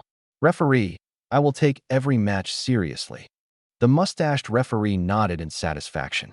Good, then let's begin. The referee blew the whistle and stepped back. Yidong's gaze suddenly changed, and he fiercely kicked Little Yellow Hair in the groin. Ugh, Little Yellow Hair's eyes widened, letting out a painful sound, rolling his eyes as he slowly collapsed to the ground. Yeah. Yidong made a victory sign to celebrate his win. Emotion plus 5 plus 5 plus 5 plus 5 plus 5 plus 5 plus 5 plus 5 plus 5 plus 5 plus 5. Yidong's face was full of satisfaction. Just at this moment, the mustached referee had already awarded him nearly 100 emotion points. He reminded the referee again. Referee, he's down. I've won again. Blow the whistle quickly. The mustached referee snapped back to reality. But this time his gaze toward Yidong was clearly different. Who exactly is this guy? He defeated 2 opponents with just 1 kick each? This seemingly sneaky kick actually hides a big secret. His kicking speed is extremely fast, leaving the opponent no time to react. This is actually a display of skill. The referee smiled wryly, thinking, I can't make this up anymore. This guy named Yidong wins purely by sneak attacks and dirty tricks. He's nothing but a complete scoundrel. But no matter what, he did win this match. A whistle sounded. It was clear that the second match of Group B had a winner again. Taking advantage of the moment when the medical staff rushed over, the mustached referee walked up to Yidong and said, If you continue using these sneaky tactics, I will disqualify you from the competition. Please respect your opponents. Yidong's face immediately showed dissatisfaction. Why? I didn't break any rules. Against these nameless small fry, of course, I want to finish them off quickly. I don't even bother writing out the details. Do I have to describe my fierce battles with them? Here's the keyboard, you try writing it. The mustached referee was shocked. What are you even talking about? I'm talking about your dirty tricks. Don't bring up irrelevant stuff. Yidong sneered and ignored him. At this moment, number 4 looked bewildered, being informed that it was his turn to compete. The waiting room was noisy. This time number 1 won again. And every match lasts less than a minute? What's going on? Logically, for such a big competition, the organizers should set up a projector or closed-circuit TV or something, right? Live broadcast. A live feed of the match. Closed-circuit TV is so outdated. Yeah, a live feed would at least let us see the matches in this group. I heard this freshman competition was organized too suddenly, and the War Academy wasn't prepared. Anyway, the door was pushed open, and a male teacher holding a walkie-talkie walked in and said, Is number 6 here? It's time for number 5 to go on. He finished speaking, looking a bit incredulous himself. Zhao Chong asked in confusion, Who won this time? The male teacher replied, Still number 1. He's already won 3 matches in a row. You are all students from Class A. How can the gap be so big? Zhao Chong clenched his fist tightly, holding a ping-pong ball with the number 9 written on it.as for number 10. It was being held by the woman named Su Ying. Su Ying had been playing with her phone since earlier, completely indifferent to the outcome of the matches. Even after Yidong won 3 consecutive rounds, her expression remained unchanged, as if everything was perfectly normal. Could it be that she already knew Yidong would win? Time passed, though it was unclear how long. The door was pushed open again. The male teacher looked at Zhao Chong and said, "You're number 9, right? It's your turn to go up." Zhao Chong's eyes widened. What had happened? He had been zoning out, and the first 7 had already lost? He instinctively asked, "What's the result this time?" "The winner is still number 1. Hurry up, I need to call for an ambulance. There are too many injured, and the medical staff can't keep up," the male teacher said before closing the door. Zhao Chong staggered as he walked out of the waiting room. As he pushed the door open, the male teacher's voice reached his ears. First People's Hospital? This is the War Academy. Please send 3 therapists over. There are more than 10 injured, including 7 with testicular injuries." Testicular injuries? What happened? How could this be? Make that 8. The 8th one is about to go up, and I suspect. Zhao Chong grabbed the male teacher by the collar. "What did you just say? 8 testicular injuries? Am I the 8th? The male teacher was so frightened, he lost his composure. "I'm sorry, student, I misspoke. Please don't be angry." Zhao Chong snorted coldly and let go of the teacher, who accidentally stumbled into the wall. "My testicles will never be injured." Zhao Chong adjusted his breathing and stepped onto the B group arena. The mustached referee had a look of resignation on his face, completely uninterested. In all his years as a referee, he had never seen matches end so quickly, and Yidong had defeated 7 opponents in a row with a single kick to their weak spot. He would have to write a report about this later, and people would probably think he was crazy. Zhao Chong stepped onto the stage, calmly looking at Yidong. "You've won 7 matches in a row. That's impressive. But don't think I'm the same as the previous 7. I'm Zhao Chong." The mustached referee stepped forward, briefly explained the rules, and announced the start of the match. Zhao Chong's pupils contracted sharply. He decided to strike first. He took a sudden step forward. But as soon as he moved, he felt a chill in his groin. Bang! A dull impact came from his groin. It was the most insidious soccer kick. It hit his weak spot. Damn it! The pain was unbearable. It hurt so much he almost passed out. His brain felt hot, his vision went black, and he collapsed heavily to the ground. The mustached referee shook his head helplessly and blew the whistle for the 8th victory in Group B. Yidong looked at the fallen Zhao Chong, a faint smile appearing at the corner of his mouth. "Sorry, I'm Yidong. Whether you're Zhao Chong or Saucy Chong, you're still my defeated opponent." At this moment, Yidong looked toward the direction where the contestants were entering. Su Ying was really lucky to have drawn number 10. It seemed he could finally have a proper match with her this time. A familiar spiritual pressure emanated from the entrance. Yidong turned his head to look. Su Ying was slowly walking toward him. The mustached referee, seeing it was a girl, immediately smiled. "That move of yours won't work this time, will it?" Yidong smiled faintly and said, "I have another move called Immortal Picking Grapes. But don't worry, this time I know her, and I won't use that move on her. Next, we'll have a fair and evenly matched fight." The mustached referee was surprised. Immortal Picking Grapes? Could it be? Su Ying stepped onto the B group stage, crossing her arms in front of her chest, and glanced at Yidong. "As expected of you, winning 8 matches in a row, and in even less time than I imagined." Yidong smiled. "Oh, you think highly of me. From the moment you said you wanted to go first, I knew you didn't take anyone else seriously. But this time, I'm your opponent, and I'm going to beat you." Su Ying's eyes burned with determination. "I've decided to win the freshman competition championship and propose to Xia Qiuyu in front of the reporters. No one can stop me, not even you." Yidong was so shocked he couldn't speak. "Are you serious? What if you lose to me?" Su Ying hesitated for a moment and then whispered, "Then I won't propose." Yidong's eyes lit up with an idea. "How about this? I'll intentionally lose to you. How much are you willing to pay?" The mustached referee cleared his throat.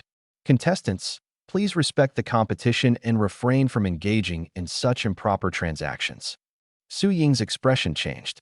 "Are you saying you're planning to lose to me on purpose?" Yidong nodded. "As long as the price is right, I value profit over reputation." He rubbed his fingers together, his face full of greed.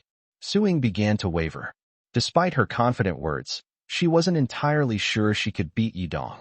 During their matches, she always felt like he was holding back. Yidong named his price.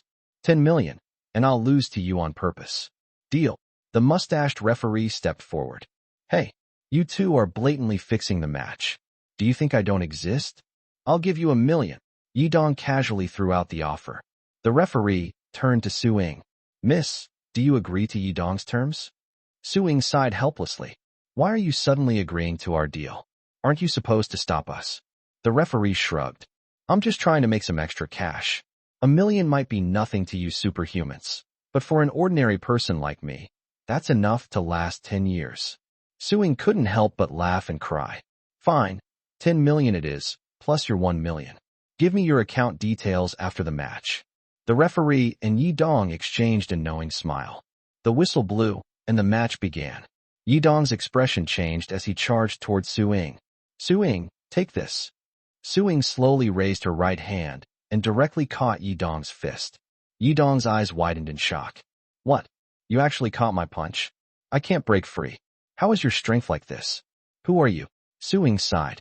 That's enough. Out of the corner of his eye, Yidong noticed reporters taking pictures. There are reporters filming us. Let's make it look convincing. Su Ying immediately perked up. See how strong I am. As soon as she finished speaking, she kicked Yidong square in the chest. Ah, Yidong screamed as he rolled on the ground, tumbling from the B area to the adjacent A area. The mustached referee blew his whistle. Contestant number 10 from Group B wins. All matches in Group B are now concluded. The final winner is Su Ying from Class A of Bailu University. Su Ying beamed with joy and walked toward the rest area. Yidong rolled from the B area to the A area and then off the edge of the stage. He stood up, patted the dust off his clothes, shook his hair, and suddenly noticed someone standing in front of him. The person was staring at him angrily, their face full of fury. Yidong looked the man up and down. He had to admit, the guy was quite handsome, with just the right amount of muscle definition, not too much, not too little. Yidong, you've really let me down. Yidong looked confused. Who are you? I am from Class A of the War Academy, and my goal is to defeat you in the freshman competition. What happened in the match just now? Yidong's face darkened. I got kicked and sent flying, didn't you see? I rolled from Zone B to Zone A, out of the ring. That kick was too fierce. Luckily, I could still stand up. Idiot. You're lying. You won 8 matches in a row and then got kicked off the ring by a girl. You clearly lost to her on purpose. Do you know how much I was looking forward to competing with you? How dare you do this to me? Keep your voice down, or people will think there's something between us. Besides, you're overthinking it. Don't take your emotions out on me. You want to fight me, but I may not fight you if I fancy your girlfriend. Would you give her to me? Yidong snorted coldly and walked straight to the lounge. Yidong, we'll have to fight sooner or later. You can't escape. Crazy. Yidong completely ignored him. Su Ying was sitting in the lounge. When she saw Yidong come in, she smiled and said, Yidong, you're back? Yidong looked puzzled. Why are you suddenly so enthusiastic? Where's my money? Su Ying chuckled. I get so excited just thinking about announcing my relationship with Xia Qiuyu in front of so many people. Also, Qiuyu is on her way here. She's on her period and not feeling well. Can you take care of her for me? Yidong nodded. No problem. If she's feeling unwell, I have a big shoulder for her to lean on. You won't mind, right? Su Ying immediately put on a stern face. Of course I mind. She's my girlfriend. If you dare have any improper thoughts about her, you can forget about getting that 10 million. Yidong took out his phone.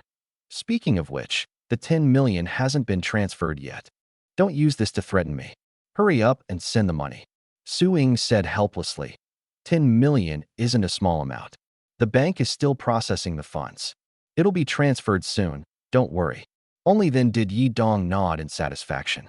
Since the other 3 group matches hadn't ended yet, the two waited in the lounge. After an unknown amount of time, Xia Qiuyu arrived at the Group B lounge, dressed warmly and wearing a mask and hat. Ying, I'm here. There was traffic on the way. Cough, cough, cough. Yidong couldn't help but laugh. Are you okay? You're this sick and still came to watch Su Ying's match. That's true love. I caught a cold and I'm on my period too, Qiuyu said weakly, her face full of helplessness. Yidong suddenly understood. Women really have it tough, going through such discomfort every month. Reporter interviews Xia Qiuyu, and Su Ying chatted affectionately. while Yidong played on his phone, scrolling through short videos and occasionally laughing. The atmosphere in the lounge was very relaxed. At this moment, there was a knock on the door outside. Yidong glanced at Su Ying, and Su Ying glanced back at him. Neither of them seemed willing to open the door. Yidong gestured to Su Ying with his eyes, nodding toward the door. Su Ying frowned and nodded back. The two were at a stalemate. Seeing this, Xia Qiuyu shook her head helplessly. The person outside seemed a bit anxious and knocked on the door again. "Excuse me, is Yidong here?" This time, Su Ying nodded toward Yidong. "Go open the door. They're looking for you." Yidong sighed helplessly and walked slowly to open the door. As soon as the door opened, Yidong saw a middle-aged man standing outside, dressed in a red suit, with slicked back hair and a smile on his face. "Yidong, I am the principal of the War Academy. My surname is Li, and it's a pleasure to meet you." Yidong asked in confusion. "Principal Li, what brings you here? Is there something I can help with?" Principal Li glanced at the lounge and said, "If it's convenient, I'd like to talk inside." Yidong stepped aside, and after Principal Li entered, he said, "Yidong, I heard you won 8 matches in a row and finally lost to contestant number 10, your classmate Su Ying. Oh no, could it be that the mustached referee sold me out?" Yidong scratched his head. "Principal Li, here's the truth." Principal Li raised his hand to interrupt. "Don't worry, I understand what you mean. In this freshman competition, you are the main attraction. Everyone wants to see the legendary S-class youth. If you don't make it to the finals, the audience, opponents, and media will all feel disappointed. So, I've decided to revive you, and not just revive you, but as the arena master. Are you interested?" Yidong's expression changed. "Arena master? Does that mean I have to fight the first-place winner of the freshman competition again?" Principal Li nodded.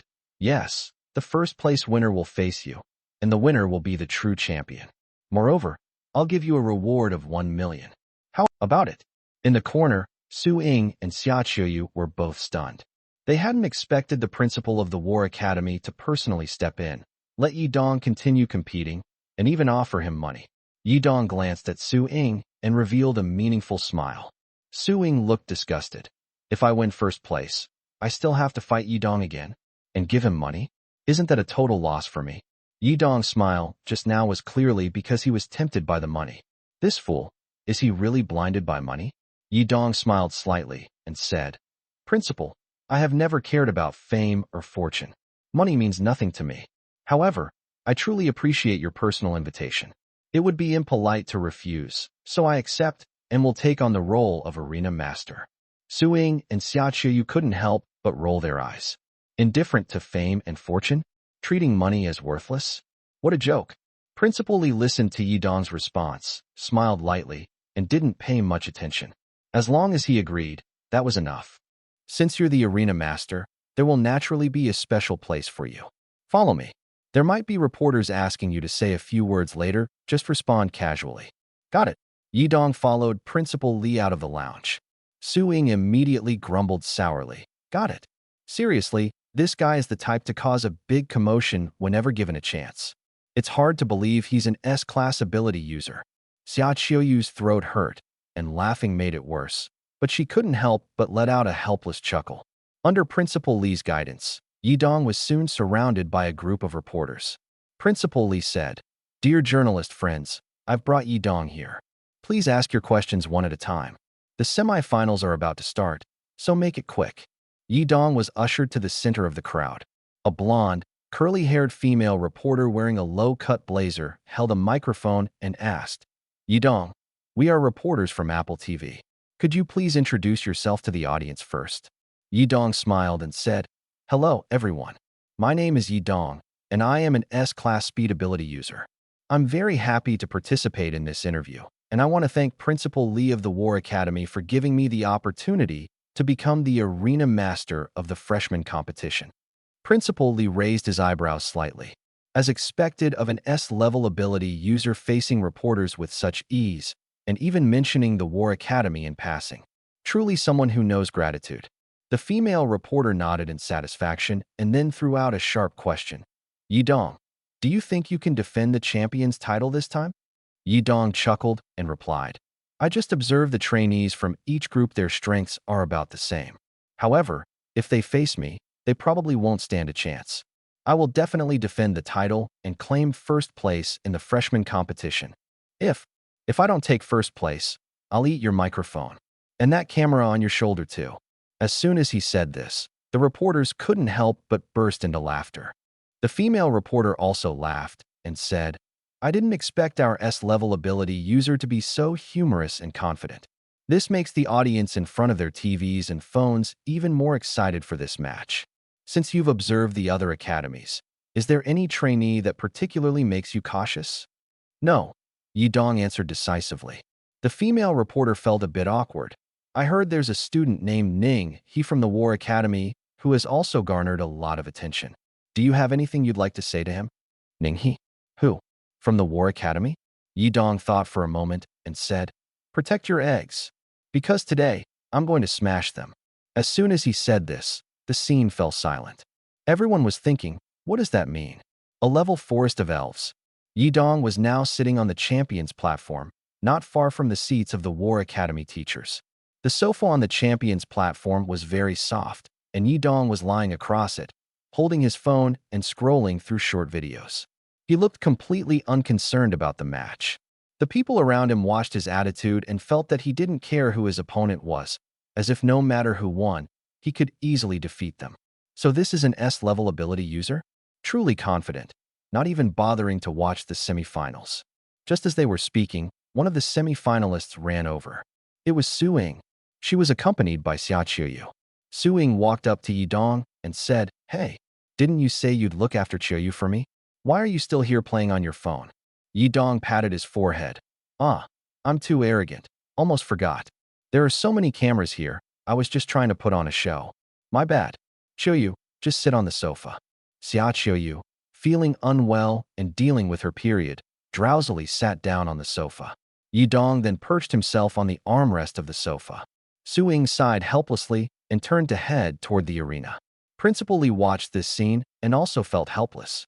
This S-level ability user was truly casual. The champion's seat, of all places, was given to a friend to sit on.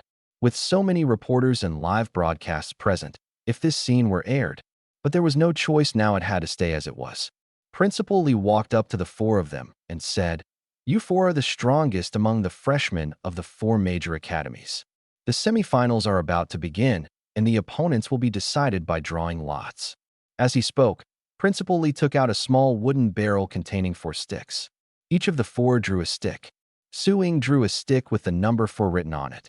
Principal Li said, Number 1 and number 2 will go first, followed by number 3 and number 4.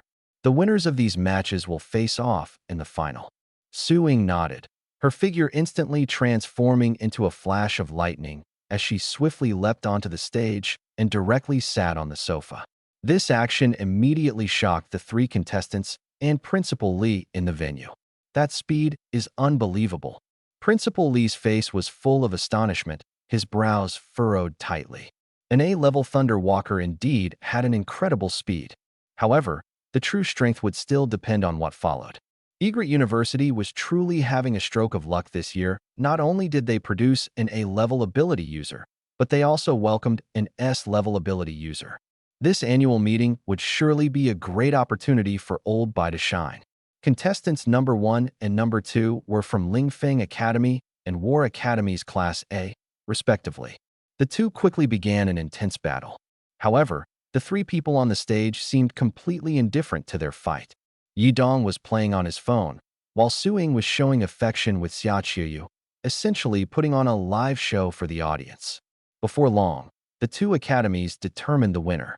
The victor was Ning, he from War Academy. As the referee announced the result, Yi Dong instinctively glanced at Ning, he below the stage. This made him show a puzzled expression. Wasn't this the guy who inexplicably got angry at him before? Unexpectedly, this guy turned out to be the champion of War Academy. Ning he provocatively gave him a thumbs up and then turned to walk toward the resting area. At this moment, Su Ying settled Xia Qiuyu and said to Yi Dong, Take care of Qiuyu for me. I'm going to compete now. Yi Dong glanced at the weak Xia Qiuyu and asked, She's feeling so unwell. Why not let a healer help her? Su Ying replied helplessly, Is a physiological period the same as an injury? You're so clueless. Yidong snorted. All right, I'm clueless. Just don't lose to your opponent, and don't blame me if you embarrass yourself. I won't lose to him. Just watch. Su Ying transformed into a flash of lightning and landed on the ground. Her opponent frowned slightly upon seeing this. You're the A-level Thunder Walker, Su Ying? Impressive. I'm Lu Yong, a level Forest of Spirits. Su Ying looked puzzled. Forest of Spirits? What kind of ability is that? Lu Yong smirked. You'll find out soon enough. The whistle blew, and the match began. Their gazes changed instantly. In the next second, Su Ying transformed into a streak of lightning and charged at Lu Yong. Lu Yong reacted quickly, slamming his hands onto the ground. The cement stage was instantly destroyed, and countless smooth wooden planks emerged from beneath the ground. These planks rapidly formed a wooden forest barrier, splitting the arena in two. Most of the arena was almost entirely occupied by these wooden planks. Su Ying retreated outside the barrier, surprised at how fast her opponent reacted, creating a wooden obstacle that covered most of the arena in an instant. Clearly, the opponent didn't want to engage in close combat. To attack him, she would have to cross this wooden wall, otherwise, her efforts would be in vain. Thunderwalker, your speed is unmatched, but against my wooden wall, speed is useless. I can counterattack with ease, Lu Yong said smugly. As soon as he finished speaking, the ground beneath Su Ying's feet suddenly rose. A wooden plank shot out from underground. No matter where she ran, wooden planks would emerge from the ground. In just a moment, the places where she could stand on the stage became fewer and fewer. Su Ying began to feel anxious. Her strength wasn't enough to smash these wooden planks. Did she have no choice but to admit defeat? Ying, you can do it. A faint voice reached her ears. Su Ying looked up and saw Xia Qiuyu, struggling to stay alert, cheering her on. Beside her, Yidong was still playing on his phone. That was the difference. Su Ying took a deep breath and focused on the wooden planks in front of her. The opponent could summon only a limited number, and although it seemed to cover the entire field, there were still many gaps. However, this might also be a trap deliberately left by the opponent.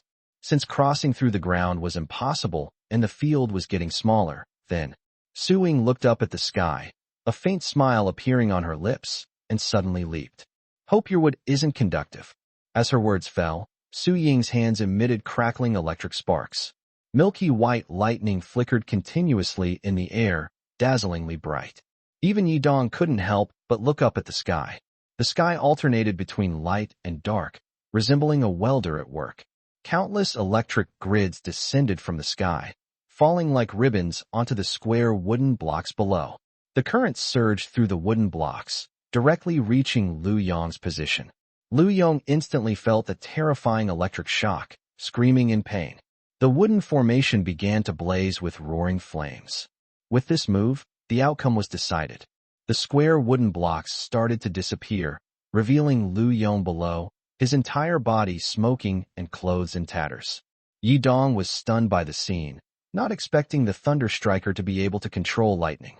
This was the first time he had seen Su Ying use such an ability. Thinking back now, it made sense. When Su Ying fought him, she mostly relied on physical strength. The Thunder Striker was clearly an elemental ability user. Yet, when she fought him, she didn't use her elemental powers but instead relied on her less proficient physical skills. Even so, she was still the world's fastest physical combat expert. Su Ying, turns out she's pretty amazing. Yidong put his phone back in his pocket and clapped his hands in satisfaction. Xia Qiuyu also smiled, happily looking at Yidong. Ying won. That's awesome. The audience erupted into waves of cheers. That was incredible. It was like watching a movie. As expected of an A-level ability user showdown. Truly spectacular. Amazing. Absolutely amazing. Principal Li then announced, "Next, we will immediately proceed to the next match." Ninghe stepped forward. Ninghe jumped onto the ring from the resting area and stood beside Su Ying. Principal Li said to the two of them, "Next, you will compete for first place. The winner will earn the right to challenge the champion. I hope you both give it your all and leave no regrets." Ninghe nodded solemnly and walked to the other side of the field. The whistle blew. The match began. Ninghe suddenly slammed his hands onto the ground. Su Ying's expression changed slightly. Here we go again. In an instant, The battered ring transformed into a sea of yellow sand. The yellow sand formed a circle, trapping Su Ying firmly in the center. Su Ying looked at the encroaching yellow sand around her, and then raised her head to look at her opponent, Ninghe. She saw that Ninghe's entire body was covered in yellow sand, transforming him into a sand monster. Sand? It seemed to be an insulator? Her electric attacks wouldn't have much effect on him. Fortunately, she had anticipated encountering such situations on the day she awakened her abilities. This was also why she had worked hard to train her physical skills. Ninghe's voice came from the other side. You're really unlucky. My ability happens to counter yours, Thunder Striker. Su Ying snorted coldly. There's no such thing as absolute countering. I've even defeated a rubber man before. As soon as she finished speaking, Su Ying stomped her foot. Zap! A bolt of lightning shot toward Ninghe. Before Ninghe could react, the yellow sand suddenly turned into a tsunami, surging towards Su Ying. Su Ying charged directly into the yellow sand waves, creating a hole in the middle. You've lost. Ninghe's voice suddenly sounded in Su Ying's ear. What? Was the yellow sand tsunami deliberately designed for her to rush into? Was the purpose to trap her in the sandstorm? At this moment, the sandstorm had completely surrounded her. Su Ying, relying on her incredible speed, dashed out of the narrowing sand passage. Huh. She turned back and found one of her feet tightly entangled by the sand. She struggled, pain piercing through her foot. Do you still want to keep your leg? Su Ying's face turned grim as she watched the sand slowly cover her body, devouring her. This guy had only used physical techniques to defeat opponents before, but unexpectedly, he used elemental powers at a critical moment. She lost. I admit defeat. Su Ying's voice came from within the sand. But the sand continued to tighten, and a piercing scream echoed. Xia Qiuyu shouted anxiously. She admitted defeat. Why won't you stop? At that moment, Yidong transformed into a golden light and punched the sand fortress. The sand fortress instantly collapsed. Su Ying fell to the ground. Yidong caught her and turned to glare at Lu Yong. She already admitted defeat. Why are you still using your powers? Lu Yong's face darkened. I was building a fortress, didn't you see? It was almost complete. This is my way of showing respect. Yidong chuckled. You really don't think straight. So, next up is me versus you. Lu Yong snorted coldly. I need to rest for 10 minutes. With that, he stepped off the stage. Yidong sighed in relief, helping Su Ying off the stage as several medical staff rushed over to take her from him. Xia Qiuyu quickly ran up to Yidong. Yidong, I'm sorry, I was too worried about Su Ying and can't watch your match. Yidong smiled. There will definitely be a replay online, you can watch it then. Okay, Xia Qiuyu replied, her face full of concern as she followed the medical staff away. Looking at Xia Qiuyu now, she seemed perfectly fine. Was she pretending to be weak earlier to gain Su Ying's sympathy? Women so full of schemes. Yidong chuckled lightly and returned to the champion's position. Lu Yong's earlier words had made Yidong a bit angry. The opponent completely disregarded the rules of the match, continuing to use his powers even after Su Ying had admitted defeat. As a result, Su Ying suffered unnecessary injuries. Yidong was determined to settle this score. Feeling a bit worried about Su Ying, Yidong decided to follow her to the medical room. After all, there were 10 minutes to rest. In the medical room, Su Ying lay on the hospital bed, with a healer standing beside her. Su Ying's body was wrapped in a transparent water sphere. Seeing Yidong, Su Ying's face immediately turned sour. Are you here to see me make a fool of myself? Yidong smiled helplessly. Usually, I joke around with you, but in times like this, we're on the same side. Don't worry, I'm not here to mock you.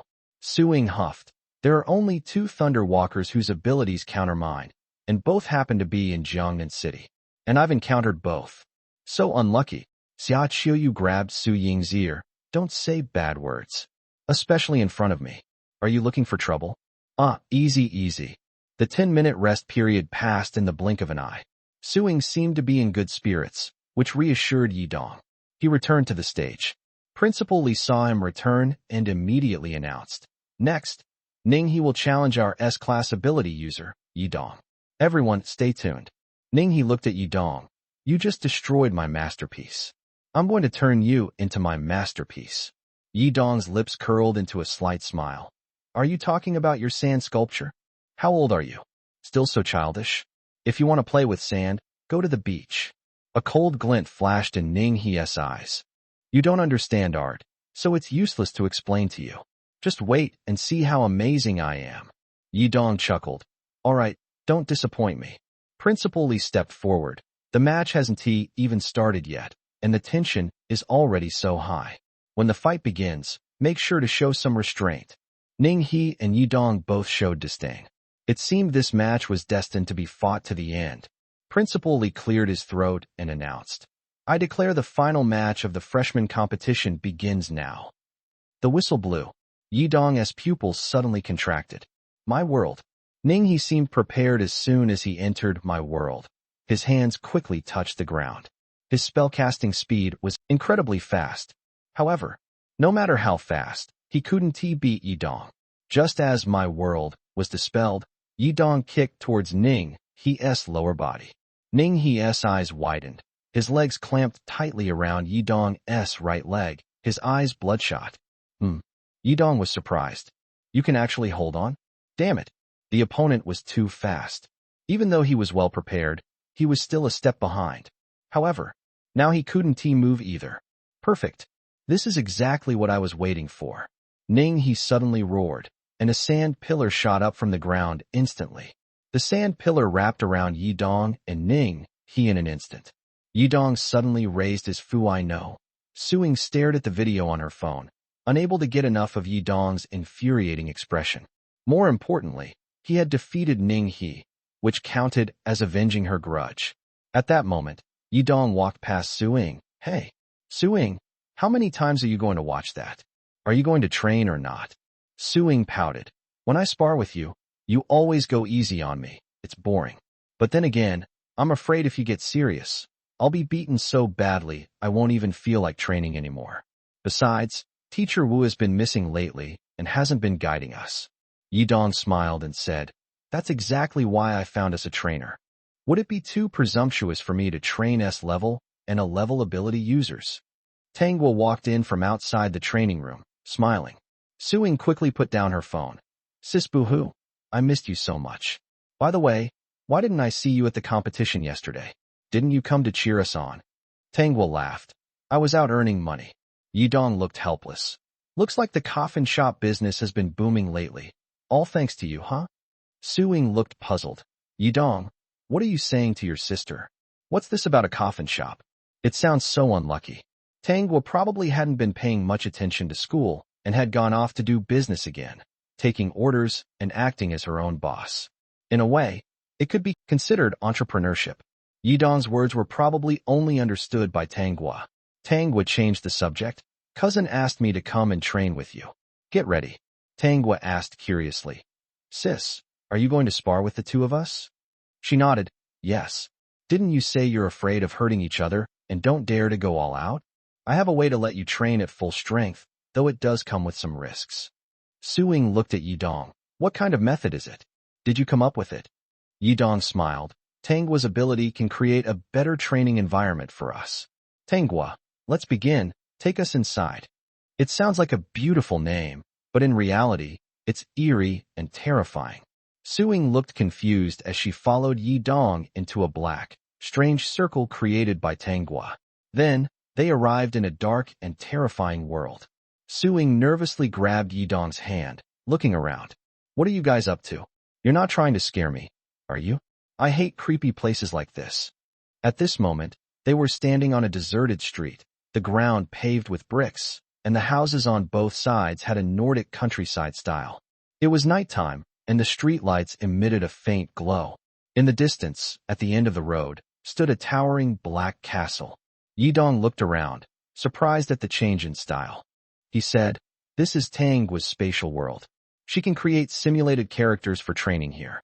We'll train separately, that's the only way it's effective. No way. Tang Guo clung to Yi Dong's arm. Don't. This place is too scary, She looked up and saw that Yi Dong had already turned into a skeleton. A piercing scream came from afar. Walking alone on the street, Yi Dong looked up toward the source of the sound, his eyes filled with confusion. Su Ying's voice? She's starting to get scared. Yi Dong suddenly thought of Yin Tianlan. Tanghua, come out for a moment. What's wrong? Tanghua opened a nearby door and stepped out. Yi Dong said, I'm worried Su Ying might be scared out of her wits. Can you arrange a more normal theme for us? Tanghua smiled. The outside world is cruel. You should know that better than I do. There are normal themes. Do you want to try? Yi Dong smiled wryly. All right, but don't make it too scary. An hour later, Su Ying was slumped on the ground, her face pale and streaked with tears. I can't do this. I think I wet my pants. Sis, your ability is way too terrifying. It's just too scary. Tanghua felt a bit embarrassed seeing Su Ying so frightened. Yi Dong said, How can you train like this? You might as well give up. Suddenly, Su Ying shouted coquettishly, Yi Dong, you jerk. Shut up. I want to train. She sat on the ground, throwing a tantrum. Yi Dong shrugged helplessly. Suit yourself. The whole day, Su Ying was in low spirits. On the way home, she remained silent, and the atmosphere was heavy. When Yi Dong returned to his room, he washed his face briefly and happened to see Tanghua putting on her night gear, preparing to go out. He suddenly called out to her. Hey, where are you going? Tanghua raised an eyebrow. Do you even need to ask? Work, of course. Do you want to come along? Yi Dong waved her over. Tanghua, slightly annoyed, walked over and asked, What do you want? Yi Dong's expression turned serious, and he said earnestly, Do you even know what you're doing? It was the first time Tanghua had seen Yi Dong so serious, and she couldn't help but laugh. What's the matter? Yi Dong sighed. If you get caught, your identity as my sister will implicate me. This is no joke. Tanghua chuckled lightly. You're worried that if I get caught, it'll harm you? Relax, I won't get caught. Yi Dong continued. If it weren't for the Marshall Security Bureau saving me back then, I might be doing dangerous things like you now. So I'm very grateful to the Bureau, and I plan to join the military in the future to serve the country.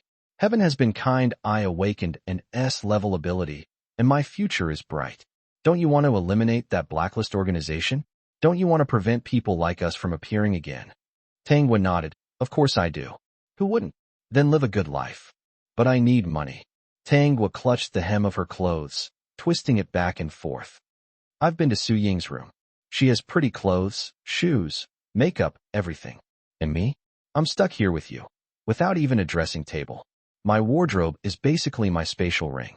I want to make money and move out. Yi Dong took out a card from his spatial ring. There's over 10 million on this.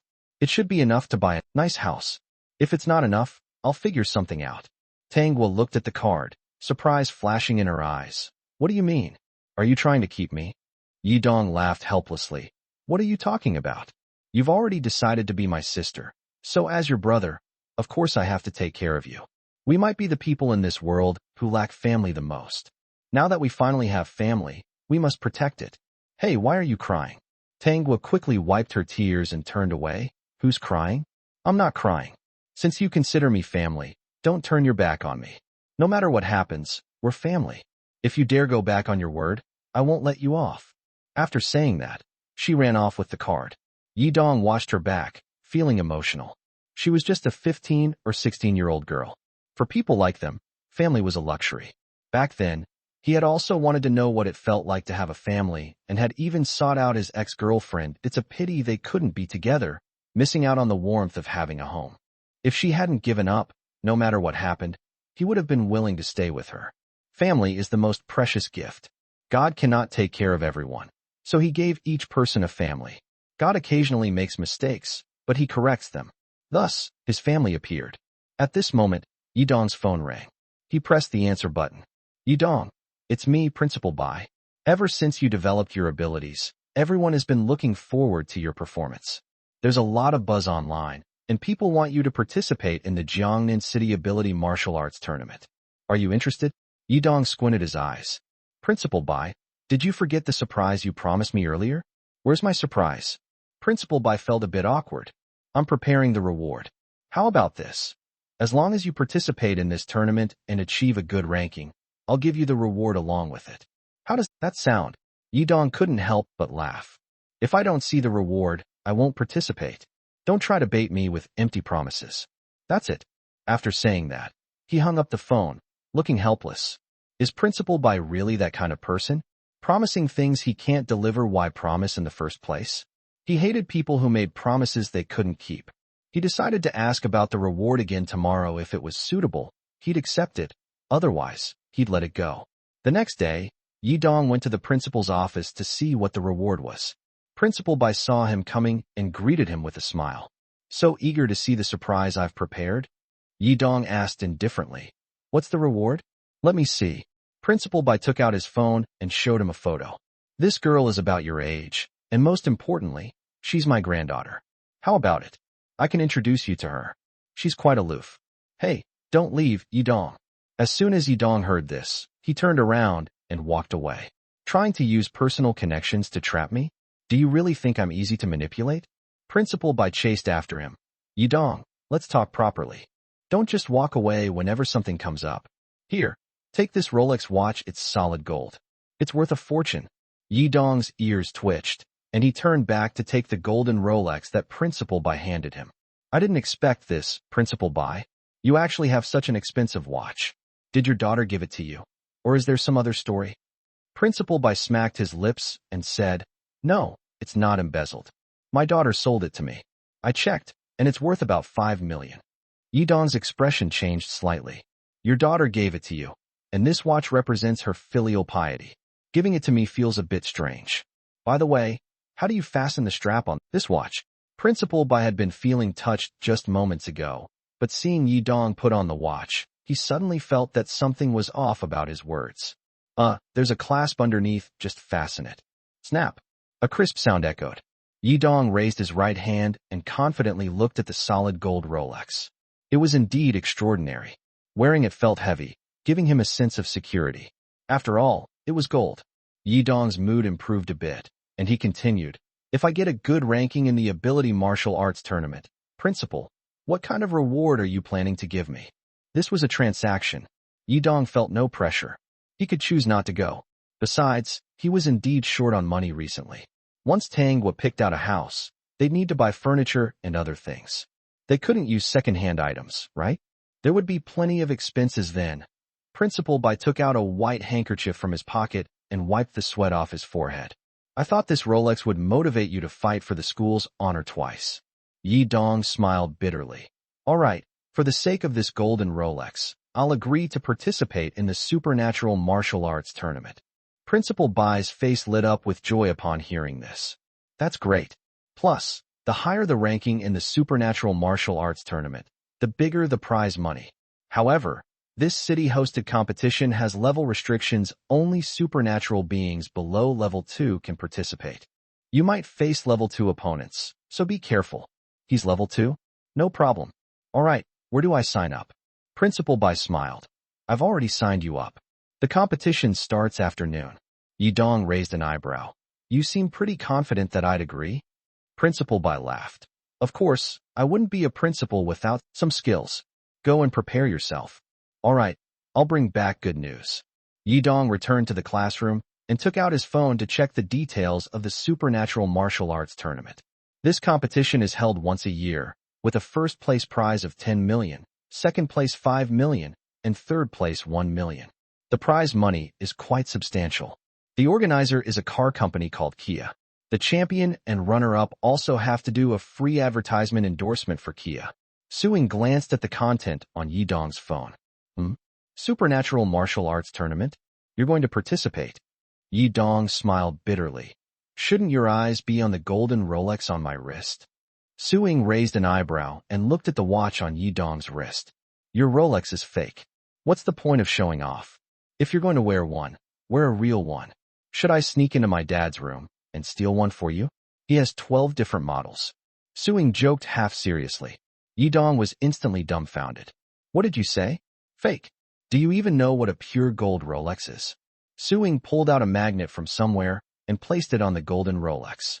Snap! The magnet stood upright, firmly attached. To put it simply, gold isn't magnetic, but iron is. If this were real gold, how could the magnet stick? Damn, that old guy tricked me. I need to settle this with him.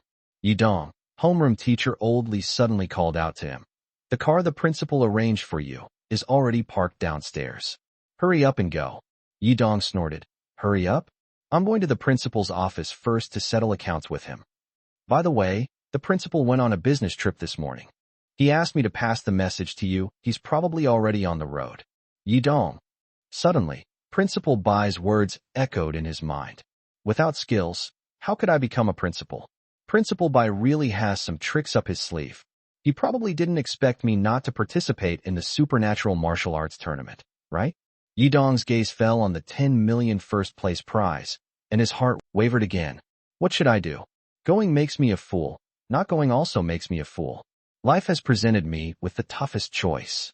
I want both. I'll take first place first. Then I'll demand 5 million from that by Guy when I return. If he doesn't give me the money, I'll drop out of school. Suing looked puzzled. Drop out of school? What nonsense are you talking about? Jiangnan City Sports Center. A taxi stopped at the entrance of the sports center.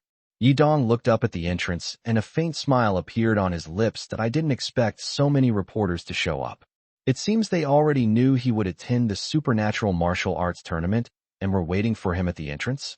Anyway, I'll just say a few words later. Yidong patted his pocket, and his expression suddenly changed. The taxi driver gave him a meaningful look through the rearview mirror. Damn it, his phone was missing. It was clearly in his pocket just now. Yidong swallowed hard. Emotion plus 1 plus 1 plus 1 plus 1 plus 1 plus 1 plus 1 plus 1 plus 1 plus 1. His emotional value kept rising. There was no one else around. Could it have been the driver? Following his principle of not suffering losses without retaliation, Yidong smiled slightly and said, "Driver, I." 10 minutes later, a patrol car from the Marshal Security Bureau pulled up next to the taxi driver. Yidong said helplessly, "It's just a 30 yuan fare, and he insists." Bang! He was suddenly pinned against the hood of the police car with a joint lock, too shocked to speak.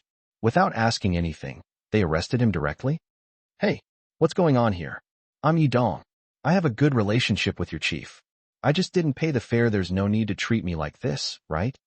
The young officer snorted coldly. "You don't even want to pay the hard-earned money of a taxi driver? And you claim to know our chief? Sorry, you're the 13th person to say that. Take him away." "No, I'm Yidong. S-Class Superhuman Yidong. I'm the main participant in the supernatural martial arts tournament. Take it easy. Number 1. It's you. Do you remember me?" Yidong's face lit up with excitement when he saw a familiar face. Number 1 was also stunned for a moment. "Mr. Yi? Why are you here?" The young officer was puzzled. "You know each other? But old Lu, we can't play favorites like this, even if you're acquaintances. Are you stupid? He's S-Class ability user Yidong. Even our chief has to show him respect." The young officer's face instantly turned pale. Yidong gritted his teeth. "I've said it 800 times, but he just won't believe me. An S-Class ability user? Taking a taxi and then getting reported and dragged into the station? What kind of S-Class ability user is this? This is just downright unlucky." The young officer quickly apologized. This is really embarrassing. Family not recognizing family. Sorry, I really didn't know you were an S-Class ability user." Yidong sighed helplessly. "I can't blame you. I lost my phone. Anyway, I'll be leaving now." Yidong walked out of the interrogation room and happened to see the taxi driver from earlier walking in with a phone in his hand. "Excuse me." Before the driver could react, the phone was suddenly blown away by a gust of wind. He looked around, bewildered. Yidong looked at the phone. It seemed he had left it in the car. It was already past midnight. The martial arts tournament had probably started. Yidong immediately picked up his pace and dashed toward Jiangnan Sports Center. Amidst the crowd's anticipation, a golden light descended from the sky. Yidong appeared before everyone like Schwarzenegger, slowly standing up, ready to receive the audience's cheers. At that moment, a man who looked like a referee walked over. "Excuse me, are you S-Class ability user Yidong?" Yidong nodded, pretending to be indifferent. "Yes, that's me. Sorry for being late." The referee smiled awkwardly and said, "Mr. Yi, since you didn't arrive on time, the organizers have canceled your qualification to compete, as they feel you disrespected the tournament. Please leave." "Yidong, today is really the worst day ever. And also, what kind of ridiculous tournament rules are these? Disqualified for being a few minutes late? Are you kidding me? I was just stuck in traffic. But you flew here, didn't you? That means you weren't driving, so the excuse doesn't hold, Mr. Yi." Yidong was speechless. What is going on today? Why is everyone against me? So should I leave? Yidong asked tentatively. The referee nodded. Please leave first. Don't delay the ability martial arts tournament. Screw you. Fine, I'll leave. I didn't even want to compete anyway. Yidong stormed off the stage in a huff. Damn it. I'm going home. Just then, the referee suddenly ran back. Mr. Yi, the higher-ups just said they can make an exception for you. After all, you're an S-class ability user. Let me take you to the lounge. Can someone help me? I can't take this anymore. In the end, Yidong had no choice but to lower his head. Led by the referee, he entered the lounge. As soon as the door opened, a strong masculine scent hit him, so intense it made him dizzy. A group of muscular men were scattered around the room. The lounge resembled a large hall, with sofas arranged around the edges and a floor projector in the center. The entire martial arts tournament was being projected on it. Bang! After the door closed, Yidong scanned the room. There were both male and female contestants present. The women sat on the right side, and the men on the left. He walked toward the right side. Yidong chose a seat near a fiery female contestant, leaving one seat between them, and sat down. He took out his phone and started searching how to skillfully strike up a conversation with a girl. There were countless replies online, but very few were reliable. Most of the responses were shameless, usually suggesting that the girl should make the first move. Ridiculous. So shameless. Hey handsome, you look familiar. Have we met somewhere before? Yidong was momentarily stunned and cleared his throat. Could it be on TV? He turned to look at the other person. The young woman immediately recognized him. So you're the S-class ability user Yidong. Skipping school to come here. Are you trying to get some benefits? Suddenly, the quiet lounge erupted in commotion. Yidong quickly stood up and walked to the center of the lounge. This spot allowed him to feel the emotions of everyone present. Emotion +1 +1 +1 +1 +1 +1 +1 +1 +1 +1 +1 +1 +1 amazing. The emotion points skyrocketed. In just a short while, he had earned hundreds of emotion points. Yidong decided to take a bold step. He cleared his throat and said, Since I'm here to participate in the martial arts tournament, of course, I'm aiming for first place. You all can fight for second. As soon as he said that, everyone's expressions changed. Emotion +2 +2 +2 +2 +2 +2 +2 +2 +2 +2 +2 +2. Yidong smiled smugly. The effect was great. You aiming for first? Do you think I'm here for second? S-class ability user? You just awakened not long ago, right? Everyone here is a seasoned ability user. How many do you think you can beat? Kid doesn't have teeth yet, but his mouth sure is big. Yidong didn't want to argue and decided to back off, moving to another seat. At that moment, a voice called out, Hey cousin. Yidong's smile froze, and he looked around, quickly spotting a peculiar figure.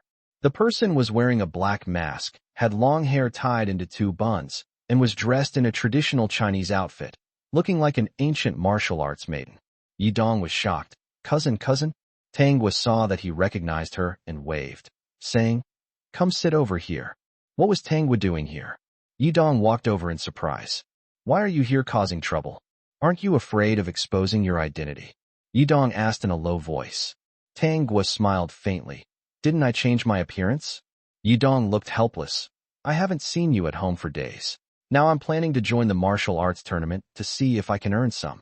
What a talent. Truly a talent. What kind of house costs over 10 million and you still can't afford it? Don't pick something too fancy.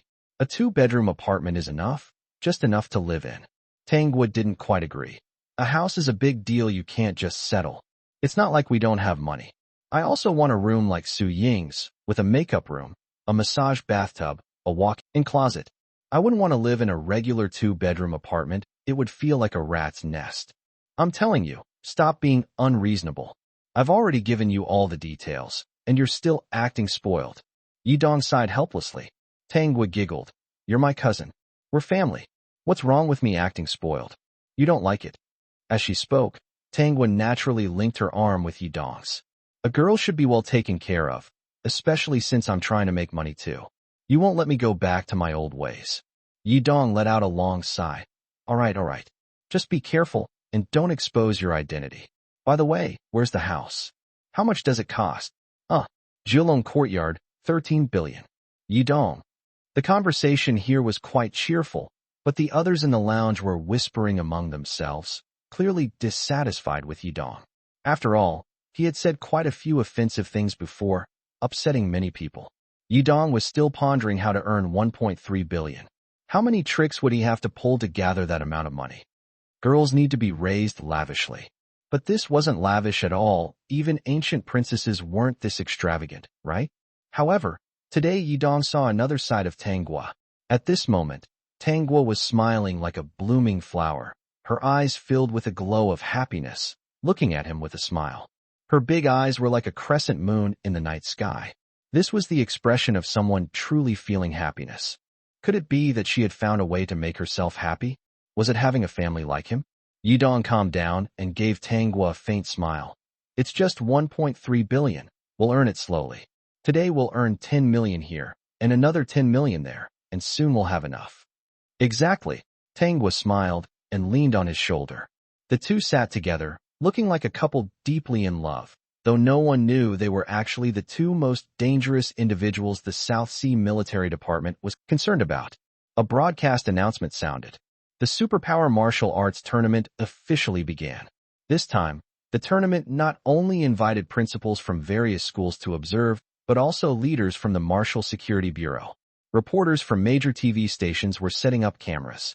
Clearly, this annual Superpower Martial Arts Tournament would be broadcast live. Winning would bring fame, and losing wouldn't be disgraceful either. The door to the lounge was pushed open, and a man in a referee's uniform walked in. The referee, in blue, said, "Good afternoon, participants of the martial arts tournament. The lounge you are currently in is the resting area for Group B participants, which means you are all members of Group B. This tournament adopts a round-robin format. Each win earns a prize of 100,000 dragon coins, while losing offers no reward.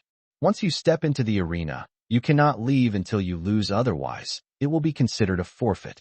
On the table in front of you, there is a red button. If you want to compete, press it, and the projector above the button will confirm and arrange your match. The rules are the same as in previous years. You are not allowed to harm your opponent's life, and falling out of the ring or being unable to stand will count as a loss. Any questions? The room was silent. Evidently, no one had questions. Tanghua pinched Yidong's arm. Cousin, it's a round-robin format, and each win earns 100,000. I see there are at least 30 people in this group, and the other side is probably similar. Winning consecutively could mean over 3 million. Yidong smiled. Winning over 30 matches consecutively is too exhausting. I'm not interested in such small money. I want to get into the top 3. The third-place prize is 1 million.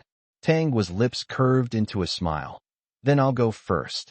As soon as she finished speaking, Tanghua stood up, walked to the red button, and pressed it lightly.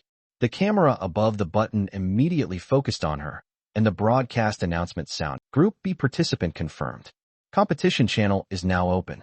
Please proceed to the competition channel within 1 minute. A lift descended from the ceiling, accompanied by noise from above. Tanghua smiled faintly. Didn't I just change my appearance? Yidong looked at her helplessly. I haven't seen you come home for days. I thought you went into hiding after donating money. How's the house? Did you buy it? Tanghua shook her head. The money isn't enough for the place I want to buy. I plan to participate in the martial arts tournament to see if I can earn some money. Talented people, what kind of house can't you afford for over 10 million? Don't pick something too fancy. All we need is a 2-bedroom, 1 living room place, just enough to live in. Tanghua insisted. A house is a lifelong matter. It can't be sloppy. It's not like we can't make money. I want a room like Su Ying's, with a makeup room, a massage bathtub, and a walk-in closet. That kind of ordinary 2-bedroom, 1 living room place, like a rat's nest, I don't want it. Yidong sighed helplessly. I've already told you everything, and you're still acting spoiled with me. Tanghua said cheerfully. You're my cousin, we're family. What's wrong with me acting spoiled? Don't you like it? As she spoke, she naturally held on to Yidong's arm. Girls need to be pampered. I'm working hard to make money too, but you won't let me go back to my old ways. Yidong took a deep breath. All right, just don't cause any trouble. By the way, where's the house you have your eye on? How much is it? Jilong Courtyard, 1.3 billion. Yidong. They were chatting happily, while others in the lounge were whispering among themselves. Clearly, Everyone was dissatisfied with Yidong. After all, his previous words had offended everyone. Yidong was still pondering how to earn 1.3 billion. How many tricks would it take to gather that much? Girls need to be pampered. This was too extravagant. Even ancient princesses weren't pampered like this. However, today Yidong saw a different side of Tanghua. At this moment, Tanghua was smiling like a blooming flower, her eyes full of happiness, looking at him with a smile. Her big eyes were like crescent moons in the night sky. This was genuine joy. Could it be that she had found the secret to her happiness? Was it having a family member like Yidong? Yidong instantly calmed down and smiled back at her. 1.3 billion is nothing, we'll earn it slowly. Today, 1 million here, 1 million there, it'll add up quickly. Exactly. Tanghua smiled and leaned on his shoulder. The two sat side by side, looking like a couple in love. No one knew that they were actually the two most dangerous individuals of the century, closely monitored by the South Sea Military Department. The broadcast sounded, announcing the official start of the martial arts tournament. This year's tournament not only invited principals from various schools, but also high-ranking officials from the Martial Security Bureau. Reporters from major TV stations were ready with their cameras, clearly preparing to broadcast this annual event live. Winning would bring fame, and losing wouldn't be shameful. The lounge door opened, and a man in a referee's uniform walked in. The referee in blue spoke, "Good afternoon, everyone. This lounge is the resting area for Group B participants in the martial arts tournament. You are members of Group B. This competition will use a round-robin format. Winning a match earns you a prize of 100,000 dragon coins, losing gets you nothing. Once the competition starts, you cannot leave the arena until you lose, otherwise, it will be considered forfeiting. There's a red button on the table in front of you. Press it if you want to enter the arena. The projector above the button will confirm and arrange your match. The rules are the same as previous years. No fatal injuries allowed, and falling out of the ring or being unable to stand will result in disqualification. Any questions?" The room was silent. No one asked anything. Tanghua pinched Yidong's arm. "Cousin, it's a round-robin format. Winning a match earns 100,000. There are at least 30 people here, and about the same on the other side. If we keep winning, we can earn over 3 million. Yidong smiled. "Winning over 30 matches is too exhausting. I'm not interested in this small amount of money. I want to make it to the top 3. The third-place prize is 1 million. Tanghua's lips curved up. "Then I have to step in." As soon as she finished speaking, she stood up and walked toward the red button, pressing it lightly. The camera immediately focused on her, and the broadcast announced, "Group B contestant confirmed, competition channel open, please proceed within 1 minute." A lift descended from the ceiling, and noise came from above. It turned out the lounge was directly below the arena. Tanghua turned back to Yidong and said, "Cousin, I'm going up first. Cheer for me." Yidong shook his head. "You won't hear me shouting up there. Don't forget to be careful." "Got it." Tanghua stepped onto the lift, which slowly ascended. She arrived at the arena. Her opponent also slowly ascended on another lift. He was a middle-aged man around 30 years old, with a streak of green hair. When he saw his opponent was a young girl, a smirk appeared on his lips. "I can't make it to the top 3 anyway, so beating a few more contestants to earn some pocket money isn't bad. Little girl, I won't go easy on you for the prize money." Tanghua said nothing, merely staring at him indifferently. The green-haired man asked in confusion, "Are you so scared that you can't even speak?" The whistle blew, and the match officially began. Before the two entered the arena, the broadcast had briefly introduced their profiles. Neither of them was famous, so the audience wasn't very interested, treating this more as an appetizer before the main event. The green-haired man suddenly charged at Tanghua. But then, something strange happened. The green-haired man abruptly stopped, his body stiffened instantly, and he slowly walked toward the edge of the arena. The crowd erupted in shock. What just happened? What's going on? It's only the first match. Is he forfeiting? He jumped off. He really forfeited. After landing outside the arena, the green-haired man regained consciousness and looked around, realizing he was standing outside the ring. The broadcast immediately announced, although the reason is unclear, since Group A contestant number 1 stepped out of the arena, he is declared to have forfeited. Group B contestant number 1 wins. The audience was abuzz with chatter. What kind of competition is this? I paid for tickets to see this. Forfeiting without even fighting. What kind of man is that? Maybe he couldn't bear to hurt the little girl. Quite gentlemanly, haha. The audience discussed animatedly. In the lounge, Yi Dong frowned deeply. That foolish girl Tanghua. She actually used mental control. There aren't many mental ability users in the world, and doing this is equivalent to exposing her identity. She's utterly reckless. This isn't something that can be solved by disguising herself. Yidong was both worried about Tanghua's identity being discovered and sweating nervously for her. What exactly was Tanghua trying to do? At this moment, her gaze swept toward the spectator seats. Sitting there were the principals of various academies, the director of the Martial Security Bureau, and several officials. Their expressions were relatively calm, but they had already noticed something unusual, though they didn't show it. At this moment, Group A's second contestant slowly ascended to the stage on the lift. She had already made up her mind. She could avoid it for now, but she couldn't hide forever. She had to expose herself intentionally, attract attention, and pave the way for the negotiations to come. She was gambling. Gambling on whether the Dragon Nation would choose to utilize her. Only then could she live openly in this world. Under the banner of fighting against the blacklist, Yidong was probably on the verge of a breakdown by now. She really wanted to see his expression at this moment. The whistle blew. Contestant number 2 from Group A's pupils contracted slightly. Although I don't know what you did to number 1, I won't be foolish enough to. Before he could finish his sentence, he also began walking toward the edge of the ring. The host picked up the microphone. If I'm not mistaken, contestant number 2 from Group A has chosen the same path as the previous one. He jumped off. Contestant number 1 from Group B wins again. The audience erupted in boos. What is this nonsense? Refund. Refund. Are you kidding me? What's going on with Group A? Refund. This is infuriating. Contestant number 2 from Group A looked bewildered, glancing around to find himself standing on the grass. What just happened? Once the match starts, it cannot be interrupted. At this moment, contestant number 3 from Group A slowly ascended to the ring. The result remained unchanged. The subsequent contestants from number 4 to number 9 all chose to jump off the ring as well. By now, the commotion in the audience had gradually transformed into an eerie atmosphere. Everyone stared in horror at the masked girl on the stage. They seemed to have already guessed her supernatural ability. This terrifying atmosphere permeated the venue, shifting from anger to calm, then to shock and fear. Be careful not to play with fire as the number of participants from Group A continued to increase. The oppressive sense of fear grew stronger. The waiting room for Group A was eerily silent. Not only Group A, but the waiting room for Group B and even the entire Jiangnan Sports Center had fallen into a deathly silence.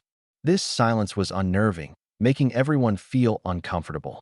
Many couldn't help but rub their arms. Goosebumps rose layer upon layer. It was too quiet. Only the host's voice echoed in the hall. At this moment, Yidong truly felt the terror of mental control.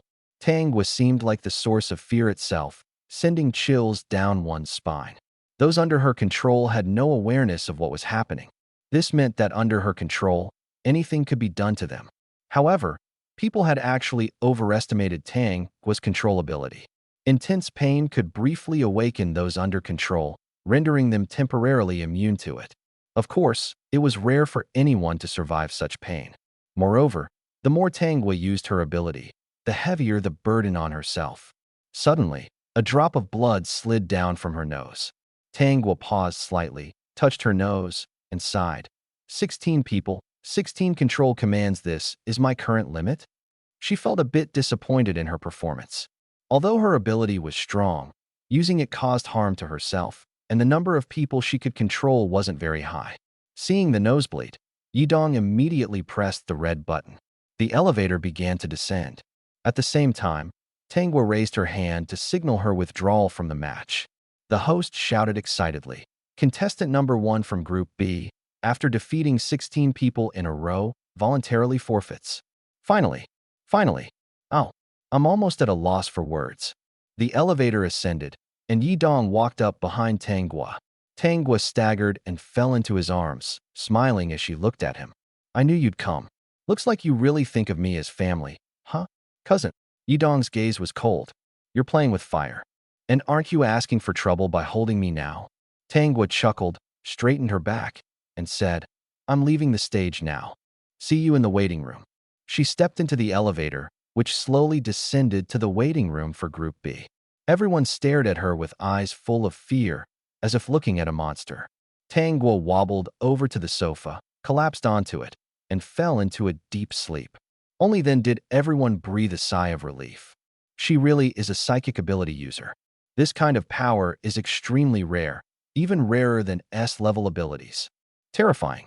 I still have goosebumps all over. Luckily, she's in Group B. Otherwise, losing would be a blow to our self-esteem. Her cousin is an S-level ability user too?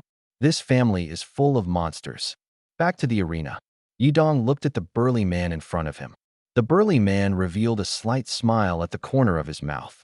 Your group's psychic ability user is truly scary. Luckily, she's out of the match. Next, let me show everyone what real combat is. Yidong smiled faintly. I'm looking forward to it. The whistle blew. The burly man's skin instantly hardened like rock. But, at that moment, Yidong suddenly transformed into a streak of golden light and punched the burly man in the face. The burly man's eyes widened as he was sent flying by the punch, landing heavily on the ground. He scrambled to get up, shaking his head, clearly still in shock. What was that just now? It felt like being hit by a beam of light with an incredibly heavy force. If he hadn't turned his skin to rock in time, that punch would have knocked him out. Are all the Group B contestants this strong? Each one more monstrous than the last. The referee hadn't even had time to take a sip of water before the match result was decided. The referee hurriedly picked up the microphone.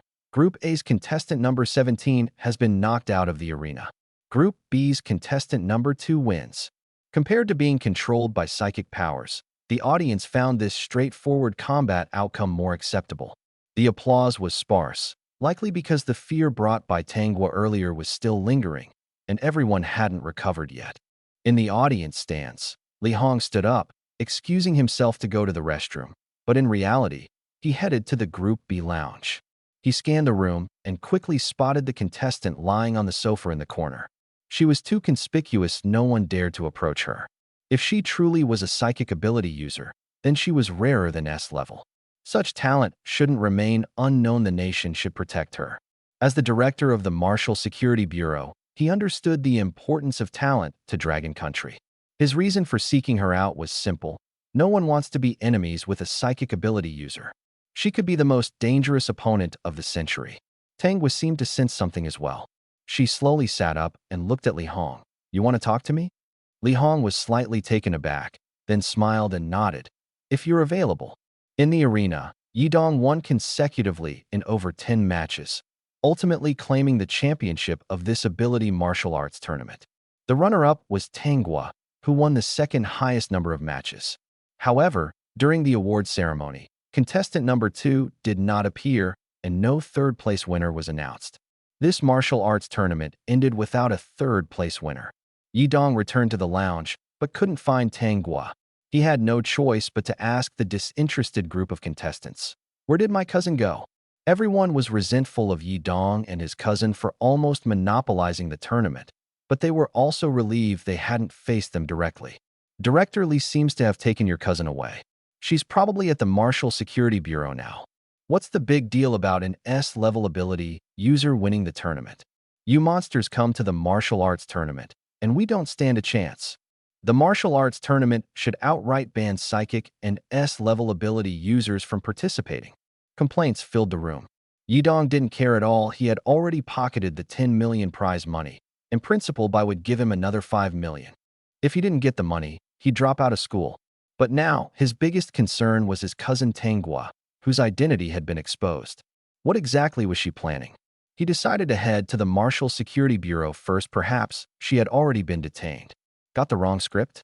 At the entrance of the Wuhan Bureau, Yidong was about to go in when Li Hong and Tangwa happened to come out. Li Hong saw Yidong and said with a smile, "Yidong, you have a cousin with psychic abilities, and you didn't tell us?" That's really. Tangwa raised her eyebrows. Clearly, everything had gone smoothly. It's getting late. Let's head back. Tangwa nodded. Li Hong continued. Yidong, tomorrow, Commander Zhang Chun of the South Sea Military Department wants to personally meet your cousin. I heard you two are classmates. You should go together to meet Commander Zhang Chun. The South Sea Military Department commander coming personally? Yidong was filled with doubt as he bid farewell to Li Hong. The two chose to walk home. It was already late, and there were few pedestrians on the street.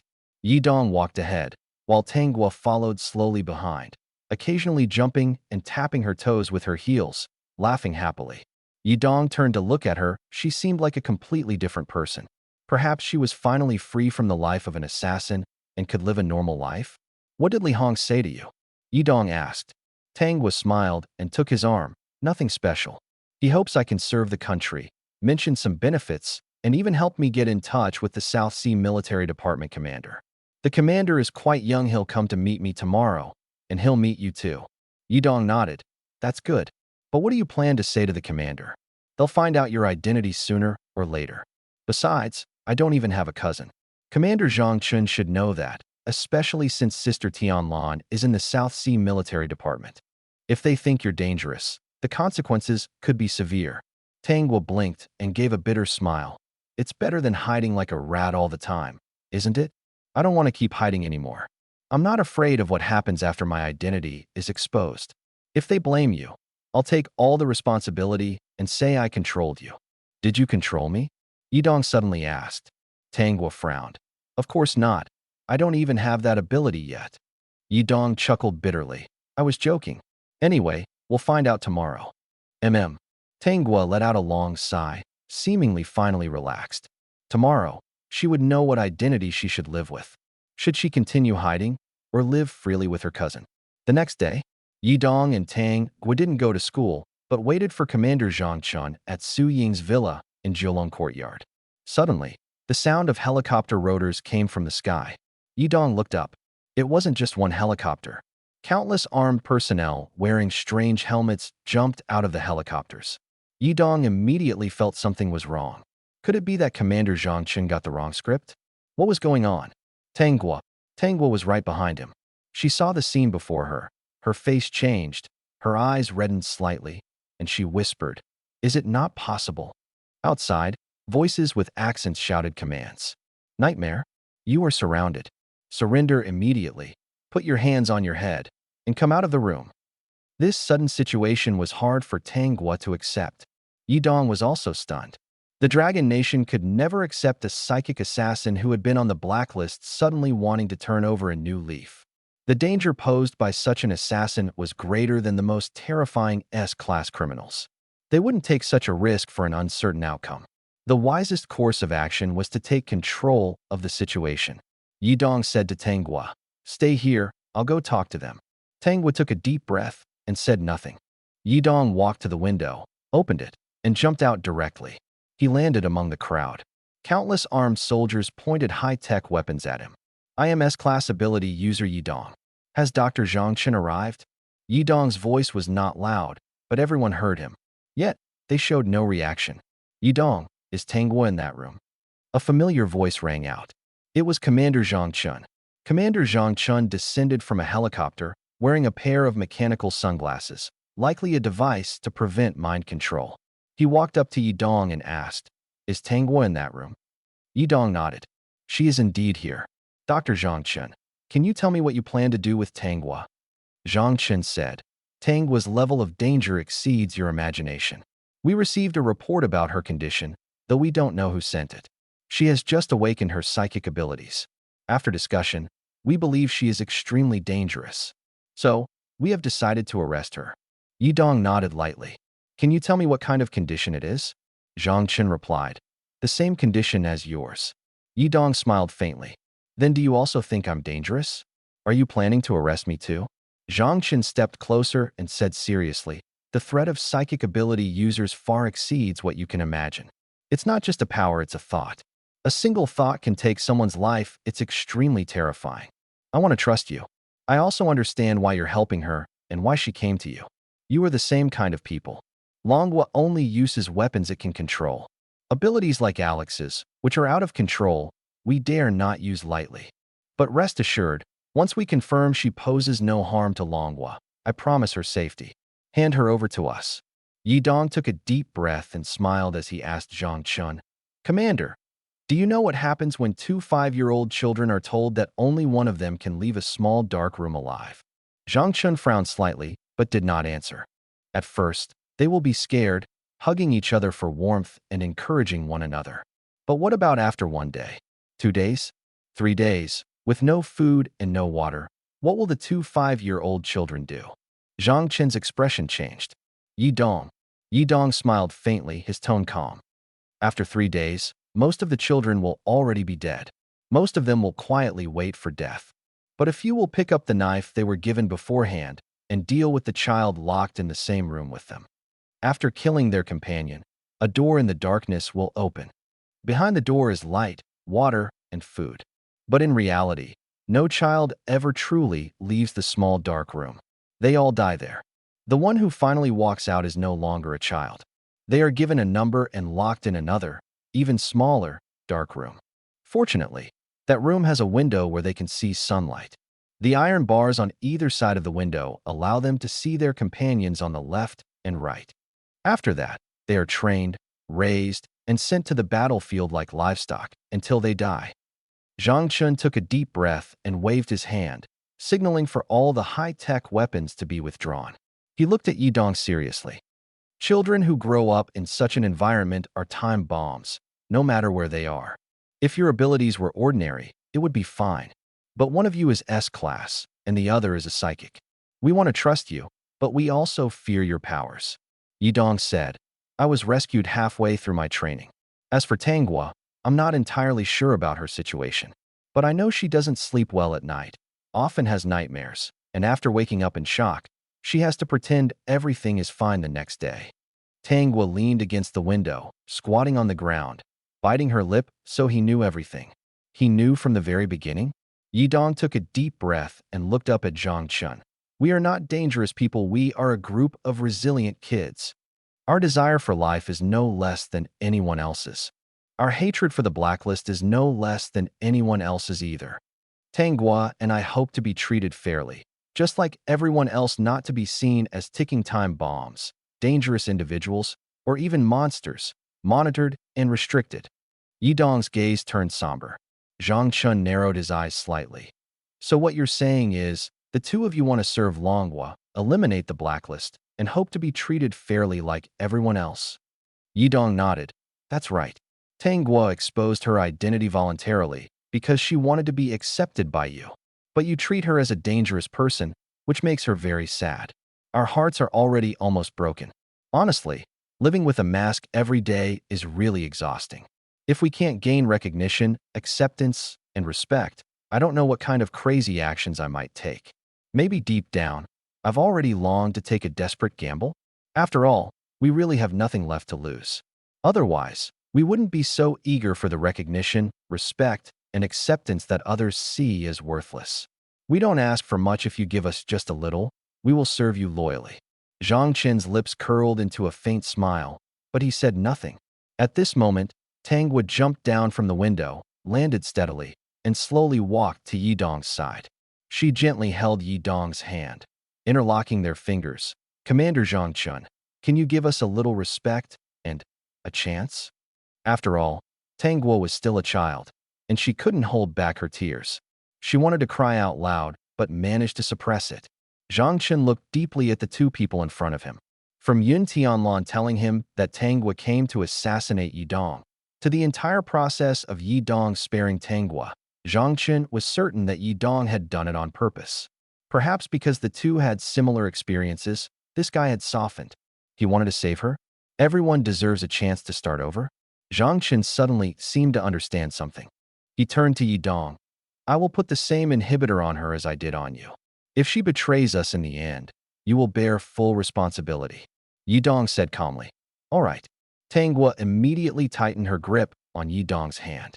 At this moment, she could no longer hold back and collapsed onto Yi Dong, crying bitterly. The troops brought by Zhang Chun retreated completely amidst Tanghua's sobs. Dr. Zhang handed Yi Dong a ring. "The higher-ups are aware of this matter. All I can do is help you buy time to grow. I hope that when the time comes, you can serve Longhua and prove yourselves." Commander Zhang Chun finally boarded the helicopter. The identity of a psychic ability user was indeed worth his personal visit. The helicopter flew away from Jiangnan City. Yidong finally let out a sigh of relief and looked at Tang Guo in his arms. All right, stop crying. Have you cried enough? Tang Guo wiped her tears, sniffled, and looked at him pitifully. Have we been accepted? Yidong gave a wry smile. Those people who have been monitoring us are still there, and Commander Zhang Qin isn't much older than us, so he might be willing to trust and understand us. If it were those older people, it might not be so easy. Put on the suppressor first. Which finger should it go on? The ring finger. All right, the ring finger it is. Yidong slowly placed the ring-shaped suppressor on Tang Guo's ring finger. Tang Guo frowned slightly as the suppressor immediately released 4 sharp spikes that pierced into her flesh. The suppressor began to operate. Yidong looked at the suppressor on Tang Guo's hand. This thing must have been rushed overnight, right? It seems he really wants a commitment from us otherwise. He wouldn't have made this ring suppressor for you. No wonder he could become the commander of the South Sea Military Department. Tang Guo, we need to work hard to repay Commander Zhang Chun. Tang Guo blinked and asked in confusion. Cousin, do you mean that Commander Zhang Chun was trying to scare us at first? To get a promise from us? Yidong nodded. That's right. This ring is the best evidence. If not, he would have used a more powerful suppressor, like those ability-suppressing handcuffs. Why would he specifically use a ring? Tang Guo's eyes widened in sudden realization. She hadn't expected the truth to be like this. Yidong had already figured it out otherwise. He wouldn't have said those things to Zhang Qin earlier. What he wanted was just one answer. A promise. The deceptive principle. The two of them quickly washed their faces and headed to Egret University. To avoid causing trouble for Suing, Yidong didn't ask her to stay. Suing had gone to school by herself early in the morning. Yidong walked ahead with one hand in his pocket, while Tang Guo followed closely behind like a little shadow, occasionally looking up at him. This was the second time she had felt the sensation of being protected. The first time was when Yun Tianlan almost killed her, and Yidong's note had protected her. The second time was just now. So this is what it feels like to be protected by someone. It was hard to describe, but she felt safe, at ease, and comfortable. On the helicopter, Dr. Zhang Chun had just boarded and turned to look at Yun Tianlan, who was sitting in the corner. Zhang Chun smiled and said, Xiaolan, you seem very worried. Why didn't you come out earlier? Yun Tianlan rolled her eyes at him. Why would I? Wasn't it already resolved? Zhang Chun chuckled. Actually, I know you followed along because you were worried Yidong might act recklessly, right? But why do you think Yidong would lose control? That kid is very smart and would never do something so impulsive. Besides, when he saw me take out that ring suppressor, his expression told me he felt like he had made the right bet. Both of them are rare talents. Unfortunately, their past identities will always be obstacles on their path forward. Yun Tianlan took a deep breath and said, Yidong will handle it himself. But your approach was too risky. What if they had been scared by you and lost control? How would you have dealt with it then? I came in person. How would they dare to act recklessly? You little fool. Your punishment is to have dinner with me at the seaside restaurant tonight. Get lost. Zhang Chun sighed helplessly, looking exasperated. Another failure? Egret University. Suing saw Yidong and Tang Guo walk into the classroom and quickly waved, shouting, Yidong, Guo Guo, come over here. Guo Guo? Why did the nickname change again? Wasn't it little sister before? Yidong couldn't help but laugh. Who are you calling Guo Guo? Tang Guo. Suing rolled her eyes at him. That's a little nickname between girls. If you're jealous, I can give you one too. How about calling you Dong Dong? Yidong laughed. Dong Dong? Sounds like someone with frequent urination. Who wants a nickname like that? Just call me by my full name. Frequent urination? Suing suddenly thought of an ad she saw on her phone, something about men's prostate issues. Yidong really had no filter. How could he talk about such topics in front of girls? She gave him a glare and said, By the way, you guys missed the morning class. Our class got a transfer student, and he's pretty handsome. After saying that, Suing glanced toward the corner of the classroom, her face full of admiration. Yidong was puzzled. Aren't you a lesbian? You like girls, so what does a handsome guy have to do with you? Aren't you pretty handsome yourself? Suing pouted. I appreciate all beautiful things. Liking handsome guys is fine too. Tang Guo didn't care at all, while Yidong instinctively looked toward the back row of the classroom. The most handsome guy in Class A was himself. Now there was a new handsome guy. Would this affect his status in the class? Let me see what he looks like. Yidong walked through the wall of girls surrounding the new student and finally saw the handsome guy. He raised an eyebrow slightly. Truly stunning. Sword-like eyebrows, starry eyes, a high-nose bridge, stylish clothes, and long hair tied into a ponytail. Extremely dashing. Yidong smiled. I have to admit, he's even more handsome than me. What's his name? Suing grinned. I heard his surname is Bai. Bai? That sounded meaningful. Could he be related to Principal Bai? At that moment, the handsome guy stood up and walked toward Yidong. Yidong straightened his back as well. Bai Lingxian smiled and extended his right hand. You must be Yidong, the S-Class Speed Awakener? My grandfather mentioned you. It's a pleasure to be in the same class. Yidong smiled. Transfer students these days are really smart, knowing to cozy up to the most powerful person in the class right away. By the way, the grandfather you mentioned, is he Principal Bai? Bai Lingxian nodded. Yes, he's the principal. I was previously at a military academy, attending a 1-month experience course. Now I'm back. As soon as I returned, I heard our school had an S-Class ability user who is both the champion of the freshman competition and the Jiangnan City Ability Martial Arts Tournament. I've been wanting to meet you for a long time. I was quite disappointed when you didn't come to the morning class. Let's spar sometime. Sure. But first, you need to ask your grandfather to return the 5 million he owes me, or give me a genuine gold Rolex watch. Yidong's words left Bai Lingxian with a puzzled expression. A few minutes later, Bai Lingxian and Yidong arrived at the principal's office. Fake? What kind of joke is this? That was a birthday gift from my wife. Who said it was fake? Let them explain. Principal Bai said, agitated. It was Su Ying who said it, Yidong replied calmly. Principal Bai smiled awkwardly. Oh, it was Su Ying who said it. She wouldn't lie. Damn it, I actually bought a fake. Here's the deal. Return the watch to me, and I'll have my wife get a refund and replace it with a real one. Yidong was speechless. Bai Lingxian interjected. Grandpa, when did my mom give you a gold Rolex watch? How come I didn't know about it? She usually asks for my opinion when buying gifts. Yidong's expression suddenly became complicated. Could Principal Bai be making up stories to fool him? Kid Bai, I participated in the freshman competition and the Ability Martial Arts Tournament, and I won both championships. But as for your reward, why haven't I seen it yet? You're even using tricks like deception and swindling. Bai suddenly raised a finger and placed it on Yidong's lips. Enough. I understand the situation completely. I will definitely give you an explanation. Thanks to you, I've been able to hold my head high in the Jiangnan City Principals group recently. What I promised you, I will fulfill it. Won't take long. Now, let us talk about something serious. Lingxian, you listen carefully too. This is very important. Wait a minute. Was Principal Bai trying to brush this off? The school's exclusive interview, Yidong said at this moment. Principal Bai, hold on. We haven't finished discussing what we were just talking about. Principal Bai smacked his lips and said, Yidong, people who achieve great things don't fuss over the details. Don't you think being so stubborn is a bit unbecoming of an S-level ability user? Principal, you should think about your own reputation. Principal Bai seemed a bit impatient. I said I'd give it to you, so I will. Don't worry. Anyway, I need to talk about something very important now, so don't interrupt. Bai Lingxian interjected. Yidong, my grandpa promised you, and I'll help him handle it. For now, let us listen to what he has to say next.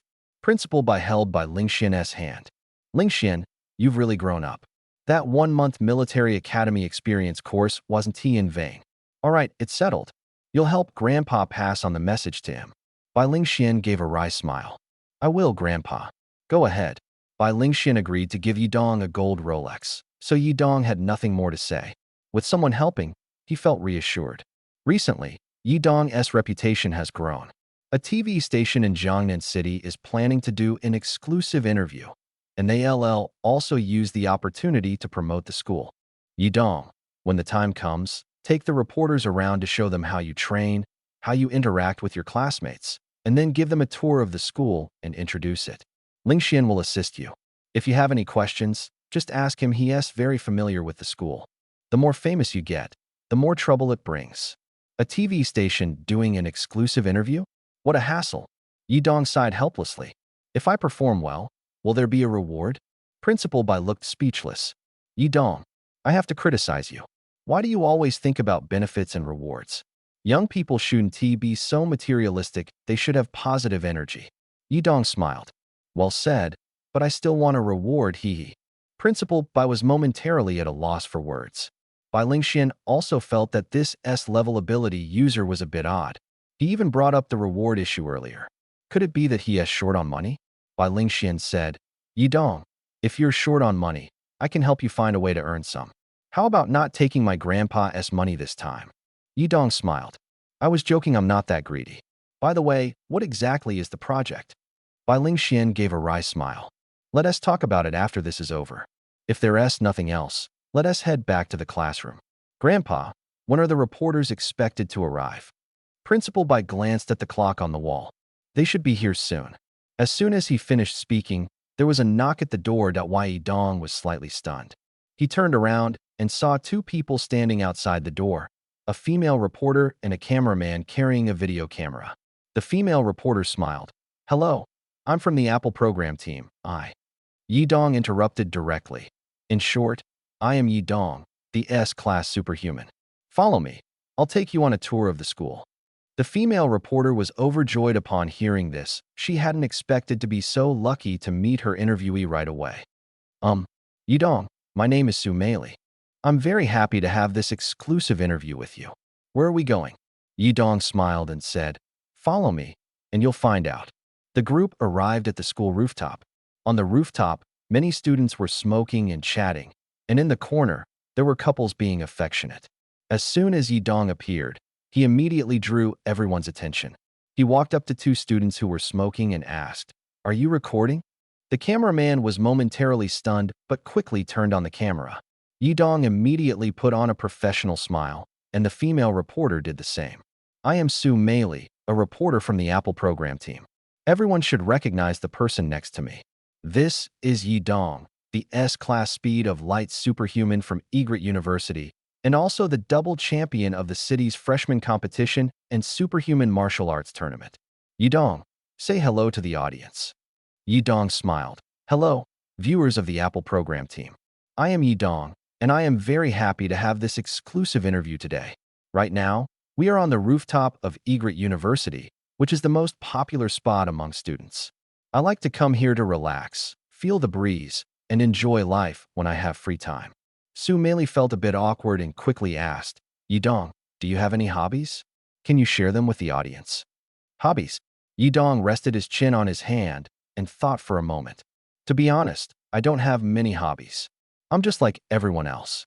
I sing, listen to music, and play the Xiao flute when I have time. Recently, I've been studying a Western percussion instrument that's really exciting. I'll perform for everyone when I get the chance. You can play the Xiao flute. Su Meili was so surprised that her mouth fell open. The Xiao is such an ancient instrument, and not many people know how to play it nowadays. Yidong nodded. A little, I taught myself. Why? You don't believe me? I'll perform for you right now. I left my Xiao at home, so it'll have to wait until next time. Su Meili was speechless. How could this S-class superhuman say everything so convincingly? It felt like everything he said was true. In the classroom, Su Meili decided to find Yidong's classmates to learn more about him. She happened to run into Su Ying. Since Su Ying was very beautiful, Su Meili quickly spotted her. Hello, classmate. What's your name? I'm Su Meili, a reporter from the Apple program team. Can you say hello to the audience? Su Ying blinked. Say hello? To whom? What do you want with me? Su Meili felt a bit awkward and got straight to the point. We're here for an exclusive interview with the S-class superhuman Yidong, and we also want to interview his classmates. Yidong said he doesn't have any special hobbies, that he likes singing, listening to music, and even playing the Xiao flute and other instruments. Su Ying's eyes widened. Did you believe his nonsense? He can't even whistle, let alone play the Xiao? Don't be ridiculous. He can't sing either, but he does listen to music. Su Meili's excitement grew as she listened. This was exactly the kind of controversial topic she was looking for. The more, the better. That evening, Yidong, Tanghua, Su Ying, and Xia Qiyu gathered in Yidong's room. Yidong said excitedly, This interview will be broadcast on Apple TV at 8 p.m., right? Xia Qiyu teased with a smile. Yidong seems pretty excited about being on TV. Tangwa looked at the TV curiously. What interview? How come I haven't heard about it? Su Ying swallowed nervously. Unsure of how the editing would turn out, she seemed to have revealed quite a bit about Yidong. As a symphony began to play, a female reporter from the Apple program appeared on the screen. Welcome to the exclusive program of the Apple team. We are honored to interview the S-class superpowered teenager, Yidong. Next, please enjoy the exclusive interview content. The screen cut to Yidong, with a classmate smoking in the background blurred out. Hello everyone, I am Yidong, and I possess S-class light speed abilities. I don't have many hobbies. I enjoy peace and quiet, singing, listening to music, and playing the flute. Recently, I've been learning a Western percussion instrument, which is very interesting. Everything seemed normal so far. The camera shifted. A female classmate with her face blurred appeared. Yidong was stunned. Su Ying? When were you interviewed? Su Ying's face changed. Oh no, my stomach suddenly hurts. I need to go to the bathroom. You guys keep watching. As soon as she finished speaking, she slipped away. The flute? He can't even whistle properly, let alone play the flute. What a joke. Su Mei couldn't help but laugh. I want to know what Yidong is really like in daily life. Su Ying's voice, processed to sound particularly comical, came through. This guy doesn't have any special hobbies. He usually likes reading poems for girls, sleeping in class, and sleeping from morning till night. The screen changed again. Will this be censored? The bottom left corner indicated it was a classmate who had been bullied by Yidong. The more Yidong watched, the more wrong it felt. Isn't this Chu Feng? But what exactly did this reporter interview? Why is my exclusive interview all about other people?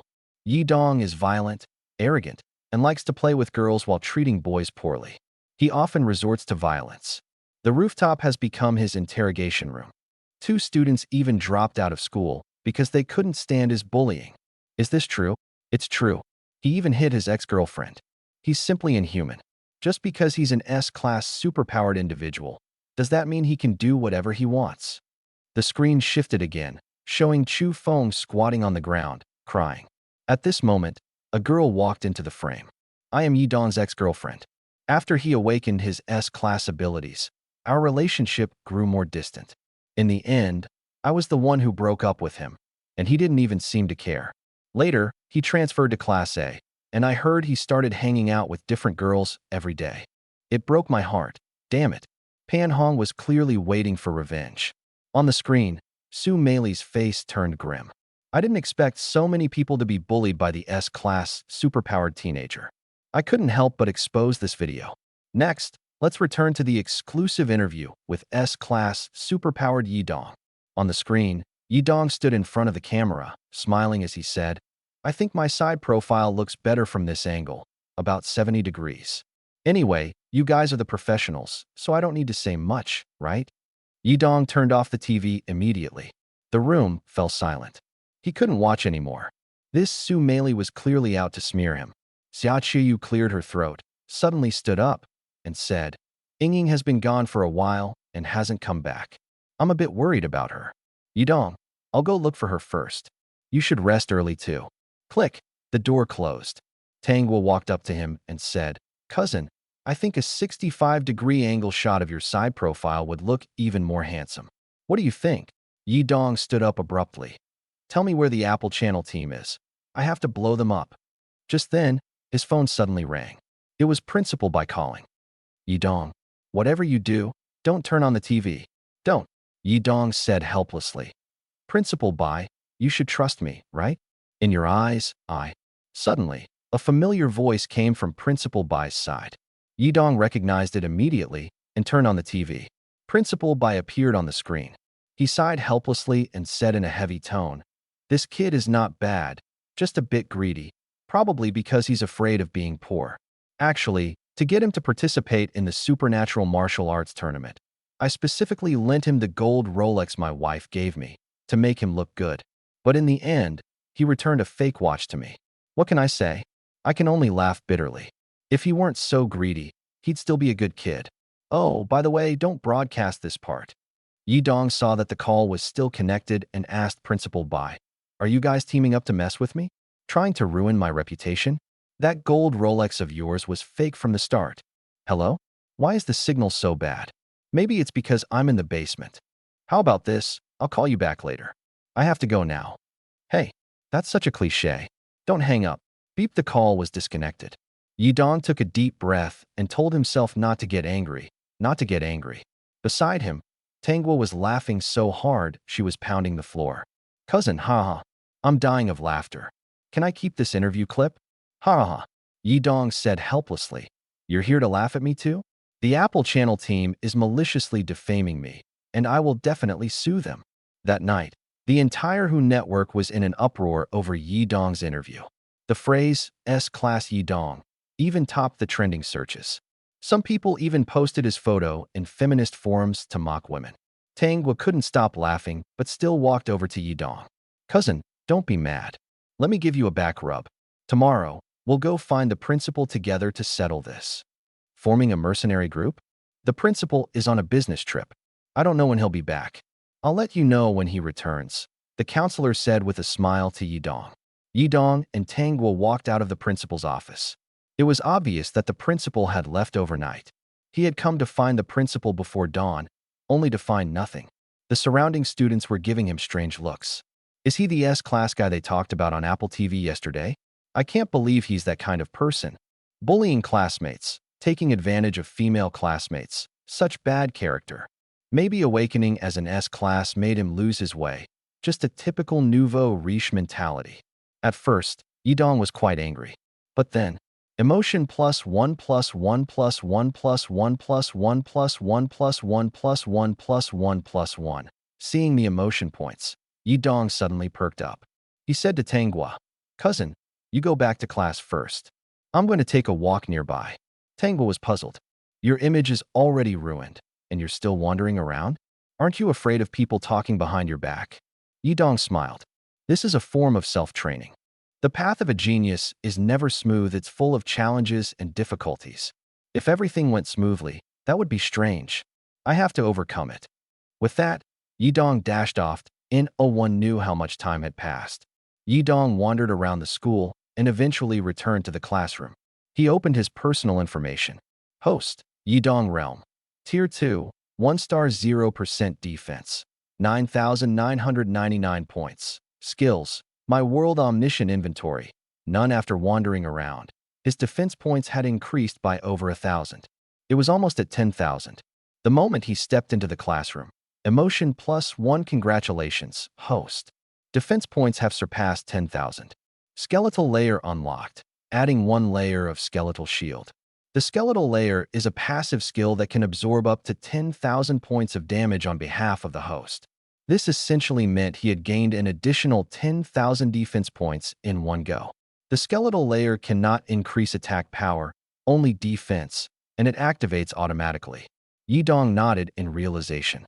His skeletal layer was essentially a shield that could absorb 10,000 points of damage. As long as this shield wasn't broken, he wouldn't feel any external attacks. Only when the skeletal layer was shattered would he actually get hurt. Yidong wondered to himself, if his defense value surpassed 20,000, would he gain another skeletal shield? He returned to his seat, but his emotion value was increasing rather slowly. Perhaps his classmates had long grown accustomed to his odd behavior and were no longer surprised? Or maybe they didn't watch TV at all. Either way, class time had arrived. Yidong took a deep breath, started tidying up his desk, and prepared to take a nap. At that moment, Tangwa suddenly said, Cousin, don't rush to sleep. I've thought of a way to make money continuously. Listen to me. Yidong asked in surprise, Cousin? You've really got something up your sleeve. Tell me, what is the plan? Tangwa took out her phone and opened an application form. This is it. Yidong's expression changed slightly. This is a mercenary group application form? Are you planning to start a mercenary group? Tangwa nodded and explained, once the mercenary group is established, we can take a 10% management fee from the earnings of members who go out hunting. We'll only be responsible for designating free hunting zones and protecting them. This way, we don't have to do anything ourselves and can have a stable income every day. We'll quickly save up 15 billion. Yidong was silent for a moment before saying, a mercenary group sounds pretty complicated. Both of us are still in school, and without someone to manage it, it'll be hard to maintain. Plus, the nearby hunting zones have already been divided up by existing mercenary groups. If we want to secure territory for our members, We'll have to compete with others. And who would even want to join us? Tanghua huffed angrily. You're always such a wet blanket. This is the money-making idea I came up with after so much effort. If you don't help me, what else can I do? She crossed her arms and turned her head away in a huff. No matter their age, women always looked the same when they were angry. Yidong scratched his head and said gently, I'm just worried that if we don't manage it well, we'll end up with nothing. But since you want to do it, of course I'll support you. Tanghua snorted lightly. That's more like it. I'll fill out the application form right away. Go ahead and fill it out. After the 2 afternoon classes, Yidong and Tanghua went to the Marshall Security Bureau. To establish a mercenary group, they first had to apply at the Marshall Security Bureau and pay a 1 million establishment fee. That wasn't too difficult to handle. Yidong found Li Hong, who easily helped them complete the formalities. When it came time to name the mercenary group, Yidong and Tanghua sat in Director Li's office, staring blankly at the form on the desk. What name should they choose? Li Hong saw that they couldn't come up with anything for the moment and said, Take your time, I'll go eat first. Yidong looked at Tanghua and said, How about combining our names? Think about how to pair them. Tanghua frowned. Yidong, Tanghua, how do we combine them? Donghua Mercenary Group sounds like a nut-selling business. Tangyi sounds like a grocery store, too rustic. Yidong laughed. Don't you have an English name, Alex? Phonetically translated into Chinese, it's Alekisi. Try combining that with Yidong. Tanghua dismissed the idea. No, let's not use names. Think of something else. Yidong was out of ideas. He hated coming up with names the most. Suddenly, Tanghua had a light bulb moment and said, How about calling it Whitelist? Yidong was shocked. Whitelist? Are you serious? Isn't that directly opposing the Blacklist? Tanghua laughed and said, That's the name, Whitelist. You agree, right? When a woman asks for your opinion, the answer is usually hidden in her words. You have no choice but to nod. All right then, Whitelist it is. Go ahead and submit the application. Tanghua nodded in satisfaction, grabbed the form, and ran out. I'll go submit it now. Recruiting members half an hour later, the Whitelist Mercenary Group, founded by Yidong and Tanghua, was officially established. In Jiangnan City, there was a talent market. The two of them brought a banner, tables, and chairs to recruit members. Su Ying, upon hearing about their new mercenary group, came over to help. Yidong sat behind the table, quietly waiting for new members to sign up. Since it was an open-air market, Su Ying and Tanghua stayed in the dessert shop across the street, enjoying the air conditioning. Yidong sat under the scorching sun, looking listless. Su Ying saw his expression and couldn't help but laugh. Gua, your brother's face is so long. How is he supposed to attract people like that? Tell him to change his expression. Tanghua sighed helplessly. That guy is so useless. He's obviously unhappy about doing this. Do you expect us two pretty ladies to show our faces? I'll send him a message to remind him. Yidong's phone suddenly buzzed with an urgent alert. He looked up at Tanghua through the glass wall across the street, and she waved her fist at him. She really knew how to boss people around. At that moment, a bald man in his 30s walked over. He recognized Yidong. You're Yidong, the S-Class ability user from Jiangnan City, right? Yidong nodded. That's right. I'm currently recruiting for my mercenary group. Are you interested? The bald man couldn't help but laugh. You're still a student, right? Starting a mercenary group already. Whitelist is a pretty bold name, clearly opposing the Blacklist. Interesting. I'll give it a try and join. Yidong nodded. You want to join? Our mercenary group has limited spots and only accepts the best members. I'll ask you a few questions. If you answer well, you're in. The bald man pulled up a chair and sat down.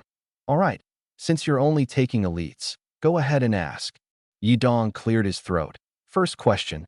There's a $100 bill and a $50 bill on the ground, and no one is watching.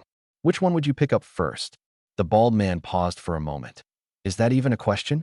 Of course, I'd pick up the $100 bill first. I thought you'd ask something harder. Yidong nodded. Second question. Which is heavier, 10 pounds of cotton or 10 pounds of iron? The bald man laughed. That's way too easy. Of course, iron is heavier. Next question. Yidong thought to himself, this guy is pretty straightforward. But the third question is the key. The third question, if I told you that you could become an elite member of the Whitelist by paying 1 million dragon coins, what would you do? The bald man blinked. What? I have to pay? You didn't mention that before. Yi Dong tapped the table. Think about it carefully. After joining the whitelist, you'll have the chance to interact with S-class ability users like me every day. Getting close to experts is a rare opportunity in life. Think it over before you answer. The bald man took a deep breath, feeling that Yi Dong made a good point. Being able to hang out with S-class ability users would definitely give him more bragging rights. I'm willing to pay $1 million, he said excitedly. Yi Dong took out a QR code. Scan this and fill in your contact information. We'll notify you when we find a base. All right. Yi Dong made an okay gesture towards Su Ying and Tanghua in the dessert shop across the street. Tanghua smiled. Cousin, you're amazing. You recruit people so quickly. Su Ying was curious. What is the QR code on his table for? What QR code? Tanghua asked. Su Ying frowned. He put it away already, pretty quickly, but I saw it.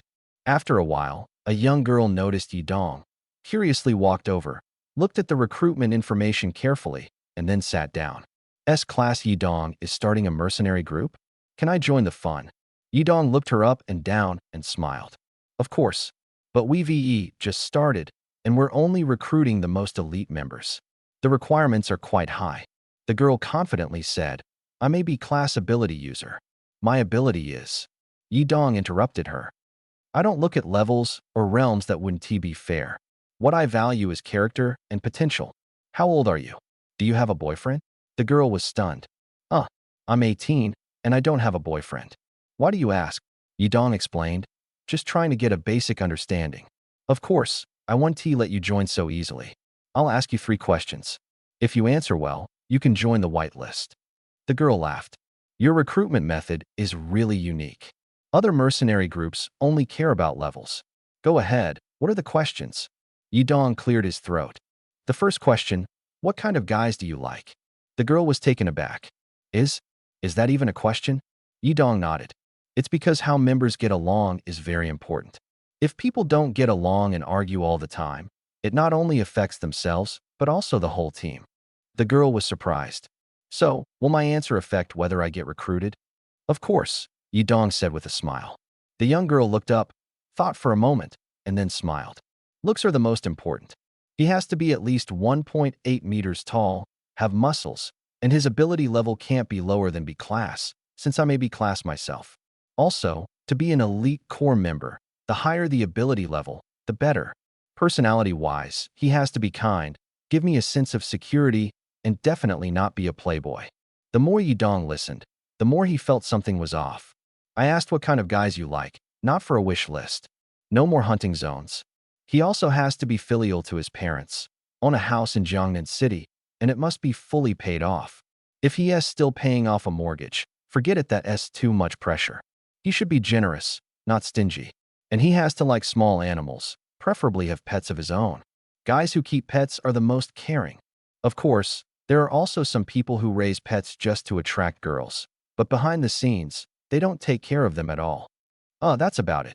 Yi Dong yawned, nodded, and then asked, the second question is, now that our whitelist mercenary group has just been established, we need some initial funding to improve our internal structure and manage external relations. As an elite core member, how much are you willing to contribute to the group? The young girl pouted slightly, hesitating as she said, I didn't expect to have to pay. If possible. Yi Dong interrupted. Before that, let me remind you, I will recruit more members according to your preferences. By then, everyone on the whitelist will be the type of people you like. In such a group, the benefits you can gain should be clear without me needing to explain further, right? But if you keep staying low-key, who would notice you?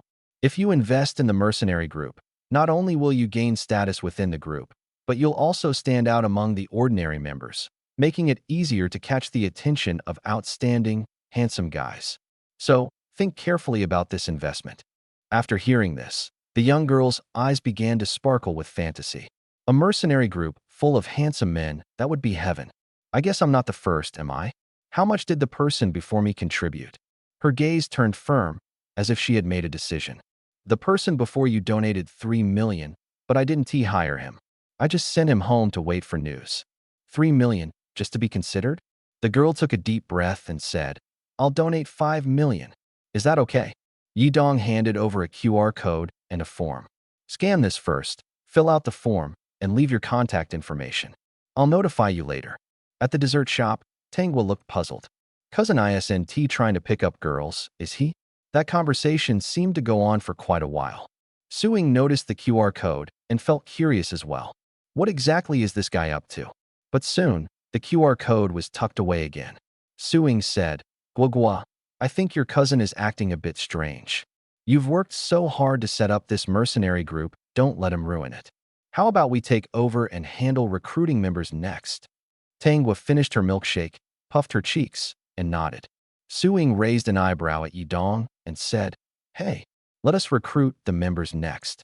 Yidong crossed his arms and waved them in refusal. No way. I've already recruited 2 people. The sun outside is too harsh. What if you get tanned? Besides, you both know how beautiful you are, right? If you go out to recruit, you'll attract a bunch of playboys. Would that still be fitting for my white list? I'll strictly vet everyone who wants to join. Don't worry. Yidong's words left Tanghua and Suing a bit dizzy. Suing whispered, Then what's that QR code under your table for? I think it's pretty simple. I just let them add me as a friend and create a group for easier communication. What else would it be for?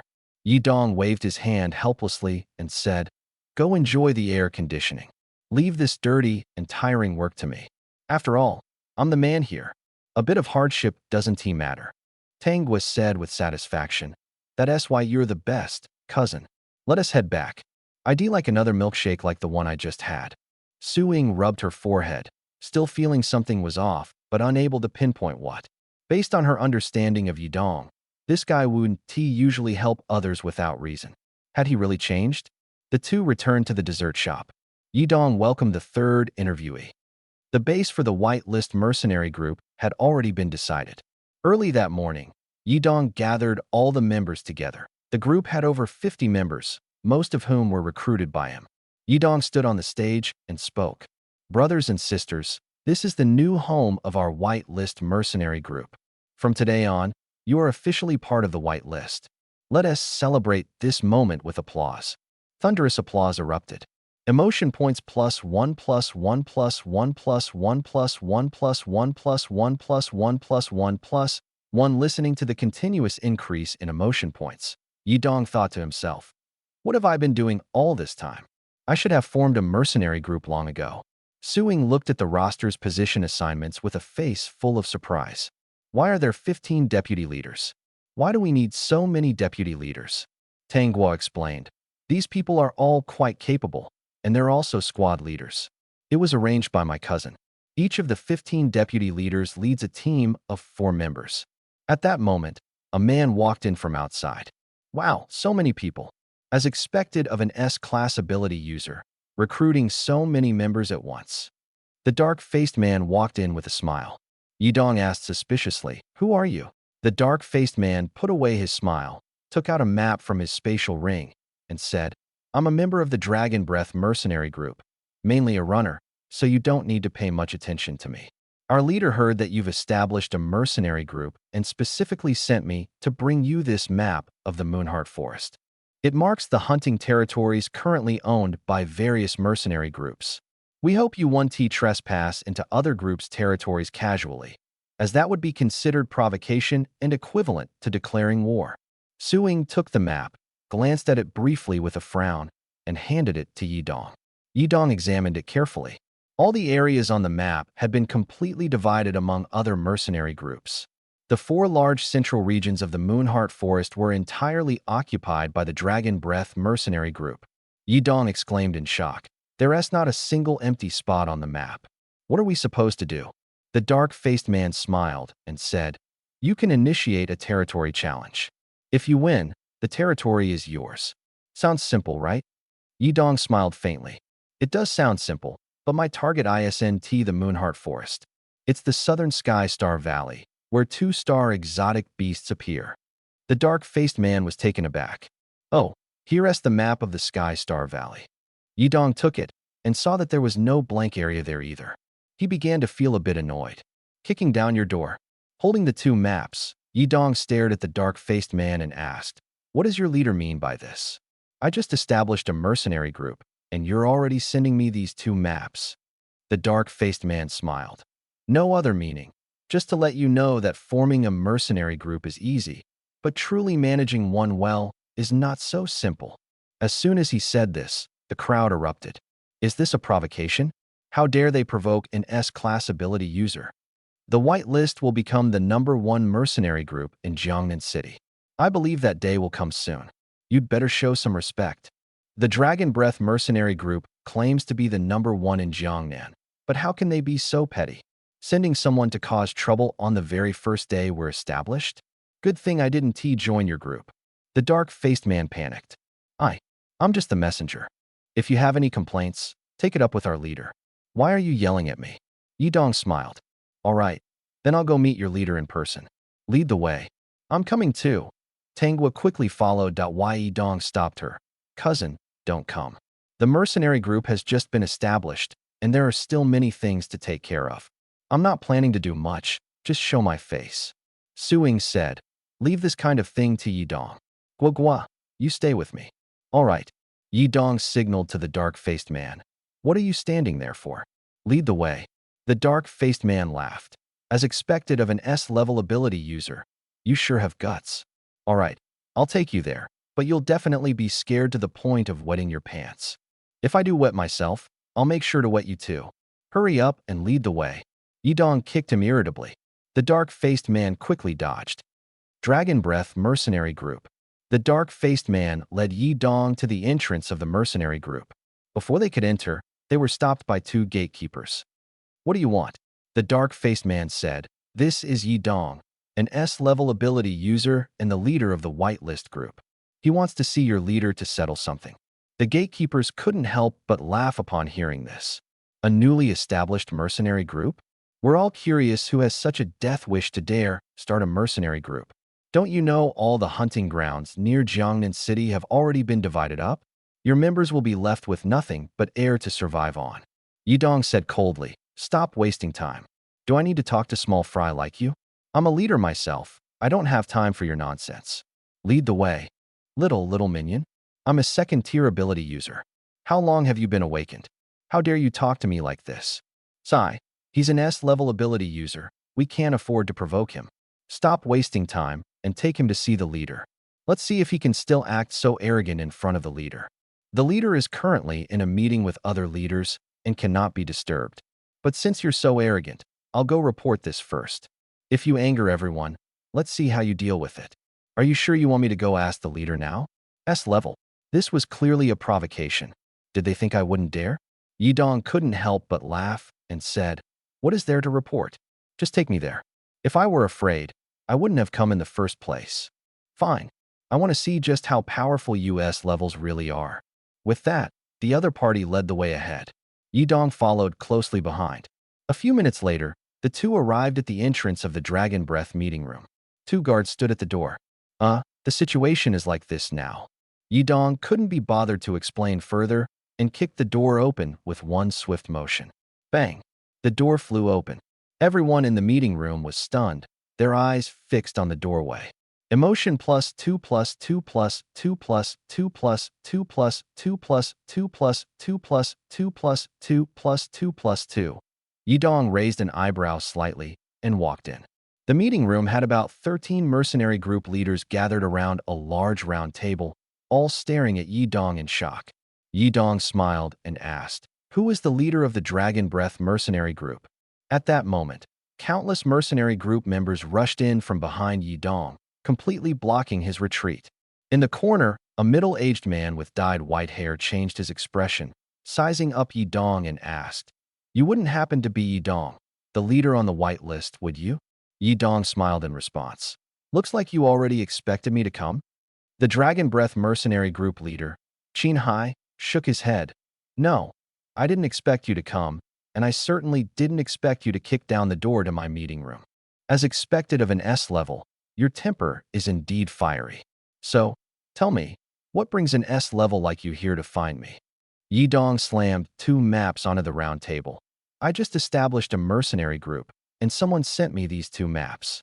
What does this mean? Are you telling me there's no place for us whitelist members here? Qin Hai chuckled. That's right. Whether it's Moonheart Forest or Star Valley, they've already been divided up by me and the other leaders. Jiangnan City hasn't had a new mercenary group established in nearly 3 years. You didn't even bother to inquire and decided to establish one now? Are you deliberately targeting us? Trying to take our territory? Steal our livelihood? At the VE, the winner can take over the territory of the losing mercenary group? As soon as the words were spoken, laughter erupted among the crowd. Regional battle. The new leader is really amusing. How long has it been since you awakened your ability? And now you're planning to challenge us to a regional battle. Do you even know how strong we are here? Young man, you're too young. Just like I was back in the day. But unfortunately, this isn't a place where you can act recklessly. S rank. Yidong, let me remind you, even though you're S rank, we're not afraid of you. Others might give you face, but we live on the edge every day. Who knows what will happen tomorrow? Scared of your S rank title? Then we've wasted all these years. The tension kept rising. Yidong smiled. Since you didn't leave any territory for us on the white list, my members won't have anything to eat, right? As the leader, isn't it natural for me to challenge you to a regional battle? Tell me how it's done. Qin Hai couldn't help but laugh. You really plan to fight? If word gets out, people will say we're bullying you, a newly awakened S rank. Even if we win, it wouldn't be honorable. Regional battles are a contest between leaders, and you'll have to personally participate. Yidong nodded. I know. Tell me how it's done. Qin Hai glanced at the other leaders. Looks like the S rank wants to have a match before leaving. Who's willing to play with him? Bullying someone who just awakened isn't interesting. I'm not fighting him. Even if we win, it won't look good, and he might hold a grudge. Exactly. If the S rank gets stronger in the future, won't he come back for revenge? Right, Yidong? Yidong smiled. If you lose to me, wouldn't I have no reason to seek revenge? As soon as he said this, the crowd's anger surged again. Emotion +2 +2 +2 +2 +2 +2 +2 +2 +2 +2 +2 +2 +2 +2. You've got quite the nerve. Why should we hand over our hunting grounds to you for free? Just because you're S rank? Does the whole world have to revolve around you? Being born is truly a skill, huh? He opens his mouth and says, I'm S rank, hand over your territory. And we just have to obediently comply, right? Get out. Yidong had clearly angered everyone. But he didn't care at all. The emotion value continued to climb. Yidong extended his right index finger and gently waved it. You've misunderstood. I'm not asking you to deliberately lose to me. I'm saying, let's have a fair fight based on strength. Did you forget? Not long ago, I won the ability martial arts tournament. The strongest there was only at the peak of the second tier. With my current strength, if I fight you, outsiders wouldn't say you're bullying me, right? As soon as he said this, the crowd finally remembered that ability martial arts tournament. This kid indeed won first place. But what was more attention-grabbing than his championship win was the appearance of a mysterious psychic female ability user in Group B. Psychic ability users attract too much attention, so everyone focused on her and overlooked the final champion Yidong. The meeting room fell silent. Winning the ability martial arts tournament proved his strength was not to be underestimated. After all, not just anyone could win that competition. Qin Hai asked curiously, what level are you at now? Second tier. Qin Hai was slightly stunned. It's only been a little over a month since White Egret University started, and you're already at the second tier. Yidong smirked. That's considered slow. Are you going to fight me or not? Regional battles cannot be refused. If you don't want to come out, I'll just randomly pick an opponent. Anyway, I'll be the one who wins in the end. Emotions surged. Several group leaders were so angry they took off their jackets, their body temperatures rising. You really don't know your limits. I'll fight you. A middle-aged fat man stood up, his temples graying, looking to be in his 40s. Although he was fat, his exposed arms were muscular. Qin Hai smiled slightly and introduced him to Yidong. This is Cheng Long, the leader of the Golden Dragon Mercenary Group, Tier 3 Level 1.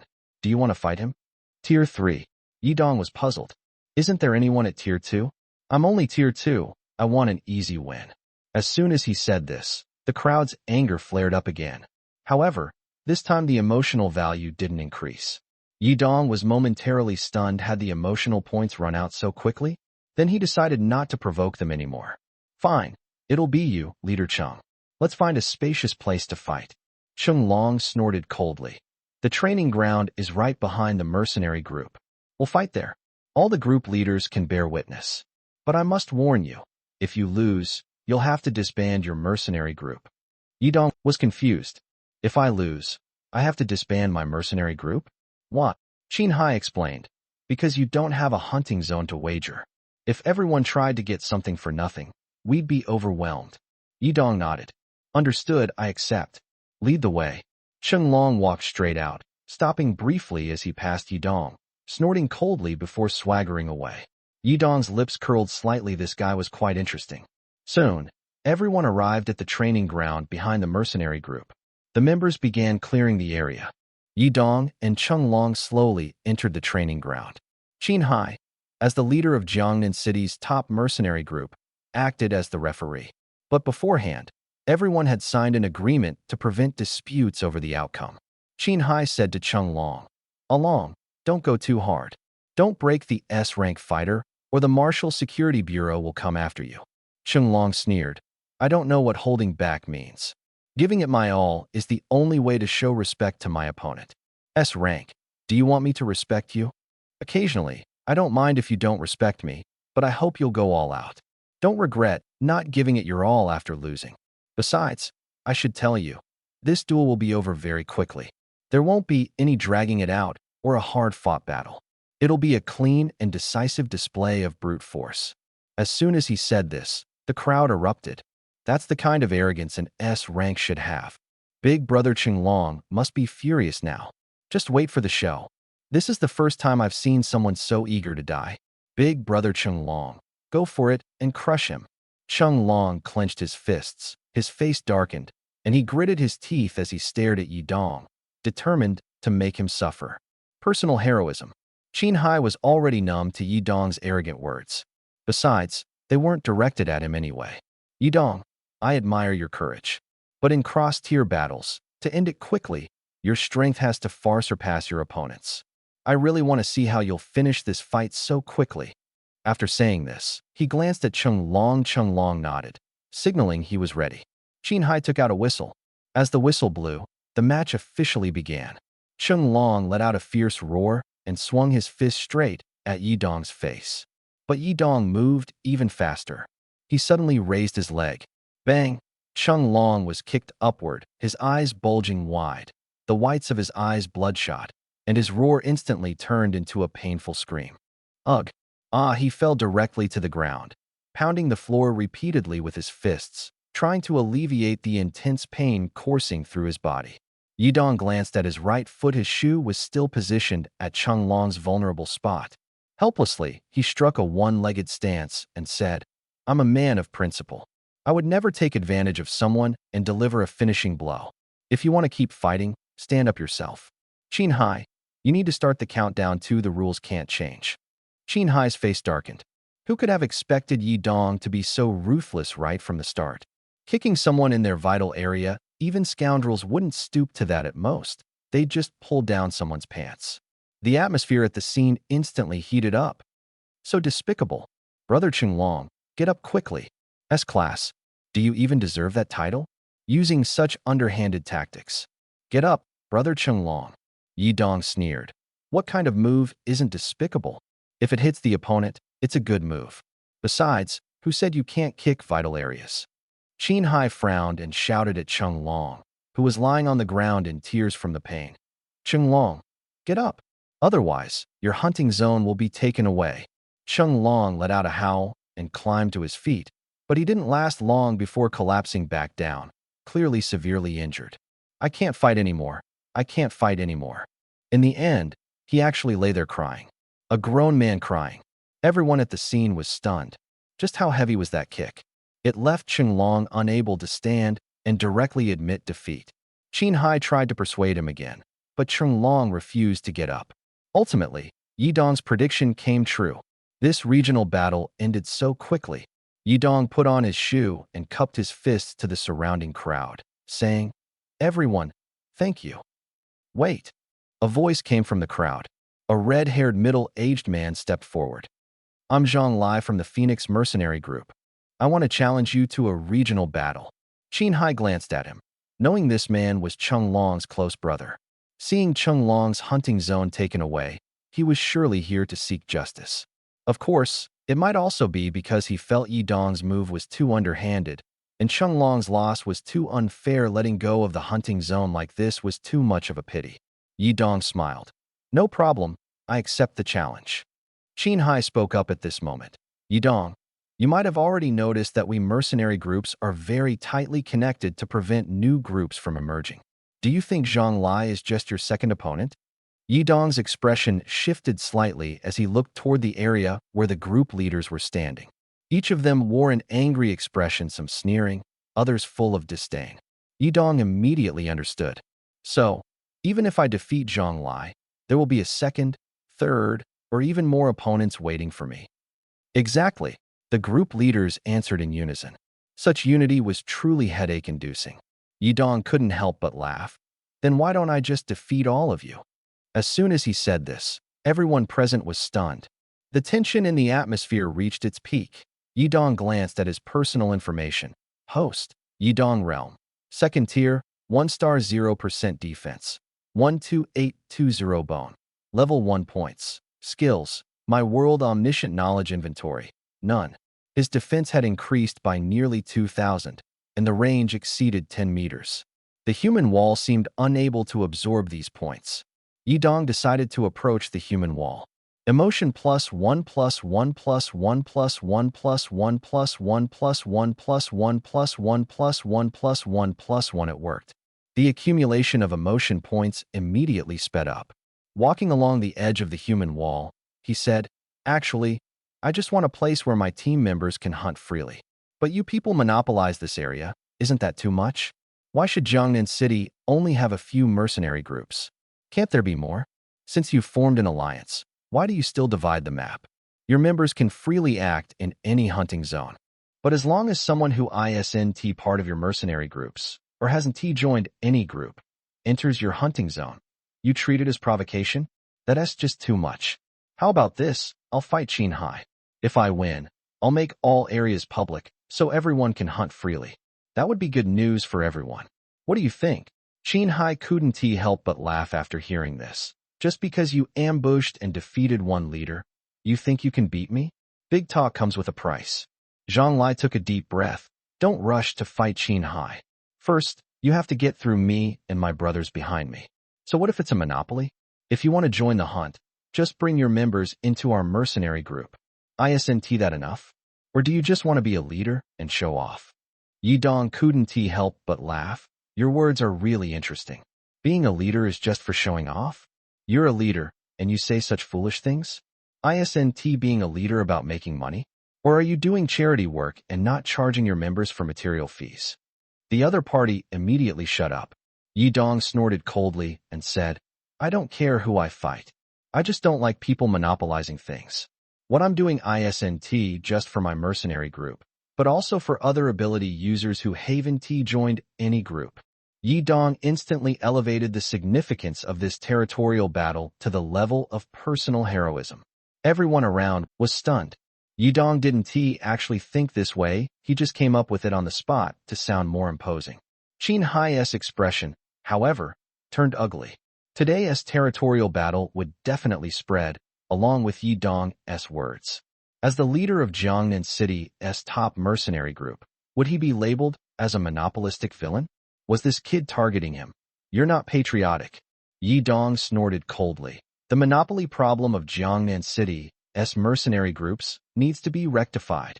Qin Hai thought for a moment and said, Yi Dong, don't talk nonsense. We're not monopolizing anything. There are indeed many mercenary groups in Jiangnan City, but monopoly means one group dominating. We're working together to make money and share risks. You need to get your facts straight. This isn't monopoly?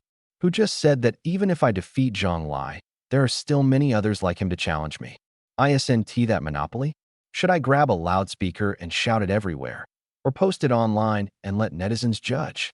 I think there must be quite a few ability users who support me because you monopolize the hunting zones, leaving them no place to hunt. Besides, I have a good relationship with Director Li of the Wuhan Bureau. I wonder how many years one would be sentenced for monopolizing. Yidong's gaze swept over Qin Hai and the other mercenary group leaders. It shouldn't be too many years, so don't worry. Even if you end up inside, I'll ask Director Li to take good care of you. However, when the time comes, with Jiangnan City left leaderless, my whitelist mercenary group will have to take up the banner of the #1 mercenary group. Qin Hai suddenly felt a chill down his spine. An S level is indeed not someone to mess with. This guy has extensive connections. Yidong noticed Qin Hai and the other leaders looking grim, clearly intimidated by his threat. Qin Hai smiled and said, well, Yidong, since the regional battle is over, let's first confirm the map you want. Yidong raised an eyebrow, walked up to Qin Hai, and said, as expected of the leader of Jiangnan City's #1 mercenary group, you understood so quickly. Actually, I don't want to use those connections, I just want to establish a mercenary group and make some money with you all. You've been earning for so many years. What's wrong with sharing a bit with me, right? Qin Hai awkwardly replied, actually, if we don't stand firm, today there's one white list, tomorrow there'll be another, and the day after even more. That would be troublesome. However, you're S level, and you won with your strength, so we acknowledge you. From now on, you're the 14th leader of our Jiangnan mercenary group. How about it? Everyone agrees, right? Qin Hai gave the other leaders a meaningful look. Since Qin Hai said so, the other leaders could only nod. Yidong smiled and said, then I'll have my people confirm the hunting location. From now on, we're all family. If anyone wants to establish a mercenary group, we'll resist together and prevent them from monopolizing. Huh. Qin Hai forced a laugh. This guy actually wants to resist the establishment of other mercenary groups with them, but when it comes to himself being resisted, that's not acceptable.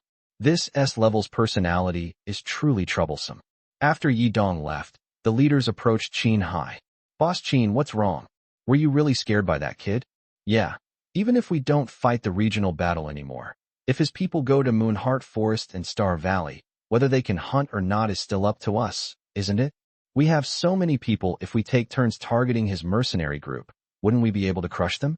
Qin Hai shook his head and said, offending an S level does us no good. Besides, it's just one more mercenary group, it won't affect everyone's interests. Moreover, this kid is quite strong and hasn't even used his full power. If we really fight, it would likely end in mutual destruction. More importantly, he's familiar with Director Li. No matter how strong you are, you can't beat connections. Qin Hai's words made the leaders suddenly realize. They all nodded in agreement. Thus, the whitelist mercenary group was officially established and secured a hunting location in Moonheart Forest. School. Yidong looked at the messages in the group chat on his phone. Tanghua clearly wouldn't be coming to school starting today. She was going to focus entirely on running the whitelist guild. She reported yesterday's earnings over 200,000 in total. Although it's not much, small amounts add up. The seat next to Yidong was now empty, and Su Ying sat back down.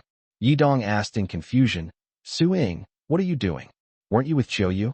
Su Ying looked displeased. Do you see Qiuyu here? Where did Qiuyu go? Isn't it your group's mercenary team? Qiuyu felt that going to school was meaningless, didn't want to join the military, and thought running a mercenary team was quite interesting. Now she's staying on the whitelist, helping Tanghua with accounting. Yidong frowned. She wouldn't be trying to take advantage of me, would she? Looks like I need to install some surveillance. Su Ying elbowed him. Can you not talk like that? Qiuyu wouldn't covet your little bit of money.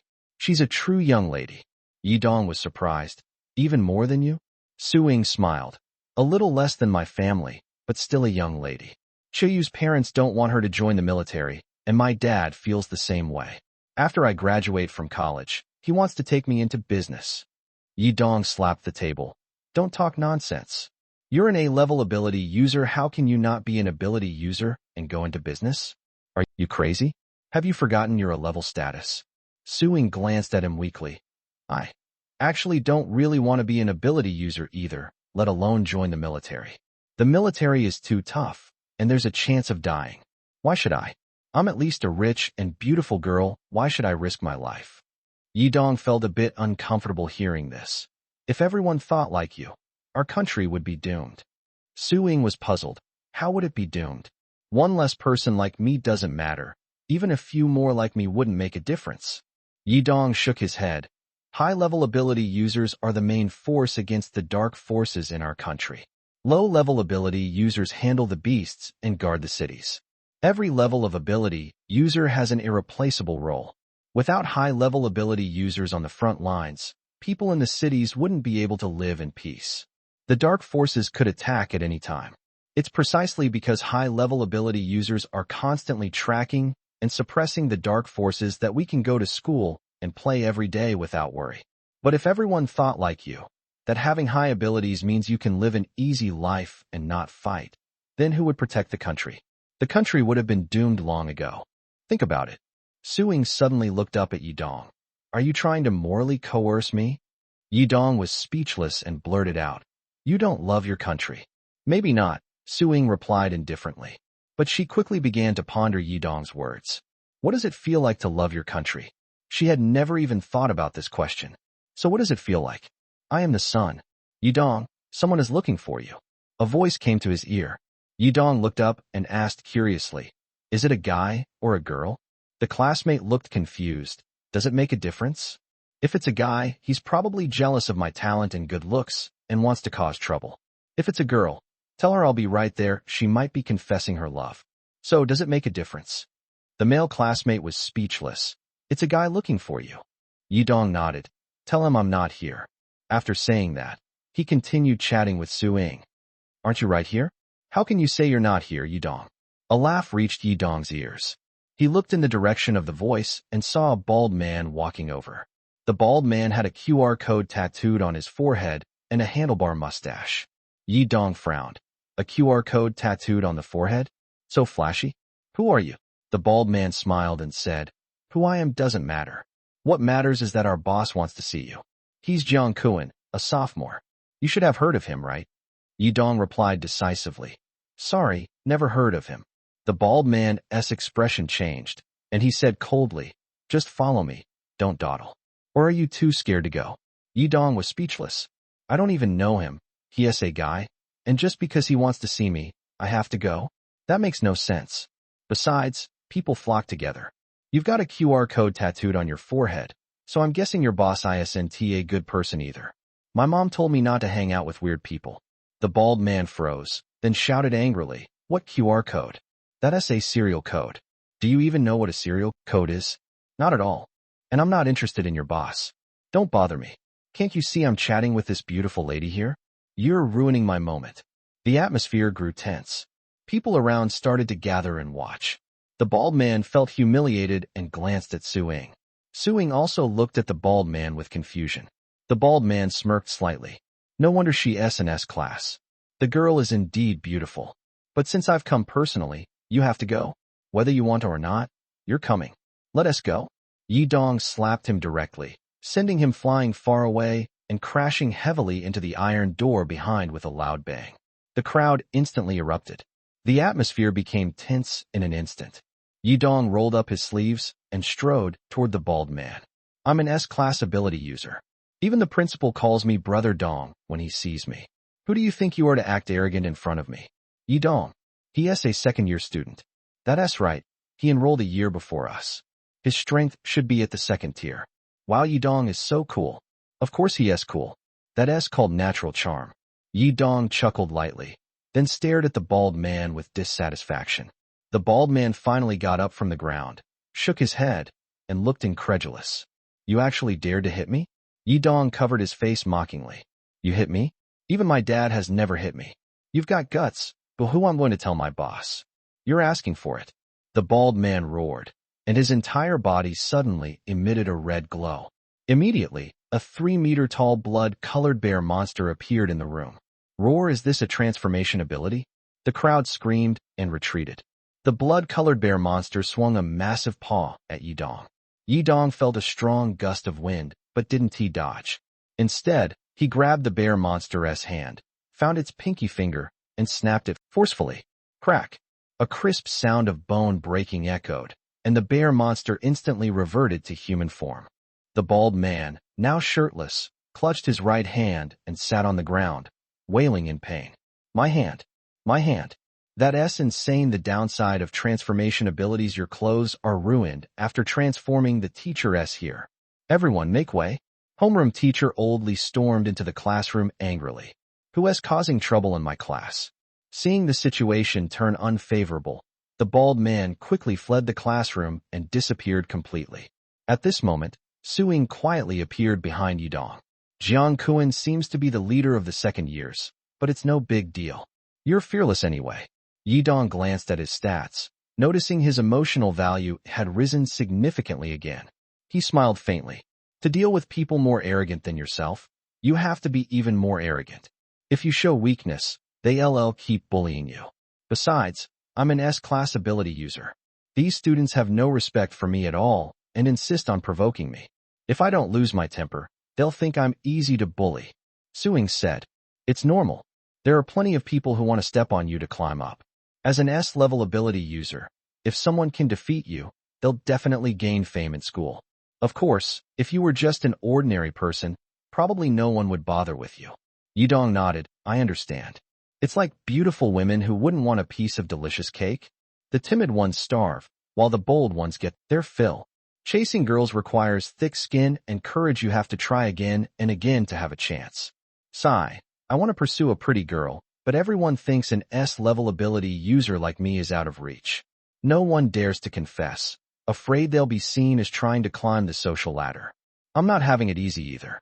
Suing couldn't help but laugh. This is the first time I've heard someone praise themselves like this. Yidong said seriously, it's true. People who are too outstanding are like the sun, emitting dazzling and blinding light. No one dares to approach easily, let alone pursue them. On the contrary, those who are popular and have many admirers are actually not that exceptional. Suing was puzzled. Why? I've received quite a few confessions, though fewer since I got together with Chiyoyu. Yidong chuckled.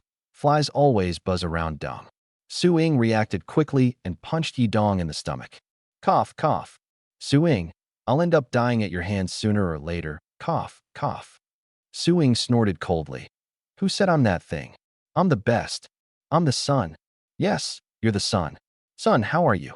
Yidong teased her on purpose. As a result, he got punched in the stomach again. Kuan Bro Guangtou put on his clothes and returned to class, one of the second grade. Jiang Kuan saw Guangtou return alone and asked suspiciously, Guangtou, why did you come back alone? Where's Yidong? Guangtou's mouth twitched awkwardly. I told him to come, but he refused and even hit me. I got so mad that I just... The burly man next to Jiang Kuan was shocked and said, seriously? You got beaten up by a lower grade student? Is this S-level kid that arrogant? Was it that S-level guy who hit you? Guangtou nodded timidly. Today was truly embarrassing. How was he supposed to survive in school now? The burly man said to Jiang Kuan, Kuan bro, this S-level guy is indeed a bit arrogant. As seniors, we got beaten by a lower grade student. If word gets out, we'll be a laughingstock. I'll go find him. You guys wait for me on the rooftop. I'll teach him a lesson first, and then bring him over. Jiang Kuan smiled. Lin Cheng, I trust you to handle this. We'll wait for you on the rooftop. How long will it take? 2 or 3 minutes. Lin Cheng walked past Guangtou, gave him a helpless glance, and walked away. After leaving the classroom, Lin Cheng looked back cautiously and then headed downstairs. Oldly had just stepped out of the classroom. Lin Cheng immediately walked in, glanced around, and found a classmate. Excuse me, where does Yidong sit? The student pointed in a direction. Lin Cheng saw Yidong and immediately walked over with a flattering smile. Hey, S-level. Yidong Jr., it's great to finally meet you. Yidong was stunned. Who are you? Lin Cheng smacked his lips and said, I'm from class 1 of the second grade. Wasn't there a boiled egg bothering you just now? Yidong nodded. Yes, but I chased him away. You're one of Kuan Bro's people, right? Lin Cheng said in surprise. Kuan Bro's people? Oh, you mean Jiang Kuan? Stop joking around. We're all classmates and friends here. There's no such thing as someone's person or someone else's person. Don't talk nonsense. We're all classmates. Yidong said impatiently. What exactly does Jiang Kuan want with me? I don't even know him. Lin Cheng flashed a bright smile, showing his white teeth. It doesn't matter if you don't know him. Once you meet, you'll know him. Jiang Kuan wants to meet you mainly because he's curious about the legendary S-class ability user and wants to make friends. After all, we're all from the same school. If someone gives you trouble in the future, Jiang Kuan can help you deal with those small-time troublemakers, making your school life smoother. Otherwise, wouldn't you be annoyed if those clueless people kept provoking you every now and then? Am I right? Yidong couldn't help but laugh. A man smiling so sweetly must have ulterior motives. You should just go back. I don't want to meet Jiang Kuan. Lin Cheng was surprised and said, "Who said I was going to take you to meet Jiang Kuan? I'm here to apologize to you." After speaking, Lin Cheng secretly took out his phone, revealing a website on the screen. This is a selfie website with content from both domestic and international sources. You can even watch it online. Consider it a small gift to show my sincerity. Yidong glanced around and pressed down on Lin Cheng's phone. Hey, are you underestimating me? Testing me with this kind of thing? Seeing that Yidong wasn't offended, Lin Cheng smiled and said, I'm not testing you. We're friends, and good things should be shared. I'll let you in on a secret. These resources are all from the Infantry series. Infantry series. Yidong's eyes lit up. Really? It's so hard to find resources like that nowadays. Lin Cheng nodded. Absolutely real. All of it was given to me by Jiang Kuan. He has even better stuff. Want it? At this moment, Su Ying sensed something was off and stood up to ask, what are you two whispering about? Lin Cheng awkwardly waved his hand. Nothing, just exchanging some knowledge. Yidong said, it's not convenient here. Let's find a place with no one around to talk. With that, he took the initiative to walk out. Lin Cheng smirked. Still can't get you, huh? He quickly followed. Lin Cheng led Yidong to the rooftop. In truth, Yidong had no interest in that website at all. From the moment Lin Cheng stepped into the classroom, Yidong knew he had bad intentions. They kept sending people to find him, and he kept refusing, but they wouldn't stop. The fewer troubles, the better. Going once would be enough to see what they were up to. As for those resources, he was a student. How could he possibly be interested in such things? That would be unbecoming of a scholar. Creak. The iron door was pushed open. With a smile on his face, Yidong followed Lin Cheng onto the rooftop. Everyone turned to look at Yidong, their eyes wide. He really came? Brother Cheng is amazing. How did he do it? Brother Cheng is awesome. So this is the legendary S-class ability user? Doesn't look that impressive. Yidong scanned the group and asked, which one of you is Jiang Kuan? Jiang Kuan smiled. I'm Jiang Kuan. Yidong, I've heard you're a rare S-class ability user. We're all very interested and wanted to get to know you. But I heard you even beat up the people I sent to find you. What's that about? Yidong glanced at the baldy and smiled. Actually, I didn't want to hit him, but he was too rude. I'm a man with a temper too. If someone insults and threatens me to my face, who can tolerate that? I'm an S-class, after all. I have to have some dignity. If you invite me a few more times, I might just come. Just one invitation and I came. Wouldn't that make me lose face? Right, Lin Cheng? Lin Cheng nodded, right. Jiang Kuan couldn't help but laugh. An S-level ability user really has a sharp tongue. So smooth. Since that's the case, I won't hold the matter about that bald guy against you. Let's talk business. Yidong was puzzled. Business? What business? Jiang Kuan took a deep breath and said, I heard you're temporarily staying at Su Ying's house. What's your relationship with Su Ying? Yidong frowned, thinking to himself, does this guy like Su Ying? He walked up to Jiang Kuan and said, I'm not close to Su Ying. The school arranged for me to stay at her house temporarily for safety reasons. She just punched me twice earlier. If I weren't thick-skinned, I would have moved out already. Is there anything I can help Brother Kuan with? Jiang Kuan was secretly pleased upon hearing this. How to pursue Su Ying? Jiang Kuan was very happy. It seemed there was nothing between Yidong and Su Ying. But he quickly thought, why did Su Ying hit you? What did you do to her? Yidong sighed helplessly and said, everyone is deceived by Su Ying's appearance. She looks normal, but behind the scenes, she's a violent maniac, a total weirdo. She especially dislikes men. You know Xia Qiuyu, right? She's Su Ying's girlfriend. Jiang Kuan was shocked. Really? Is what you're saying true? Yidong smacked his lips and said, why would I lie to you? It's all true. If there's even half a lie in what I said, may lightning strike me. Yidong spoke so earnestly that it was hard not to believe him. Everyone began whispering among themselves. I didn't expect Su Ying to be so violent, and she likes women. She really hates men. No wonder there aren't many men around her, and the class beauty doesn't have any scandals at all. Jiang Kuan laughed and said, she likes women because she hasn't met a real man. If she met me, maybe she'd start liking men. Jiang Kuan was full of confidence. Yidong sized up Jiang Kuan. This guy wasn't handsome, but he had quite a few followers around him, probably because of his ability level. Confidence is good, but blind confidence is off-putting. Yi Dong couldn't imagine Jiang Kuan and Su Ying together. He had an idea in his mind. Jiang Kuan, since we're friends now, you like Su Ying, I can help you. Jiang Kuan looked around at the people nearby. Look, he's S-level, really impressive. Dealing with smart people is so much easier. Everyone nodded in agreement. Jiang Kuan cleared his throat.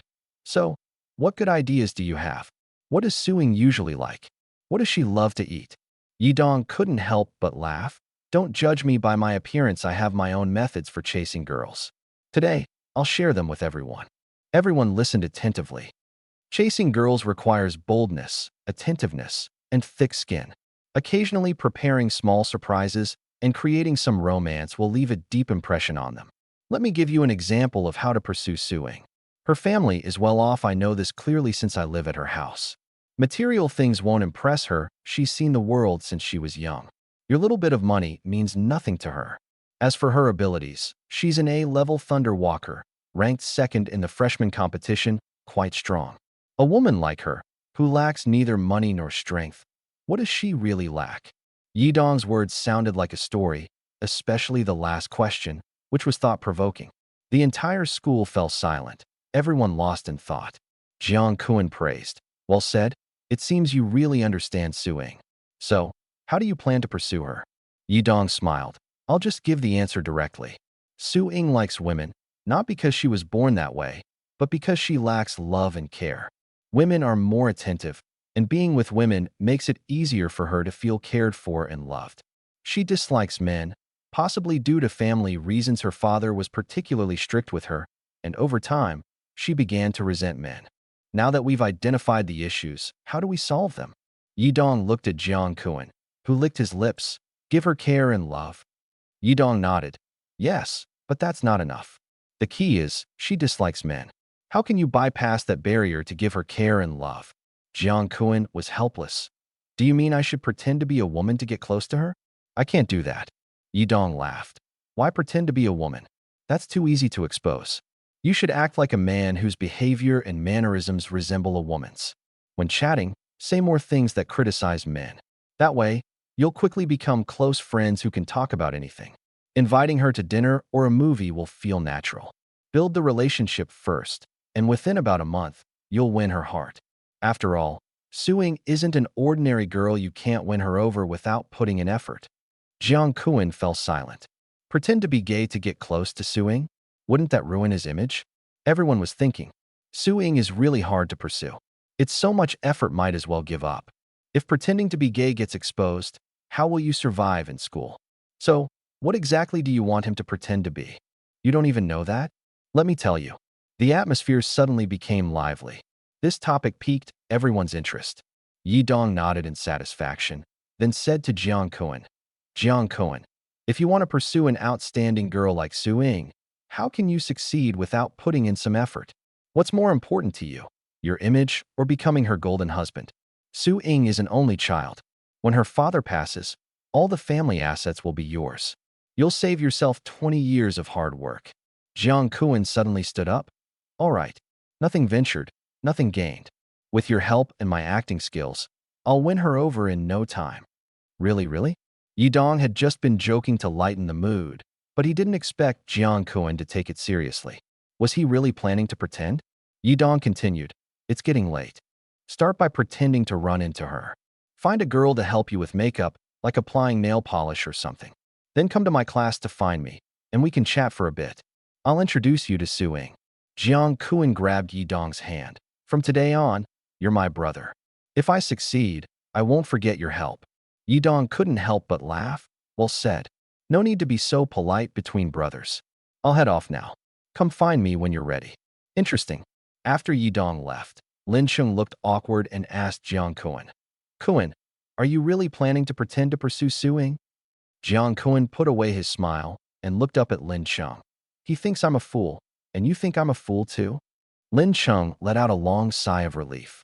So Kuan Ji agreed to Yi Dong on purpose, but never intended to actually pretend. That scared me.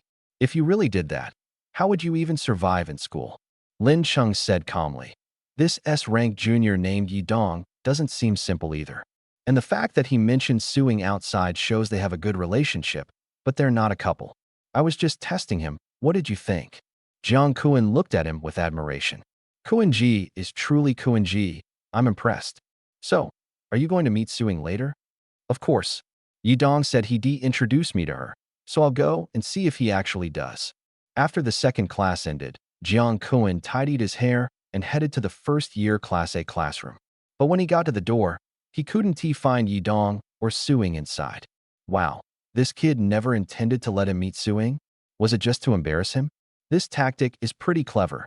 Jiang Kuan smiled slightly and asked a nearby first-year Class A student, "Excuse me, where's Yidong?" He has probably gone to the private training room with Suing. They go there almost every day at this time. Jiang Kuan nodded, knowing there was only one private training room. He then headed there. The training room was on the third floor of the Ability Center. Jiang Kuan peered through the windows one by one and finally spotted Yidong and Suing. The two were warming up. Jiang Kuan knocked on the door. Suing opened the door with a puzzled look. Standing there was a stranger. "Who are you looking for?" Suing asked. Jiang Kuan smiled. "I'm looking for Yidong." Hearing the voice, Yidong came out. Seeing it was Jiang Kuan, he smiled and said, "How did you find this place?" Jiang Kuan chuckled. "Yidong, you're so sneaky. I treat you as a friend, and you keep giving me trouble." Yidong knew Jiang Kuan wasn't that naive. He had agreed too readily. If the second-year Class A leader were truly foolish, how could he have become the leader? But Yidong also understood that Jiang Kuan hadn't fully grasped his intentions. Clearly, he didn't genuinely want to be friends. Yet Jiang Kuan had taken the initiative to come here, even to the training room. Suing, seeing it was Yidong's friend, said in surprise, "Yidong, what kind of friends are you making? Aren't you with me every day?" Jiang Kuan introduced himself. "I'm Jiang Kuan from second-year Class A. Nice to meet you." Suing. Suing looked puzzled. "You know me?" Jiang Kuan smiled. "You're so beautiful. Who wouldn't know you? Even if I didn't someone would told me your name by now. Don't worry, I'm not here for you, I'm here for Yidong. Are you two training in martial arts here? Mind if I join? I won't disturb you." Suing's expression changed. "You will disturb us. A lot. I've been waiting for a chance to spar with Yidong, and I don't want anyone interrupting. If you don't have anything else, please leave and don't disrupt our training."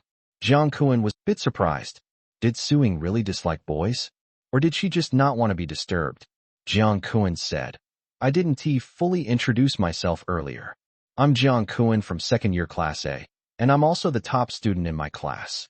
No matter how high an S-rank talent is, it can't surpass me. Only by fighting stronger opponents can you bring out your full potential. Don't you want to challenge someone stronger than Yidong and push your limits?" Hearing this, Suing blinked her particularly beautiful eyes, her eyelashes trembling slightly.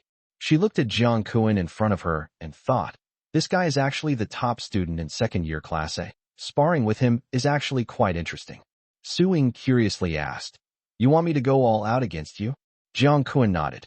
"That's right, an all-out battle to see where the limits lie." Suing smiled slightly and said, "All right, then come on in."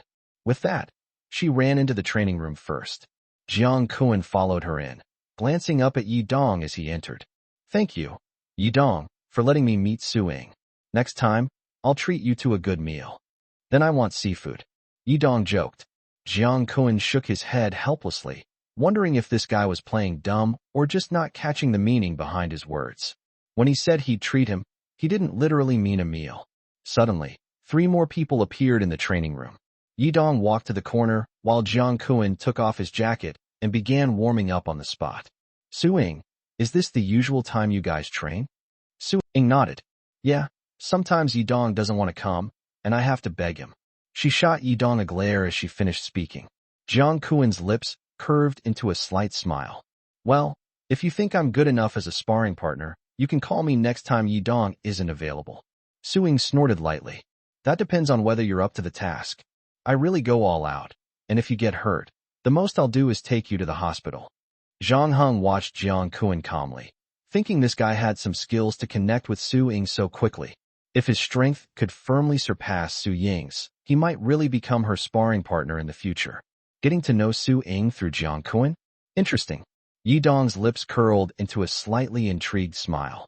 This was a good chance to witness the true strength of the top student in Class A of the second year. The two finished warming up. Su Ying and Jiang Kuan each took their positions. Suddenly, crackling electric sounds came from Su Ying's body, and countless white sparks of electricity emerged from her. Jiang Kuan's pupils contracted, and his expression turned serious. At the same time, a gust of wind rose around him, gently lifting his clothes and hair as if he were underwater. Boom! Su Ying charged at Jiang Kuan in an instant. Jiang Kuan's lips curved into a faint smile. Clearly, Su Ying was fast, but his eyes could track her movements, which meant he could counter her. The training room was filled with howling winds as their fists and kicks collided, sparking white lightning. The place seemed like it was about to explode. Yi Dong simply walked out of the training room and stretched lazily. That stretch felt incredibly satisfying. Since Su Ying had someone to spar with, he could relax and go find some other benefits to take advantage of. Just then, a voice came from the training room. Yi Dong, where are you sneaking off to? Yi Dong turned around to see Jiang Kuan standing at the door, steam rising from his body. I was hoping to spar with you too, but you just slipped away like that. Su Ying chimed in from behind. Yi Dong, Jiang Kuan's strength isn't bad. Yi Dong smiled at Jiang Kuan. You want to spar with me? All right, I'll give you a chance. Jiang Kuan grinned. Now that's more like it. Come on in. Su Ying walked up to Yi Dong and raised an eyebrow. You should give it a try too. Yi Dong looked at Jiang Kuan. Jiang Kuan stretched his muscles and said, Yi Dong, let me see that S-class light speed. In an instant, Yi Dong was enveloped in a golden light. Ready? Let's begin.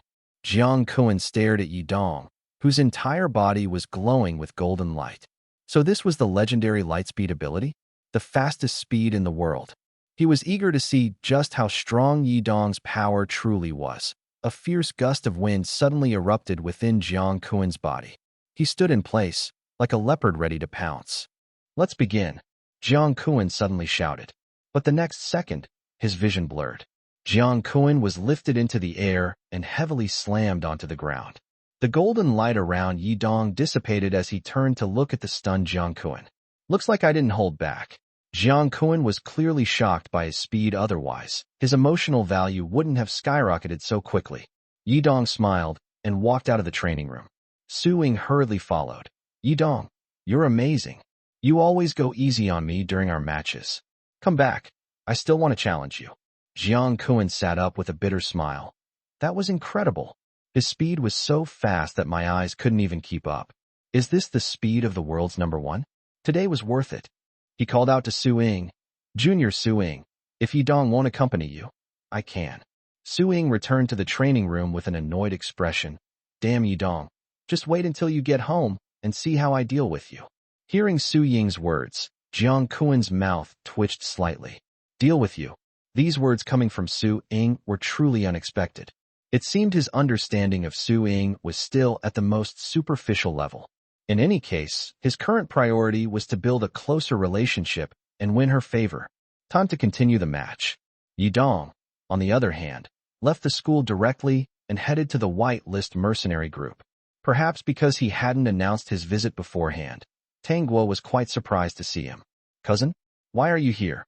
Tang Guo sat behind a large desk, looking at him with a puzzled expression. Yi Dong smiled and said, Just came to check on you, and I'll be heading to the Tianxing Valley later. Tang Guo quickly typed on her laptop and asked, Not sparring with Su Ying today?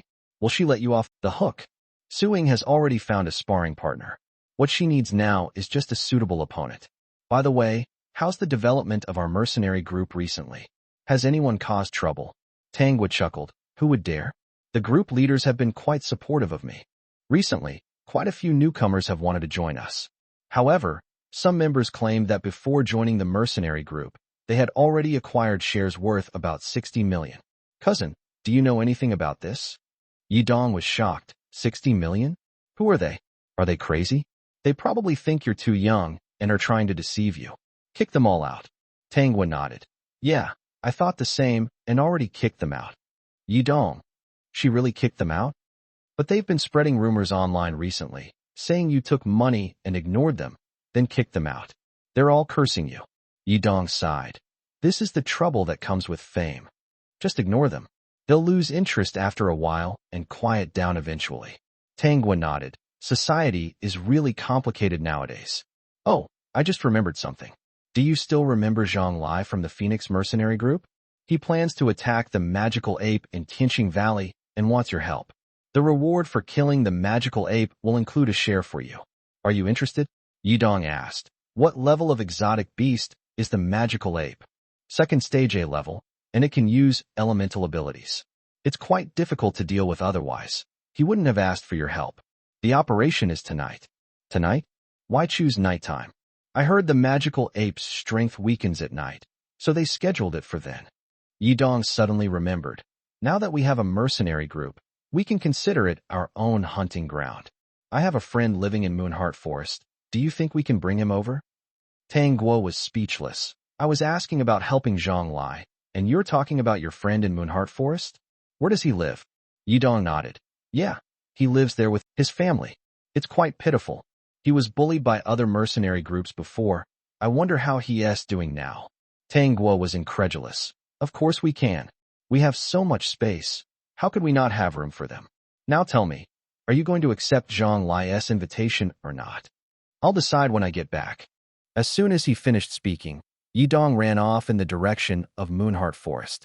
Tang Guo pouted. I'll take that as a yes. She took out her phone and started contacting Zhang Lai. After some time, Yidong arrived at the Lion Cave in Moonheart Forest. Seeing the sign at the entrance intact, he felt relieved. It seemed the sign was still effective, at least enough to scare off some people. Plus, he had defeated a mercenary group leader before, which had earned him some reputation and status in the mercenary world. However, he was more eager to bring Simba back, so Simba could be safe. Emotional points rising rapidly. A lion's head peeked out from the lion cave. Simba spotted Yidong in the distance. His eyes widened, and he immediately ran toward him. Haha, Simba, didn't he expect me, did you? I've come to see you again. Simba kept nudging Yidong with his head, showing great affection. At this moment, a little lion cub also ran out of the cave. It had grown rapidly during this time and was already half the size of Simba. The cub saw Yidong and mimicked Simba, running toward him. The father and son duo pinned Yidong to the ground, rubbing their heads against his body repeatedly. This was how exotic beasts expressed their closeness. Naturally, Yidong enjoyed this feeling. All right, Simba, get up and let me talk. Simba and the cub finally quieted down. Yidong asked Simba, Simba, would you be willing to come back to the city with me? In the city, there are people who will take care of you, and it's very safe. You can bring your wife and child too. Simba glanced in the direction of the human city, his eyes full of doubt. Clearly, he had never imagined exotic beasts living in a human city. Moreover, a human city was ultimately human territory if they went there. Could Yidong really protect them? Yidong held Simba's big face in his hands. What's wrong, Simba? You don't want to? I'm just worried about you, afraid someone might harm you.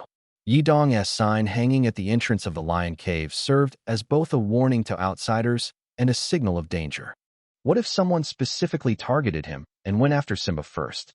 Simba touched his mouth with his paw, then slowly walked toward the lion cave. You need to discuss this with your wife? When are you going to show some lion-like dominance? Simba slowly headed into the cave, presumably to consult with his wife. The lion cub squatted on the ground, carefully licking its fur, seemingly unaware of what was about to happen. After a while, Simba came out with his wife. Yidong asked Simba, so? Did your wife agree? Simba sat down and gestured repeatedly with his paws. Yidong couldn't help but laugh. What are you afraid of? There won't be any danger. I'll protect you. Simba glanced at his wife. She looked at the lion cub on the ground, clearly still undecided.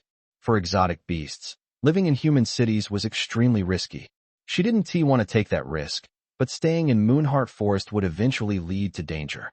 The danger came not only from other exotic beasts, but also from human ability users. Simba roared at his wife. She roared back at him, and the couple finally turned to look at Yidong. Yidong immediately understood. Great, then come back with me. Yidong stood up and walked outside, with Simba's family following him. At this moment, Yidong climbed onto Simba's back, holding the lion cub straight ahead. Simba and his wife ran desperately until they reached the gates of Jiangnan City, where they finally stopped. The gatekeeper saw Yidong and the three lions, too shocked to speak. Emotion +2 +2 +2 +2 +2 +2 +2 +2 +2. What is going on? Why are you with exotic beasts? You're not planning to bring them into the city, are you? Yidong smiled and said, Yes, sir. Can we enter the city? I promise they won't harm anyone. They're artificially raised exotic beasts. They can read lips, and they even understand sign language. The gatekeeper said in astonishment, This I don't have the authority to decide. Wait a moment, I need to report this. It seemed entering the city was indeed troublesome. Yidong continued, Sir, when you report, please mention to your superiors that I'm Yidong, an S-level ability user. The gatekeeper was shocked again. Today was full of surprises. While waiting, a crowd had already gathered around Yidong. The emotion points kept rising. This was also one of the reasons Yidong wanted to bring Simba home. This is a first-tier A-level exotic beast, a Gale lion, right? And it's a family of 3. How strange. How can exotic beasts coexist with humans? Is it his ability? Don't you know? He is Yidong, the S-level ability user. Don't you watch the news? The emotions continued to rise. After a long time, a group of police officers from the Security Bureau arrived. Leading them was Director Li Hong. Upon hearing Yidong's name, Director Li immediately put aside his work and came to see for himself. He didn't expect to witness such a scene. Li Hong said in shock, Yidong, what is going on here? Yidong replied, Director Li, I want to bring them into the city. That shouldn't be a problem, right? Li Hong, in all his years, had never seen such a unique situation. Exotic beasts peacefully coexisting with humans. Simba looked calm, while the lion cub cowered at Simba's feet, too scared to move. Simba's wife curiously observed her surroundings. They all seemed very docile. I've never seen such a docile Gale lion before.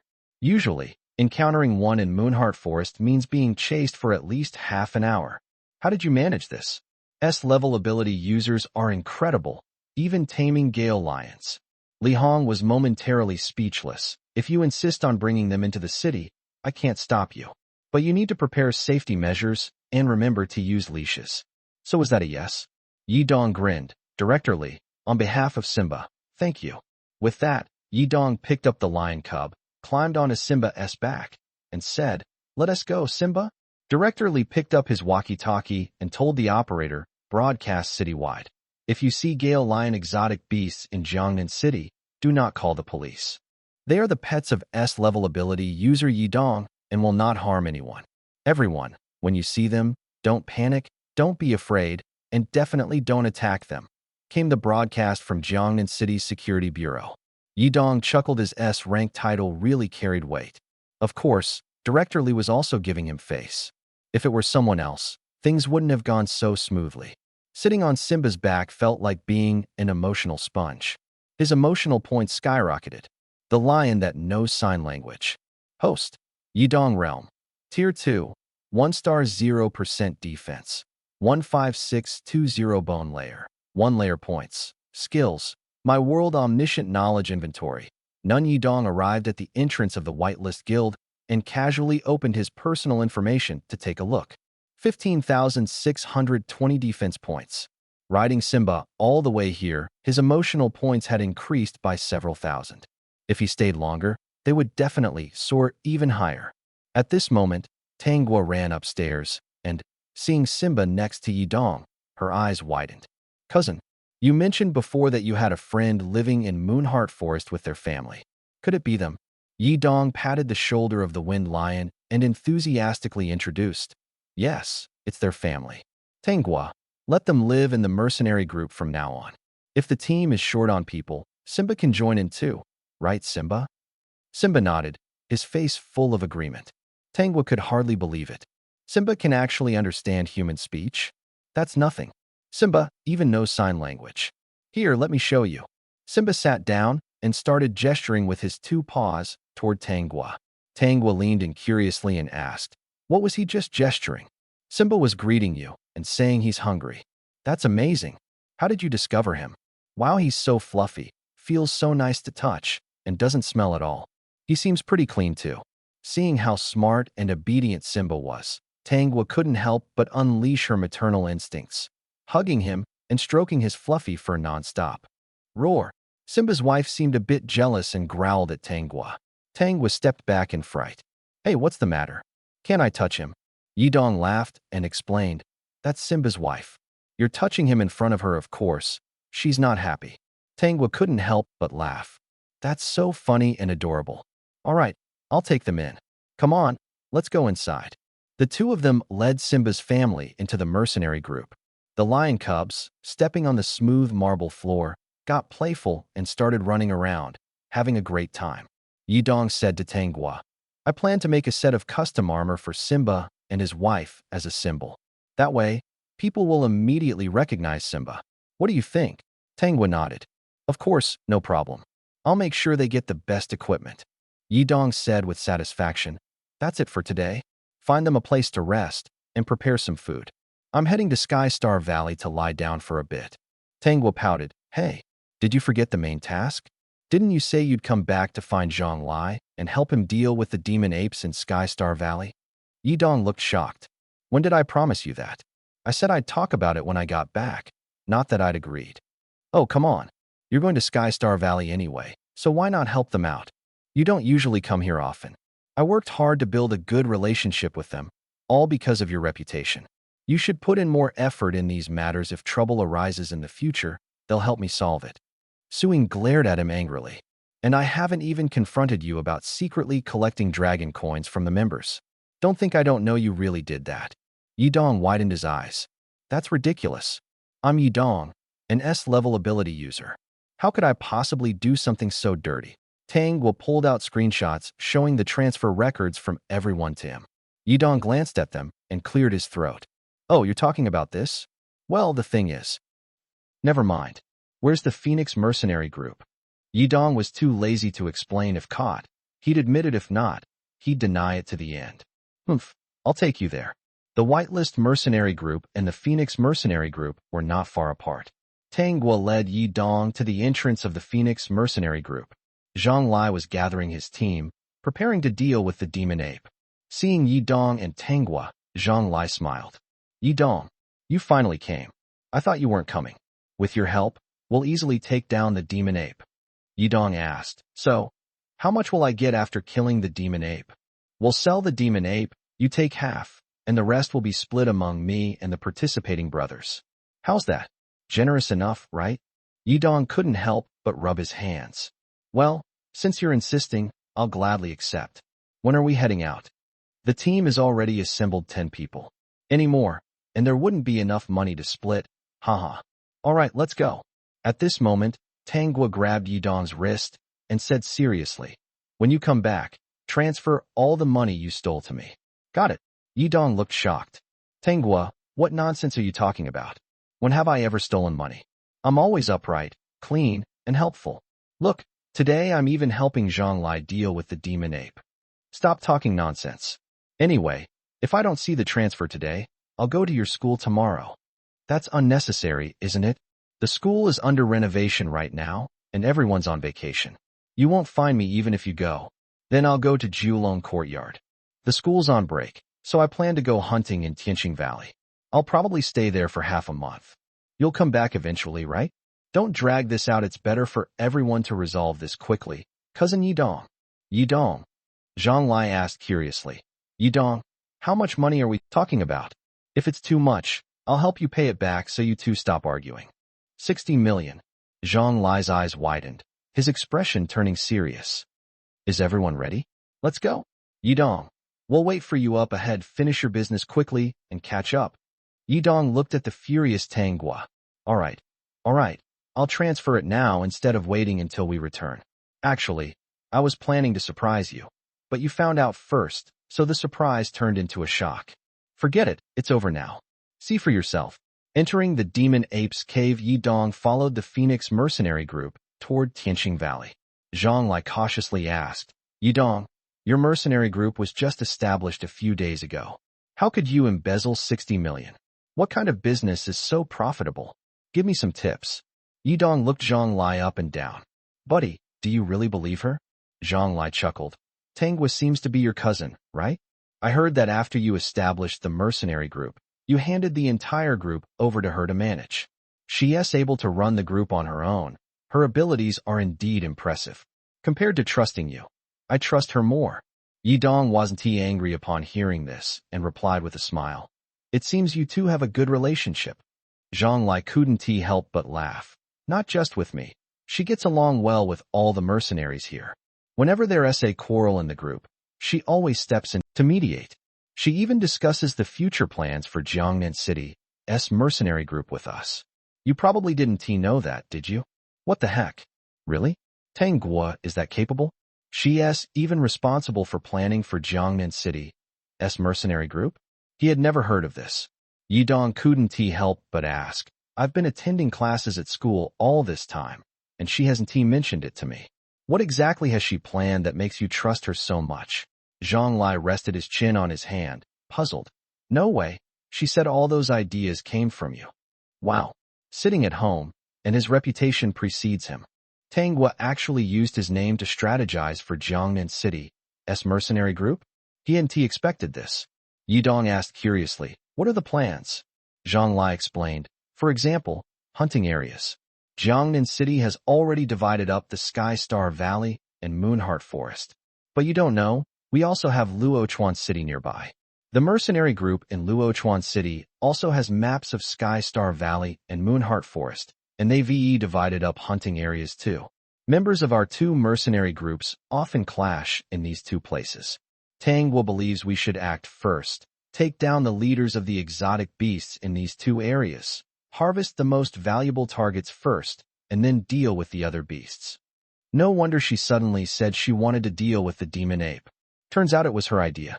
What is next? Zhang Lai continued. Next, we'll withdraw from one of the maps and concentrate our forces on the other map to deal with the mercenary group members from Luochuan City. After several repeated attacks, they'll definitely be unable to bear it. By then, their leader might come to negotiate. What are the terms of negotiation? Pay protection fees in exchange for peace. Zhang Lai said excitedly. This strategy is brilliant. Yidong's mouth twitched slightly. Tang Guo was truly impressive, secretly orchestrating such a big plan under his name. Tang Guo said that only war can make the enemy fear us. Once they're afraid, they'll agree to any conditions. We must assert our sovereignty from the start to maximize our benefits. After all, the mercenary group in Luochuan City isn't as united as ours in Jiangnan City. Even if they eventually join forces to deal with us, their newly formed team won't be a match for us. Yidong smiled wryly. Makes sense. All right then, after dealing with the demon ape, if there is anything else, count me in. Zhang Lai laughed. I thought all these ideas came from you, but it turns out they're Tang Guo's. This little girl is truly remarkable. Our mercenary group has strength, but we lack someone as strategic as her. Zhang Lai seemed to have become a fan of Tang Guo, praising her countless times. Everyone was very satisfied with Tang Guo and her plans for the future of Jiangnan City's mercenary group. Yidong simply smiled and remained silent. Since everyone approved, he would fully support her. No one knew how much time had passed. Yidong and his group finally arrived at the entrance of Sky Star Valley. 10 people entered Sky Star Valley in a group, a rare occurrence that Yidong looked around and noticed that quite a few members of mercenary groups from other cities were also present. When they saw the Phoenix mercenary group, their expressions became somewhat complicated, clearly having guessed something. They entered the forest and headed straight toward the demon ape's stronghold. Behind a large rock, Yidong and Zhang Lai slightly peeked out. Zhang Lai pointed to a cave ahead and said, that cave up ahead is the demon ape's lair. We don't know if it's inside right now. At this moment, Yidong activated his omniscient sense. The demon ape didn't notice, but he sensed many strange beasts inside the cave. There are so many strange beasts in the demon ape's lair. Could they all be part of the same group, living together here? Zhang Lai nodded, probably. The demon ape leads a group of humanoid apes and controls this territory. When we passed by earlier, we didn't even see a trace of other strange beasts nearby. Strange beasts are very protective of their territories. And since this is the demon ape's domain, other beasts generally wouldn't dare to approach. Yidong asked, in that case, should we make a move? Do you have a plan? Or are we just charging in recklessly? Zhang replied. The safest way is for all of us to charge in together, so we can watch each other's backs. The cave is narrow, and the strange beasts won't be able to fully utilize their strength. I plan to lead the group in. Do you have any better ideas? Yidong said. Your plan sounds good. Let's go with it. Zhang Lai nodded, stood up, and shouted, Brothers, follow me. Yidong, give us more support. Don't worry, I'll lead the charge. With that, Yidong took the lead and headed toward the Demon Ape's cave, followed by the group. The cave was pitch dark, so Yidong raised his index finger and released a beam of light. Zhang Lai saw this and couldn't help but praise. Your ability is really impressive, even brighter than my headlamp. Zhang Lai had somehow put on a headlamp, and the other 8 people had done the same. Yidong suddenly felt he was being redundant. You can just use your headlamps. When you see the strange beasts, don't rush and I'll go first. The struggle hearing this, it was clear Yidong intended to show off. He wasn't letting anyone else take action. The reason Yidong didn't want others to intervene was simple. He wanted to earn cultivation experience. Killing life forms could enhance his strength. Since this was a rare opportunity to venture out, he was determined to earn enough points before returning. Yidong charged ahead. As they ventured deeper, the humanoid apes in the beast cave caught the scent of outsiders. Their emotions stirred, and low growls echoed continuously. Whoa, another high-pitched roar. This time, it was clearly not the sound of the humanoid apes. It was the demon ape. The demon ape and the humanoid apes were using their roars to warn the intruders. It seemed a fight was about to break out. Sure enough, the roars failed to scare off the intruders. The humanoid apes began their charge. One by one, the humanoid apes rushed toward Yidong and his group. Yidong observed closely and saw a group of upright walking humanoid apes charging toward them. These humanoid apes were entirely crimson, resembling humans but with thin, short legs. When they ran, they used their long, slender arms to propel their bodies, almost as if they were leaping. Zhang Lai shouted loudly, Everyone, be careful. Don't act recklessly. Yidong instantly entered my world. In my world, the number of humanoid apes ahead was clear at a glance, about 30 of them, charging aggressively. Yidong carefully observed their positions, then transformed into a streak of golden light and rushed forward. With one punch, a human-faced ape fell, as if it had been rehearsed. Each time he moved, he knocked down a human-faced ape. In less than 10 seconds, he had already defeated 30 of them. Bang! A heavy punch landed on the face of a human-faced ape, sending it crashing into the wall, its head shattering on the spot. Congratulations to the host for killing a second-tier life form. Realm upgraded. Current host realm. Second tier, 3 stars. Yidong opened his personal information and took a glance. Host, Yidong realm. Second tier, 3 stars, 0% defense. 15920 bone layer. 1 points. Skills. My world omniscient backpack. None. While Yidong was checking his personal information, Zhang Lai and the others stood in place, too shocked to speak. They stared at the ground, which was littered with the corpses of human-faced apes. These human-faced apes were second-tier, sea-level exotic beasts, yet they had died so easily. Over 30 human-faced apes were dealt with by Yidong in just 10 seconds. They hadn't even seen clearly how Yidong had made his moves. All they saw was a flash of light, and the human-faced apes fell one after another.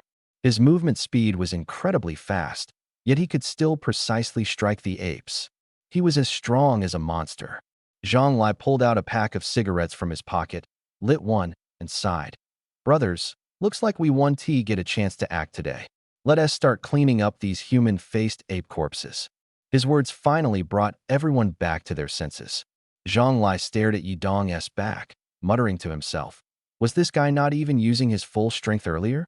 He had been the second one to face off against Yidong, and now, thinking back, he was glad he hadn't gone all out. Otherwise, he would have been dead by now. The previous team leader who had fought Yidong was later sent to the hospital for examination, only to find out that Yidong had damaged a vital part of his body with a kick. If it weren't for a healer-type ability user, he might have been crippled. Yidong closed his personal information and saw that someone had already started cleaning up the corpses. Not bad. He only needed to deal with the human-faced ape. Someone else would handle the aftermath. Why are you smoking here? This is the Demon Ape Cave. Can't you be more careful? Yidong said with a smile as he walked over. Zhonglai looked at him helplessly and casually tossed a cigarette to Yidong. Do you think I even need to act? You can handle it all by yourself, and if I do act, you guys might end up suffering. Yidong asked curiously, Why do you say that? Zhonglai smirked. Do you really not know? Or are you pretending not to? I'm a fire element ability user. If I get serious, wouldn't you all have to run for your lives? Their essay saying, when an elemental ability user gets serious, others don't need to worry. The main concern is accidentally hurting others. So, once an elemental ability user acts, everyone else can only stand and watch. Yidong nodded, I see. No wonder your mercenary group is called the Phoenix Mercenary Group. The name reflects your ability. Although I'd like to see your strength, let us skip it this time. I'll put in more effort. Zhonglai sighed and continued smoking. At that moment, a group of people suddenly appeared outside the door. Which mercenary group are you from? The questioning voice carried anger. Zhonglai took a deep drag on his cigarette and turned to look. 10 people walked in from outside the door. They were clearly surprised to see someone already hunting here.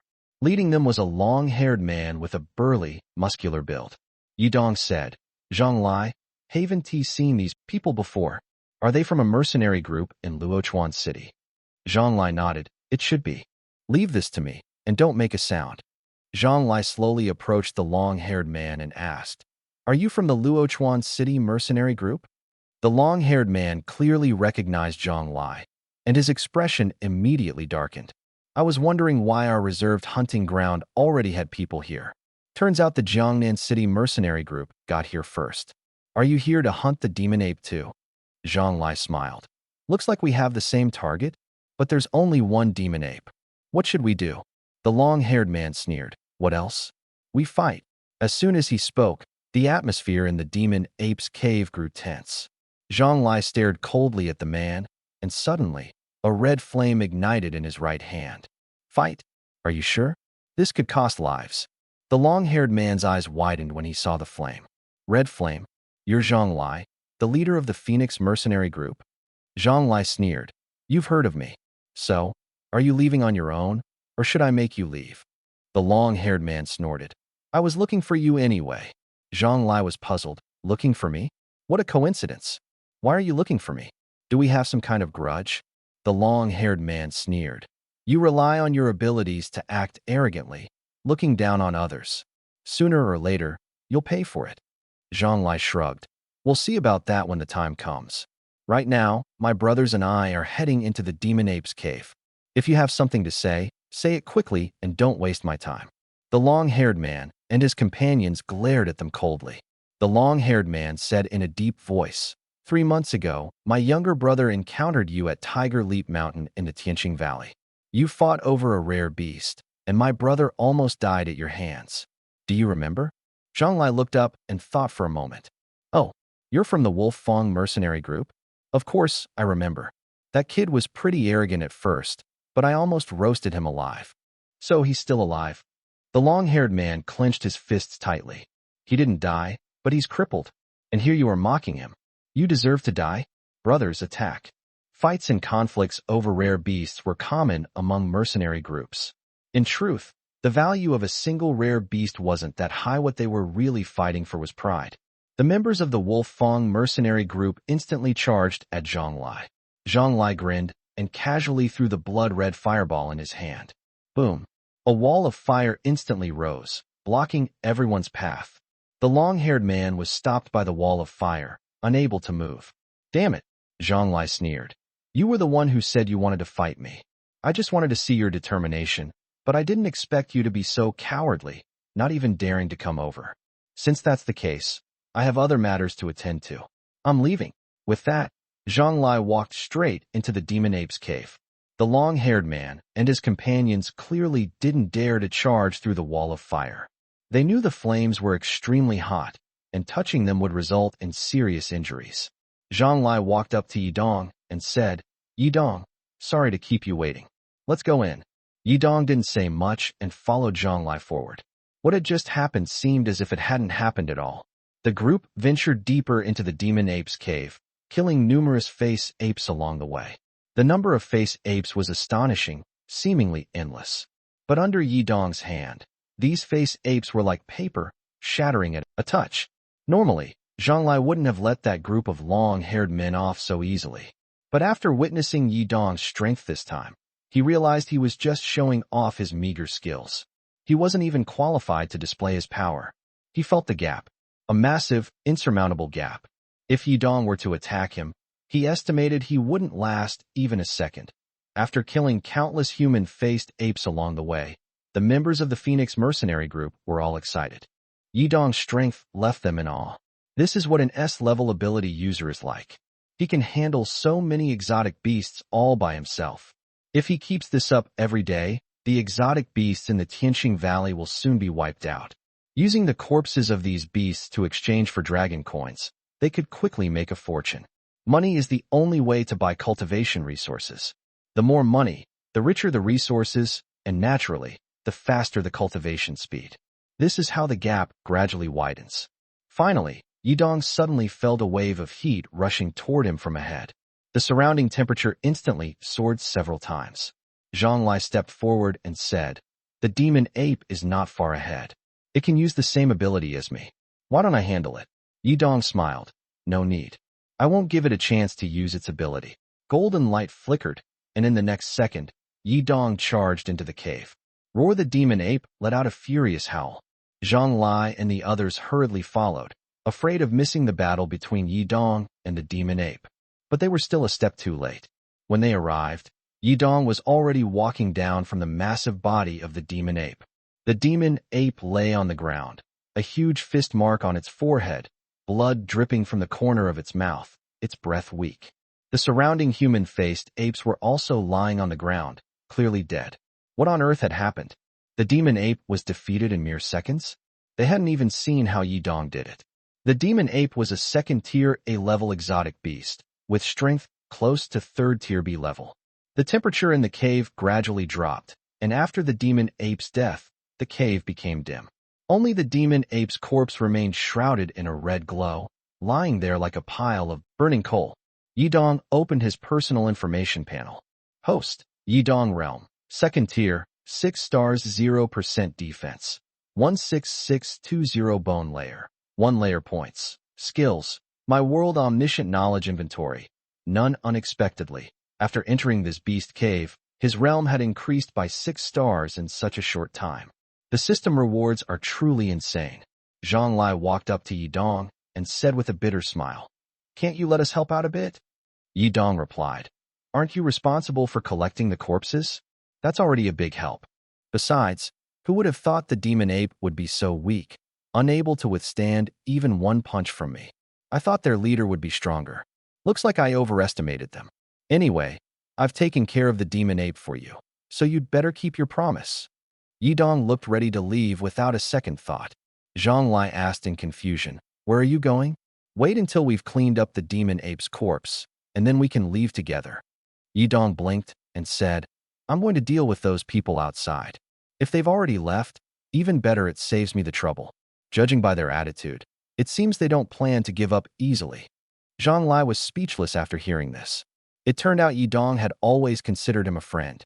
Otherwise, why would he care about something that had nothing to do with him? Personal grudge, Yi Dong didn't actually enjoy meddling in other people's affairs. He just felt that since they came together, they should return together. More importantly, Tanghua clearly wanted to reorganize the hunting areas in Tianqing Valley. After all, mercenary groups from other cities also treated this place as their hunting ground. Members of mercenary groups from the two cities often fought fiercely over territory. Everyone thought this hunting ground belonged to them. But in reality, who the hunting area belongs to depends on who can stand in the end. Since that's the case, let them witness the strength of the Jiangnan City mercenary group. Everyone is in it for their own interests, and he doesn't want his own interests to be harmed. So he has to be a bit selfish. "I'll go out and take a look first. If they've left, I'll wait for you at the door. If not, I'll deal with them on the spot." Zhang Lai quickly said, "I'll go with you." Yi Dong pointed at him with his finger. "You don't trust me. If I can't handle it, you won't be able to either." Zhang Lai sighed helplessly. "You're just worried about me, aren't you?" Yi Dong ignored him and walked leisurely toward the exit. At the exit, the wall of fire was still there. The members of the Wolf Fong mercenary group were clearly still blocking the entrance. They thought the Phoenix mercenary group couldn't get out and wanted to take advantage of the situation. Once they finished dealing with the demon ape and were exhausted, they'd seize the opportunity to strike. As soon as Yidong appeared, he immediately caught the attention of the Wolf Fong mercenary group. A blonde-haired member sneered. "You're here to see if we've left? Don't worry, our boss has already gone to call for reinforcements. Soon, more people will come to help, and you won't be able to escape. Tell your boss that you've messed with the wrong people." Yidong looked puzzled. "Boss? There's no boss of mine here. I'm Yidong, an S-level ability user." As soon as he said this, everyone froze. Someone pulled out their phone to compare photos and confirmed that Yidong wasn't lying. It really was Yidong, the S-level ability user. Instantly, the group was thrown into chaos. I thought he looked familiar, but I didn't expect it to really be him. "Yidong, did you join the Phoenix mercenary group?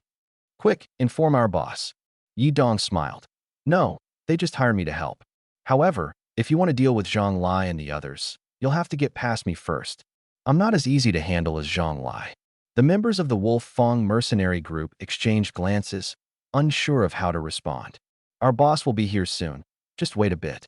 This has nothing to do with us. We're just mercenary group members. The ones with a grudge against Zhang Lai are our boss and his brother." Yidong chuckled. "You're washing your hands of this pretty cleanly. If it has nothing to do with you, then leave now. Otherwise, I'll treat you as people who are involved. You know what I mean, right?" The man before them was the champion of the Ability Martial Arts Tournament and the champion of the newcomer competition.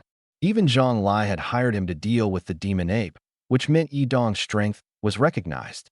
If it came to a fight, it wasn't just a matter of whether they could win. Even if they did, the consequences would be troublesome.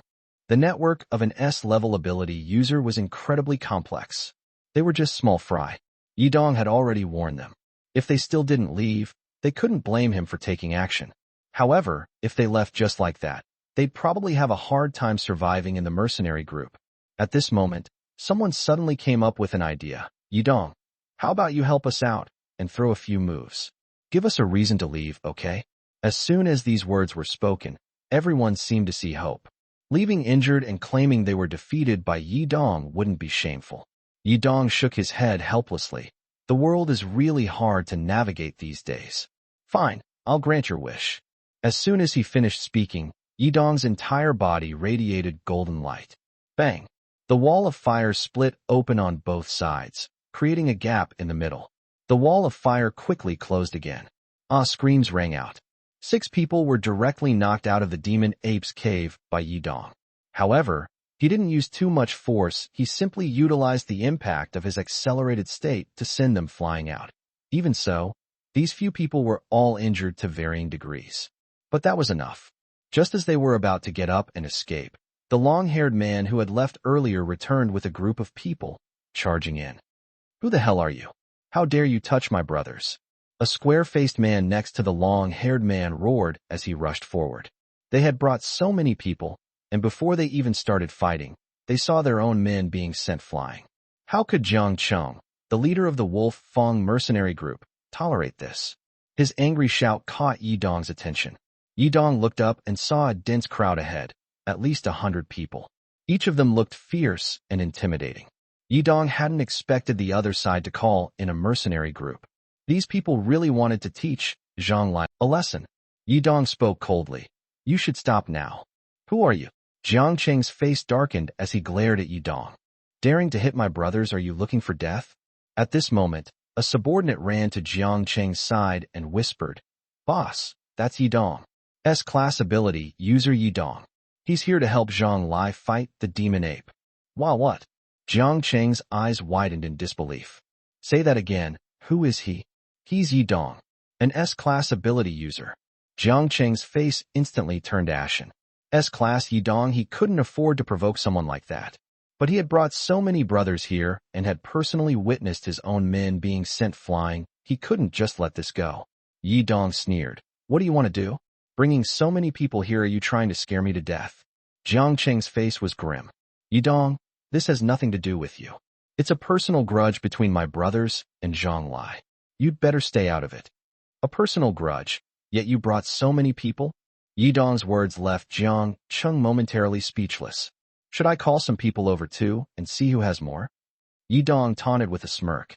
Jiang Cheng's face darkened. Yidong, you're an S-class ability user, backed by the Bureau of Martial Peace, but don't think you can do whatever you want.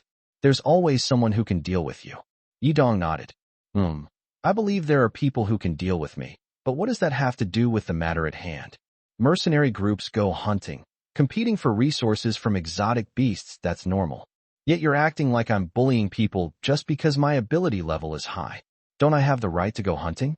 Besides, this Tianqing Valley isn't your private property. Whoever has the skill can take it. Haven't you ever taken something from someone else? If you haven't, then I can only say you're a good person. But if you have, then it's simple. You're selfish. Why should you be allowed to take from others, but others can't take from you? Those who are weaker wouldn't dare take from you. Anyone who does must be stronger than you. What's so strange about that? Jiang Cheng sneered. I didn't expect you to not only have a high ability level, but also a sharp tongue. You're right, whoever is stronger can take from others. Yidong continued. We were the first to arrive at the Demon Apes Cave. You came later. If anyone's taking, it's you trying to take from us. Jiang Cheng sneered. Yes, it's us taking from you. Didn't you say that the strong can take from others? I brought my mercenary group here, so I can take your stuff, right? Yidong nodded. Of course you can, but the stuff isn't with me. Even if you take it, it won't do you any good. A crazed light appeared in Jiang Cheng's eyes. Who said it's useless? I think it's very useful. After speaking, he waved his hand and shouted, Attack him. Yidong raised an eyebrow and said to him, Just you guys. Want to take me on? Go ahead and try. As soon as he finished speaking, the members of the Wolfang mercenary group immediately charged at Yidong. They wanted to swarm him and take him down. But how could Yidong give them the chance? My world. Time instantly froze. Yidong concentrated all his strength, the light growing brighter and brighter, until it was as dazzling as the sun. The next second, Yidong suddenly rushed into the crowd. Boom! A powerful shockwave directly overturned everything on the ground, sending it flying. Some people didn't even have time to react to what had happened. Yidong turned to look behind him, his body radiating intense heat. Then crash, crash. People fell from the sky like rain, landing heavily on the ground. The Wolfang mercenary group was completely defeated, lying on the ground and crying out in pain. At this moment, Jiang Cheng was coughing up blood continuously, leaning weakly against a large rock, staring at Yidong in the distance. This is the power of an S-class ability user? Just one move, and his entire mercenary group was utterly defeated. It was clear that Yidong hadn't even used his full strength. Otherwise, they would have been completely annihilated, with no survivors. He had truly underestimated the power of an S-class ability user before. At this moment, Zhang Lai led his men out of the Demon Ape Cave. As soon as they exited, they saw the ground littered with people and immediately thought they were seeing things. What on earth had happened? Zhang Lai's gaze quickly locked onto Yidong ahead. He hurriedly ran toward Yidong, while also noticing Jiang Cheng lying behind a rock, his eyes filled with despair. Yidong, did you defeat all these people? Yidong smiled faintly and said, Yes, they wanted to take me on. I was quite lenient, only breaking their arms and legs. If they come again, I won't show mercy. As soon as he finished speaking, Yidong snorted coldly and turned to leave. Zhang Lai looked back at the members of the Wolfang mercenary group lying behind him, shook his head sympathetically, and quickly chased after Yidong. That night, a shocking piece of news spread throughout Luochuan City.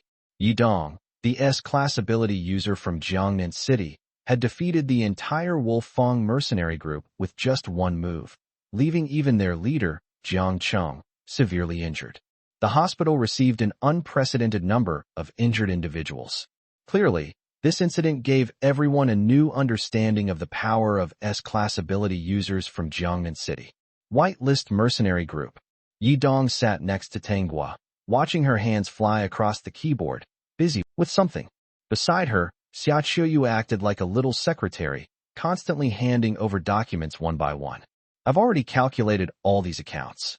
You can go over them later to check for any mistakes, Tanghua said with a smile.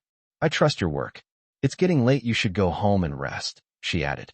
Xia Qiuyu nodded, glanced at Yidong before leaving the office. Yidong quickly asked, "So, what was our mercenary group's income for today?" Tang was stretched lazily and said, "About 300,000. Hearing this, Yidong immediately showed a disdainful expression. "I earned 10 million for one match, and you guys work all day to make just 300,000. Martial arts tournaments aren't held every day, just once a year. And 30,000 is already quite a lot. Our mercenaries are hunting in Moonheart Forest, and first-tier exotic beasts don't sell for much. However, after selling the demon ape's corpse along with other exotic beasts, we made about 5 million in total. That's your income for today. If you could go out hunting exotic beasts every day, and if you're fast enough, earning 10 million a day wouldn't be impossible. But I guess you won't do that, right?" Yidong thought for a moment and said, "I plan to make a set of armor for Simba's family, preferably with high defense. I wonder how much that would cost." Tangwa thought for a moment. "I've calculated it. Custom-made armor would cost about 1 million. Someone already came to measure Simba today, so I guess it won't be long before we see him wearing the armor. By the way, how's school been for you lately?" Choosing a leader, Yidong sighed helplessly. "School is so boring. No one bothers me. The only person who did ended up chasing Su Ying instead. Now, everyone at school respects me, and when they see me, they stay far away. It's really disappointing." Tangwa couldn't help but laugh after hearing this. "Isn't it good that everyone avoids you? Or do you actually want them to bother you? What kind of thinking is that?" Yidong felt bitter but couldn't say it out loud after all. He couldn't reveal the secret of the system to Tangwa. The two chatted for a while longer. Tangwa mentioned that she and Xiaoyu had booked a spa massage and wouldn't entertain Yidong, telling him to go have fun on his own. Yidong was about to leave and didn't say much. On the contrary, Tangwa seemed like a strong, independent woman, busy handling the mercenary group's affairs and deeply planning for the mercenary groups in Jiangnan City. The other mercenary group leaders trusted her greatly. At this moment, the leaders of various mercenary groups in Luochuan City were feeling anxious. The reason was that Tangwa's designated plan had started to be implemented. Luochuan City, Scorpio Mercenary Group. The leader of the Scorpio Mercenary Group, Zhao Scorpio, gathered the leaders of various groups in Luochuan City for a meeting in the conference room regarding the mercenary groups in Jiangnan City. Since the meeting was about Jiangnan City's mercenary groups, the leaders in Luochuan City were very interested. After all, they had some conflicts with Jiangnan City's mercenary groups. Zhao Scorpio was a middle-aged man in his 40s, with a black scorpion tattooed on the webbing of his right hand, its tail raised. Leaders of Luochuan City's mercenary groups. Who would have thought we could gather like this? Isn't it surprising? The leaders of Luochuan City's mercenary groups were not very cooperative with each other, and fights over territory were almost a daily occurrence. As soon as these words were spoken, everyone's expressions turned awkward. Zhao Scorpio put away his smile and said, "You all must have heard about the Wolf Fong mercenary group, right? I heard there's an S-class teenager in Jiangnan City who, along with his cousin, formed a mercenary group called White List. You all know about the mercenary groups in Jiangnan City. Their atmosphere is particularly good, and their relationships are exceptionally close. Their unity is almost enviable. But what about us? Look at us. When have we ever truly been united? The mercenary groups in Jiangnan City were originally newcomers, far weaker than us. But over time, coupled with our constant infighting and depletion, they've long surpassed us, and now they even have S-class ability users supporting them. Haven't you noticed? The leaders of Jiangnan City are gradually hunting down the chiefs of Tianqing Valley and Moonheart Forest. As far as I know, 7 chiefs have already been killed.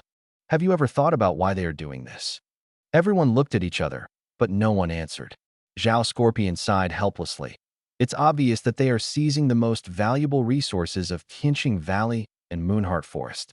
By then, we'll only be able to scavenge the leftovers under their control.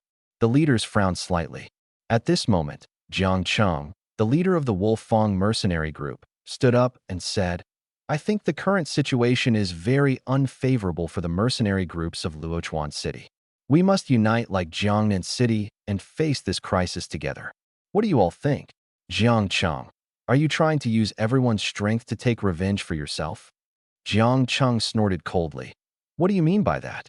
Haven't your mercenary groups been suppressed by the people of Jiangnan City? Now that the mercenary groups of Jiangnan City have joined forces against us, you're still here talking nonsense. Are you brainless?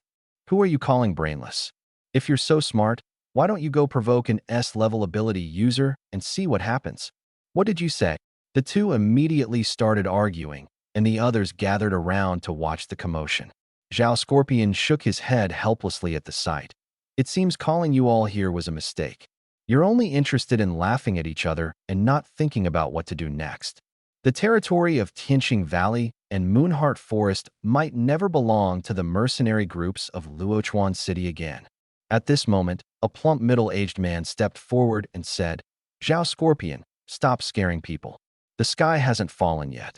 This middle-aged man was Wang Tao, the leader of the Quartz mercenary group. Quartz and Scorpion mercenary groups were equally matched in strength, but often clashed over territory. Zhao Scorpion sneered. "I knew you'd stir things up. Do you think I'm exaggerating?" Wang Tao laughed. "Isn't that the case? You're just trying to scare people." The S-level ability user only defeated the Wolf Fong mercenary group. Other mercenary groups hunting chiefs is normal. You're talking as if the sky is falling. If Jiang Cheng doesn't provoke the S-level ability user, will the S-level ability user actively attack them?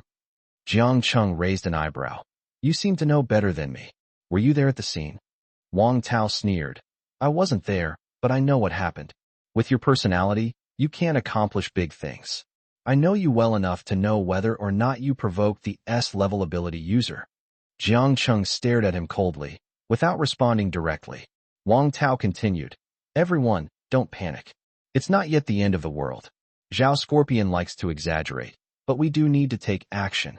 Zhao Scorpion was about to lose his temper, but hearing Wang Tao's last words, he held back. "Oh, Leader Wang Tao, do you have any good ideas? Let's hear them." Although Wang Tao could sense the sarcasm in Zhao Scorpion's words, he was focused on the matter at hand and chose to ignore it. "The solution is simple. We need to redraw the territory boundaries, and we must do it together with the leader of Jiangnan City. But first, we need to elect someone who can represent Luochuan City as a leader." As soon as he said this, everyone immediately reacted. "Elect a leader?" Wang Tao sneered. "That's right. Elect a leader to negotiate with the leader of Jiangnan City. The reason Jiangnan City dares to act so boldly is because they are united. We are not united, so we are forced to admit defeat." Upon hearing this, everyone felt that Wang Tao's words made some sense. Zhao Scorpion continued, "Do you know the consequences of initiating negotiations? Initiating negotiations is a sign of weakness. The weak have no voice. Do you understand? Going to negotiate with them is no different from slapping ourselves in the face. I say we should unite and fight for resources with them. If we need to fight, we fight. If we need to struggle, we struggle. We will never back down." As soon as he finished speaking, Wang Tao laughed. "You're still the same as ever, full of courage but no brains. You'll never achieve great things." Zhao Scorpion's face darkened. "What do you mean by full of courage but no brains? Haven't I already told you the outcome of initiating negotiations? It's you who isn't thinking. If you want to be someone else's lackey, go ahead, but don't drag the brothers down with you. From the day I founded the Scorpion Mercenary Group, I vowed to become the boss of Luochuan City. It was this goal that allowed me to grow a small mercenary group of just 5 people into the scale it has today. Now, when faced with a little difficulty, you want to bow your head and give in. If I had been like you back then, I wouldn't even have the right to stand here and speak now." Wang Tao sneered. "We all know how you grew your group from 5 people to 500, but the other side has an S-class ability user backing them. Do you dare to challenge an S-class ability user? They could wipe out the entire Wolf Fong mercenary group with a single move." Jiang Cheng was infuriated upon hearing this. "Why are you bringing me into this? Are you saying I'm a disgrace?" Wang Tao chuckled. "There's nothing disgraceful about losing to an S-class ability user. Don't get so worked up, I'm just stating the facts." Jiang Cheng snorted coldly, his face darkened. At this moment, Zhao Scorpion spoke. "Since we can't agree, let's let the other leaders decide how to resolve this. Wang Tao, aren't you determined to be the boss? I think no one here is more qualified to run for the position than me, right? Does anyone else want to try being the boss? We can compete and decide by vote." Wang Tao, Zhao Scorpion, You two are the leaders of the top mercenary groups in Luochuan City. We don't think anyone else is qualified to be the boss. How about you two have a match? The winner will be the boss, and the rest of us will have no objections. Then we can solve the problem together. Wang Tao suddenly looked at Zhao Scorpion. Scorpion, do you dare to accept the challenge? Zhao Scorpion snorted coldly. Why wouldn't I? Bring it on. Unknowingly, Jiang Cheng became the referee. He said, everyone should be clear about the proposals from Wang Tao and Zhao Scorpion. I will ask for votes from left to right. Support whoever you choose. The voting began immediately. Zhao Scorpion 1 vote. Wang Tao 1 vote. Zhao Scorpion 2 votes. Wang Tao 2 votes. Wang Tao 3 votes. Zhao Scorpion 3 votes. Among the 14 leaders, the votes alternated between the two, each receiving 6 votes. The remaining 2 votes would determine the winner or a tie. Wang Tao 7 votes. Zhao Scorpion's face instantly darkened halfway. Wang Tao couldn't help but smile. The last voter clearly wanted to end the election quickly. If they voted for Zhao Scorpion, it would be a tie, requiring a re-vote. So they decisively cast their vote for Wang Tao. Wang Tao 8 votes. Wang Tao of the Quartz Mercenary Group wins and becomes the boss of the Luochuan City Mercenary Groups. Everyone, this is the voting result. Any objections? The scene erupted in enthusiastic applause. Zhao Scorpion took a deep breath, staring at Wang Tao in disbelief. Are you really planning to curry favor with them? The voting result was decided, and Zhao Scorpion no longer struggled but still opposed Wang Tao's proposal. Wang Tao smiled. What do you mean by curry favor? I call it win-win cooperation. Anyway, I'm heading to Jiangnan City now. The team leaders will come along too, to back me up. Old Zhao, arrange the vehicles. Damn it. Zhao Scorpio looked displeased. Now they were starting to order him around. These cowards didn't even dare to fight, which made him stomp his feet in frustration. It's just an S-level ability user. How strong could they be? Since Wang Tao was the team leader, Zhao Scorpio had no choice but to obey and silently arrange the vehicles. 2 Jinbei vans quickly loaded everyone up. The vehicles sped towards Jiangnan City. After an unknown amount of time, the 2 vans stopped at the entrance of the Whitelist Mercenary Group. A group of team leaders from Luochuan City got out of the vehicles, all led by Wang Tao. Zhao Scorpio stood beside Wang Tao. Wang Tao glanced at Zhao Scorpio. Old Zhao, why are you standing next to me? How will people tell who's the boss? Zhao Scorpio, full of displeasure, took a step back. You're amazing. You're the big shot. Fine, I'll stand behind you, okay? Wang Tao smiled faintly, but inwardly he was quite pleased. Even if the negotiation failed this time, he would still be the boss of Luochuan City. Being the boss was his ultimate goal. The negotiation outcome wasn't really important. Wang Tao walked towards the Whitelist Mercenary Group. So this is the mercenary group founded by an S-level ability user? Not even a gatekeeper, no idea where the people are. The Whitelist Mercenary Group seems to have been established not long ago, probably still in the exploration phase. Why are we here? Why not go directly to Jiangnan City's #1 mercenary group? Qin Hai from the Dragon Breath Mercenary Group is probably just riding on the coattails of the S-level ability user. In actual negotiations, you'd still have to discuss with the real S-level ability user. At this moment, a few members of the White List noticed this group of team leaders. A young girl wearing black-framed glasses walked over. Who are you looking for? Xia Chuyu looked at this group of middle-aged men with confusion, completely unsure of their purpose. Wang Tao spoke up. Miss, we're here to find your mercenary group S leader, Yi Dong, the S-level ability user from Jiangnan City. We want to discuss the maps of Tianqing Valley and Moonheart Forest. Xia Chuyu nodded in realization. Yi Dong is at school, but we have another leader who has been managing the mercenary group all along. She's the most suitable person for you to talk to about this. At school, reorganizing the mercenary group. Then take us to meet your actual leader. Xia Chuyu nodded. Please follow me. She led the group directly to the meeting room. Shortly after everyone was seated, Tanghua walked in. The group looked at Tanghua, who was wearing gold-rimmed glasses with puzzled expressions. Could the leader of the White List really be this young girl? It was hard to tell if she was even an adult. They hadn't expected the White List to be composed like this. A young girl and a student. The youngest team leader on their side was at least in his 30s. A group of grown men coming to negotiate with children, it really made them marvel at how times had changed. It could only be said that the talent of ability users was truly remarkable. In other words, this also demonstrated the capabilities of these two. To achieve so much at such a young age was a testament to their strength. Tanghua walked to the main seat and sat down, perhaps trying to appear more mature. She wore black-framed glasses and tied her long hair into a ponytail. Although she had a bit of a grown-up look, everyone still felt she was too young. Tanghua spoke. "I heard someone is looking for me, and it's quite a large group. It seems you must be the leaders of the mercenary groups from Luochuan City, right?" Wang Tao smiled. "Little Tang, you have a good eye? We are indeed the leaders of the mercenary groups from Luochuan City." Tanghua nodded. "Then, tell me the purpose of your visit." Wang Tao continued. "There are only two hunting grounds near Jiangnan City and Luochuan City, Tianqing Valley and Yuexin Forest. Because of this, members of the mercenary groups from both cities often fight in these two places. Over time, I feel this is not beneficial for the development of either side.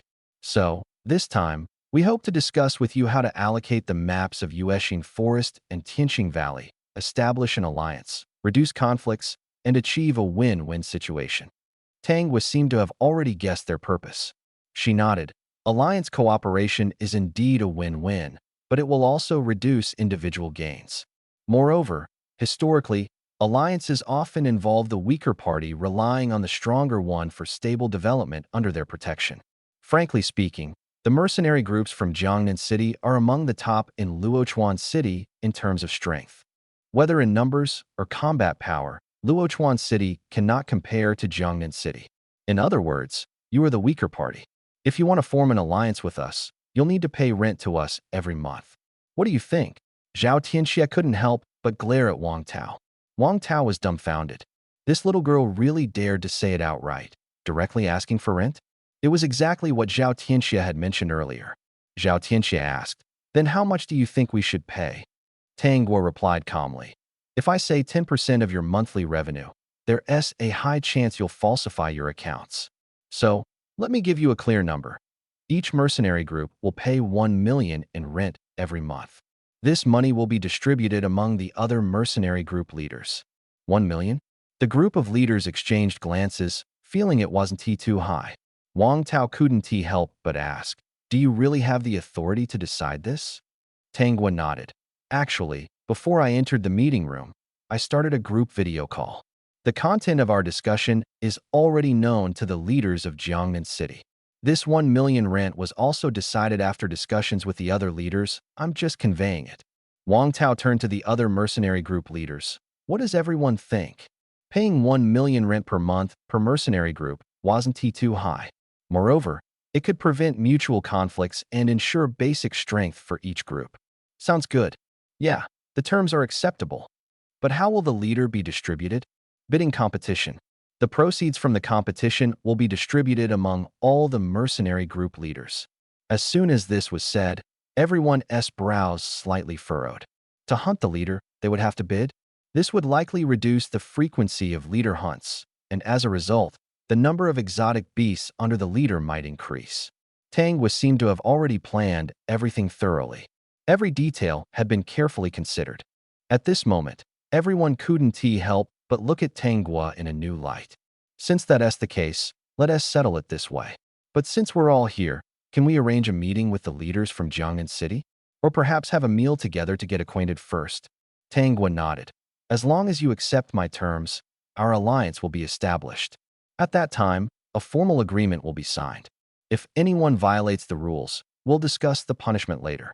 That day, the mercenary groups of Jiangnan City and Luochuan City have officially formed an alliance. All members of the mercenary groups can hunt freely in both hunting zones without easily attacking each other. As a result, the Tianqing Valley and Moonheart Forest are no longer divided into separate areas, and everyone can hunt wherever they want without worrying about being attacked by members of other mercenary groups. When Yidong heard this news, he was both surprised and even more impressed by Tanghua. However, he regretted that Tanghua had become busier since then. Previously, he only needed to manage the mercenary group in Jiangnan City, But now he also had to take charge of the mercenary group in Luochuan City. On the contrary, Yidong had become somewhat idle. That day, Yidong walked into the classroom and saw Suing holding her face with an unhappy expression. "What's wrong, Suing? Why the long face so early in the morning? You didn't look like this earlier," Yidong said as he sat down beside her. Suing sighed helplessly. "I just opened the chat app and saw someone confessing to me. It's so annoying." Yidong couldn't help but laugh. "Oh? Who is it? Quite bold, huh?" Bang. Suing punched Yidong in the stomach. "Cough, cough, Suing. Do you think I won't fight back?" Suing snorted. "I can't outtalk you, so I can only hit you. You deserve it," Yidong said helplessly. "Who is it that's bothering you so much? A guy or a girl?" "A guy, someone you know." Yidong suddenly thought of someone. "Could it be Jiang Kuan?" "It's him," Suing said helplessly. "He said he likes me and wants to be my boyfriend. I told him I like girls, but he refuses to believe it and insists I give him a chance." So it really was Jiang Kuan. Yidong hadn't expected him to act so quickly, seizing the opportunity to approach Su Ying and directly confessing. That was quite in line with his personality, bold and thick-skinned. Yidong asked, "Do you find him annoying, or is it something else?" Su Ying sighed. "Of course he's annoying. Whenever I go to the private training room, I see him there. Sometimes he's even waiting for me. I told him not to come, but he just brushes it off and shows up again after a few days. It's driving me crazy. I've already told him I don't like him." Yidong turned off his phone screen. "So if I go to the training room later, I should be able to run into him?" Suing used her hand as a pillow, lying on the desk with a puffed-up face. "I don't want to go to the private training room anymore. I can't even avoid him." Yidong smiled. "Since you dislike him so much, as your friend, I should help you out. I'll go to the training room later and have a clear talk with him." Suing was surprised. "Really? You're willing to help me? Should I pay you?" Yidong thought for a moment. "Well, the price is hard to say." Suing snorted. "I was just being polite, and you actually want to charge me? What kind of friend are you?" Yidong laughed. "I was just playing along. You rich people are most afraid of losing face, so I'm giving you face. Actually, I was joking, I won't charge you. We're friends, and talking about money hurts feelings. You said it yourself. If you help me deal with him, I'll go to the mercenary group today. I haven't seen Xiao Yu in a long time." "It's decided." After class, Suing left the school. Yidong headed to the private training room. He pushed open the door, and sure enough, someone was inside. When Jiang Kuan saw the door open, a smile appeared on his face.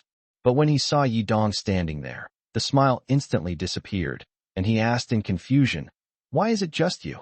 Where's Suing?" Yidong walked in and casually closed the door behind him. He took out his phone and played a recording. "Of course, I find him annoying. Every time I go to the private training room, I see him there. Sometimes he's just waiting for me. I told him not to come, but he brushes it off every time, and a few days later, he's back again. It's driving me crazy. I've already told him I don't like him." After hearing this, Jiang Kuan's lips curled into a slight smile. "At least I've left a special impression on her." Yidong smiled faintly. "You really have thick skin. If it were anyone else, you might have actually succeeded. But unfortunately, Suing likes girls. Even if she liked guys, with someone as amazing as me around, she wouldn't have the chance to meet anyone else. Don't you agree?" Jiang Kuan smacked his lips. "So, you're here to help her get rid of me? To warn me to stay away from Suing?" Yidong said calmly. "It's so convenient talking to someone smart. I didn't even have to remind you, and you already figured it out. Since that's the case, I'll be leaving now." "Wait," Jiang Kuan said. "What did I figure out? Relationships between men and women are a matter of freedom. What does it have to do with you? Why are you interfering?" Yidong turned back and stared at Jiang Kuan. "Suing is my friend. You're making her uncomfortable, and she asked me to tell you. If you don't listen, I'll have to find another way to make you remember." Jiang Kuan narrowed his eyes. "An S-rank freshman is really arrogant, daring to talk to us second-year seniors like this. Are you threatening me?" A golden light instantly flashed around Yidong, his gaze cold. "Arrogance comes from having the capability. I let you approach Suing before because I wanted to find her a sparring partner. Unfortunately, you overthought it, thinking that getting close to her would mean you could have her. Suing has a girlfriend named Xia Qiuyu. Xia Qiuyu is currently working for me in the mercenary group I formed. I just want to maintain balance and don't want to disrupt it." Now that Suing doesn't want to see you anymore, she naturally won't spar with you. You'd better disappear from my world. This is your final warning. Jiang Kun looked at the calm Yi Dong in front of him, aware of his strength. Speaking in such a tone truly was a final warning. If he didn't back off, there would definitely be no good outcome. Jiang Kun snorted lightly. Fine, Yi Dong, you win. Yi Dong shook his head. It's not about winning. You just chose the wrong person, or maybe you lack charm. If you can't win a girl's heart, don't cling to her. A man should have some dignity. If you can't make someone like you, at least don't make them hate you. Jiang Kun thought for a moment, then smiled in relief. You're right. I'm leaving. With that, he turned and left. The golden light around Yi Dong gradually faded. If I find out you're still bothering her in some other way, you'd better be ready for a fight the next time you see me. As Jiang Kun passed by, he said, Don't worry, I won't bother her anymore. There are plenty of women in this world. I'm not after quality, just quantity. She's just one of the many I'm pursuing. With that, Jiang Kun smiled and left the private training room. Some girls might like guys who are proactive and persistent, as it makes them feel valued and enjoy the attention of being pursued. Unfortunately, this tactic doesn't work on Suing. Yi Dong closed the door to the private training room and walked out as well. Is this private training room not in use? A voice came from ahead. Yi Dong paused and looked up. He saw a man with a cross-shaped scar on his face standing in front of him, followed by 3 or 4 others. No, it's not in use, Yi Dong said as he walked forward. The tattooed man suddenly called out to Yi Dong. Wait, are you the S-class ability user Yi Dong? Yi Dong stopped and turned to look at him. You know me? The man approached and scrutinized him closely. You seem pretty impressive. It's been less than 2 months since the semester started. How do you usually train? At this moment, a stubbled guy behind him said, He's the 3rd-year big shot, Comet Chu Tian. Yi Dong was surprised. Is Comet your surname? The man laughed. Of course not. Comet is the name of my ability, which later became my code name. Oh, I'm Lightspeed Yi Dong. Do you 3rd-year seniors need something? Chu Tian smiled. We're quite interested in your ability. There's an empty private training room nearby. Want to spar a bit? Yi Dong thought for a moment, having nothing else to do, and nodded. Sure, let's go. Chu Tian was surprised that the other party agreed so quickly. He had thought Yi Dong would be aloof. It seemed the rumors weren't entirely accurate. The group entered the training room. Chu Tian retreated to a corner, and a lean, short teenager stepped forward. Yi Dong looked at the person sitting against the wall in confusion and asked Chu Tian, You're not going to fight yourself? Chu Tian smiled. If I fought, you might not even get a chance to strike. Besides, the person in front of you, Zhang Yong, isn't weak either. Zhang Yong looked at Yi Dong with displeasure. I'm one of the top 10 fighters at Egret University. It's an honor for you to fight me, and it's an honor for me to fight you. Yi Dong said helplessly. You've said everything already. I really don't know what to say. Let's just speak with our strength. As soon as the words fell, both sides charged at each other simultaneously. Yi Dong instantly entered his world. He looked around and found no one in front of him. Turning to the left, he was surprised to see his opponent had already appeared swiftly on his left side. So fast. As expected of a 3rd-year expert, his strength was indeed beyond ordinary. Yi Dong then exited his world and threw a punch to the left. Bang! Zhang Yong was shaken by the punch and staggered back several steps. Such quick reflexes. I didn't expect Zhang Yong to react so fast, but he was still caught by the opponent. It seems the strength of an S-class ability user is truly extraordinary. His moves are incredibly fast too. Zhang Yong's body was covered by a layer of gray, mist-like substance. His gaze instantly became sharp. When Yi Dong came to his senses, he found the opponent had already appeared behind him. Yi Dong's lips curled into a slight smile, and he suddenly grabbed behind him. Zhang Yong's head was caught by Yi Dong and slammed hard into the ground. You lost. Zhang Yong's eyes were filled with shock. He slowly stood up and cupped his fists toward Yi Dong. Impressive. I admit defeat. Yi Dong chuckled and turned to Chu Tian. Big brother, when are you coming down to play with me? Chu Tian smiled and stood up. I just saw your strength. Others might lose to you, so let me personally take you on. Finally, I forced you out. Let's see how strong the top 3rd-year expert really is. The two stood facing each other. The people who had been sitting in the corner now got up and left. Yidong looked at Chu Tian in confusion. Chu Tian explained, "To avoid unnecessary injuries, I asked them to leave. The next fight is between us." Yidong nodded in realization and began to focus. The duel began. Yidong charged at Comet first. But just as he was halfway there, a terrifying gravity suddenly descended from above. Yidong was pressed flat against the ground. He hurriedly got up, but the gravity on his body pressed him heavily back to the ground. His chest felt so tight that he couldn't breathe. His whole body felt as if it were being weighed down by lead, and the sensation was very strange. Chu Tian looked at Yidong, who was lying on the ground, with a calm expression and asked, 10 times gravity isn't enough for you. So how about 20 times? It turned out Chu Tian's ability was controlling gravity. Yidong became slightly serious and slowly stood up. 20 times gravity still wasn't much of a problem for him. Chu Tian was very surprised to see Yidong still able to stand. Wow, so effortlessly? Were you lying on the ground earlier planning to ambush me when I got close? 30 times. The gravity increased again, and even the house began to shake. Yidong still acted as if nothing was wrong. 40 times. Yidong clearly felt the pressure on his body increase. A trace of coldness flashed in Chu Tian's eyes but quickly dissipated, replaced by a smile. You're really strong. No wonder war generals only accept S-level ability users. This isn't even a comparison on the same level. Heaven is truly unfair. Huh. The words sounded a bit resentful, but Chu Tian spoke lightly, showing little emotion. Yidong asked, "Not planning to continue? I still want to see what 100 times gravity feels like." Chu Tian said, "I told you, this is just sparring. Fighting to the death is meaningless. I also have no need to go all out against you. At least now I know your strength. You might leave school early. After all, your strength is already close to mine." Chu Tian was still holding back most of his power. He had sought out Yidong for sparring today just to understand his true level, satisfying his curiosity. Yidong said, "Your ability is pretty good, very suitable for helping others train. Are you free tomorrow? Come help with training." Chu Tian couldn't help but laugh. "You really dare to ask? If the training room is always available, I might consider helping. It's not just me, there's another person. Under the pressure of gravity, we can slow down our speed. If we train long-term, maybe we can improve our speed."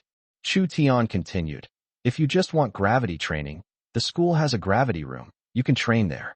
Training in the gravity room would be more efficient. Yidong might want to give it a try. Then I'll head out first, Yidong. Let's have a proper fight someday, the kind where we go all out." After saying that, Chu Tian turned and left the training room in a carefree manner. Someone's up to no good. Chu Tian watched Yidong leave the training room, a faint smile appearing at the corner of his mouth. My ability isn't meant for helping others train. At that moment, a few people walked in. "Brother Tian, that kid is really impressive. He could remain calm under 40 times gravity." Chu Tian smiled slightly. After all, he's an S-level ability user. Ordinary people can't see through them. Today, I finally got to witness the true strength of an S-level ability user. Is the gap between a level and S-level ability users really that big? Only S-level ability users can become war generals? That's just too unfair. The smile in Chu Tian's eyes instantly disappeared, and anger began to surge in his heart.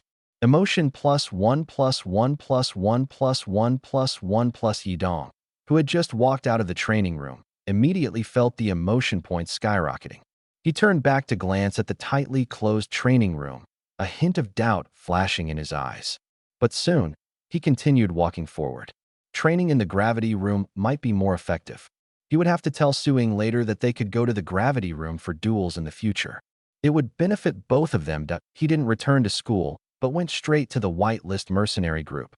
To him, school was just a transitional phase. The development of the mercenary group was far more important.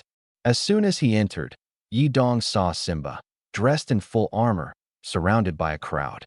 Yidong hurried forward, staring at Simba's armor equipped with steel claws, and couldn't help but exclaim, "Simba's armor is ready?"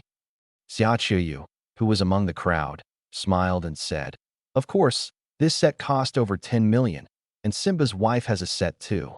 10 million for a set of armor?" Tang Guo was certainly willing to spend. If it were him, he might have spent even more. Seeing Yidong approach, Simba quickly rubbed against him. Yidong patted his head and said, Simba, this is an investment in you, so you better repay us well. At that moment, Yidong's phone received a message from Tanghua. Are you downstairs? Come up. Yidong bid farewell to the crowd and headed to the office. Tanghua, Simba's armor looks really cool. Truly your handiwork, Tanghua replied indifferently. Come over. I have something serious to discuss with you. From Tanghua's expression, Yidong sensed that something was amiss. He walked over seriously and asked, What's the matter? Tanghua said, Recently, members of various mercenary groups have been dying in the Tianqing Valley, clearly killed by other superhumans. Yidong's expression changed. Logically, the mercenary groups from the two cities have already united. This shouldn't be happening. Do you suspect someone is deliberately sabotaging the alliance? Tanghua nodded. Exactly. We must find the culprit immediately. Most of the victims are members of Jiangnan City's mercenary groups, which clearly targets us and aims to provoke conflict. What does Luochuan City say? They're investigating too. Zhao Scorpion is the prime suspect. He initially opposed the alliance, but no evidence was found. Now, Wang Tao from the Quartz mercenary group has already sent people to investigate. Starting a mercenary group seems far from simple. You have to consider everyone's feelings. If Zhao Scorpion really betrayed them, the suspicion is indeed significant. Tanghua continued. When Zhao Scorpion and Wang Tao were competing for the leader position, the vote difference was only 2. This means half of Luochuan City's mercenary group members don't support the alliance. So the investigation becomes more complicated with more people to look into. But it's definitely one of them. As the two were talking, a commotion suddenly erupted downstairs. Qin Hai entered with several group leaders. Yidong and Tanghua followed them out. The two sides exchanged glances, and Tanghua said directly, Let's talk in the conference room. The group headed to the conference room together. Inside the conference room, Tanghua and Yidong sat at the main seats. Qin Hai spoke up, I'm here to tell you that we've lost quite a few people, and we still don't know who the culprit is. Tianqing Valley and Moonheart Forest are almost exclusively frequented by mercenary group members from our two cities, apart from a few low-level superhumans. They wouldn't dare provoke the mercenary groups. The victims are all from Jiangnan City's mercenary groups. It's obvious that someone from Luochuan City opposes the alliance and is using this method to stir up trouble. Fortunately, I'm not afraid of trouble. Since they're playing this way, I won't sit idly by. Tanghua asked calmly, Are you planning to retaliate? That would render the alliance meaningless, and the mercenary groups from the two cities would end up killing each other. Qin Hai smiled. That's exactly what they want to see. What I fear most is that they pretend to form an alliance, but secretly kill our brothers. Once my brothers know about the alliance, they'll naturally lower their guard and won't take the initiative to attack mercenary groups from other cities. This gives the Luochuan City mercenary group the upper hand. They can attack us at any time, Yidong said. We will definitely find out who is behind this. Once we find them, the problem will be solved. Before we uncover the truth, everyone must stay calm. Qin Hai looked at Yidong and said coldly, Yidong, I've already given you face. If you can't find the mastermind within 3 days, then I'll use my own methods to catch them. I'm leaving now. Qin Hai and his men got up and walked out the door. Yidong muttered under his breath. Qin Hai has made up his mind to confront them head-on. Tanghua interjected. Maybe we should go meet the leaders of the Luochuan City mercenary groups. Do you have a plan? Tanghua nodded, stood up, and walked out of the meeting room. He glanced back at Yidong. What are you waiting for? Let's go together. Yidong smiled and followed him. Carrying Tanghua, Yidong instantly flew at the speed of light. Soon, they arrived above Luochuan City. As they landed, Tanghua marveled. Your ability is amazing. We got to Luochuan City so quickly. It would take at least an hour by car, but you managed it in under 10 minutes. Of course, I'm famous for my speed. But what's your plan? How do we find the person behind all this? Everyone's safe, Tanghua said. Finding the mastermind isn't difficult. You'll see soon enough. Follow me. The group headed to the Scorpio mercenary group. They had notified the Scorpio mercenary group in advance, asking the leaders to wait in the meeting room. Inside the meeting room, a group of mercenary leaders had already gathered. Yidong and Tanghua walked straight in. Zhao Scorpio was the first to speak. What's going on? I heard someone died. Are you suspecting me? Yidong patted Zhao Scorpio on the shoulder and said, "We won't wrong the innocent, nor will we let the guilty go. Don't be anxious." Zhao Scorpio snorted coldly. "You're not the one being suspected. Of course you're not anxious. The alliance has only been formed for a few days, and I've been cooperating with you all along. Now someone dies, and you suspect me just because I opposed the alliance before." Tang Gua interjected. "I'm here to find out who is sabotaging our alliance. I can read the memories of all the leaders present. To be honest, I don't want to do this, but I'm giving you all one last chance to voluntarily admit if you're the mastermind. To maintain the relationship between the two mercenary groups, I can keep it confidential for you. You can read people's memories? Really? Then wouldn't it be easy to find the mastermind? The alliance has just been formed, and someone's already causing trouble behind the scenes. We must catch this person. Zhao Scorpio, just admit it and try to get leniency." Wang Tao said with a smile, looking at Zhao Scorpio. Zhao Scorpio's face changed, and he shouted angrily, "Wang Tao? You're the one stirring things up, making them suspect me. She can read memories? Then go ahead, try it. If I didn't do it, you'd better apologize to me." Wang Tao chuckled. "What's an apology? I was just joking, don't take it seriously." "Who's joking with you?" Zhao Scorpio stomped his foot in anger. Tang Gua calmly said, "Then let's start with the most suspicious one, Zhao Tianxia." "Zhao Tianxia, look into my eyes." Zhao Tianxia stared into Tang Gua's eyes. Mental control. Zhao Tianxia's body instantly stiffened, his gaze hollow as he stared ahead. Could Tang Gua be a psychic ability user? Is that even possible? Psychic ability users are extremely rare, even rarer than top-tier ability users. Maybe she really can help us find the mastermind behind this. Time ticked by second. Suddenly, Zhao Tianxia regained consciousness and looked around in confusion. What happened? Everyone turned to Tang Gua in unison. Wang Tao asked, "So Tang Gua? Was it him?" Tang Gua's expression was somewhat complicated. She walked over to Yidong and said, "The ones who opposed it at the time, step forward yourselves." 7 group leaders exchanged glances and stood up one after another. Tang Gua simultaneously used mental control on them and began searching their memories. However, the results shocked everyone. Tang Gua's face darkened. It wasn't them. Wang Tao was stunned. It wasn't them? Then who could it be? Could it be one of the people who voted in favor? Tang Gua shook her head. "I'm not sure. But to be safe, let me check your memories too." As soon as she finished speaking, Tang Gua used mental control on the remaining people. The results were the same, it wasn't them either. Although these people were dissatisfied with the alliance in their hearts, they hadn't done anything to harm it. Tang Gua frowned. "It seems someone is deliberately stirring up trouble, trying to make us turn against each other. But who could it be?" Wang Tao asked. "So, you're saying our people are innocent?" Zhao Tianxia turned to Wang Tao. "Wang Tao, don't you think you owe me an apology?" Wang Tao smiled. "Tianxia, my bad. Forgive me." Zhao Tianxia snorted coldly and turned to sit down. At this moment, Tang Gua said, "It seems things aren't as simple as I thought. I've checked your suspicions and confirmed your innocence. However, until we find the mastermind, you all need to be careful and stay vigilant." After speaking, Tang Gua said to Yidong, "Cousin, let's go. Let's leave this place." Yidong nodded and carried Tang Gua as they flew out of Luochuan City.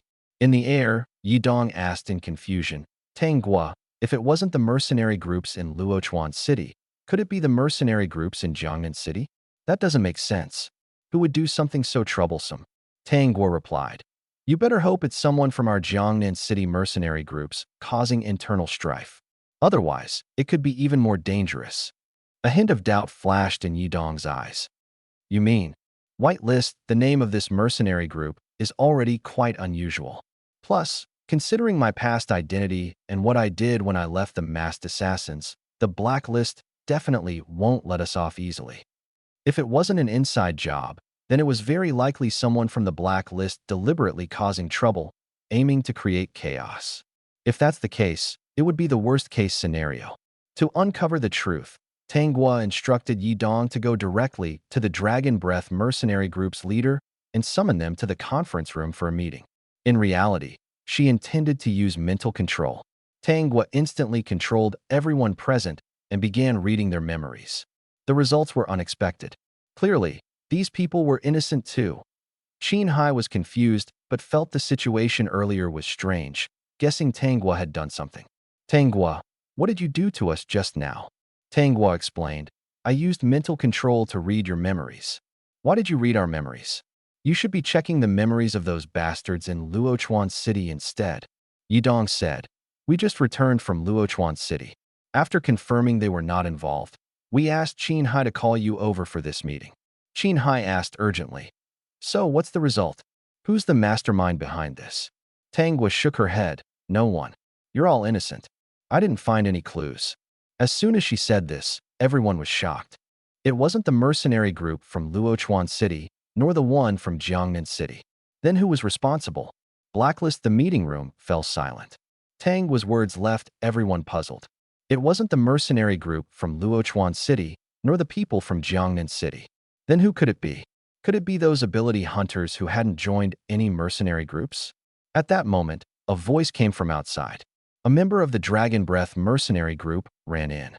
Boss, someone is looking for you. A group of people has arrived.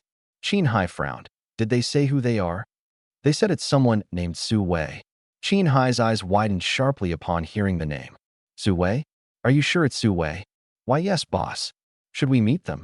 Qin Hai's expression change made the group leaders tense. Who exactly was Su Wei to make Qin Hai so fearful upon hearing his name? Tanghua looked at Qin Hai. Who is Su Wei? Qin Hai sighed. It's a long story.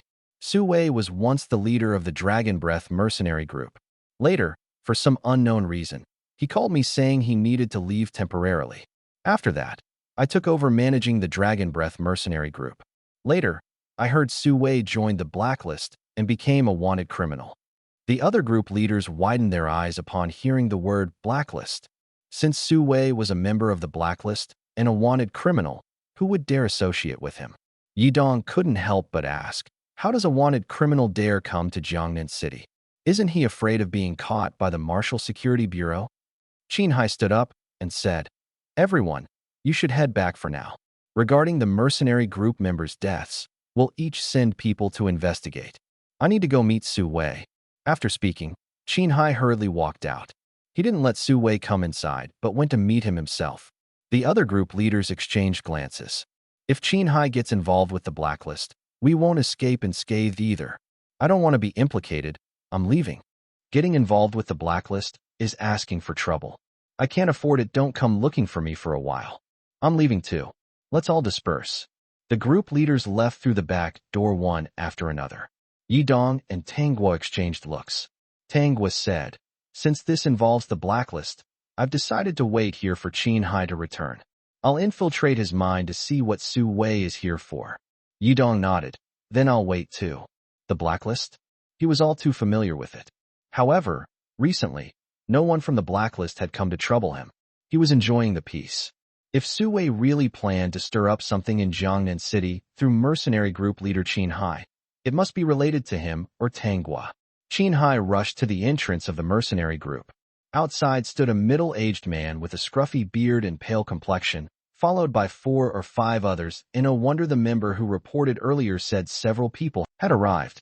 Su Wei immediately recognized Qin Hai, and a faint smile appeared on his lips. Old buddy, long time no see. How have you been lately? Qin Hai's face was grim as he walked up to Su Wei and asked coldly, Su Wei, why have you come back? What is your status now? Don't you know? A trace of disappointment flashed in Su Wei's eyes. I thought you still considered me a brother, but it seems I overestimated our bond. Standing before you now is not your brother Qin Hai, but the wanted criminal Su Wei. Is that what you mean? A hint of hesitation flashed in Qin Hai's eyes. The Dragon Breath mercenary group was indeed yours, but I've been managing it ever since. During this time, I've made quite a bit of money. If you're short on cash, I can give it all to you. The people behind Su Wei sneered. Su Wei, is this the brother you were talking about? Just trying to buy you off with money. I told you long ago, brotherhood fades with time. Treating us like beggars? The group behind Su Wei looked fierce, and Qin Hai's face grew increasingly unpleasant. Su Wei smiled faintly. As brothers, I don't want to make things difficult for you. I came today for 2 reasons. 1, to catch up, and 2, to ask you for a favor. Qin Hai frowned. We've already met, so let's skip catching up. As for helping you, I can't. If you truly consider me a brother, don't ask me for help. You know what will happen if I get involved in your affairs. Ha ha. The people behind Su Wei burst into laughter. Su Wei also laughed. Qin Hai, you're really making me lose face. After all these years, is this how you treat me? I heard the Dragon Breath Mercenary Group is now the #1 mercenary group in Jiangnan City, but it was still my group. If you care so much about status, why not return the position of leader to me? Qin Hai's expression grew agitated. You've been gone for 10 years. During these 10 years, I've been running the Dragon Breath Mercenary Group. Its rise to the top in Jiangnan City isn't because of the name, but because I'm the leader. I'm the one who built it up. If you want to take it back, do you think those people will listen to you or to me? You're a killer on the blacklist. Who would want to associate with a killer on the blacklist? Just meeting with you this time has already put me at great risk. If someone reports this, I'll be branded a traitor. Su Wei's gaze turned cold, and his smile disappeared. Qin Hai said no more. Su Wei spoke coldly. Qin Hai, it seems I truly overestimated our bond. Since you're afraid of being associated with me, then forget it. As brothers, I'll leave you some dignity. A trace of relief appeared in Qin Hai's eyes, and he said earnestly, Brother, I'm sorry. I have a wife and kids now. I just want to live an ordinary, peaceful life. Su Wei acted as if he hadn't heard. I'll give you 3 days to disband the Dragon Breath Mercenary Group and never re-establish it. Danger approaches. Qin Hai's eyes widened upon hearing this. Clearly, he had been too quick to feel relieved. Su Wei had no intention of letting him off the hook. Saying, leave you some dignity, was actually giving him time to disband the Dragon Breath Mercenary Group. Qin Hai's face immediately changed. The people behind Su Wei couldn't help but laugh. Ha ha, look at his expression, changing so quickly. Did you think we'd just leave like that? There's one more thing we haven't mentioned. Before we came, in order to find you, we killed quite a few mercenary group members. Later, we found out all the mercenary groups in Jiangnan City listened to you. So it was them who did it. Su Wei continued, for the next 3 days, I'll be staying with friends in Tianqing Valley and Moonheart Forest. It might be quite boring, but hunters there should be careful. The sooner you disband, the sooner I'll stop. Qin Hai's face darkened. Su Wei, are you really this ruthless? If you leave, don't come back. Why did you even return? To see me doing well and deliberately provoke me? Su Wei sneered coldly. You think I wanted to come back? I have a mission to complete. I originally thought of asking for your help, but you blocked the door and said those hurtful things. You don't know how to treat people, so you deserve all of this. You want to live a good life? I won't let you have your way. I'll make sure your wife and kids end up in prison. After dealing with you, they're next. We're members of the blacklist. You should know better than me what the blacklist does. As soon as he finished speaking, Su Wei left with his group. Qin Hai stood dazed at the entrance of the Dragon Breath Mercenary Group. His legs gave out, and he collapsed to the ground. His face was filled with despair, as if his soul had been drained. At this moment, Yi Dong walked out from inside, approached Qin Hai, and looked at his soulless expression. Coldly, he said, when are you planning to disband the mercenary group? Maybe someone from the white list will take your place as the leader. Qin Hai's expression was jolted back by Yi Dong's words. Yi Dong, were you eavesdropping just now? Yi Dong nodded. Yeah, I was curious. I didn't expect your brother to be so crazy, first targeting you, then your family. That's just too much. It's the first time I've seen someone more ruthless than me. So, what are you planning to do now? Qin Hai took a deep breath. Offending the blacklist is basically saying goodbye to society. Tomorrow, I'll disband the mercenary group and have my people go to your side first. After Su Wei leaves, he probably won't come back for a while. By then, I'll form a new mercenary group. Yi Dong couldn't help but laugh. You really plan to disband? Is there a better way? They're blacklist people. They'll do anything and don't even see others as human. No wonder Qin Hai showed such a terrified expression when he saw Su Wei. It turned out he didn't see blacklist members as normal people at all. They're a bunch of inhuman beasts. Yi Dong said. Actually, you don't have to rush to disband the mercenary group. You can. The mind is still clear. Of all people to offend, you chose us. We are a group that doesn't play by the rules. Su Wei said. It's not a difficult matter. We're looking for someone. We've heard he's in Jiangnan City and want to use your connections to help us find him. Of course, we'll be staying at your mercenary group during this time. Just looking for someone? That's right. helping the blacklist find someone, and providing them with accommodation. These two charges alone would be enough to get him killed several times over. But he was here on Yi Dong's orders. Yi Dong might speak on his behalf, or maybe not. Qin Hai nodded. All right, follow me. Smart choice. Why didn't you do this earlier? Did we have to threaten you? Prepare a bigger house, and bring some women over. Qin Hai led Su Wei and his group toward the mercenary group. Yi Dong saw them from afar, and immediately went to find Tang Guo. The two hid away. Qin Hai made some simple arrangements, and then went upstairs to the mercenary group's office with Su Wei. Who exactly are you looking for? Su Wei glanced around. This is your office?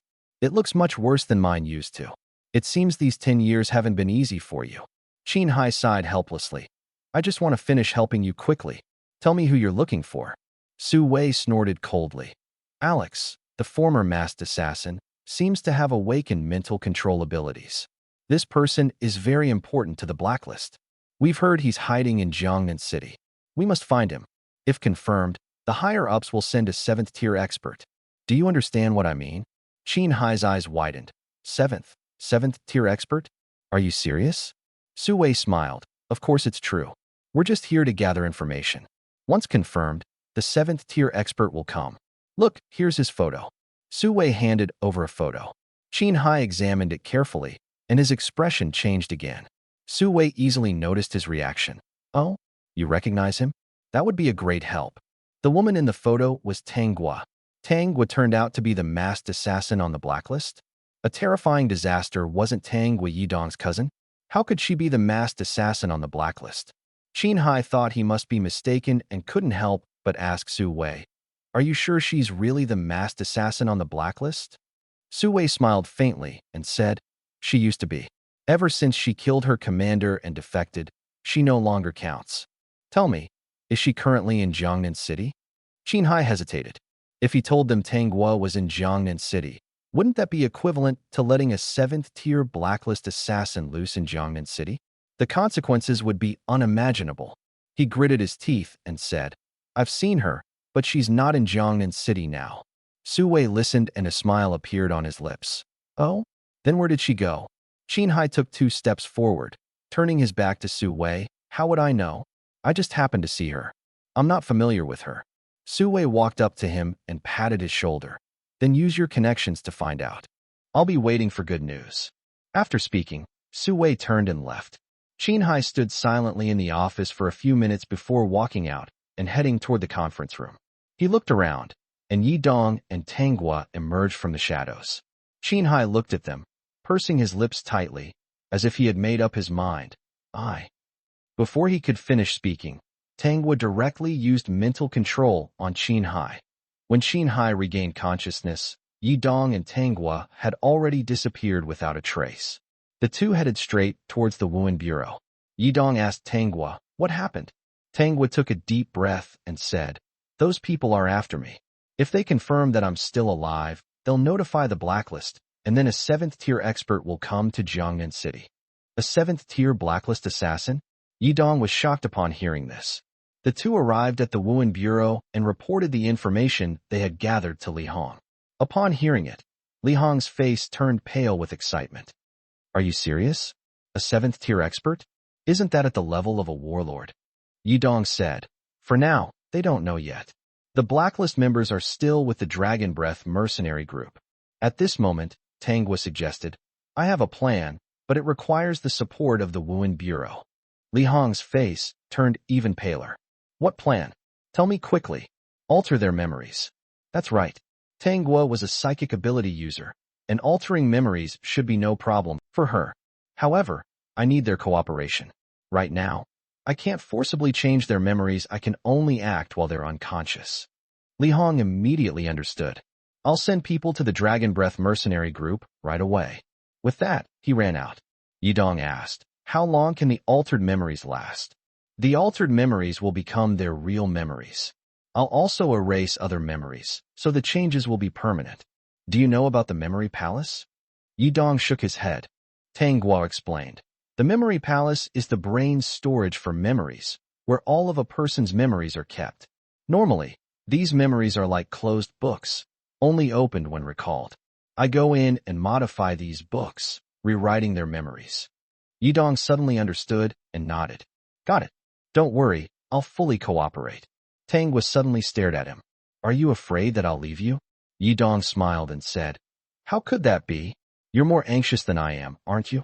Because if a 7th-tier expert really comes to capture you and takes you away, imagine the torment you'd endure. I'm your cousin, it's normal for me to worry about you. Tangwa nodded.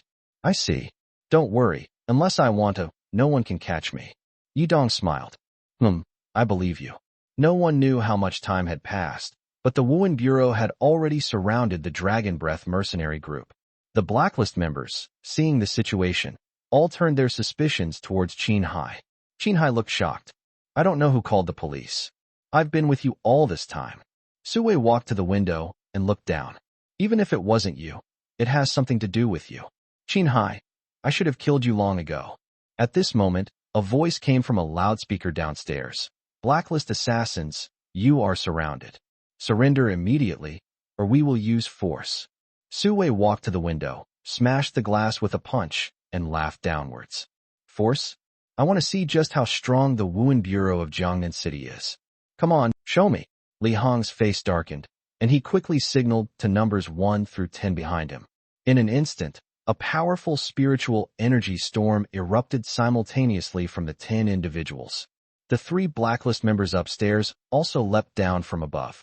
However, just as they jumped, 3 black holes suddenly appeared beneath their feet. When they came to their senses, Su Wei and the others found themselves standing at the entrance of an amusement park. The 3 of them exchanged glances, clearly not understanding what had happened. A voice echoed in their ears. Welcome to my fairy tale paradise. The adventure begins now. Su Wei frowned deeply, quickly grasping the situation. We've entered a mental world. Is it Tangwa's mental world? Damn it. So Tangwa really is connected to Qin Hai? What do we do now? Outside, a group of people gathered at the entrance of the Dragon Breath Mercenary Corps. Qin Hai hurriedly ran toward Li Hong and the others. Yidong, Director Li, where are those 3? Li Hong replied. They've already entered Tangwa's mental world. We're sending people in to handle it immediately. Thanks to you, otherwise Jiangnan City might have been in big trouble. A 7th-tier Blacklist assassin appearing in Jiangnan City was undoubtedly a disaster for the city. Qin Hai was momentarily speechless, but knew it was right to inform Yidong about this. That way, he wouldn't be suspected of colluding with the Blacklist. At this moment, Tangwa stepped out of the car. Now's not the time to discuss this. They're already in my mental world. Quickly send people in to deal with it. Yidong said, let me go in. Tangwa's expression changed. Aren't the people from the Bureau of Martial Security already inside? Yidong smiled. Yes, but if I go in with them, it'll be easier to handle. Tangwa nodded. All right, I'll open the passage immediately.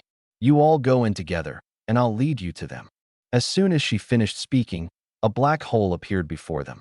10 members of the Bureau of Martial Security rushed into the black hole, with Yidong following closely behind. Inside the paradise, the 3 Blacklist members were desperately fighting off the ghosts and dolls emerging from all around. Yidong transformed into a streak of golden light and charged into the paradise. Su Wei and the others looked up and recognized Yidong. An S-class ability user is here too? Are you insane, working with someone who once tried to assassinate you? The 10 members of the Bureau of Martial Security also arrived at the scene, immediately surrounding Su Wei and the others. Yidong slowly descended from the air, his gaze fixed on Su Wei. I heard you can summon 7th-tier powerhouses. We're here to stop you. Are you ready? Su Wei's face darkened. Our actions in this city have caught the attention of the higher-ups. Don't think no one dares to touch you. We're just waiting for the right opportunity. Not just Alex, but you too, so many targets on the blacklist. Yidong smirked. Capture me alive? I'm the fastest in the world. If you could actually catch me, I wouldn't be number 1. The burly man beside Su Wei roared angrily. Enough talk, attack. Before the words had fully left his mouth, 2 large men behind him charged at the Bureau of Martial Security officers. Su Wei turned to Yidong. Do you know why the Dragon Breath Mercenary Corps is called Dragon Breath? As he spoke, his body began to transform. Greenish-brown skin rapidly covered his body, and scales grew layer by layer like fish scales. In an instant, he became a half-human, half-dragon Azure Dragon Man. possessing the B-class ancient Azure Dragon bloodline. Yidong looked at him calmly. This is your ability? Like a lizard? Su Wei's face darkened. What do you mean? This isn't a lizard, it's an Azure Dragon. An ancient Azure Dragon. I am now an ancient Azure Dragon. Do you think you're the only one who can fly? As soon as he finished speaking, a white cloud appeared beneath his feet. At that moment, Yidong suddenly charged at Su Wei, landing a heavy punch on his face. Bang! Su Wei let out a muffled grunt as his head was slammed into the ground, his legs sticking straight up like an inverted carrot. But he braced himself with his hands and stood up steadily. He spat out a tooth onto the ground, his eyes filled with resentment. Is this the punch of an S-class ability user? Doesn't seem that impressive. Yidong raised an eyebrow. This guy really had some skills. The two immediately engaged in a fierce battle, exchanging punches and kicks, neither willing to back down. Su Wei sneered. Your punches aren't accelerated, they're actually much weaker. How do you expect to beat me like this? Suddenly, he grabbed Yidong's hands and delivered a powerful kick to his chest. Bang! A strong force erupted from Yidong's back, tearing his clothes instantly. Gritting his teeth, Yidong broke free from Su Wei's grip, stepped back, and suddenly charged into my world. Su Wei's expression turned ferocious, his right leg off the ground, body leaning forward, with his left foot firmly planted. Clearly, the moment he unlocked my world, Yidong was ready to pounce and pin him down. Yidong let out a cold snort, and just as my world was undone, he delivered a sharp knee strike. Bang! The knee struck Su Wei's chin with brutal force. Su Wei's eyes widened in shock, unable to react, as Yidong grabbed the tail of the Azure Dragon. Suddenly, Su Wei felt an immense force lifting him high into the air. Bang! He was slammed heavily to the ground. Yidong held onto his tail and repeatedly smashed him into the ground 3 times. Scales fell off Su Wei's body, leaving him covered in wounds. Su Wei's hands transformed into 3 claws, digging fiercely into the ground. Su Wei suddenly sat up from the bed, his eyes filled with confusion and puzzlement. Looking at the unfamiliar surroundings, some memories surfaced in his mind. The memories were his own, so he accepted them easily. He hadn't expected that after investigating for so long, there would be no clues at all. It seemed it was time to return and report to his superiors. At that moment, a knock came from the door. Su Wei's 2 companions appeared. Su Wei drank too much? Still not up. Su Wei got up and opened the door, saying, I've been awake for a while, let's go. The 2 nodded and followed him out. Qin Hai stood by the office window, watching the 3 walk away, and felt a sense of relief. Mental control was truly terrifying. These 3 troublesome individuals had actually left Jiangnan City just like that. If someone else had handled it, it definitely wouldn't have been so easy. If a 7th-tier expert descended upon Jiangnan City, the scene would be unimaginable. The mercenary group resumed operations. Yidong also returned to school. Things seemed to have come to a close. That day, Yidong, Su Ying, and Xia Qiuyu decided to go out shopping. Yidong was, of course, happy about it, and even brought Simba along. The 3 rode on Simba's back, parading through the streets. Yidong, sandwiched between the 2 girls, was full of smugness. He was happy because his emotion points were increasing. Oh my goodness. A beast. It's really a beast. Don't panic. This is Simba, the battle beast of the White List mercenary group. The Marshall Security Bureau has already announced that it won't harm anyone. At first glance, it's actually kind of cute. In less than an hour, Yidong's emotion points had increased to over 500. When the 3 arrived at the mall entrance, they were stopped by a security guard. The guard said, large pets are not allowed inside. Yidong, feeling indignant, retorted confidently, You're mistaken. This is a level 1 grade A beast, the Gale Lion, and it's even wearing armor. How could you possibly think it's a pet? Besides, I don't even consider it a pet, it's my brother. Isn't equality a thing now? How dare you call it a pet? Yidong pulled Simba closer and said to the guard, Simba can understand what you're saying. Look at its expression right now. Simba glared angrily, growling softly. The guard broke out in a cold sweat. Sir, I'm just a security guard. Please don't make this difficult for me. Yidong chuckled.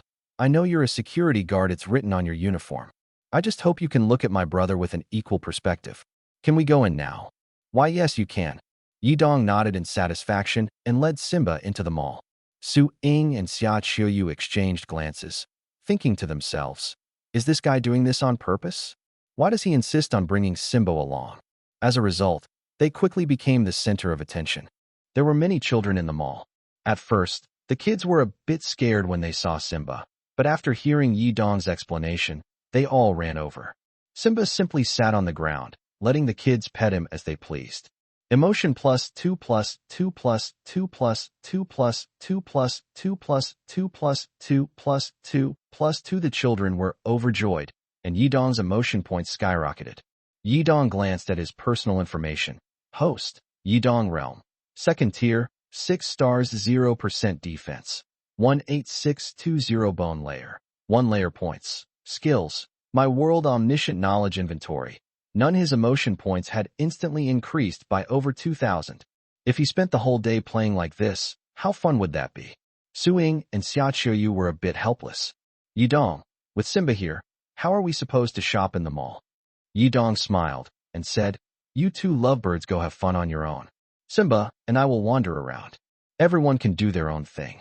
Everyone understood that Yi Dong had his own plans for being a third wheel, who would willingly play a supporting role for free. Su Ying and Xia Qiuyu could only go their separate ways. At this moment, a little girl walked over and asked, Big brother, what's its name? Yi Dong smiled and replied, its name is Simba, which means Lion King. Then, he said to a parent who wanted to take a photo, taking a photo costs money 100 dragon coins per picture, a fair price. Yi Dong. A familiar voice called out from the side. Yi Dong turned his head and saw it was Li Hong, the director of the Wuhan Bureau. Li Hong had brought a child with him, who seemed to be his grandson. Director Li, what brings you here? Yi Dong asked. Li Hong looked at Simba and smiled. Why did you bring it out? But it seems like the citizens aren't too scared. That's all thanks to you, Yi Dong said modestly. The child tugged at Li Hong's sleeve. Grandpa, can I pet it? Of course, go ahead. Li Hong then said to Yi Dong, doesn't Simba have a wife? Why not let her work at the Wuhan Bureau too and enjoy the royal benefits? Yi Dong's expression shifted slightly. The two of them have a great relationship. They might not be used to being apart, but maybe their whole family of 3 could come to your Wuhan Bureau and enjoy the royal treatment. After saying this, he asked Simba, Simba, would you like to be an officer at the Wuhan Bureau? Simba seemed a bit confused. Yi Dong patiently explained for a while before Simba finally understood and happily agreed. Staying with the mercenary group was too dangerous, and enjoying royal benefits would be much easier. This seemed like a good arrangement. That evening, back home, Yi Dong's defense power broke through 20,000, and his skeletal structure had also upgraded by 1 level. He felt very satisfied with the day's events. While eating dinner, Su Ying was playing on her phone.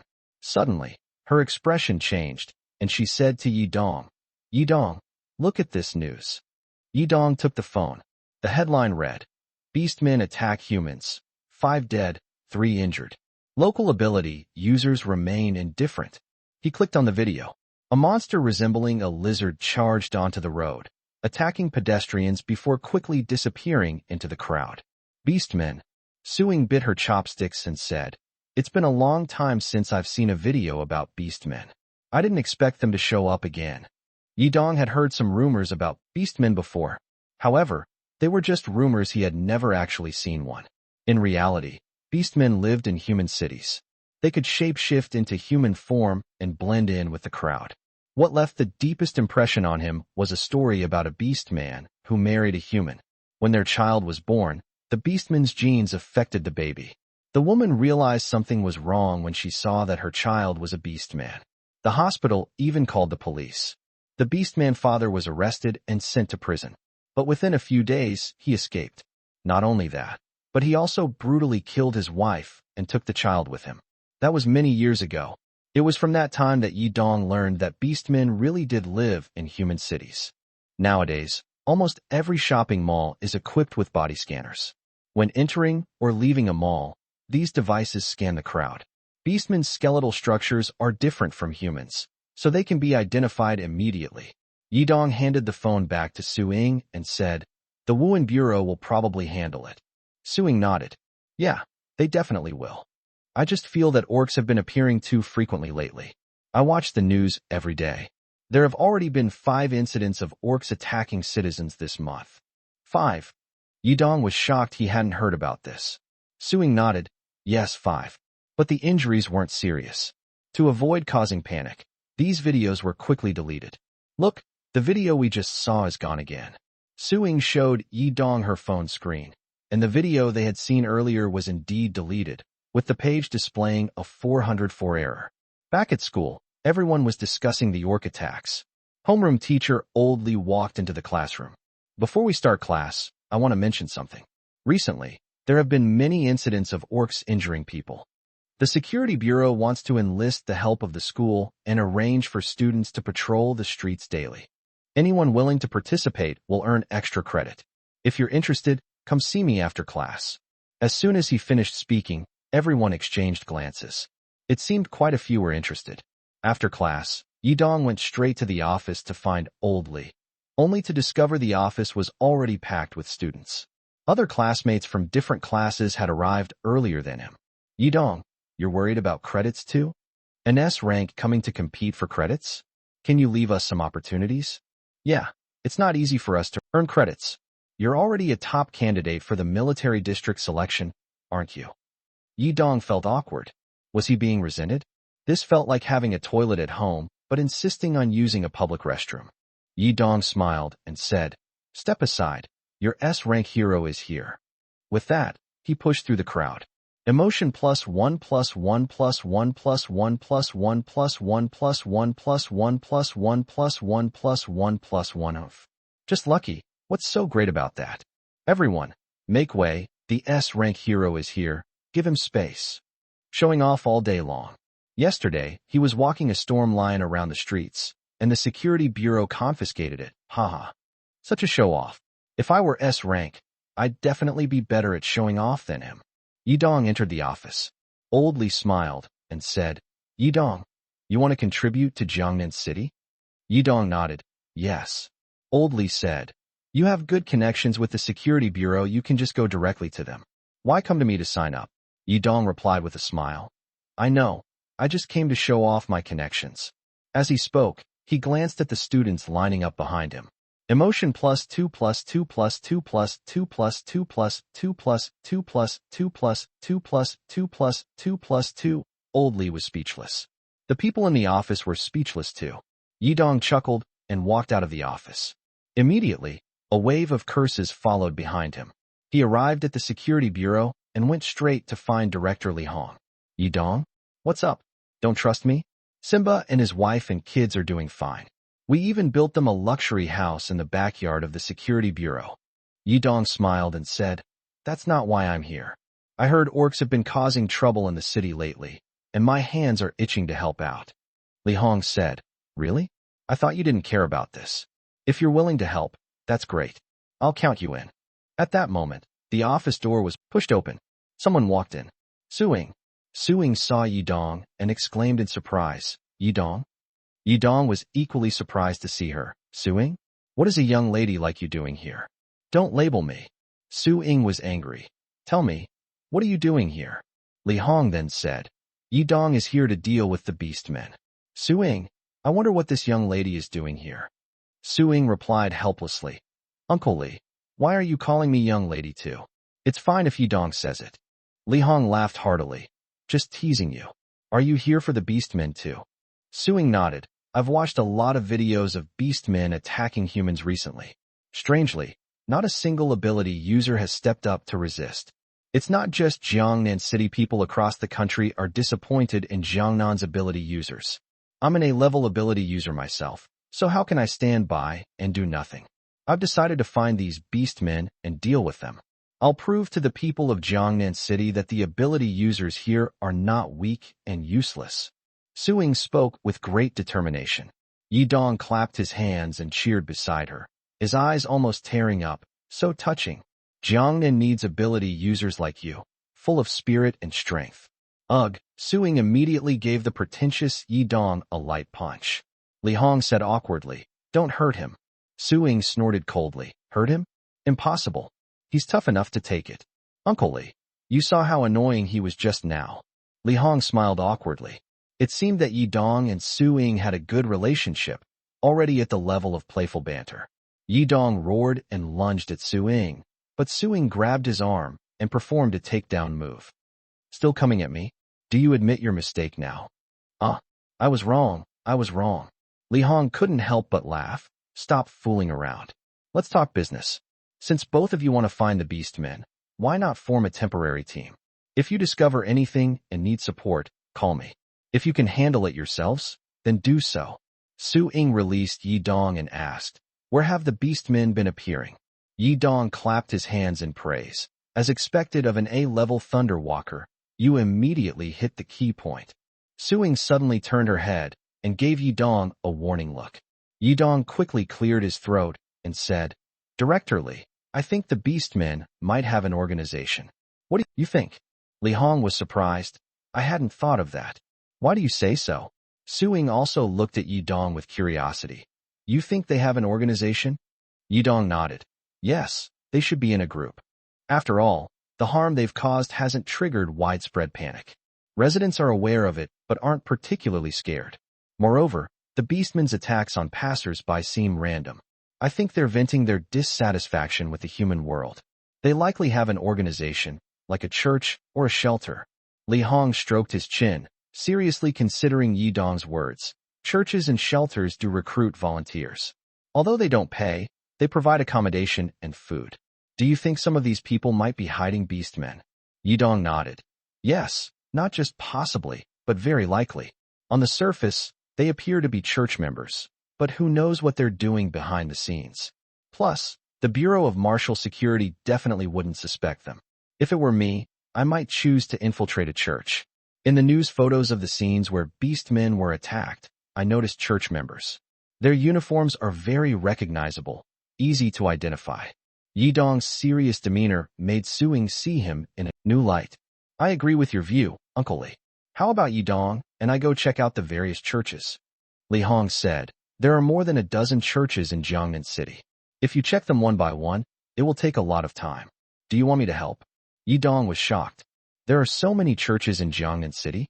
If they really are bases for Beastmen, it means a large number of them have already infiltrated Jiangnan.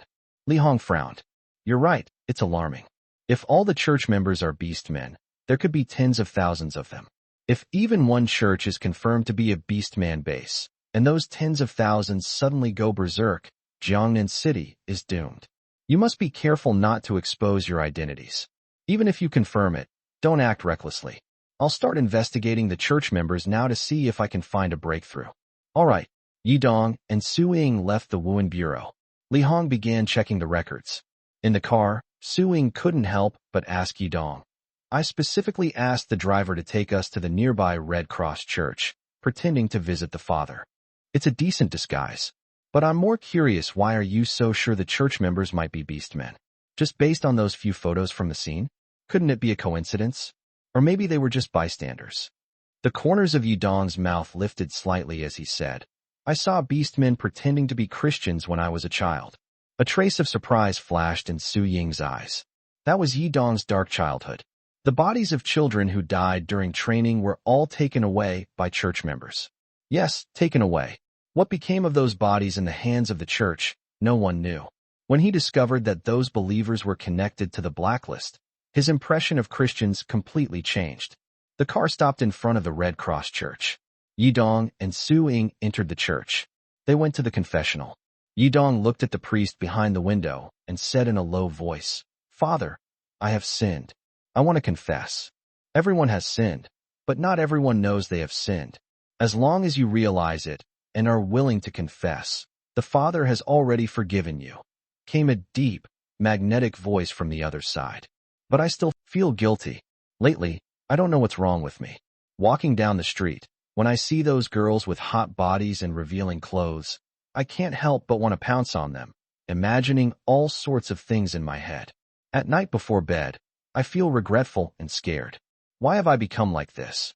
May I ask how old you are, sir? Yidong choked up as he answered. Emotion +1 +1 +1 +1 +1 +1 +1 +1 +1 +1 +1 +1. Yidong secretly laughed to himself. The priest was so flustered. I asked your age. How old are you? Oh, I'm 18 this year. At 18, that's normal. But since you believe in God, premarital sex is not allowed, and lusting after others is also wrong. I can give you a Bible. When you have these thoughts, read the Bible to help calm yourself. With that, the priest handed a small red book through a hidden compartment. Yidong grabbed the priest's hand. Father, I have another question. Lately, I seem to be a bit interested in men too. Wow. Father, your hands are so beautiful. How do you take care of them? The priest abruptly pulled his hand back. Get out. Investigation. Yidong squatted at the entrance of the Red Cross Church, holding the small red book in his hand. After a while, Suing came out from inside. Seeing Yidong squatting by the roadside, she couldn't help but ask, when did you come out? Why didn't you tell me? Would you believe me if I said I was kicked out by the priest? Suing was shocked. What did you do to get kicked out by the priest? The two returned to the car. Yidong asked Suing, did you find anything in your investigation? Suing shook her head. Nothing. Everything seems normal, no abnormalities. That's because you didn't investigate thoroughly. What you see is only what others want you to see. The things they don't want discovered are hidden in dark corners. You have to look carefully to find them. I did find something interesting. Suing snorted. You got kicked out by the priest and still claim to have found something interesting. Who would believe that? If you didn't find anything, just admit it. I won't laugh at you. Yidong clicked his tongue. I'm serious. There's something off about that priest. Clergy are usually ordinary people, right? But when I touched his hand, he suddenly pulled it back forcefully, with great strength. At that moment, I felt spiritual energy in him. He's either an ability user or a beast man. I lean towards him being a beast man. Either way, we need to investigate thoroughly. Ability users can't become clergy. The church requires ordinary people to serve. After hearing this, Suing got goosebumps. Why did you have to touch his hand? For investigation. I used my own method to get important information. And you? It sounds like you didn't find anything either. Suing rolled her eyes. Only you would think of using such a method to gather intelligence. Anyway, let's head back to the Wuhan Bureau and see if Uncle Li has any new leads. The two returned to the Wuhan Bureau. As soon as Li Hong saw them, he hurriedly greeted them. Yidong, you're here just in time. I've discovered that the records and photos of Christians in various churches don't match. This is a big deal. They might really be beast men. Even if they're not beast men, they could be part of some dark organization. Director Li, what do you plan to do next? Li Hong looked troubled. There are so many of them. If we expose one, it will alert the other churches, making it difficult to handle. Yidong said, right now, we're just speculating and don't have solid evidence. We need to investigate thoroughly to determine whether they're beastmen or part of a dark organization. How about assigning people to monitor them and act only after confirming their identities? Li Hong suddenly remembered something. Oh, in a few days, it's the day of the Father's Passion.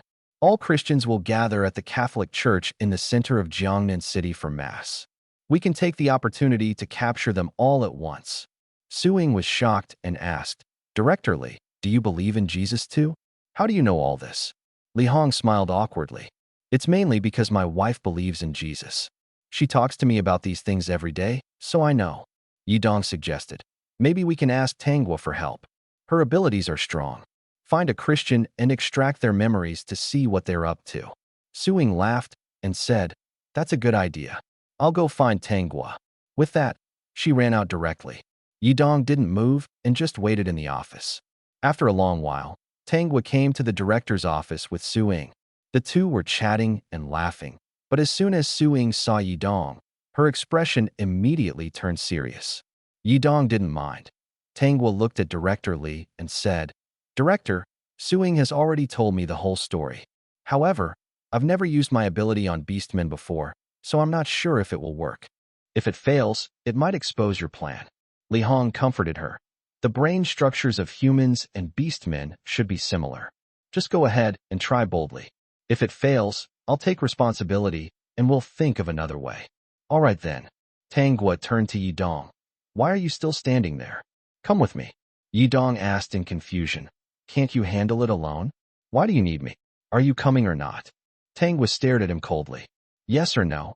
Suing crossed her arms, her gaze carrying a hint of threat. It seemed these two women had cornered him completely. Yidong smiled helplessly and decided to go along. In the car, Tangwa asked. I heard you suggested investigating the Christians? Do you know their true nature? Yidong smiled faintly. Not entirely, but most of it, yes. Su Ying, confused, couldn't he help but ask, Gua, what are you talking about? What is wrong with the Christians? Tangwa smiled and changed the subject. Nothing. By the way, are there any good cosmetics recently? How about the lipstick you gave Chiu last time? The two women started chatting again. Yidong gazed out the window, seemingly recalling some unpleasant memories. The blacklist. I must destroy this organization. The car stopped less than 100 meters from the church. Yidong said to Su Ying, stay in the car. Tangwa and I will go in for a bit. Su Ying protested, why? Afraid I'll hold you back. Yidong smiled, not at all. It's just that some scenes might make you uncomfortable. With that, he and Tangwa got out of the car. Tangwa leapt onto Yidong's back, and the two worked seamlessly together. Yidong's body radiated golden light, and in the next second, they charged toward the church. The two stood atop the church bell tower, enjoying the wide view. I'll thoroughly search this place. Let us split up, Tangwa said. Yidong nodded, and Tangwa went downstairs first. Yidong locked onto a target and jumped down from above. Heading to the gravity training room, Yidong felt there wasn't too much to investigate on the ground. After all, the things displayed were all deliberately designed for people to see. To uncover what others don't want you to see, you need to find a secluded and safe place. The basement is a good spot for hiding things. Or perhaps a secret room or hidden chamber anyway. He decided to search around first. Tangwa entered the church, and a priest immediately approached her. Little girl, are you lost? The priest smiled warmly. Tangwa used her mental control, and the priest's expression instantly turned serious. After entering the priest's memory, Tangwa's face changed dramatically. The priest's eyes widened as he looked around. Strange, where did the little girl go? Tangwa quickly headed in Yidong's direction, sensing he was nearby. Soon, the two met in the hallway, pretending to tour the church, wandering aimlessly. Yidong asked, did you find anything? Tangwa nodded. Let us leave here first. I'll tell you outside. It seemed she had indeed discovered something important. Mental abilities are truly powerful. They can directly access someone's memories without being noticed. After leaving the church, Yidong got into Su Ying's car. The car slowly drove away. Su Ying couldn't help but ask, you were only in there for a short while. Did you find anything? Tangwa nodded and said, the church is indeed a gathering place for beastmen. They pretend to be human and carry out terrible deeds here. Yidong raised his eyebrows slightly. After all these years, this situation hasn't changed? It seems they've been lurking for a long time. Su Ying looked puzzled. What are you two talking about?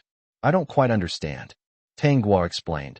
Beastmen disguising themselves as Christians is nothing new. I knew about this at least since I was a child. Back then, Christian churches were almost a shadow of my childhood. Cousin, it might have been the same for you, right? Yidong did not deny it, nodding frankly, his expression becoming serious.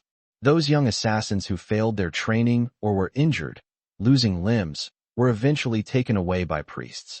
On the surface, it was for treatment, but no one ever saw them return. Later, he realized that these so-called Christians were actually beastmen in disguise, and the children sent for treatment ultimately became their food. This was the truth revealed by the instructor to motivate them. Since then, Yidong had been extra cautious during training. Getting injured was basically equivalent to death. Minor injuries and illnesses were manageable, but losing an arm or a leg meant there was no hope. The blacklist would never allow physically disabled assassins, let alone young trainees. The car stopped at the entrance of the Wuhan Bureau. Yidong and the other two got out and immediately informed Director Li Hong of the news. Is what you're saying true? Li Hong asked nervously. Tangwa nodded. That's right. I read it from their memories. They keep people locked up under the church. Everyone fell silent after hearing this. The beastmen raising humans like livestock was infuriating. Despite the progress of the times, with humans now possessing supernatural abilities, there were still people being imprisoned and treated like animals. Everyone felt deep sympathy for those locked up in the dungeons and treated as livestock. Li Hong took a deep breath. This isn't something our Wuhan Bureau can handle alone. There are at least 12 churches in Jiangnan City, and a new one has recently opened. If we want to clean them out in one go, we'll need more help. I'll immediately apply for support from higher-ups and request the Dragon Nation military to send reinforcements. Su Ying asked, puzzled, what about us? Li Hong replied, you? Just go back. Don't go to the churches again, and don't alert them. The next actions will be handled by the Wuhan Bureau and the military.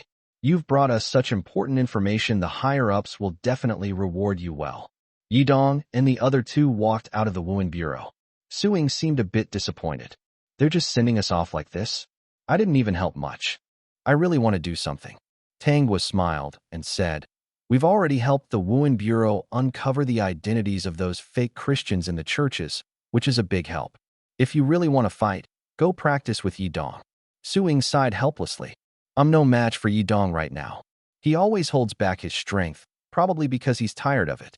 Lately, he hasn't been coming to the training room as often. Yidong smiled. Good that you understand. I heard training in the gravity room is more effective.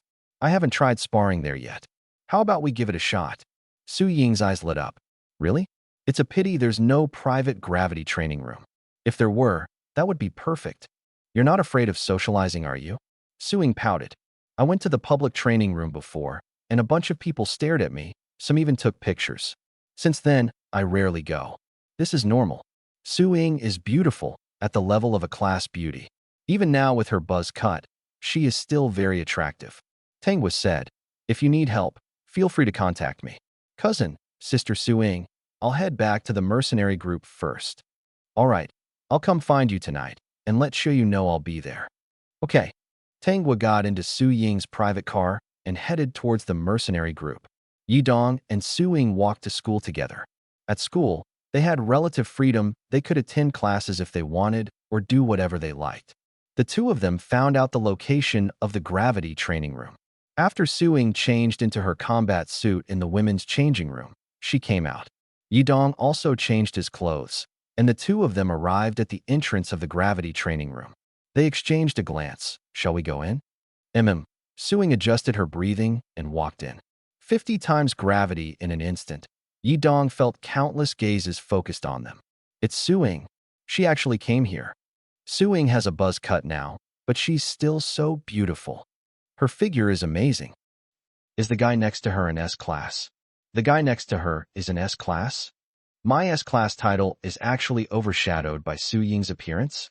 Su Ying's expression immediately turned unpleasant. Yidong thought to himself, should we leave now? If this continues, forget about a real match, we might just end up being surrounded and watched endlessly. At that moment, a familiar voice came from ahead. Yidong? You actually came to the gravity training room. Whose voice is this? Oh, it's Chu Tian. Chu Tian walked over with a smile, his gaze involuntarily sweeping over Su Ying. This must be Su Ying, right? Are you two here for a match? Yidong nodded. Yes. Why are you alone? Don't you usually have a group of followers with you? Everyone has their own training methods. They're practicing elsewhere. I'm a regular here. Since you're here, why not spar in the gravity room? Yidong smiled awkwardly. Su Ying and I have never been here before. We're just here to check it out, take a quick look, and then leave. Su Ying's expression was a bit uneasy. Yidong thought to himself that Su Ying must want to leave here quickly. If they agreed to Chu Tian's suggestion, it would probably make her feel even more uncomfortable. Chu Tian couldn't help but laugh. Just here to look around? It's rare to come here, why not try training under gravity? The effects here are much better than in a regular training room. Su Ying, who had been silent, finally spoke. You're the leader of the third-year students. Comet Chu Tian, right? I've heard of you. Chu Tian smiled slightly. I didn't expect you to know me. Want to have a match? Su Ying nodded. Chu Tian said, since it's your first time in the gravity room, you should first get used to the gravity here. The first level is 5 times gravity, and each level adds 5 times more, with a maximum of 100 levels. The higher you go, the fewer people there are. So that's how it works. No wonder when they stood at the entrance of the gravity room, it felt like the room was a giant upright barrel. The group discussed briefly and decided to check out the 10th level. Sure enough, the higher they went, the fewer people there were. The 10th level was almost empty. Chu Tian looked at the two people seemingly unaffected under 50 times gravity, his eyes filled with surprise. Forget about Yidong. He's always fine even under 40 times gravity. But I didn't expect Junior Suing to be this impressive too. Are you really first-year freshman? Chu Tian smiled helplessly. The strength of today's first-year students was truly getting stronger and stronger. If they were in the same year as him, he figured he might be out of a job. Yidong said to Suing. Suing, I've sparred with Chu Tian before. This time, why don't you have a match with him? Suing looked puzzled. You don't have time to spar with me, but you have time to spar with others? What does that mean? Yidong awkwardly scratched his nose. I only sparred with him once, and it was when I happened to run into him while helping you deal with that annoying suitor. Don't talk about that. Suing quickly ran over and covered Yidong's mouth. Seeing how close the two were, Chu Tian curiously asked, Are you two a couple? Yidong and Suing replied in unison. How is that possible? Yidong looked at Su Ying's short hair. No matter how desperate I get, I wouldn't date a nun, would I? Suing glared at him coldly. That nun would have to like you first. Do you really think you're some hot commodity? You're weird and have a habit of staring at girls. I know you're either sleeping in class or sneaking glances at girls. Adolescence is a special phase. I'm just curious about how girls develop so quickly, changing every day. I have to observe carefully, it's actually academic research. Chu Tian was instantly embarrassed. So this is what an S-class ability user is like. Lust is lust, don't call it academic research. Fine, I'll go tell Tang Gua and see what she thinks. Go ahead, I don't care. All right, you too. Chu Tian raised his hand to signal. It's about time to get to the main event. Suing, I heard you're the world's second-ranked speedster among Thunderwalkers. I've been wanting to see your skills. Let's spar under this 50 times gravity. Suing nodded. All right, but don't hold back. Yidong always goes easy on me. It's so boring. Chu Tian smiled slightly. You're a girl. If I don't hold back and you get hurt, everyone would feel bad.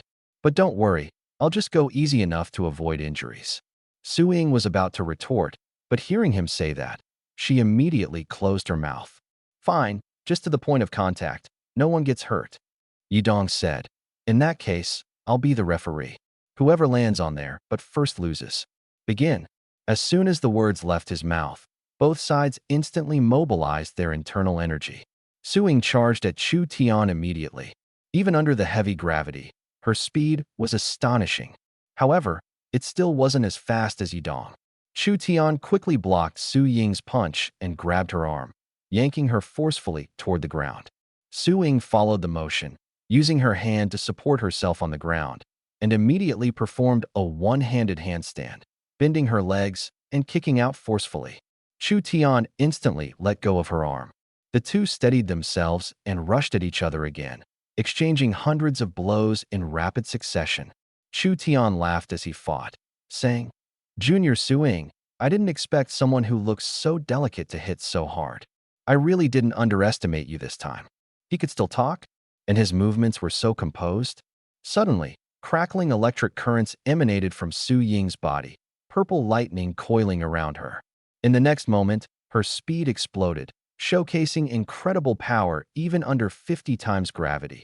Chu Tian felt a sense of oppression and immediately stopped joking, his expression turning serious. Shopping with Simba, Su Ying threw a punch, her fist crackling with dense white currents of electricity. Seeing this, Chu Tian was momentarily at a loss on how to counter. In a split second, he decided to meet force with force and punched back. Bang! The two fists collided, and Chu Tian was sent stumbling backward, crashing heavily to the ground. Seeing this, Su Ying immediately stepped out of her combat stance. Oh no. Sorry, are you okay? Chu Tian rolled over and stood up, glancing at his fist, which was charred black burned by the electric current. That punch from Su Ying had been like a high-voltage shock, instantly repelling him. If that punch had landed directly, he might not have survived, as expected of an A-rank Thunderwalker. I've really seen something today. Chu Tian maintained a calm exterior, but inside, he was in turmoil. What was this? Two freshmen who had just awakened their powers, yet their strength was on par with seasoned fighters. He had fought both Yidong and Su Ying, and lost to both. His damned pride forced him to keep up a facade of composure. Hearing his words, Su Ying let out a sigh of relief. As long as you're okay. When I fought Yidong, he seemed fine. I didn't expect you to get hurt so badly. Yidong, standing nearby, couldn't help but laugh. Of course, he was fine. His defense was ridiculously strong. Most people would be too scared to even touch Su Ying at full strength. If they did, they'd be paralyzed by that terrifying current. That was also why Yi Dong was increasingly reluctant to spar with Su Ying. Every time they made contact, his whole body would go numb, and sometimes it even made him feel like he needed to use the bathroom. Hearing Su Ying's words, Chu Tian felt as if salt had been rubbed into his wounds. She fought Yi Dong the same way, and Yi Dong was fine. He, the senior leader of the third years, got injured. Thankfully, no one else was around. If there had been any onlookers, he would have been utterly humiliated. Not wanting to stay any longer, Chu Tian found an excuse and left. Damn geniuses. He considered himself a genius too. But to think that even among geniuses, there were levels of disparity. Su Ying walked over to Yi Dong. That was a bit much, wasn't it? But the third-year leader's strength shouldn't be limited to just that, right? Yi Dong smirked. Of course not. He was holding back on purpose. I was holding back too. How was I supposed to know he'd make me hold back that much? Chu Tian hadn't gone far and overheard their conversation. His face darkened even more. Even though it was just a casual sparring match and neither side had gone all out, he was still the loser. So this is what it feels like to lose. Chu Tian's steps faltered, his mind a chaotic mess. The world shouldn't feel this small. Yi Dong watched Chu Tian's retreating figure and vaguely noticed his unsteady steps and dejected posture. This defeat would probably weigh on him for a while. Yi Dong looked up at the floors above. They were currently on the 50th floor. Above them was the 60th floor, and the highest was the 100th floor. For someone like Yi Dong, who grew stronger through unconventional means, training felt like a waste of time. Su Ying, you practice on your own. I'm going out for a bit. Where are you going? We're already in the training room. You stay and spar with me. Yi Dong smirked. You're too weak. Sparring with you will make me weaker. I'd rather face stronger opponents. What did you say? You jerk. Su Ying glared at him angrily. But she knew Yi Dong was right. His progress was astonishing, far outpacing hers. Now Yi Dong didn't even want to fight her. He didn't want to face someone too weak. This might have been something Yi Dong said casually, but to Su Ying, it felt particularly hurtful. Su Ying sighed helplessly and quietly watched Yi Dong's figure gradually fade into the distance. She looked up towards the higher levels and had already decided in her heart to go to the 100th floor to continue training. Actually, Yi Dong was still somewhat wary of Su Ying. After all, her progress was too fast, as evidenced by her ability to defeat Chu Tian. This girl's talent was truly extraordinary. Yi Dong walked out of the gravity chamber, glanced around, and decided to first visit the Bureau of Martial Peace to check on the latest developments regarding the Beastman incident. He also planned to take Simba out for a stroll. When Yi Dong returned to the Bureau of Martial Peace, he found that many people from the military district were entering the Bureau one after another. The military district people are here? Yi Dong asked a young officer. The young officer nodded. Yeah, a lot of them came all at once, and nobody knows what's going on. It seemed this young officer's rank was too low to know the specifics. Yi Dong then walked straight into the Bureau of Martial Peace. He headed to the backyard. In the backyard, there was a small garden where Simba and its family were staying. Simba, how's the royal food taste? Yi Dong ran towards the courtyard with a smile. Simba heard the familiar voice and excitedly ran over. This time, Simba's armor had a dragon-shaped totem emblem, the symbol of the Bureau of Martial Peace. It even wore a special hat. Now Simba was fully armed and equipped. Simba gestured energetically at Yi Dong. Yi Dong smiled awkwardly. I've been so busy lately, but here I am to check on you. How about we go out and relax? Simba nodded and glanced back at its wife. Its wife was busy sunbathing and completely ignored it. Yi Dong directly climbed onto Simba's back. Let's go. Let's take a stroll. Simba carried Yi Dong out of the Bureau of Martial Peace, and as soon as they hit the streets, they startled quite a few pedestrians. Yi Dong's emotion points also increased rapidly. Emotion +1 +1 +1 +1 +1 +1 +1 +1 +1 +1 +1 +1 +1. It wasn't until evening that Yi Dong returned to the Bureau of Martial Peace with Simba. Perhaps because Simba had joined the Bureau of Martial Peace and appeared on the news, the pedestrians on the streets were not afraid of it at all. Instead, they wanted to take photos with it. Some people even directly ignored them. Fortunately, This outing lasted long enough. By the end of the afternoon, Yidong had earned 3,000 emotion points. System information. Host, Yidong Realm. Second tier, 6 stars 0% defense. 23,620 bone layers. 2 points. Skills. My world omniscient knowledge inventory. None a single punch could unleash over 200,000 pounds of force, and in a lightspeed state, this value would double. This was Yidong's current strength. Beastman Pursuit Operation. Are you an S-class ability user? A crew-cut man stood at the entrance of the Bureau of Martial Peace, looking at Yidong in surprise. Beside him stood Li Hong. Li Hong quickly introduced, Major Long is right. He is indeed an S-class ability user. The true identity of the Beastman was also discovered by him and another person named Tang Gua. Major Long nodded. Did he capture this Gale line too? This is the first time I've seen a beast obey human commands. Truly eye-opening. How about it, S-class boy? Interested in joining us to hunt the Beastmen? Yidong jumped off Simba's back. Of course, but Director Li doesn't seem to want me to go. Li Hong smiled wryly. The military has sent so many professionals, let the professionals handle professional matters. But if you really want to go, you can. I believe nothing will happen. Major Long nodded in satisfaction. Since you want to go, then join us. From now on, you're part of my squad. We'll start the operation immediately. It seemed they planned to act tonight. Yidong joined the squad, led by Major Long. This squad was responsible for the area near the Christian church in the eastern suburbs of Jiangnan City. At this moment, he was sitting in a van with 5 other people. These 5 were 3 or 4 years older than Yidong, all calm and composed, including a young girl. The girl handed Yidong an earpiece. You're the S-class ability user, Yidong, right? This is your communicator. Stay in touch at all times. Yidong nodded and sat in the last row. Truly an S-class boy. At your age, I was still in training. I never thought you'd already be involved in such a dangerous beast hunting operation, and with our squad no less. We'll be splitting up, so no one will be there to protect you. Don't drag us down. Yidong smiled faintly. Don't worry. If there's danger, I'll run first. This statement caused everyone's impression of him to plummet. Wasn't this desertion? He said it so casually, but to soldiers, the most despised thing was someone who fled in the face of battle. Such a person would never earn their trust. On the battlefield, everyone was in danger. A deserter could severely damage morale and might even lead others to flee, turning a winnable battle into a complete defeat due to one person's selfishness. Yidong's rapport with people was usually decent. The young girl who had handed him the communicator couldn't help but laugh at his words. As long as you can run on your own, that's fine.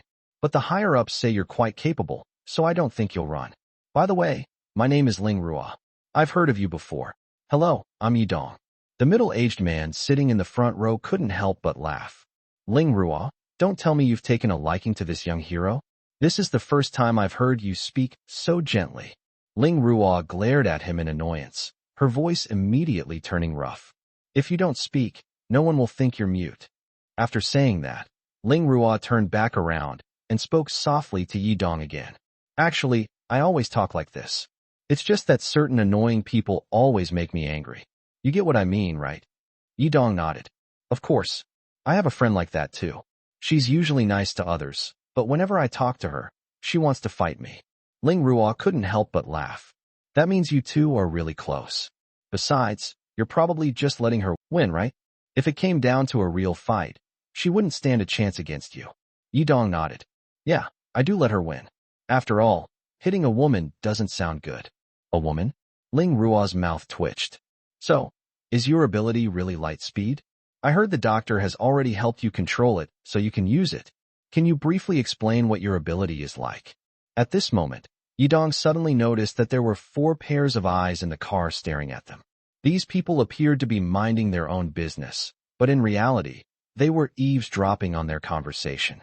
Perhaps due to the long journey and Ling Ruo's intention to take care of him, Yidong naturally couldn't refuse and explained, my ability should be considered enhancement type, which allows me to reach 1% of the speed of light. When my speed increases, both my speed and strength are significantly enhanced, roughly doubling. Doubling. A voice came from the middle-aged man in the first row. Do you know that the human brain limits the exertion of physical strength to prevent injury? No matter how strong a person is, the body can only exert up to 40% of its strength without getting injured. If your original strength limit is 40% and your strength doubles under the influence of light speed, reaching 80%, your body would collapse instantly. After he finished speaking, a few cold laughs echoed in the car. Clearly, they thought Yi Dong was bragging. Ling Ruo hurriedly defended Yi Dong. Just listen, don't interrupt. Yi Dong knows his own abilities best. Do you think he knows less than you? I just think he's exaggerating a bit, which is understandable, especially in front of a girl. Ling Ruo seemed a bit embarrassed as she said this. She looked up at Yi Dong and found that his expression hadn't changed much. Yi Dong, aren't you angry? They're talking about you like that. But don't worry, I've already scolded them, so don't take it to heart. Yi Dong replied, what I said is the truth. Why get upset over being doubted? There's no need to be angry. They think it's impossible because they can't do it. The thing people can't tolerate the most is others being better than themselves. The middle-aged man turned to look at Yi Dong. Kid, are you saying I'm not as good as you? I've been a soldier for 10 years and reached level 5. What about you? Are you even at level 2 yet? Yi Dong answered, I don't intend to compare myself to you. I'm just saying that what I said is true. You're not wrong either, but I found a way to prevent my body from getting injured. Anyway, we'll be hunting the beastmen soon, and then we'll see for ourselves. The atmosphere in the car suddenly became tense. Beastmen at the Christian church. Ling Ruo sighed helplessly. Wang Feng, you're not young anymore. Why are you still competing with someone so much younger than you? Wang Feng laughed. It's rare to meet an S-class ability user. Of course, I want to spar a bit, otherwise I won't get another chance. Ling Ruo sighed again and said, all right, everyone, calm down now. She knew very well that she was the only one in the car who would speak up for Yi Dong. The others were Wang Feng's subordinates, so it was impossible for them to support Yi Dong. The car soon arrived near the Christian church. The group got out of the car. Wang Feng looked at Yi Dong, who was walking at the back, and said, S-class, why don't you take the lead? Show us your strength. Yi Dong looked at Wang Feng's smiling face. This guy was truly cunning. He had been provoking him all the way, clearly trying to make him rush ahead. If it were someone else, they might have already charged forward. But recklessly rushing into the Christian church without understanding the situation was obviously dangerous and foolish. If something went wrong, Wang Feng and his team would likely claim it had nothing to do with them. Yi Dong looked at the lifeless Christian church ahead, then turned to Wang Feng and said, you want me to lead the charge?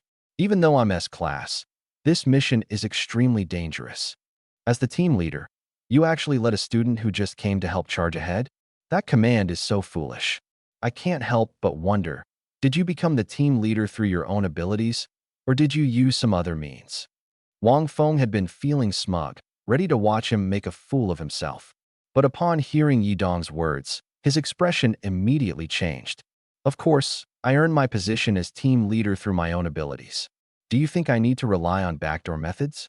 Then why would you make such a stupid decision, using reverse psychology to send me to my death? If the mission fails or something happens to me, who will take responsibility? You or me? Don't fool yourself. When the time comes, you'll definitely say I volunteered to charge ahead. And by the way, you'll also claim you tried to persuade me for a long time, but I insisted on going forward, right? Yi Dong's tone carried sarcasm, and a mocking smile appeared at the corner of his mouth. Wang Feng realized Yi Dong hadn't fallen for it, and instead smiled. If you're scared, just say so. I can send someone else to charge ahead. Yi Dong shook his head helplessly. You really don't give up, do you? Using reverse psychology again.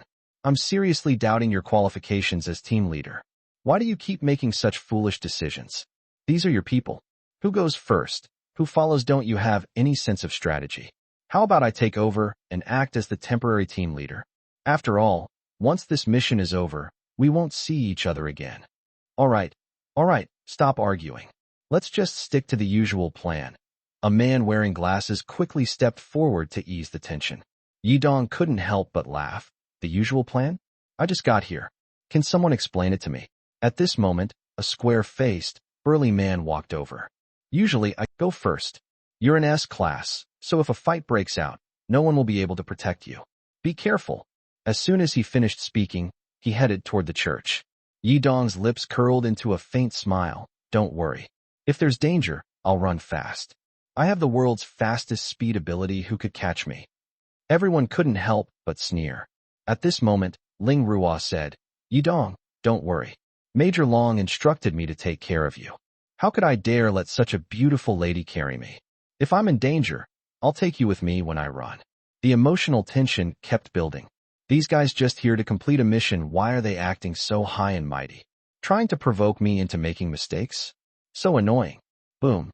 Suddenly, a muffled sound came from inside the church. The square-faced burly man was directly thrown out, rolling several times before stopping at Wang Feng's feet. Everyone was stunned. Wang Feng was even more shocked. Li Rong. So his name was Li Rong. There was a scratch on his face, a large hole in his chest, and his heart had been ripped out. Immediately afterward, a large number of beastmen surged out of the church. Leading them was a leopard-patterned beastman, holding a steaming heart that was still faintly beating. The leopard man grinned. Didn't expect to be discovered. No choice now. Brothers, kill them first, then head to the city for a massacre, and finally leave this place. Roar as expected. Once discovered, the beastmen planned to go on a killing spree. The entire Jiangnan city was likely to fall into panic. The remaining 5 people exchanged glances. Yidong said to Ling Ruo, "They're too many. The leopard man who spoke just now has strength similar to yours. We only have 4 people. You're at tier 5. The rest of us are tier 3, and there's 1S rank. 5 people against hundreds of beastmen is basically suicide." Yidong said, "Are we running or not? If we don't run now, I'm afraid your captain will bolt first. I bet he'll do that, use you to draw attention and buy himself time to escape." Wang Feng sneered. "Kid, let me show you a soldier's courage, what it means to say, even if I face 10,000, I'll charge forward." Yidong was surprised. Really? Then I have to see this for myself. It should be fine if I fish on the side for a bit, right? Ling Ruo spoke up at this moment. "Yidong, stay behind me. Don't stray too far. If you want to run, you can run anytime. Hurry up and go." Yidong smiled faintly and said, "Don't worry, at times like this, I don't need you to remind me. Since you don't plan to run, I have to put in some effort too." As soon as he finished speaking, Yidong's body was slowly enveloped in a layer of golden light. My world. Suddenly, time froze. Yidong's gaze quickly locked onto the beastmen charging ahead. Then, he aimed in one direction and instantly transformed into a streak of golden light, rushing forward. Boom. A golden light exploded among the beastmen. A powerful shockwave carved out a blank space on the ground. The beastmen hit by the shockwave fell continuously like dumplings being thrown down. At this moment, not only were Wang Feng and the others shocked, but even the beastmen couldn't believe what had just happened. What was that just now? Yidong slowly stood up, his clothes already torn to shreds, but a smile remained on his face. "Finally, I can let loose. I won't let you succeed." As soon as he finished speaking, Yidong turned into a streak of golden light, rampaging through the beastmen. The beastmen could only desperately flee for their lives. Just as Yidong said, he was the fastest, no one could outrun him. The once massive beastman army was instantly shattered, with half of them dead or injured. Yidong's strength rapidly increased as well. Before long, he broke through to Tier 3. Tier 3 meant he would awaken a new ability. Yidong suddenly appeared beside Wang Feng, his body radiating heat, his clothes almost burned to ashes. I should have charged ahead earlier. Sometimes being too smart isn't good, it just leads to unnecessary sacrifices. You won't blame me, will you? Wang Feng swallowed hard. No one blames you. That's just how missions are. Life and death are unpredictable. We can only blame ourselves for not being strong enough. Yidong took out a piece of clothing from his fear backpack. I've already dealt with the small fry for you. I specifically left the big one for you. Let me see if you earned your position through strength or something else. Start your performance. After saying this, he actually found a trash can to sit on. Wang Feng's face darkened. This S rank was truly arrogant, but he did have the capability to back it up. It seemed that the little stunt earlier had completely offended a future S rank powerhouse with immense potential. Wang Feng deeply regretted it, but regret was useless now. He was about to face a 5th-tier leopard man with strength comparable to his own. A 5th-tier leopard man. Their strength was on par, But leopard men were natural-born warriors, inherently stronger. Wang Feng felt immense pressure and hesitated about whether to step forward. Looking at the leopard man, in less than a minute, all his clansmen were lying on the ground, either dead or severely injured. The surroundings resembled hell. What kind of power was this? How could this young man be so strong? Then the remaining people must be even more formidable. Wang Feng took a deep breath and charged at the leopard man. The leopard man reacted. You killed so many of my people. I won't let you off. You must be tired of living. The leopard man roared and rushed toward Wang Feng. Wang Feng instantly transformed into a robust polar bear. His heavy bear paw slammed fiercely toward the leopard man. The leopard man snorted coldly, raised his hand to grab the bear paw, and violently slammed it to the ground. Wang Feng's eyes widened. Sure enough, the opponent was stronger. The massive polar bear was thrown to the ground but quickly got back up. The leopard man's 10 fingers extended sharp claws, which he viciously stabbed toward the polar bear. Wang Feng exhaled a cold breath, and the leopard man immediately raised his hand to block it. A thin layer of ice instantly covered his body. His body trembled, and the ice layer shattered. Before he could react, the polar bear slammed him with another heavy paw. This strike sent the leopard man flying far away. Well done, Captain. Ling Ruo's face was full of joy. The leopard man leaped out of the rubble, stomped on the ground fiercely, and suddenly burst forward with incredible speed, transforming into a streak of cold light that pierced straight through the polar bear's body. Squelch the polar bear let out a miserable cry as 3 deep, bone-revealing wounds appeared on its belly. Bright red blood gushed out continuously. The polar bear instantly reverted to Wang Feng. Wang Feng's face turned pale, and he was drenched in sweat. The injuries were too severe. It seemed his internal organs were damaged. Ling Ruo and the others hadn't been happy for long before the leopard man's actions plunged them into utter despair. Captain, Wang Feng's face was grim as he turned back and shouted, "You all leave here quickly now." Yidong's expression shifted slightly as he slowly stood up from beside the trash can. Wang Feng glared at Yidong angrily. "Don't interfere." Yidong looked puzzled. "Help? With what? I was planning to leave with you all." "Damn it." Wang Feng clenched his fists tightly. Even at a time like this guy still dared to provoke him. Of course, he had brought this upon himself. Yidong said to Ling Ruo and the others, "Let's go. Don't waste the precious time the captain is buying for us to escape." "Captain, we won't forget you." Wang Feng said no more and directly charged at the leopard man again. A cold glint flashed in the leopard man's eyes. "I'll send you on your way right now." "I'll just watch." Yidong led the remaining 2 people toward a safe area. The 2 were terrified and completely useless. Staying here would only cause more trouble. After leaving them behind, Yidong immediately ran toward the direction of the Christian church. At this moment, the leopard man was pinning Wang Feng to the ground, raining down a flurry of punches. Wang Feng could only use his arms to shield his head. The leopard man noticed Yidong had returned and temporarily refrained from using violence. He jumped off Wang Feng and stared at Yidong vigilantly. Wang Feng felt the attack stop, quickly got up, and looked at the leopard man. The leopard man kept his wary gaze fixed on Yidong. Wang Feng turned back and glared angrily at Yidong. "Why did you come back? Didn't I tell you to leave?" Yidong smiled. "Anyway, I run fast. No one can catch me. I wanted to watch the show." "Captain, you don't mind, do you?"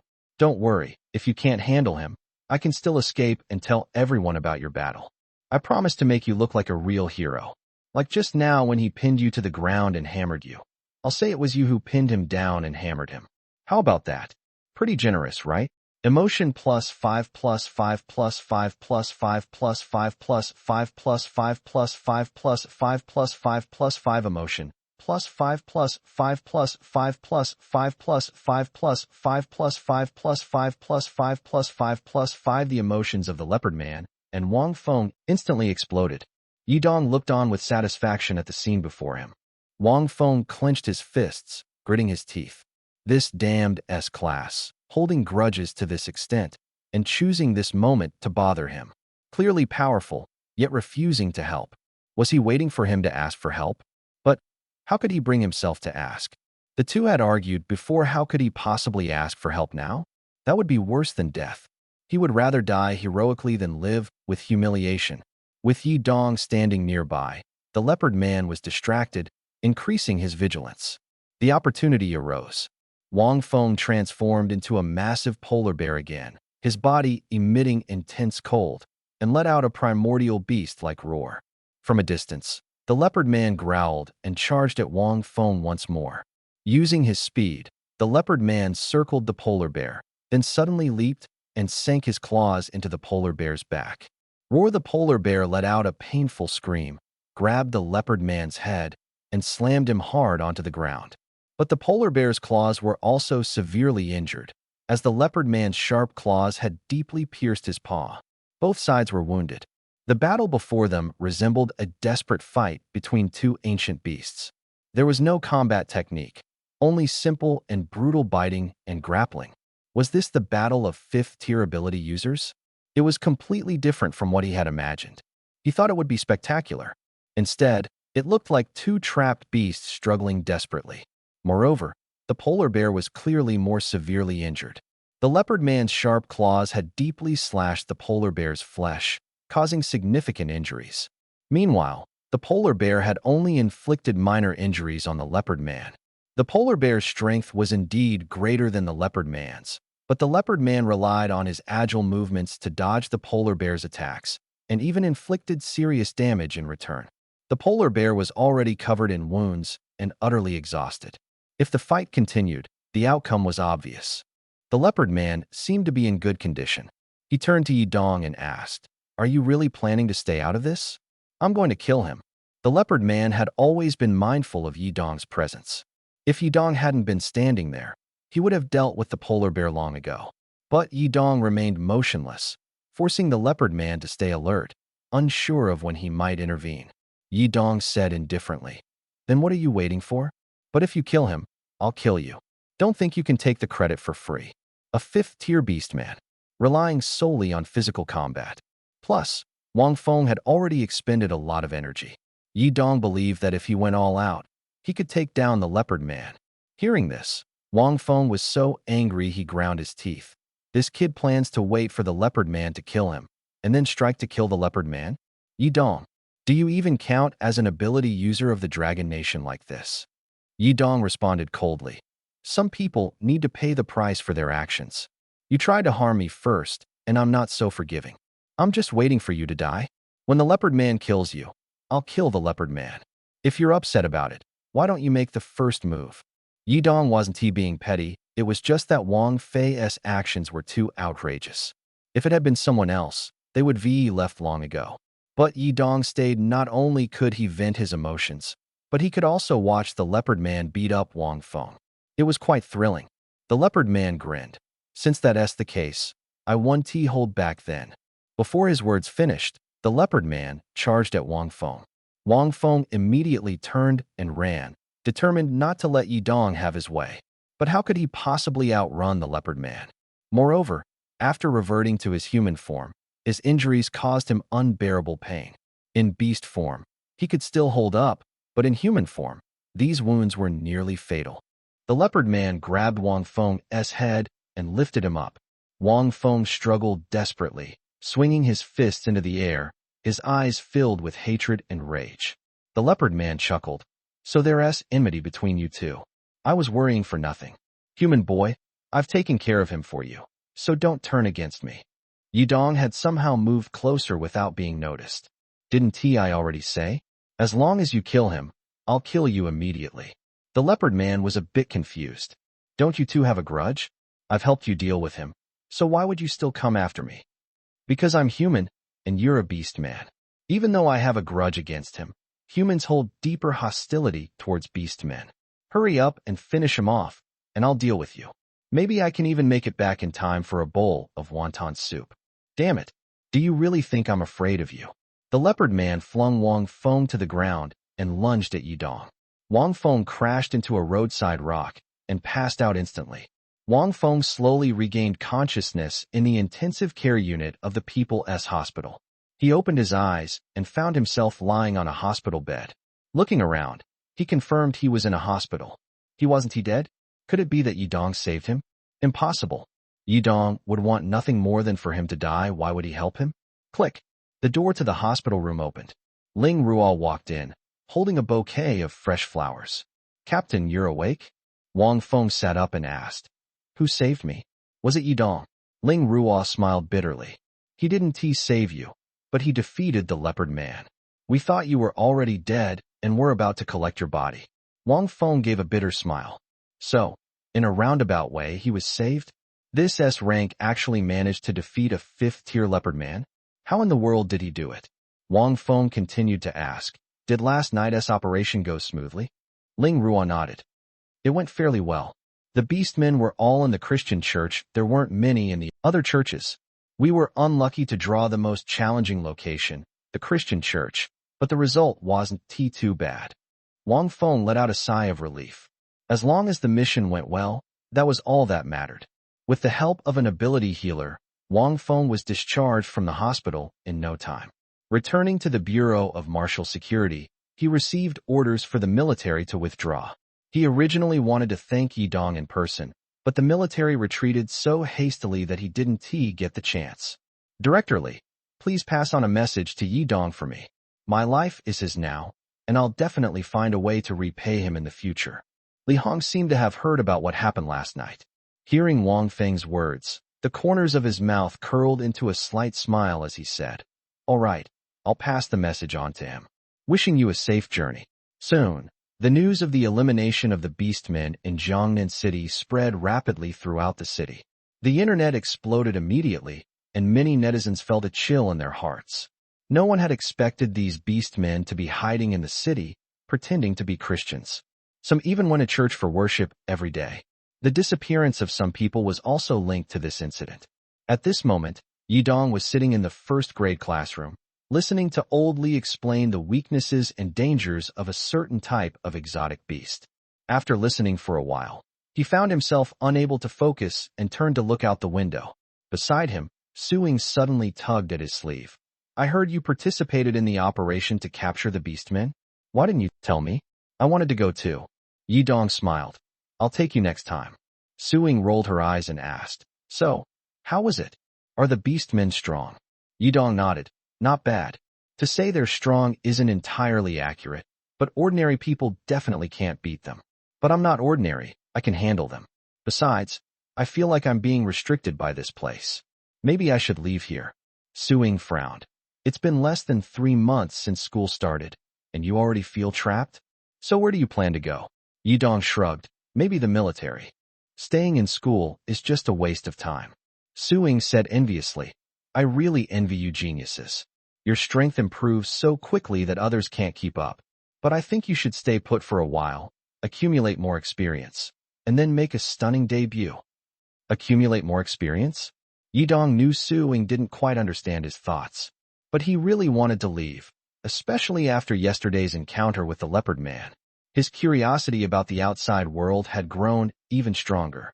This world had various races, each with its own lifestyle and purpose.